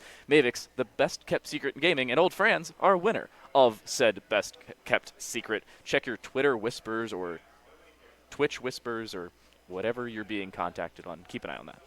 Just keep a heads up, a mental note. That's like one of the best positives of these LAN events is getting to sit in the Mavix chairs. I remember Philly like it was yesterday because how comfortable the casting Mavix chairs were. Love that. I need to buy one. Yeah. It's been too long. I have like a $50 office chair that's like falling apart. I could put my hand under it and just like take out foam from it. I need to get rid of it. I got to move on. Move to greener and more comfortable pastures. Supporter on the cards. Our final map of play. Now, before we started, about 15 seconds before we went live, I believe it was Scoob who yelled, "Tails never fails." It was him or a member of Akron. Either way, whoever won the coin flip, which is how we decide things in a best-of-3 series, as to who gets side selection on map 3. Higher seed gets to choose the coin flip, and whoever wins it gets to choose the side. Akron, I believe, ended up winning the coin flip, and they chose defense here on Border. Not too surprising. Another thing that's not too surprising, our operator bans. Wow, Dokebi and Ying banned. It's not like they're the most banned operators in every tier of play. Oh my gosh, shocked Pikachu face. The one time we saw Dokebi available, it was also brought, so we're not having that same river floating down. Fenrir gone as well.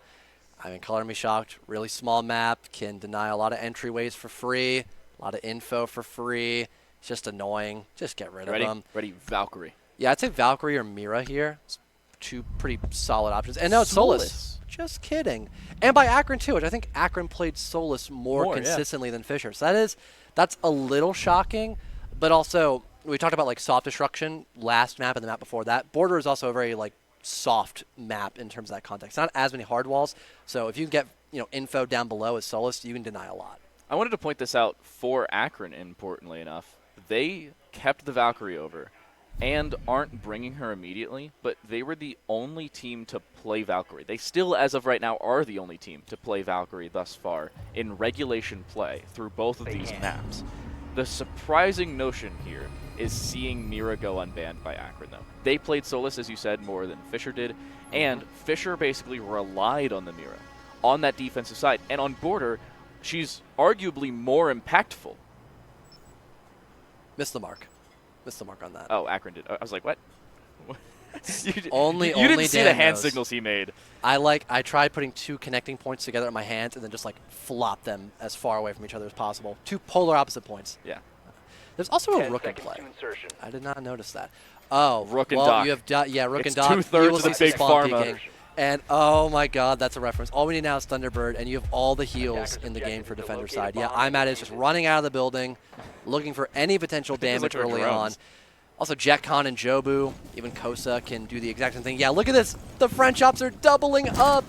French together strong. Look at this. And it still looks like they want to go for it. The Rook taking a heck of a lot of damage. Luckily, he's got the dock on him. He'll stop moving for a few seconds. He'll get healed. No, he's going to swing first with the revolver. With the revolver. Oh my goodness. No, he's just running to get there quicker. I was a little concerned as to what we were seeing. IMAT is confident. He's not that confident. Thankfully so. That would just be arrogant. Finka moving down below. with the new update not being introduced yet, you can still play with grenades underneath if you time the explosion correctly upon impact of that floor. So there is a chance you could find a kill, but with there being Rook Armor and Doc Sims available, that would only injure someone, even with a direct nade, but a direct shot lands on the Maple Skull. No more Rotero drones, and I would be livid at this point in the evening getting destroyed like that. See, now, I yelled to both of the teams, hey, who's winning border, before they sat down ready to go. And Kosa, in a very nice South African accent, as he's actually South African for all of you who didn't understand, or didn't know that at least. Didn't understand him. No, so Kosa, in a very nice South African accent, says, well, hopefully us, but that's just the Akron bias, I think, playing. Maybe that confidence now exuding. That's another. 2 separate kills. Scoob dispatched them as well. Flores and Ash, most of your breaching / explosive potential, and IMAT will step up for 1 as well. The French combination seems like they are indeed strong for 3 kills combined. Call it a buddy ace normally. Might see a baguette ace perhaps between the 2 French ops. Just over a minute remains. Cappy having all of their utility, she could use that to maybe deny some angles like Archive's Door and some other positions, burn that Surya Gate. But you got to worry about your backside as well, and JetCon will deny the buddy ace. But it still could be a momentary lapse of judgment. Flawlessly done by Akron. And the cowbell's back. You'll love to see it. I am a big fan of the cowbells. I'm also a big fan of how Akron played that. Every single fight, they had a reasonable shot at a refrag, except for like the opening single duel, which was just a gross, quick shoulder peek. Yeah, and but then he had backed off. no business landing. Watch this. Oh, we didn't get it. Unlucky. Oh, no. This was the other confrontation where like you might not get a trade, but yeah, it's a 5v2. Yeah, but that's pretty excusable. And watch this goalpost. Absolutely goalposting. Dude, he slammed into the filing cabinet. That's got to leave a bruise mark. That's unfortunate. Usually not supposed to whack your head while you're trying to take gunfights. Maybe that's why he missed. Honestly, understandable. You run into a file cabinet. He's mildly concussed. Been there, done that. Now we got a Tellers. Hitting your head on the top of a door frame. Oh my God, don't get me started on that. I could talk for hours the amount of doors I've hit my head on. But Tellers and Archives, one of the more preferred bomb sites for border. Mira's in play for it. We still have a Doc, this time picked by IMAT rather than Kosa. He's on Mozzie, so still a 1.5 optic, but now a little more room to kind of graze around the map, basically. You're much thinner up, easier to move from one point to another, and you've got drone denial, so if anyone tries to look for you with their intel, your primary gadget flat out just gets rid of that problem. So this could allow for a bit of a longer extent on this top floor, and also maybe give more info for the defense to use and turn against Fisher College. Akron seemingly playing a very similar setup to what we saw in the previous round, just on a completely different bomb site. Other side of the map, different floor, completely different conversation. IMAT still wants to get aggressive because he can, and honestly wouldn't blame him here on the dock. Even if he takes a little bit of damage, he can heal that. Kosa, not so lucky to do so. That opening fight, make it 2 going the way of Fisher. The over-aggression of IMAT, you can heal yourself as Doc, just not if you're headshot. And he's dead. Done, dusted, down the drain. Great start here for the Fisher Falcons. Yeah, if it were me, I'd probably prefer eating a Pizza Hut than lead bullets for dinner. But, you know, to each their own. Agreed. Yeah. Realest thing we've heard all day. Are we going to see back-to-back flawless rounds on opposing teams? I don't know if last round was flawless or if there was one person dead. It was flawless for Akron. We might see the favor returned by Fisher, but Jobu denies it, and it's good for a double spray down with the MPX as well. 2 minutes remain, and there are half the lobby members now just gone, off the board, just erased as if they were never there to begin with. And there's still roamers afoot as well. We can maybe see Fisher try to just take the bomb site, but I'm not too sure they're aware that, yeah, they have site control, or they're just beneath it. One player inside us. There he is. Techwill just walking in. Cappy is the one with the diffuser, though, and she's now just walking in. SoundQ will be there, and she actually gets caught out. Jobu finds a third and makes things much more difficult for the Fisher Falcons. That distant shot all the way from West Main is where actually Jobu has retreated back to. I don't hate this decision. The issue is they have no idea Sile's still sitting above, and that's a problem. Shot misses. Now they do. Doesn't connect through the wall, and Jobu's gone. They know that CL was last seen above. They can dodge the vertical and force this mute to retake, but they've got a Nitro cell. Tekwill's got to be concerned about this. Scoop hurt him from the backside of Server, but he wins that gunfight. Tekwill having no more coverage, but still a lot of opportunities here to hunt down this mute. He will look to just chase him down with 50 seconds left to go. This off angle could work, but he doesn't land it against the Finka, and Tekwill will punish. Watch. Fisher ties this up once again.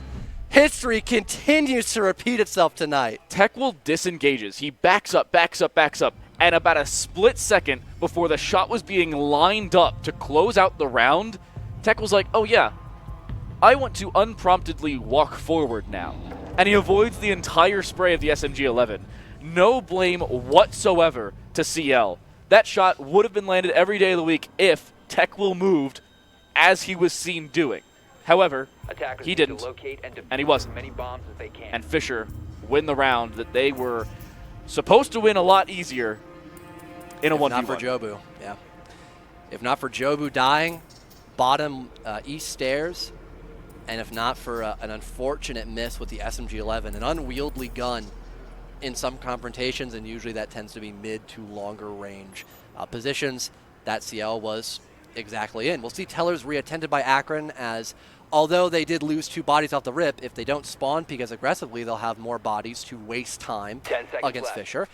And I could imagine they'll be able to hold the top floor much safer in that manner as well, because you can have some people play a little bit closer towards CCTV, maybe get some info, then fall off. And you can play over towards Armory, maybe deny a West Main Stairs push-up, for example. Just having more positions in your grasp is going to force Fisher to either ignore some spots and either get flanked or just waste more time clearing out those spots. And Akron, of course, with there being a lot of hatches on this map, they can also fall away and not feel so bad about it because they got out with their life and then can just fall back to site.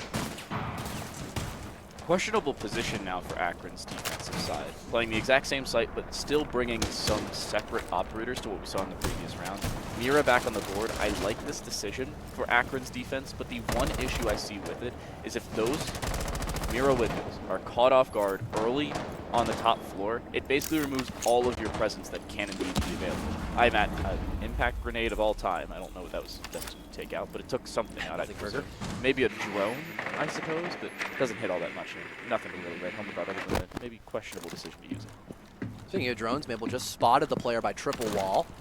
With that Ash charge available as well, you can break some of these gadgets from a safe distance. Jobu, though, close quarters conflict, gets rid of Scoob. I'm at as well, soon to respond as well into Beezer. It's that double opening that we saw, but just turned on its head. This time, Akron are the ones to win these initial engagements, and there is no hard breach left as well. The buck is gone. The ace is eliminated, and I'm at, once again, pops out his head, and Maple was not prepared for it. CL gets active as well. He's on the hunt for more with that SMG-11 as Tekwil, sure, he's got all of his gadgets left, but this is not a position you want to put yourself in almost ever. On the bright side, he's got some adrenal surges to make up for some of the damage he's just taken, but it doesn't make it any better. It's regardless a 1v5 on less than full HP. The max HP he'll finish on is about 70 to 80, depending on what the exact numbers are at, but it's 20 HP per adrenal surge, and if you go above full HP, it falls at 1 per second, but that's a different conversation for a different time.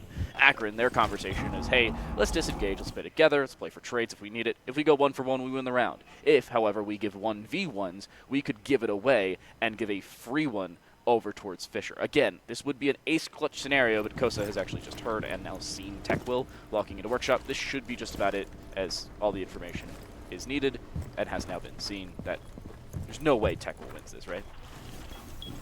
Tough spot to bounce back from. We've seen worse before. Like you mentioned, he's kind of just on an island. First of many to be collected, though, is eventually found with that spear. They've got no idea someone's right beneath the corner. Finka injured. She could, of course, try to revive herself, but everyone is prepared to finish off the downed attacker. Fisher College unsuccessful on their second attempt against the Teller's defense. Akron respond very fittingly. The first 2 fights there that Akron gave over were not too disappointing / concerning. If you're on that zip side, you lose the first one as an early fight. Oh, Kosa's caught off guard, re-rotating in towards workshop. After that, everybody's holding this exact same door frame. If Tekwil even wins that first fight, he's going to be swung by a warden about 1.5 feet from him. There's no way he wins this. There's no feasible way he walks away from that one successfully. You can see exactly why. Akron set it up well. Yes, it was a little bit too close for comfort. A 3v1 is still reasonable to pick away, but not at the end of the day. Rook and Doc back on the menu, it seems. And a Rooney again. There's another Rooney and a Warden. Just as many angles you can hold from long distances to... You get a 1p5. You get a 1.5. Yeah. You get a 1.5. We all get 1.5s, except Mute. Well, he has the MP5K, but no one runs that. Yeah. Almost. Well, actually, does CL have it? We could go look to him just to double check, but he's one of the only few operators that can make rotates in a timely manner. Sure, Doc and Aruni can also do that. Any of impact grenades by Rook, I would assume, but the shotgun is just, the primary shotgun is just king at making rotate holes. And Jetcon's got a 1.5 with his MPX and SMG-12 combination with just Linux, so it doesn't hurt to have it. Oh, there's the blitz. We were hyping up Scoob on this operator specifically. Now let's see how well he can use this German op to actually clear out that CCTV extension Akron still continues to hold with. They're gonna use a Rotero drone to open up the break door. Does that and get just have pushed him off barrel of through? Scoob? No, he actually decides to wait. They still open it early, maybe faking, at least feigning early the initial engagement. Flash is even dedicated. I'm still just waiting inside of break, though. This is a problem to try and clear out, especially with extra help from Kosa, because that blitz can turn the other direction, but as soon as they do so, they're forced out of position. Kosa trying to re-engage here. That flash should not force them off the angle, but they've been seen and dispatched of great shots from Maple and great droning beforehand, but Scoob dies to the mark 14. Joba will dispatch the blitz. No longer for this world. Oh, and the Flores just not looking the right direction. Good swing for JetCon. Got Cappy and Bees are sure they get CCTV control, but that's only half the battle. They still need to put pressure into the bomb site, activate those Selmas, get the hard walls opened up, and look for more engagement. I don't think they know someone's top metal as well, so with that wall being soft right beneath the Rook, he can have pressure being put down by his teammate while also swing at the same time. It'd be a beautiful 1-2 punch to maybe find this 4 versus 2 lead. Tekla finds one. Draws it back to even. He ends up getting down in the process. CL ends up finishing him just before that adrenal surge could have brought him back to life. Nade being prepped, Cappy, that one could land at the end of the day. CL, however, just forced out of position, doesn't end up dying. Will still take damage, but still in the fight. That's the most important part of this. Beezer aggressing at the same time, and 2 players waiting inside a fountain. The reswing, he misses it. He misses the opportunity, and the jammer catches off the Selma, as does Jobu Cappy. That should be it. Beezer alone in 1v3. We've seen this in back-to-back rounds now. It was 1v5, turned 1v3 last game, or last round at least. I don't know if it's going to be any more successful here for Beezer. Doesn't look like it. Yep. Nope. Prone angle with the shotgun. Right around the corner. 1 pellet, all he needed. Blasted away.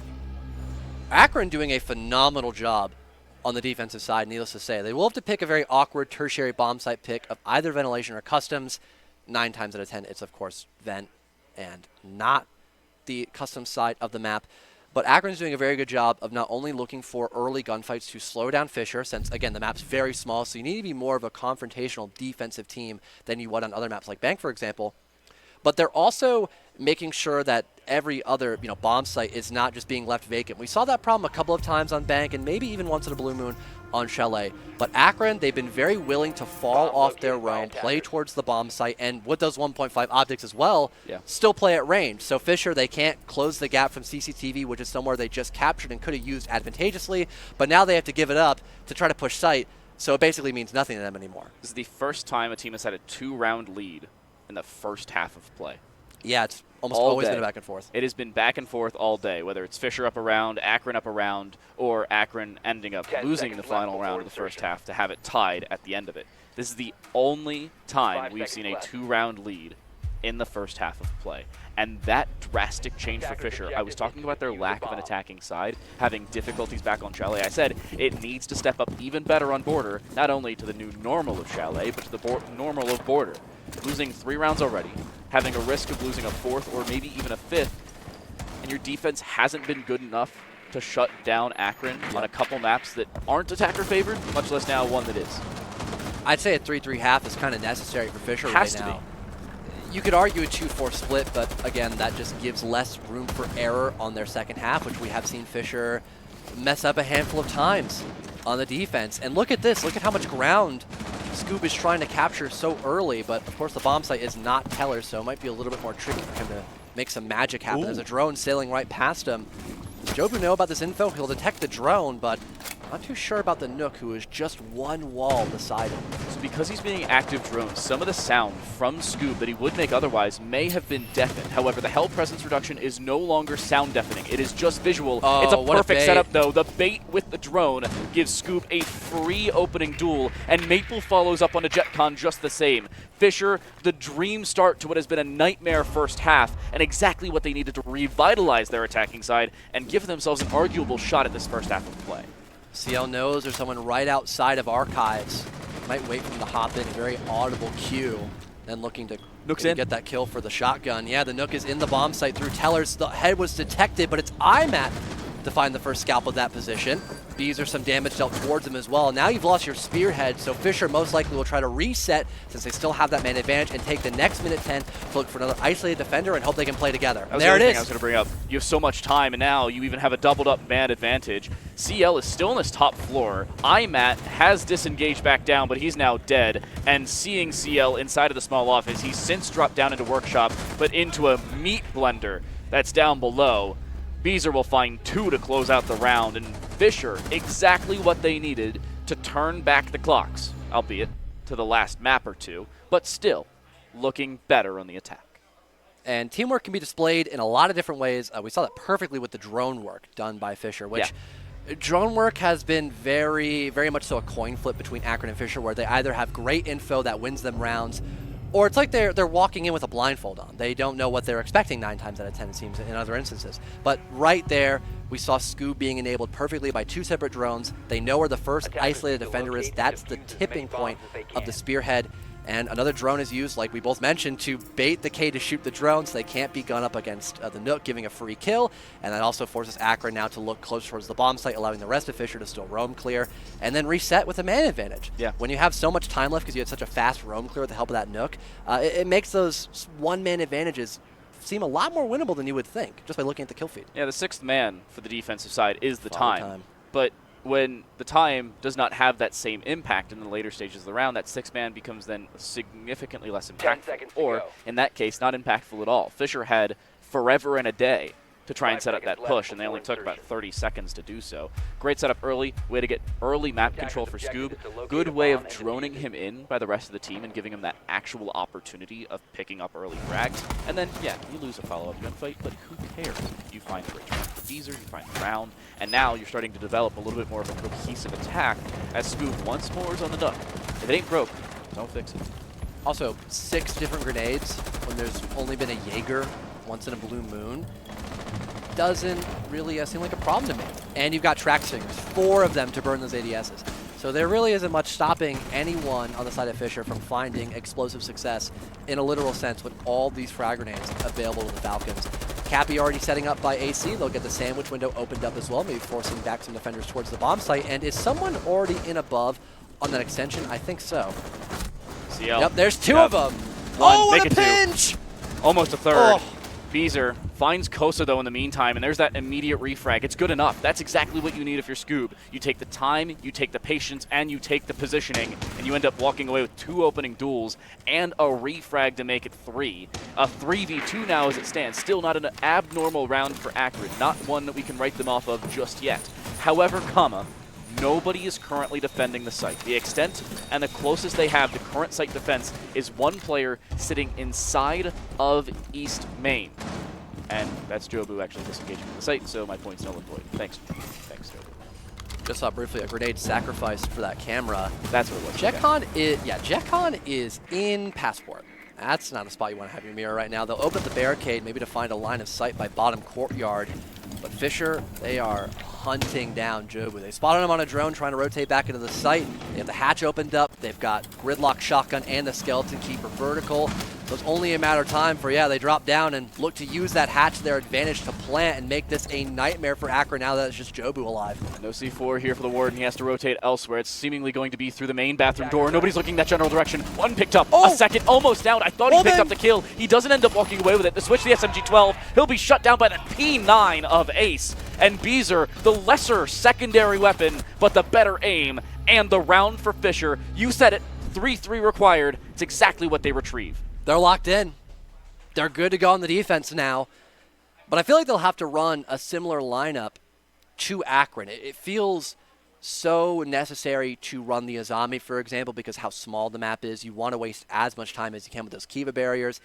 Even for a moment, having a Wamai, too, they'll switch off of it at just the very end to bring out a Valkyrie instead for more info, which I can't really fault them for that as well. Yeah. The lineup that we see right now being distributed towards your screens looks pretty good. And the Thorn as well, for another shield and some extra info with those Razor Blooms, maybe even a free kill if you get lucky, that also can be very beneficial. It's not something you really think about nowadays. You just want to run the gun and the shield. That's like half the reason why you bring most operators on the defense. It just means you have more to work with here against Akron, where they've got a lot of soft destruction, to be honest, despite them not having a Flores. No Flores. We saw that a few times from Fisher, not only here, but back on Chalet. Importantly enough, switching to the sledge, I'm going to hesitantly say switching to the sledge because there's still attacker repick, and I've done this, but it will be locked in on the sledge side. Gridlock for flank watch if they need it, and more importantly, they have the availability of nades once more. We brought it up. Fisher had 6 nades. It's Akron with 4 in this round, and there's no utility denial on the defensive side. The extent of it is technically Warden denying any flashers or smokes, and there's 2 of them, by the way. But Akron still need opening duels. That's been a massive part of this. There's also somebody prone under the window. That's a Valkyrie. Scoob is sitting under the window. He can run out of this. It's prepped. Do they have intro to work off of? Do it. Oh, there's a yellow ping. They know that the defender's right underneath this window. They actually know about Scoob's position. Yeah, the upside down angle. Oh, he's waiting for it. Yeah. No way. Red like a book. Ooh.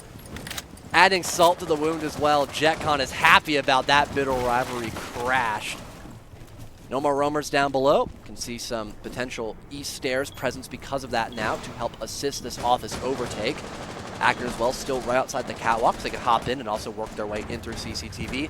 A lot of variety so far for the Zips, and that opening kill just goes to show how effective that pre-game drone work can go into sealing the deal to an early round start. 5v4 early, and Fisher seemingly forced very far back in comparison to their early setup. Doc seen inside of CC and multiple drones discerning his current whereabouts. He still wants to get aggressive. I don't hate this from Beezer. Take a fight. Take it with confidence. And more importantly, take a duel if you can find it. Kosa's prepping a nade. This one should go too far as they don't know he's re-engaged forward inside of the closed door near Greg. But that lack of information still does not yield a frag. Comparatively, Tech Will with the 9x9 will bring one back and even the man count. All things considered, though, there's one person you'd want dead. I'm at probably one of them. He can still comm very effectively while just looking through cameras. His Ash charges aren't going to be as effective as they would be throughout the rest of the round, and whatever you could have used for the breaching rounds, you can substitute with those frag grenades. So not the end of the world here, and whereas Scoob could have had a C4 from down below, could have had a massive flank erupting as well. That was obviously no longer a threat since JetCon dealt with it so early, but it's a second kill spotted by TechWill and capitalized on. Now there are no more grenades left, and there's someone else who could try to hop out because TechWill has reclaimed that position. Yeah, TechWill reclaiming Tellers. They didn't expect him to try and retake that at all, much less do it successfully. Beezer's seen through the rotate hole that's created around, and he ends up being downed and then dead. Maple just the same, and it's TechWill. He is on for the ace at this point, but this is a 1v3 from the start, of which he loses without any opportunity of coming back from it. Akron, flawless in the first round of every second half. 4-3 has been our scoreline on 3 separate occasions. It's all been Akron's favor. But for good reason. They've been the team to set the tempo in mere seconds, right? Again, JetCon playing down below. Valkyrie dead. There's no chance of hopping out, getting a free kill on someone who's repelled, not paying attention to you. Now the rest of Fisher is wondering, okay, do we try to replay down below? They eventually did, which sure, TechWill eventually found a couple of kills, but once Office was cleared out, he had a retake in 1 versus 3, and they had his number. They were trying to pre-fire him from the top of metal stairs, which almost killed him instantly before he had a chance of trying to get back into the bomb site. Akron very aware of their surroundings right now and playing off their info, probably the best we've seen this entire best of 3 so far. Fisher bringing something similar, almost a carbon copy to the previous round. However, there's a Goyo. Now, I'm not going to say it because I've brought this up before, but Fisher and Goyo go together very poorly, we'll say. I don't have a direct analogy right now. Water and oil. Water and oil, yes. They mesh about as well as those two things. And it hasn't been great. It wasn't back on Chalet either. That individual round where they played Goyo, they ended up losing, unfortunately enough. And the 2 rounds they played Goyo back on Bank, they lost as well. They're 0 for 3 playing Goyo. However, there are still 4 other operators they are fairly successful with, including Beezer on the dock and TechWill, who's looked very good in the Azami thus far. The other issue that we saw from them in the previous round was the lack of information and the lack of a Valkyrie past the 30-second mark. That's because she was caught out early. The droning, the information gathering from Akron, something they've been missing a few times over, has been solved, as they're looking a little bit better. This could be Vulcan's curse, perhaps. Saw Scoob dead on the entry, roughly at this exact same time frame. It might be He's on Beezer one. instead. He is just holding on by a thread. And look at that Dock Stim will bring him back from the cusp of death. Jetcon playing down below. He's got those frag grenades, but heard the drop via Courtyard. He'll pre-fire, but it's just a little too early, allowing the defender to escape his grasp as well, keeping us still at this stalemate. A stalwart position now, but Scoob will find way more success just swinging the top of East, and the Kiba's helping him as well get a bit more aggressive as well. He finds yet another. They can't shut this man down. And they miss yet another opportunity. Oh my God! Scoob makes it 3. He escapes death narrowly on 3 separate occasions. Will he make it 4? He will indeed. Jobu, an ace clutch required. And on for the ace, Scoob will be. Fisher tie it up, and Scoob will ace down the Zips. You could not ask for a better round via the Falcons, and Scoob specifically. Hey, he was alive. We just talked about how well Akron were clearing out border and then proceed to drop the ball at the roaming Valkyrie. Wait. I mean, we're going to just see this in real time. Imagine the kill comes through from the sledge, how different this round is. Exactly. You're even the gridlock at that, too. Wow. Also, again, when you have less to worry about as a defender, that gives you a lot of chances to be really crazy on your wide swings like that. The Kibas help tremendously with stopping Akron from kind of like pushing away Valkyrie in a forced manner, kind of like artificially, than what you would expect on a natural roam fall off. Oh, absolutely. And also, again, the Vulcans, sure, they weren't as effective, but if we had seen a little more pushback from Akron, you could use those Vulcans to then safely escape with the help of the Kibas. There was a clear direction set by Fisher, and that led them to a very straight shot at tying us up once again. The word I'd use there is redundancy.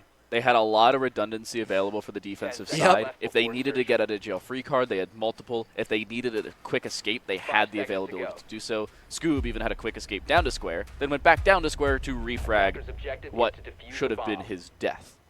In the end, it wasn't. And it was still a Fisher round. 5 kills from Scoob. 9 and 7 thus far in this game, with 4 assists as well. And, more importantly, that ties things up. It stops the bleeding as Akron could have gone on a streak there, but it was only 1 round, so no terrible showings. Tellers now in play. Did they mute Jammer? They even extended into detention, reinforcing the wall and jamming it so no one can lurk by customs, which is kind of a power spot for the defense. If you see an execute happening by Courtyard, there is a wall that tends to remain soft, and if a defender's still by customs, they can shoot through that wall and stop a default plant. So it's very important for most attackers to get customs control. So having that wall reinforced, it makes sure Akron can not go in that direction of the map. They have to back away and go for a new strategy, which is kind of diving into the belly of the beast, which is this top floor extension done by Fisher yet again, even having the secondary shotgun to make these very long horizontal angles, giving even fewer opportunities for Fisher to hop in the building without taking an unnecessary gunfight. I love this angle. 3 things to look at. Fountain, office, and armory. 3 different positions, all on this east side of the top floor, or north side of the top floor, I suppose, all being held down fairly definitively. Scoob, after his ace, is quickly silenced, dispatched of, and dead. Akron find that opening kill once more. However, Fisher still have all the top floor control they need. Yeah, you have an opening death, but who cares when you have that availability to still hold the site without or with man disadvantage? All things considered, at least Scoob can use his black eye cameras and comm to his teammates. That is always something you tend to forget about when Valkyrie is actually available, is that her black eye cameras are very valuable as long as they can remain intact. But IMAX currently on a tear, now equalizing his KDR, and the plant being attempted as well. Wow. What will Fisher's response be in this deficit? Apparently, it seems like give it away, and that's exactly what happens. Plant goes down the far side of Archives itself, and it seems like that may very well be the round gone. Beezer, 1v4 on the fastest operator in the game. However, I don't think any amount of speed is going to save you from this one. Not only is the diffuser planted in a terrible position to try and recover, but the wall next to it is open, and you have multiple flanks to worry about. He'll try and deal with JetCon first. He'll find the down. He won't even go find the kill. Beezer is task-oriented. He's not even playing for the KD. Unfortunately, it's really not going to matter at the end of the day. Kosa even finds a spray transfer. He was originally going through a wall. He switches to the window and finds the round. Funny thing as well, Dan, I could hear the comms from our casting booth because the players are so close to us. They were locked in. They were calming what positions they were holding. They were making sure that they were not going to just give up free one-for-ones, because that's the last thing you want to do when you have such a large man advantage in those competitions, is not play into it. Having everyone work together, hold crossfires, play for trades. That's what Akron were willing to do there in that post plant, and just fizzle away the timer so Fisher could not get another free win on the defensive side, which so far their win condition on the defense has been just Scoob. When he's the opening death, it's a straightforward win for Akron, and when Scoob is alive to get the entry, well, he kills all 5. So I think we have found the king of this matchup, and the potential king slayers have to be Akron if they want to win. 2 separate conversations as well. If Fisher doesn't win this round, they'd have to go back-to-back. They've yet to go back-to-back since rounds 5 and 6 of this game, and that was on the attacking side. The only other time they went back-to-back on the defensive side in the entirety of this series was when they won 4 rounds in a row after going down 5-3 on bank. That was to win it, 7-5. Since then, they have yet to go back-to-back on the defensive side. They've since only won actually 2 defensive rounds, one here and one back on Chalet, which they ended up losing 7-4. And more importantly, they haven't had that same stability about their defensive side since we saw them on bank. Something has to change, or a round has to be won absolutely now, or this could be the series for Akron. Saw the vision for JetCon, trying to find a cheeky kill without having to make himself too vulnerable to the favor being returned. I think they have info. Someone was just by break room, then rotating into catwalk. Yeah, Kosa is on the prowl currently. Might have misdrown him the second time, though, but you've got to hear Teckle. Yeah, he just shot, gave away his intentions. He'll back off, just drops down to courtyard. About a minute burned away, and a good chunk of drones destroyed as well. So all things considered, not a horrible spot for Teckle to be in, and since he's, him staying alive builds up more and more value throughout this round. I was really concerned for Teckle there, mainly because I thought he was going to disengage back into CC, but he heard the window being opened earlier and understood that was no longer a safe position, so instead of rotating back into CC or into break or even towards West Main, which the door was open, he took the safe route, dropped square, and re-engaged back up metal. This is a really good situational awareness play from Fisher to keep all 5 players alive. Good yellow ping. I think IMAT was actually pinging to find information rather than somebody else pinging that they already had information. But it's a lot of free availability for Akron's attack. That seems like it's working thus far. They don't have customs this time. I say that as the skeleton key's used, and Cappy drops down to 50 HP. And Jobu, an opening duel with the 417, almost a second. It's IMAT with the second. That phantom pressure confusing Fisher College currently. The Mutant Oryx out of the picture. Akron another large man advantage. Tech will force to rotate into customs, but now they've moved back into detention and they've got info.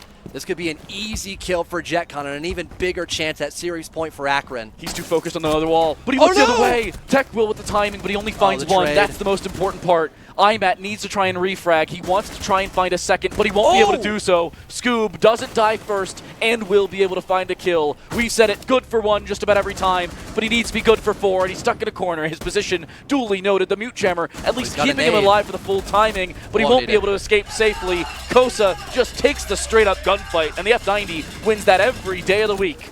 Akron, match, series, and grand finals point.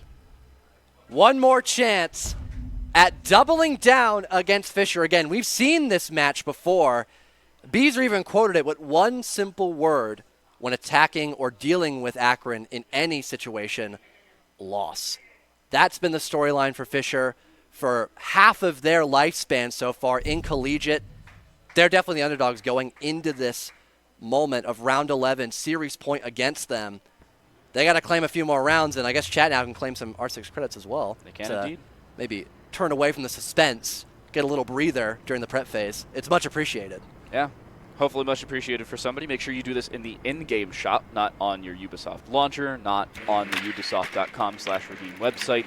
Do it in-game, go to the shop tab, scroll down to redeem a code, and use the code currently on your screen. You've only got this for about another 20 seconds before we take it down. You have to go hunting in the VOD for it. So get it in, get the credits, 2,400. That's about $20 or so, give or take, of R6 credits. So save yourself some money, and shout out Ubisoft for giving us these amazing opportunities of giving these credits away. Over 9,000 credits total, so a lot to be purchased with that. Even talked about the infinite Battle Pass glitch by just completing the Battle Pass and playing the game. a Siege player being forced to play Siege, that is... That's the only reason I play Siege at this point. Yeah, maybe a fate worse than death, perhaps. The Battle Pass is the only reason I play Siege. When they ended the Battle Pass a week early and then didn't release the game, I was like, I'm just going to go cast. Yeah, that's my argument 9 times out of 10. I got to go cast. I got to talk about the game. I can't play it right now. Ranked? No. What's that?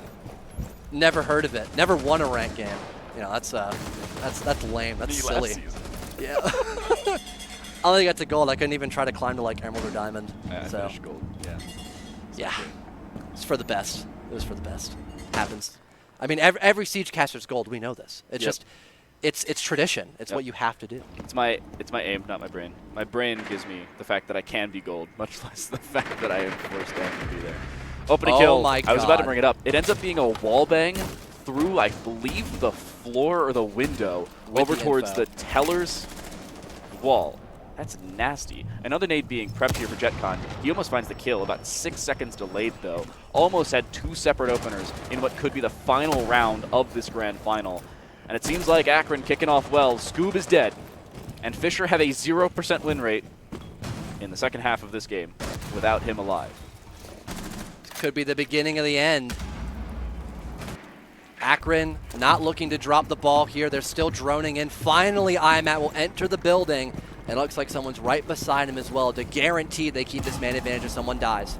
Cappy 1-7 thus far has just taken 50 damage without turning anything back the other way, and TechWill has had to step up in different avenues. He's found the down, but he cannot find the finish. There's a very hard wall on the outside of the rafters. He cannot find the immediate finish, and IMAT has actually dropped to the bottom of the square, so he's safe to be retrieved as of right now. This is a great scenario for Akron. Yes, you get down, but TechWill may think he has a false sense of security, and opportunity to open up this wall. Somehow CL doesn't find a kill immediately, but it forces Cappy out. She dies to JetCon elsewhere. Great spot now for Akron. Bees are forced away. He knows someone's pushing him by the triple wall. He has to take this fight and win it. He'll find it down. A follow-up kill there for TechWill. A 2 versus 3 still very, very reasonable for Fisher, but they are not out of the woods just yet. Bees are still tucked in the corner. He ends up dying behind the bomb chassis. TechWill needs to be the saving grace. He'll find damage, but he will not find the kill. Jobu with the 417. It is DMR Supremacy. It is Akron Supremacy. They will take your NACE Starleague Grand Finals. And what a way to end the career for IMAT. We have seen this old dog play in collegiate for years, and he is still the GOAT for the Zips. You may not be able to teach old dogs new tricks, but you can certainly gift them grand finals in their first season and his only season in the Varsity Premier League here in the NACE Starleague. If it ain't broke, don't fix it. And the old dog's tricks have been working since 2019. Got to give credit where credit is due. And the new pickup as well, CL. Great We showing. really thought for a moment that that could be a hindrance. Again, we talk about that chemistry so many times. You want to have that core roster for as long as you can for big moments like this in a LAN environment. And CL, despite the lack of time he's had on this team in comparison to his comrades, I mean, it looked like nothing had ever changed, really. It looked like he's been there since the beginning, since the Zips start in the collegiate scene, not just R6, but just collegiate as a whole. What an impressive showing by Akron. Sure, it was a lot closer than the last time they played against Fisher, so I got to commend Fisher for improving over that time frame, but we still saw a very decisive win by Akron nonetheless once we saw the conclusion of Map 1. And credit where credit is due, Fisher made it extremely close at the end of the day. 2-7-4 losses is by no means a terrible showing, but the challenge they had at the end of the day was not being able to finish rounds well or start them correctly. Scoob dying was the Achilles heel. He went 10-10 in the game. Of his 10 deaths, 4 of them were entry deaths, which is abysmal for a player you need to have opening kills. And of his 10 kills, 1 of them was an ace, or 5 of them were an ace. Half of his kills in an 11-round game were found in 1 singular round. Fisher played well, but individuals needed to step up, and they didn't have that same opportunity.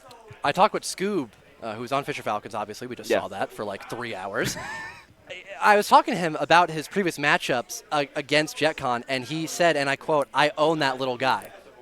Well, how the tables have turned. JetCon, the final entry kill of the game is on to Scoob, the top performer of Border. And that really did feel like the final nail in the coffin before they buried the casket. It was one sign of life for Fisher College in that final half of play. It was Scoob's ace, and that was about it at the end of the day. They needed more. They could not find it, and at the end of the day, it ended up falling just short. A grand finals berth, yes, but a grand finals victory, not so much. It's been a long day so far, Dan, but I mean, that was just an incredible series. You got to cast probably some of the closest games we've seen today. Both Counter-Strike, which was an absolute barn burner, and Siege, which felt the exact same way. Come on in, Game Marinos. Yeah, it was close, but it was not quite for Fisher College. They may not have been comfortable, but we certainly are here at the NACE Starleague. We're giving away an M5 chair courtesy of our amazing partners at Mavix. Speaking of which, we've already given that chair away. You missed your opportunity. Hopefully, towards our next grand finals, you will have that same shot.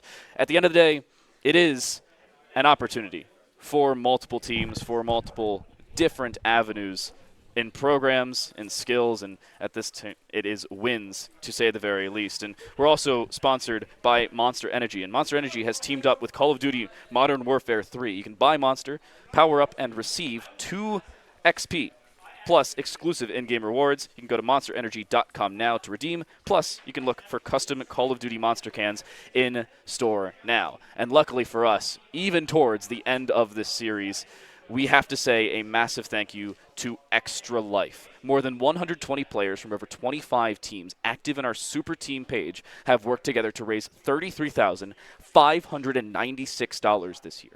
Join in growing the list of NACE Starleague schools. Already created an Extra Life team? Connect with us on the NACE Starleague on Discord to get your fundraising initiatives amplified. What a day so far, Dan. This has Absolute been just... barn burner.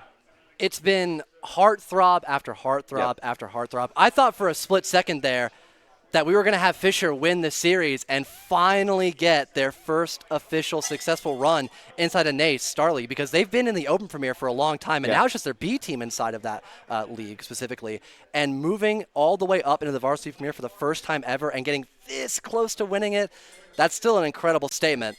As far as I'm aware, we are about as close as we can be to Fisher taking a grand finals. They are so close, yet unfortunately so far at the end of the day. They stepped up well. This roster should stay together into the spring semester. I see no reason as to why they will not be able to make another grand finals in the near future. But I got to say, I'm hungry.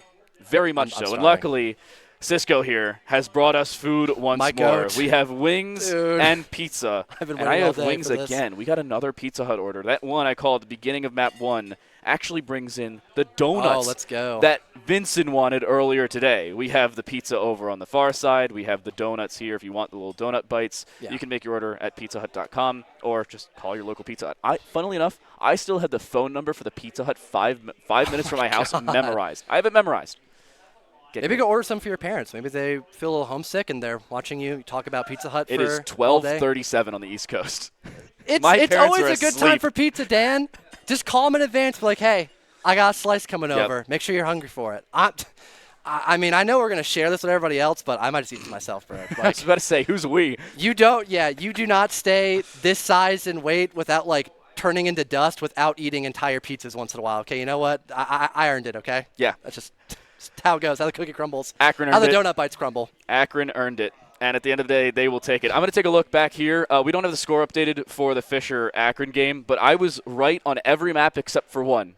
I guessed 4-2 on Oklahoma Christian. I guessed 2-1 for RIT. Hold this, buddy. I guessed Fisher College taking this one. At the end of the day, so close yet so far. It's Akron University to take this final series of the day and take the Rainbow Six Siege Grand Finals here at the NACE Starleague Grand Finals, hosted by Boise State University's Esports Center. That's it for us on the day. However, we still have the interview to come, and we have our top 5 plays of our final series here on LAN.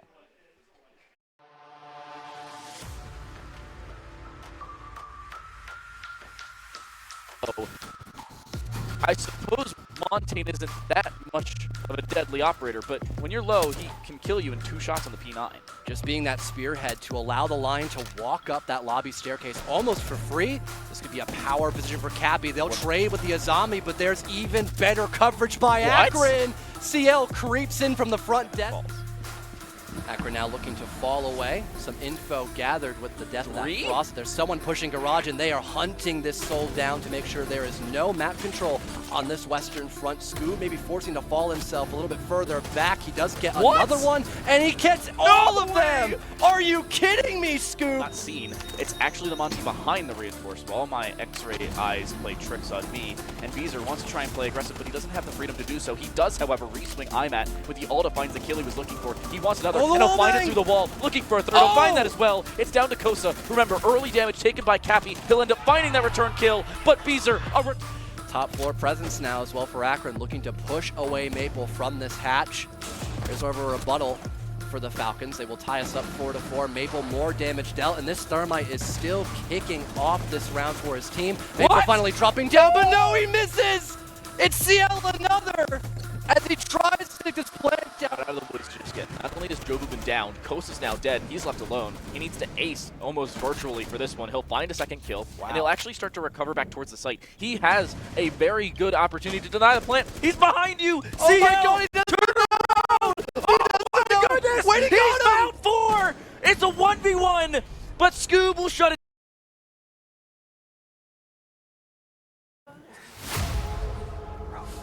Okay, after this stinger, we'll be live. No, you're good there. That look okay? Yeah, you look. Hello, everybody, and welcome back to NACE Starleague Grand Finals. So I guess to the very end of it, as we are here with our final, our 7th Victor team here tonight. We are here with Akron Esports as they walk away in the #1 slot in the Rainbow Six Siege, a 3-map series. We go all the way, almost to the very end, and now we've got a chance to talk a little bit with the team. We've got the IGL, Jet, and IMAT locked in the mics here. They're going to answer a couple of questions for us. Question number 1. Map 1, a little bit shaky, a little bit rough. Maps 2 and 3, you walk away. Was there a big change that you guys made as a team? Was it just the map didn't work out? What was the critical change that you guys really started to run away with after that first map? Like, the big thing with Siege is, like, since they get map pick, like, losing their map pick is not that big of a deal. Right. It's very normal. But, like, after map 1, like, you know, obviously you lose a map, it's tough. But, you know, we talked about, like, we're 5 better players than they are. Sure. That's, you know, you just, we're better than You play your game. Yeah, you play your game. You walk away with the win. win. We change. It's like, guys, let's just peek them. Yeah, and Call them out, peek them. Is that the mindset going into the maps that continued to be really close? It was 2 rounds apart, 3 rounds apart, 2 rounds apart, and it continued to be that kind of consistent growth. I know that Akron is a very decorated team, a very long-standing team in collegiate esports. Are you guys just used to being level-headed in times of chaos like that? Yeah, I think we've been around for a long time. Like, as a core, I'll say like 3 to 4 here. Sure. With this guy being our sub-in pretty much for the past few weeks. But, you know, we've been a nice big core. We don't scrim too often nowadays because of he's in tier 2 and I work full time, and you know, we have a really bad schedule, so we get maybe a scrim or 2 in a week, or like, you know, a month if we're lucky. So we stick to what's basic, like Jet said. We call people out, we go together, make a plan, we fight them. We're 5 better players in just full gunfights. So we just decided we take them, we go for them, and we just. And do you guys think that might be your strongest asset as a team? Is it that mechanical difference of being those better players, having that natural mechanic, just understanding of the game underneath? There's not a team that plays it better than us mechanically. I believe it. I believe it. I mean, we just saw it, proof in the pudding of a grand finalist victory. And I did want to ask something, maybe for my own understanding, for those that may not be super familiar with Rainbow Six. We discussed how changing operators, the whole team during the attack, is a newer kind of thing to the game. Do you guys consider that to be helpful to your play style? Do you find it to be detrimental? Or is it just, it's part of the game now, we'll use it when we need it? Well, I think Jet is probably better answering this, but it's a lot of the time, like, we'll see what they're doing, and then we can instantly change what we want to do. So, like, we go in with a mindset, like a blueprint, like, we all have an idea. We say, we want to go for this kind of take, and then we can see what they're doing, and if they have 4 dudes holding that side we want to go for, we have, you know, a few seconds, we can all swap off. Yeah. We know the backside of the other take that we always do, and we just pivot to that. Same concept? Yeah, same concept. Like, you know, get the prep phase, you drone, you see they have operators, like, all right, let's pick this guy, we're going to counter this guy. Like, it didn't used to be like that, but now it is, so it's much easier to, like, drone and prep and then develop your plan as you go along. Yeah, most definitely. So to get here, obviously not an easy task, right? You've got to take down quite a few teams. You've got to make it to the stage. You've got to win 2 of the 3 maps, and you guys were able to do so. But other than the 5 of you, was there anybody that really helped you guys on this journey? Any supporters, anybody really to help you stay as a cohesive team to get to this level of success? I mean, the program, like Akron program, like the staff at Akron, I don't think a school has any better staff members. Like, they might not help us, like, directly in Siege itself, but just as students and as like people, like, I love those guys so much. Like, they support us in everything we do. Same for you, Yeah, Matt. I mean, they are the biggest supporters we have by far. They take us to events like this, you know what I mean? We're not paying anything out of our pocket. They take us here. They're 24/7 as well. Like, we have Hunter and Nate and Logan. Logan's leaving us, sadly, in 2 weeks. But 24/7, if we ever have a question, we always shoot them a DM. You know, we're in group chats. We have their numbers. They answer back quick, and they're, like Judd said, the best supporters we probably have. That's awesome. You love to hear it. You love to hear the support goes beyond the teams, beyond the players, and it obviously very clearly has an impact because these guys are walking away not with the trophy, not with just the first place, but with $2,500 for that first place statement as well. Gentlemen, if you'd like to pick up the trophy, a bit of a celebration perhaps in this moment, a very well-deserved celebration, as you will, as I mentioned, $2,500 in that first place slot. And a big congratulations to Fisher walking away with $1,250, not $12.50, $1,250. So a big congratulations to Akron for being our 7th and final victor of the weekend. And with that, folks, we are going to go ahead and I believe wrap things up here at NACE Starleague 2023 Fall Grand Finals. So from me and everybody in the back line, thank all of you for watching. Thank all of the teams for coming out. And thank you everybody that made anything today possible, because I would have to name hundreds of people if we wanted to name them all. But more importantly, thank you all for supporting Collegiate. We love each and every one of you. Check your posture, drink some water. Don't forget to love each other. And we'll see you guys next time. Thanks for watching. Are so explosive. They're so prolonged as well. You can really stay alive. We're a good mix-up of the equation. 141 full rage Ridley, just 1 or 2 good hits away from sending Cody to the blast zone, just like that. These kinds of attacks, Tree is going to be the target. That's 1 down as Squeak gets closer and closer to that. Oh, King falls as well. You got Tree going down Ember using that Echo incredibly well, but Squeak takes out the Primal Rage. It's too much damage. Dawn's going to regain control and has one more opportunity. This is very dangerous. Not good for the one tap, but that's Dawn to score in the final second. Zeros on the board. Oh, goodness. It's been Daunt this whole time, and Daunt has really shown up, especially towards the end of this series. I will say the last couple of games, we already talked about him covering all the bases. Is he going to be able to reinforce the lead? Yes, he will! He is! Daunt scores a second one! It's going to be almost impossible for Akron to get ahead on this. I don't want to call anything till the fat lady sings, but oh my god, this freshman is taking names. Going to the 5.5. They did it! Oh, no nice way! Manages to get the hook! That's a little bit torpedo. I think that's up. Who died first? Wait, it's no way! No way! It came down to the free fall. Is that how it ends? Able to find one. Now makes it a second. Get another one, and he gets all of them. SMG is the only 2 weapons that picked up kills thus far, and Uni's still in the sight, doubled up with the M4, making a third. Oh my goodness, Uni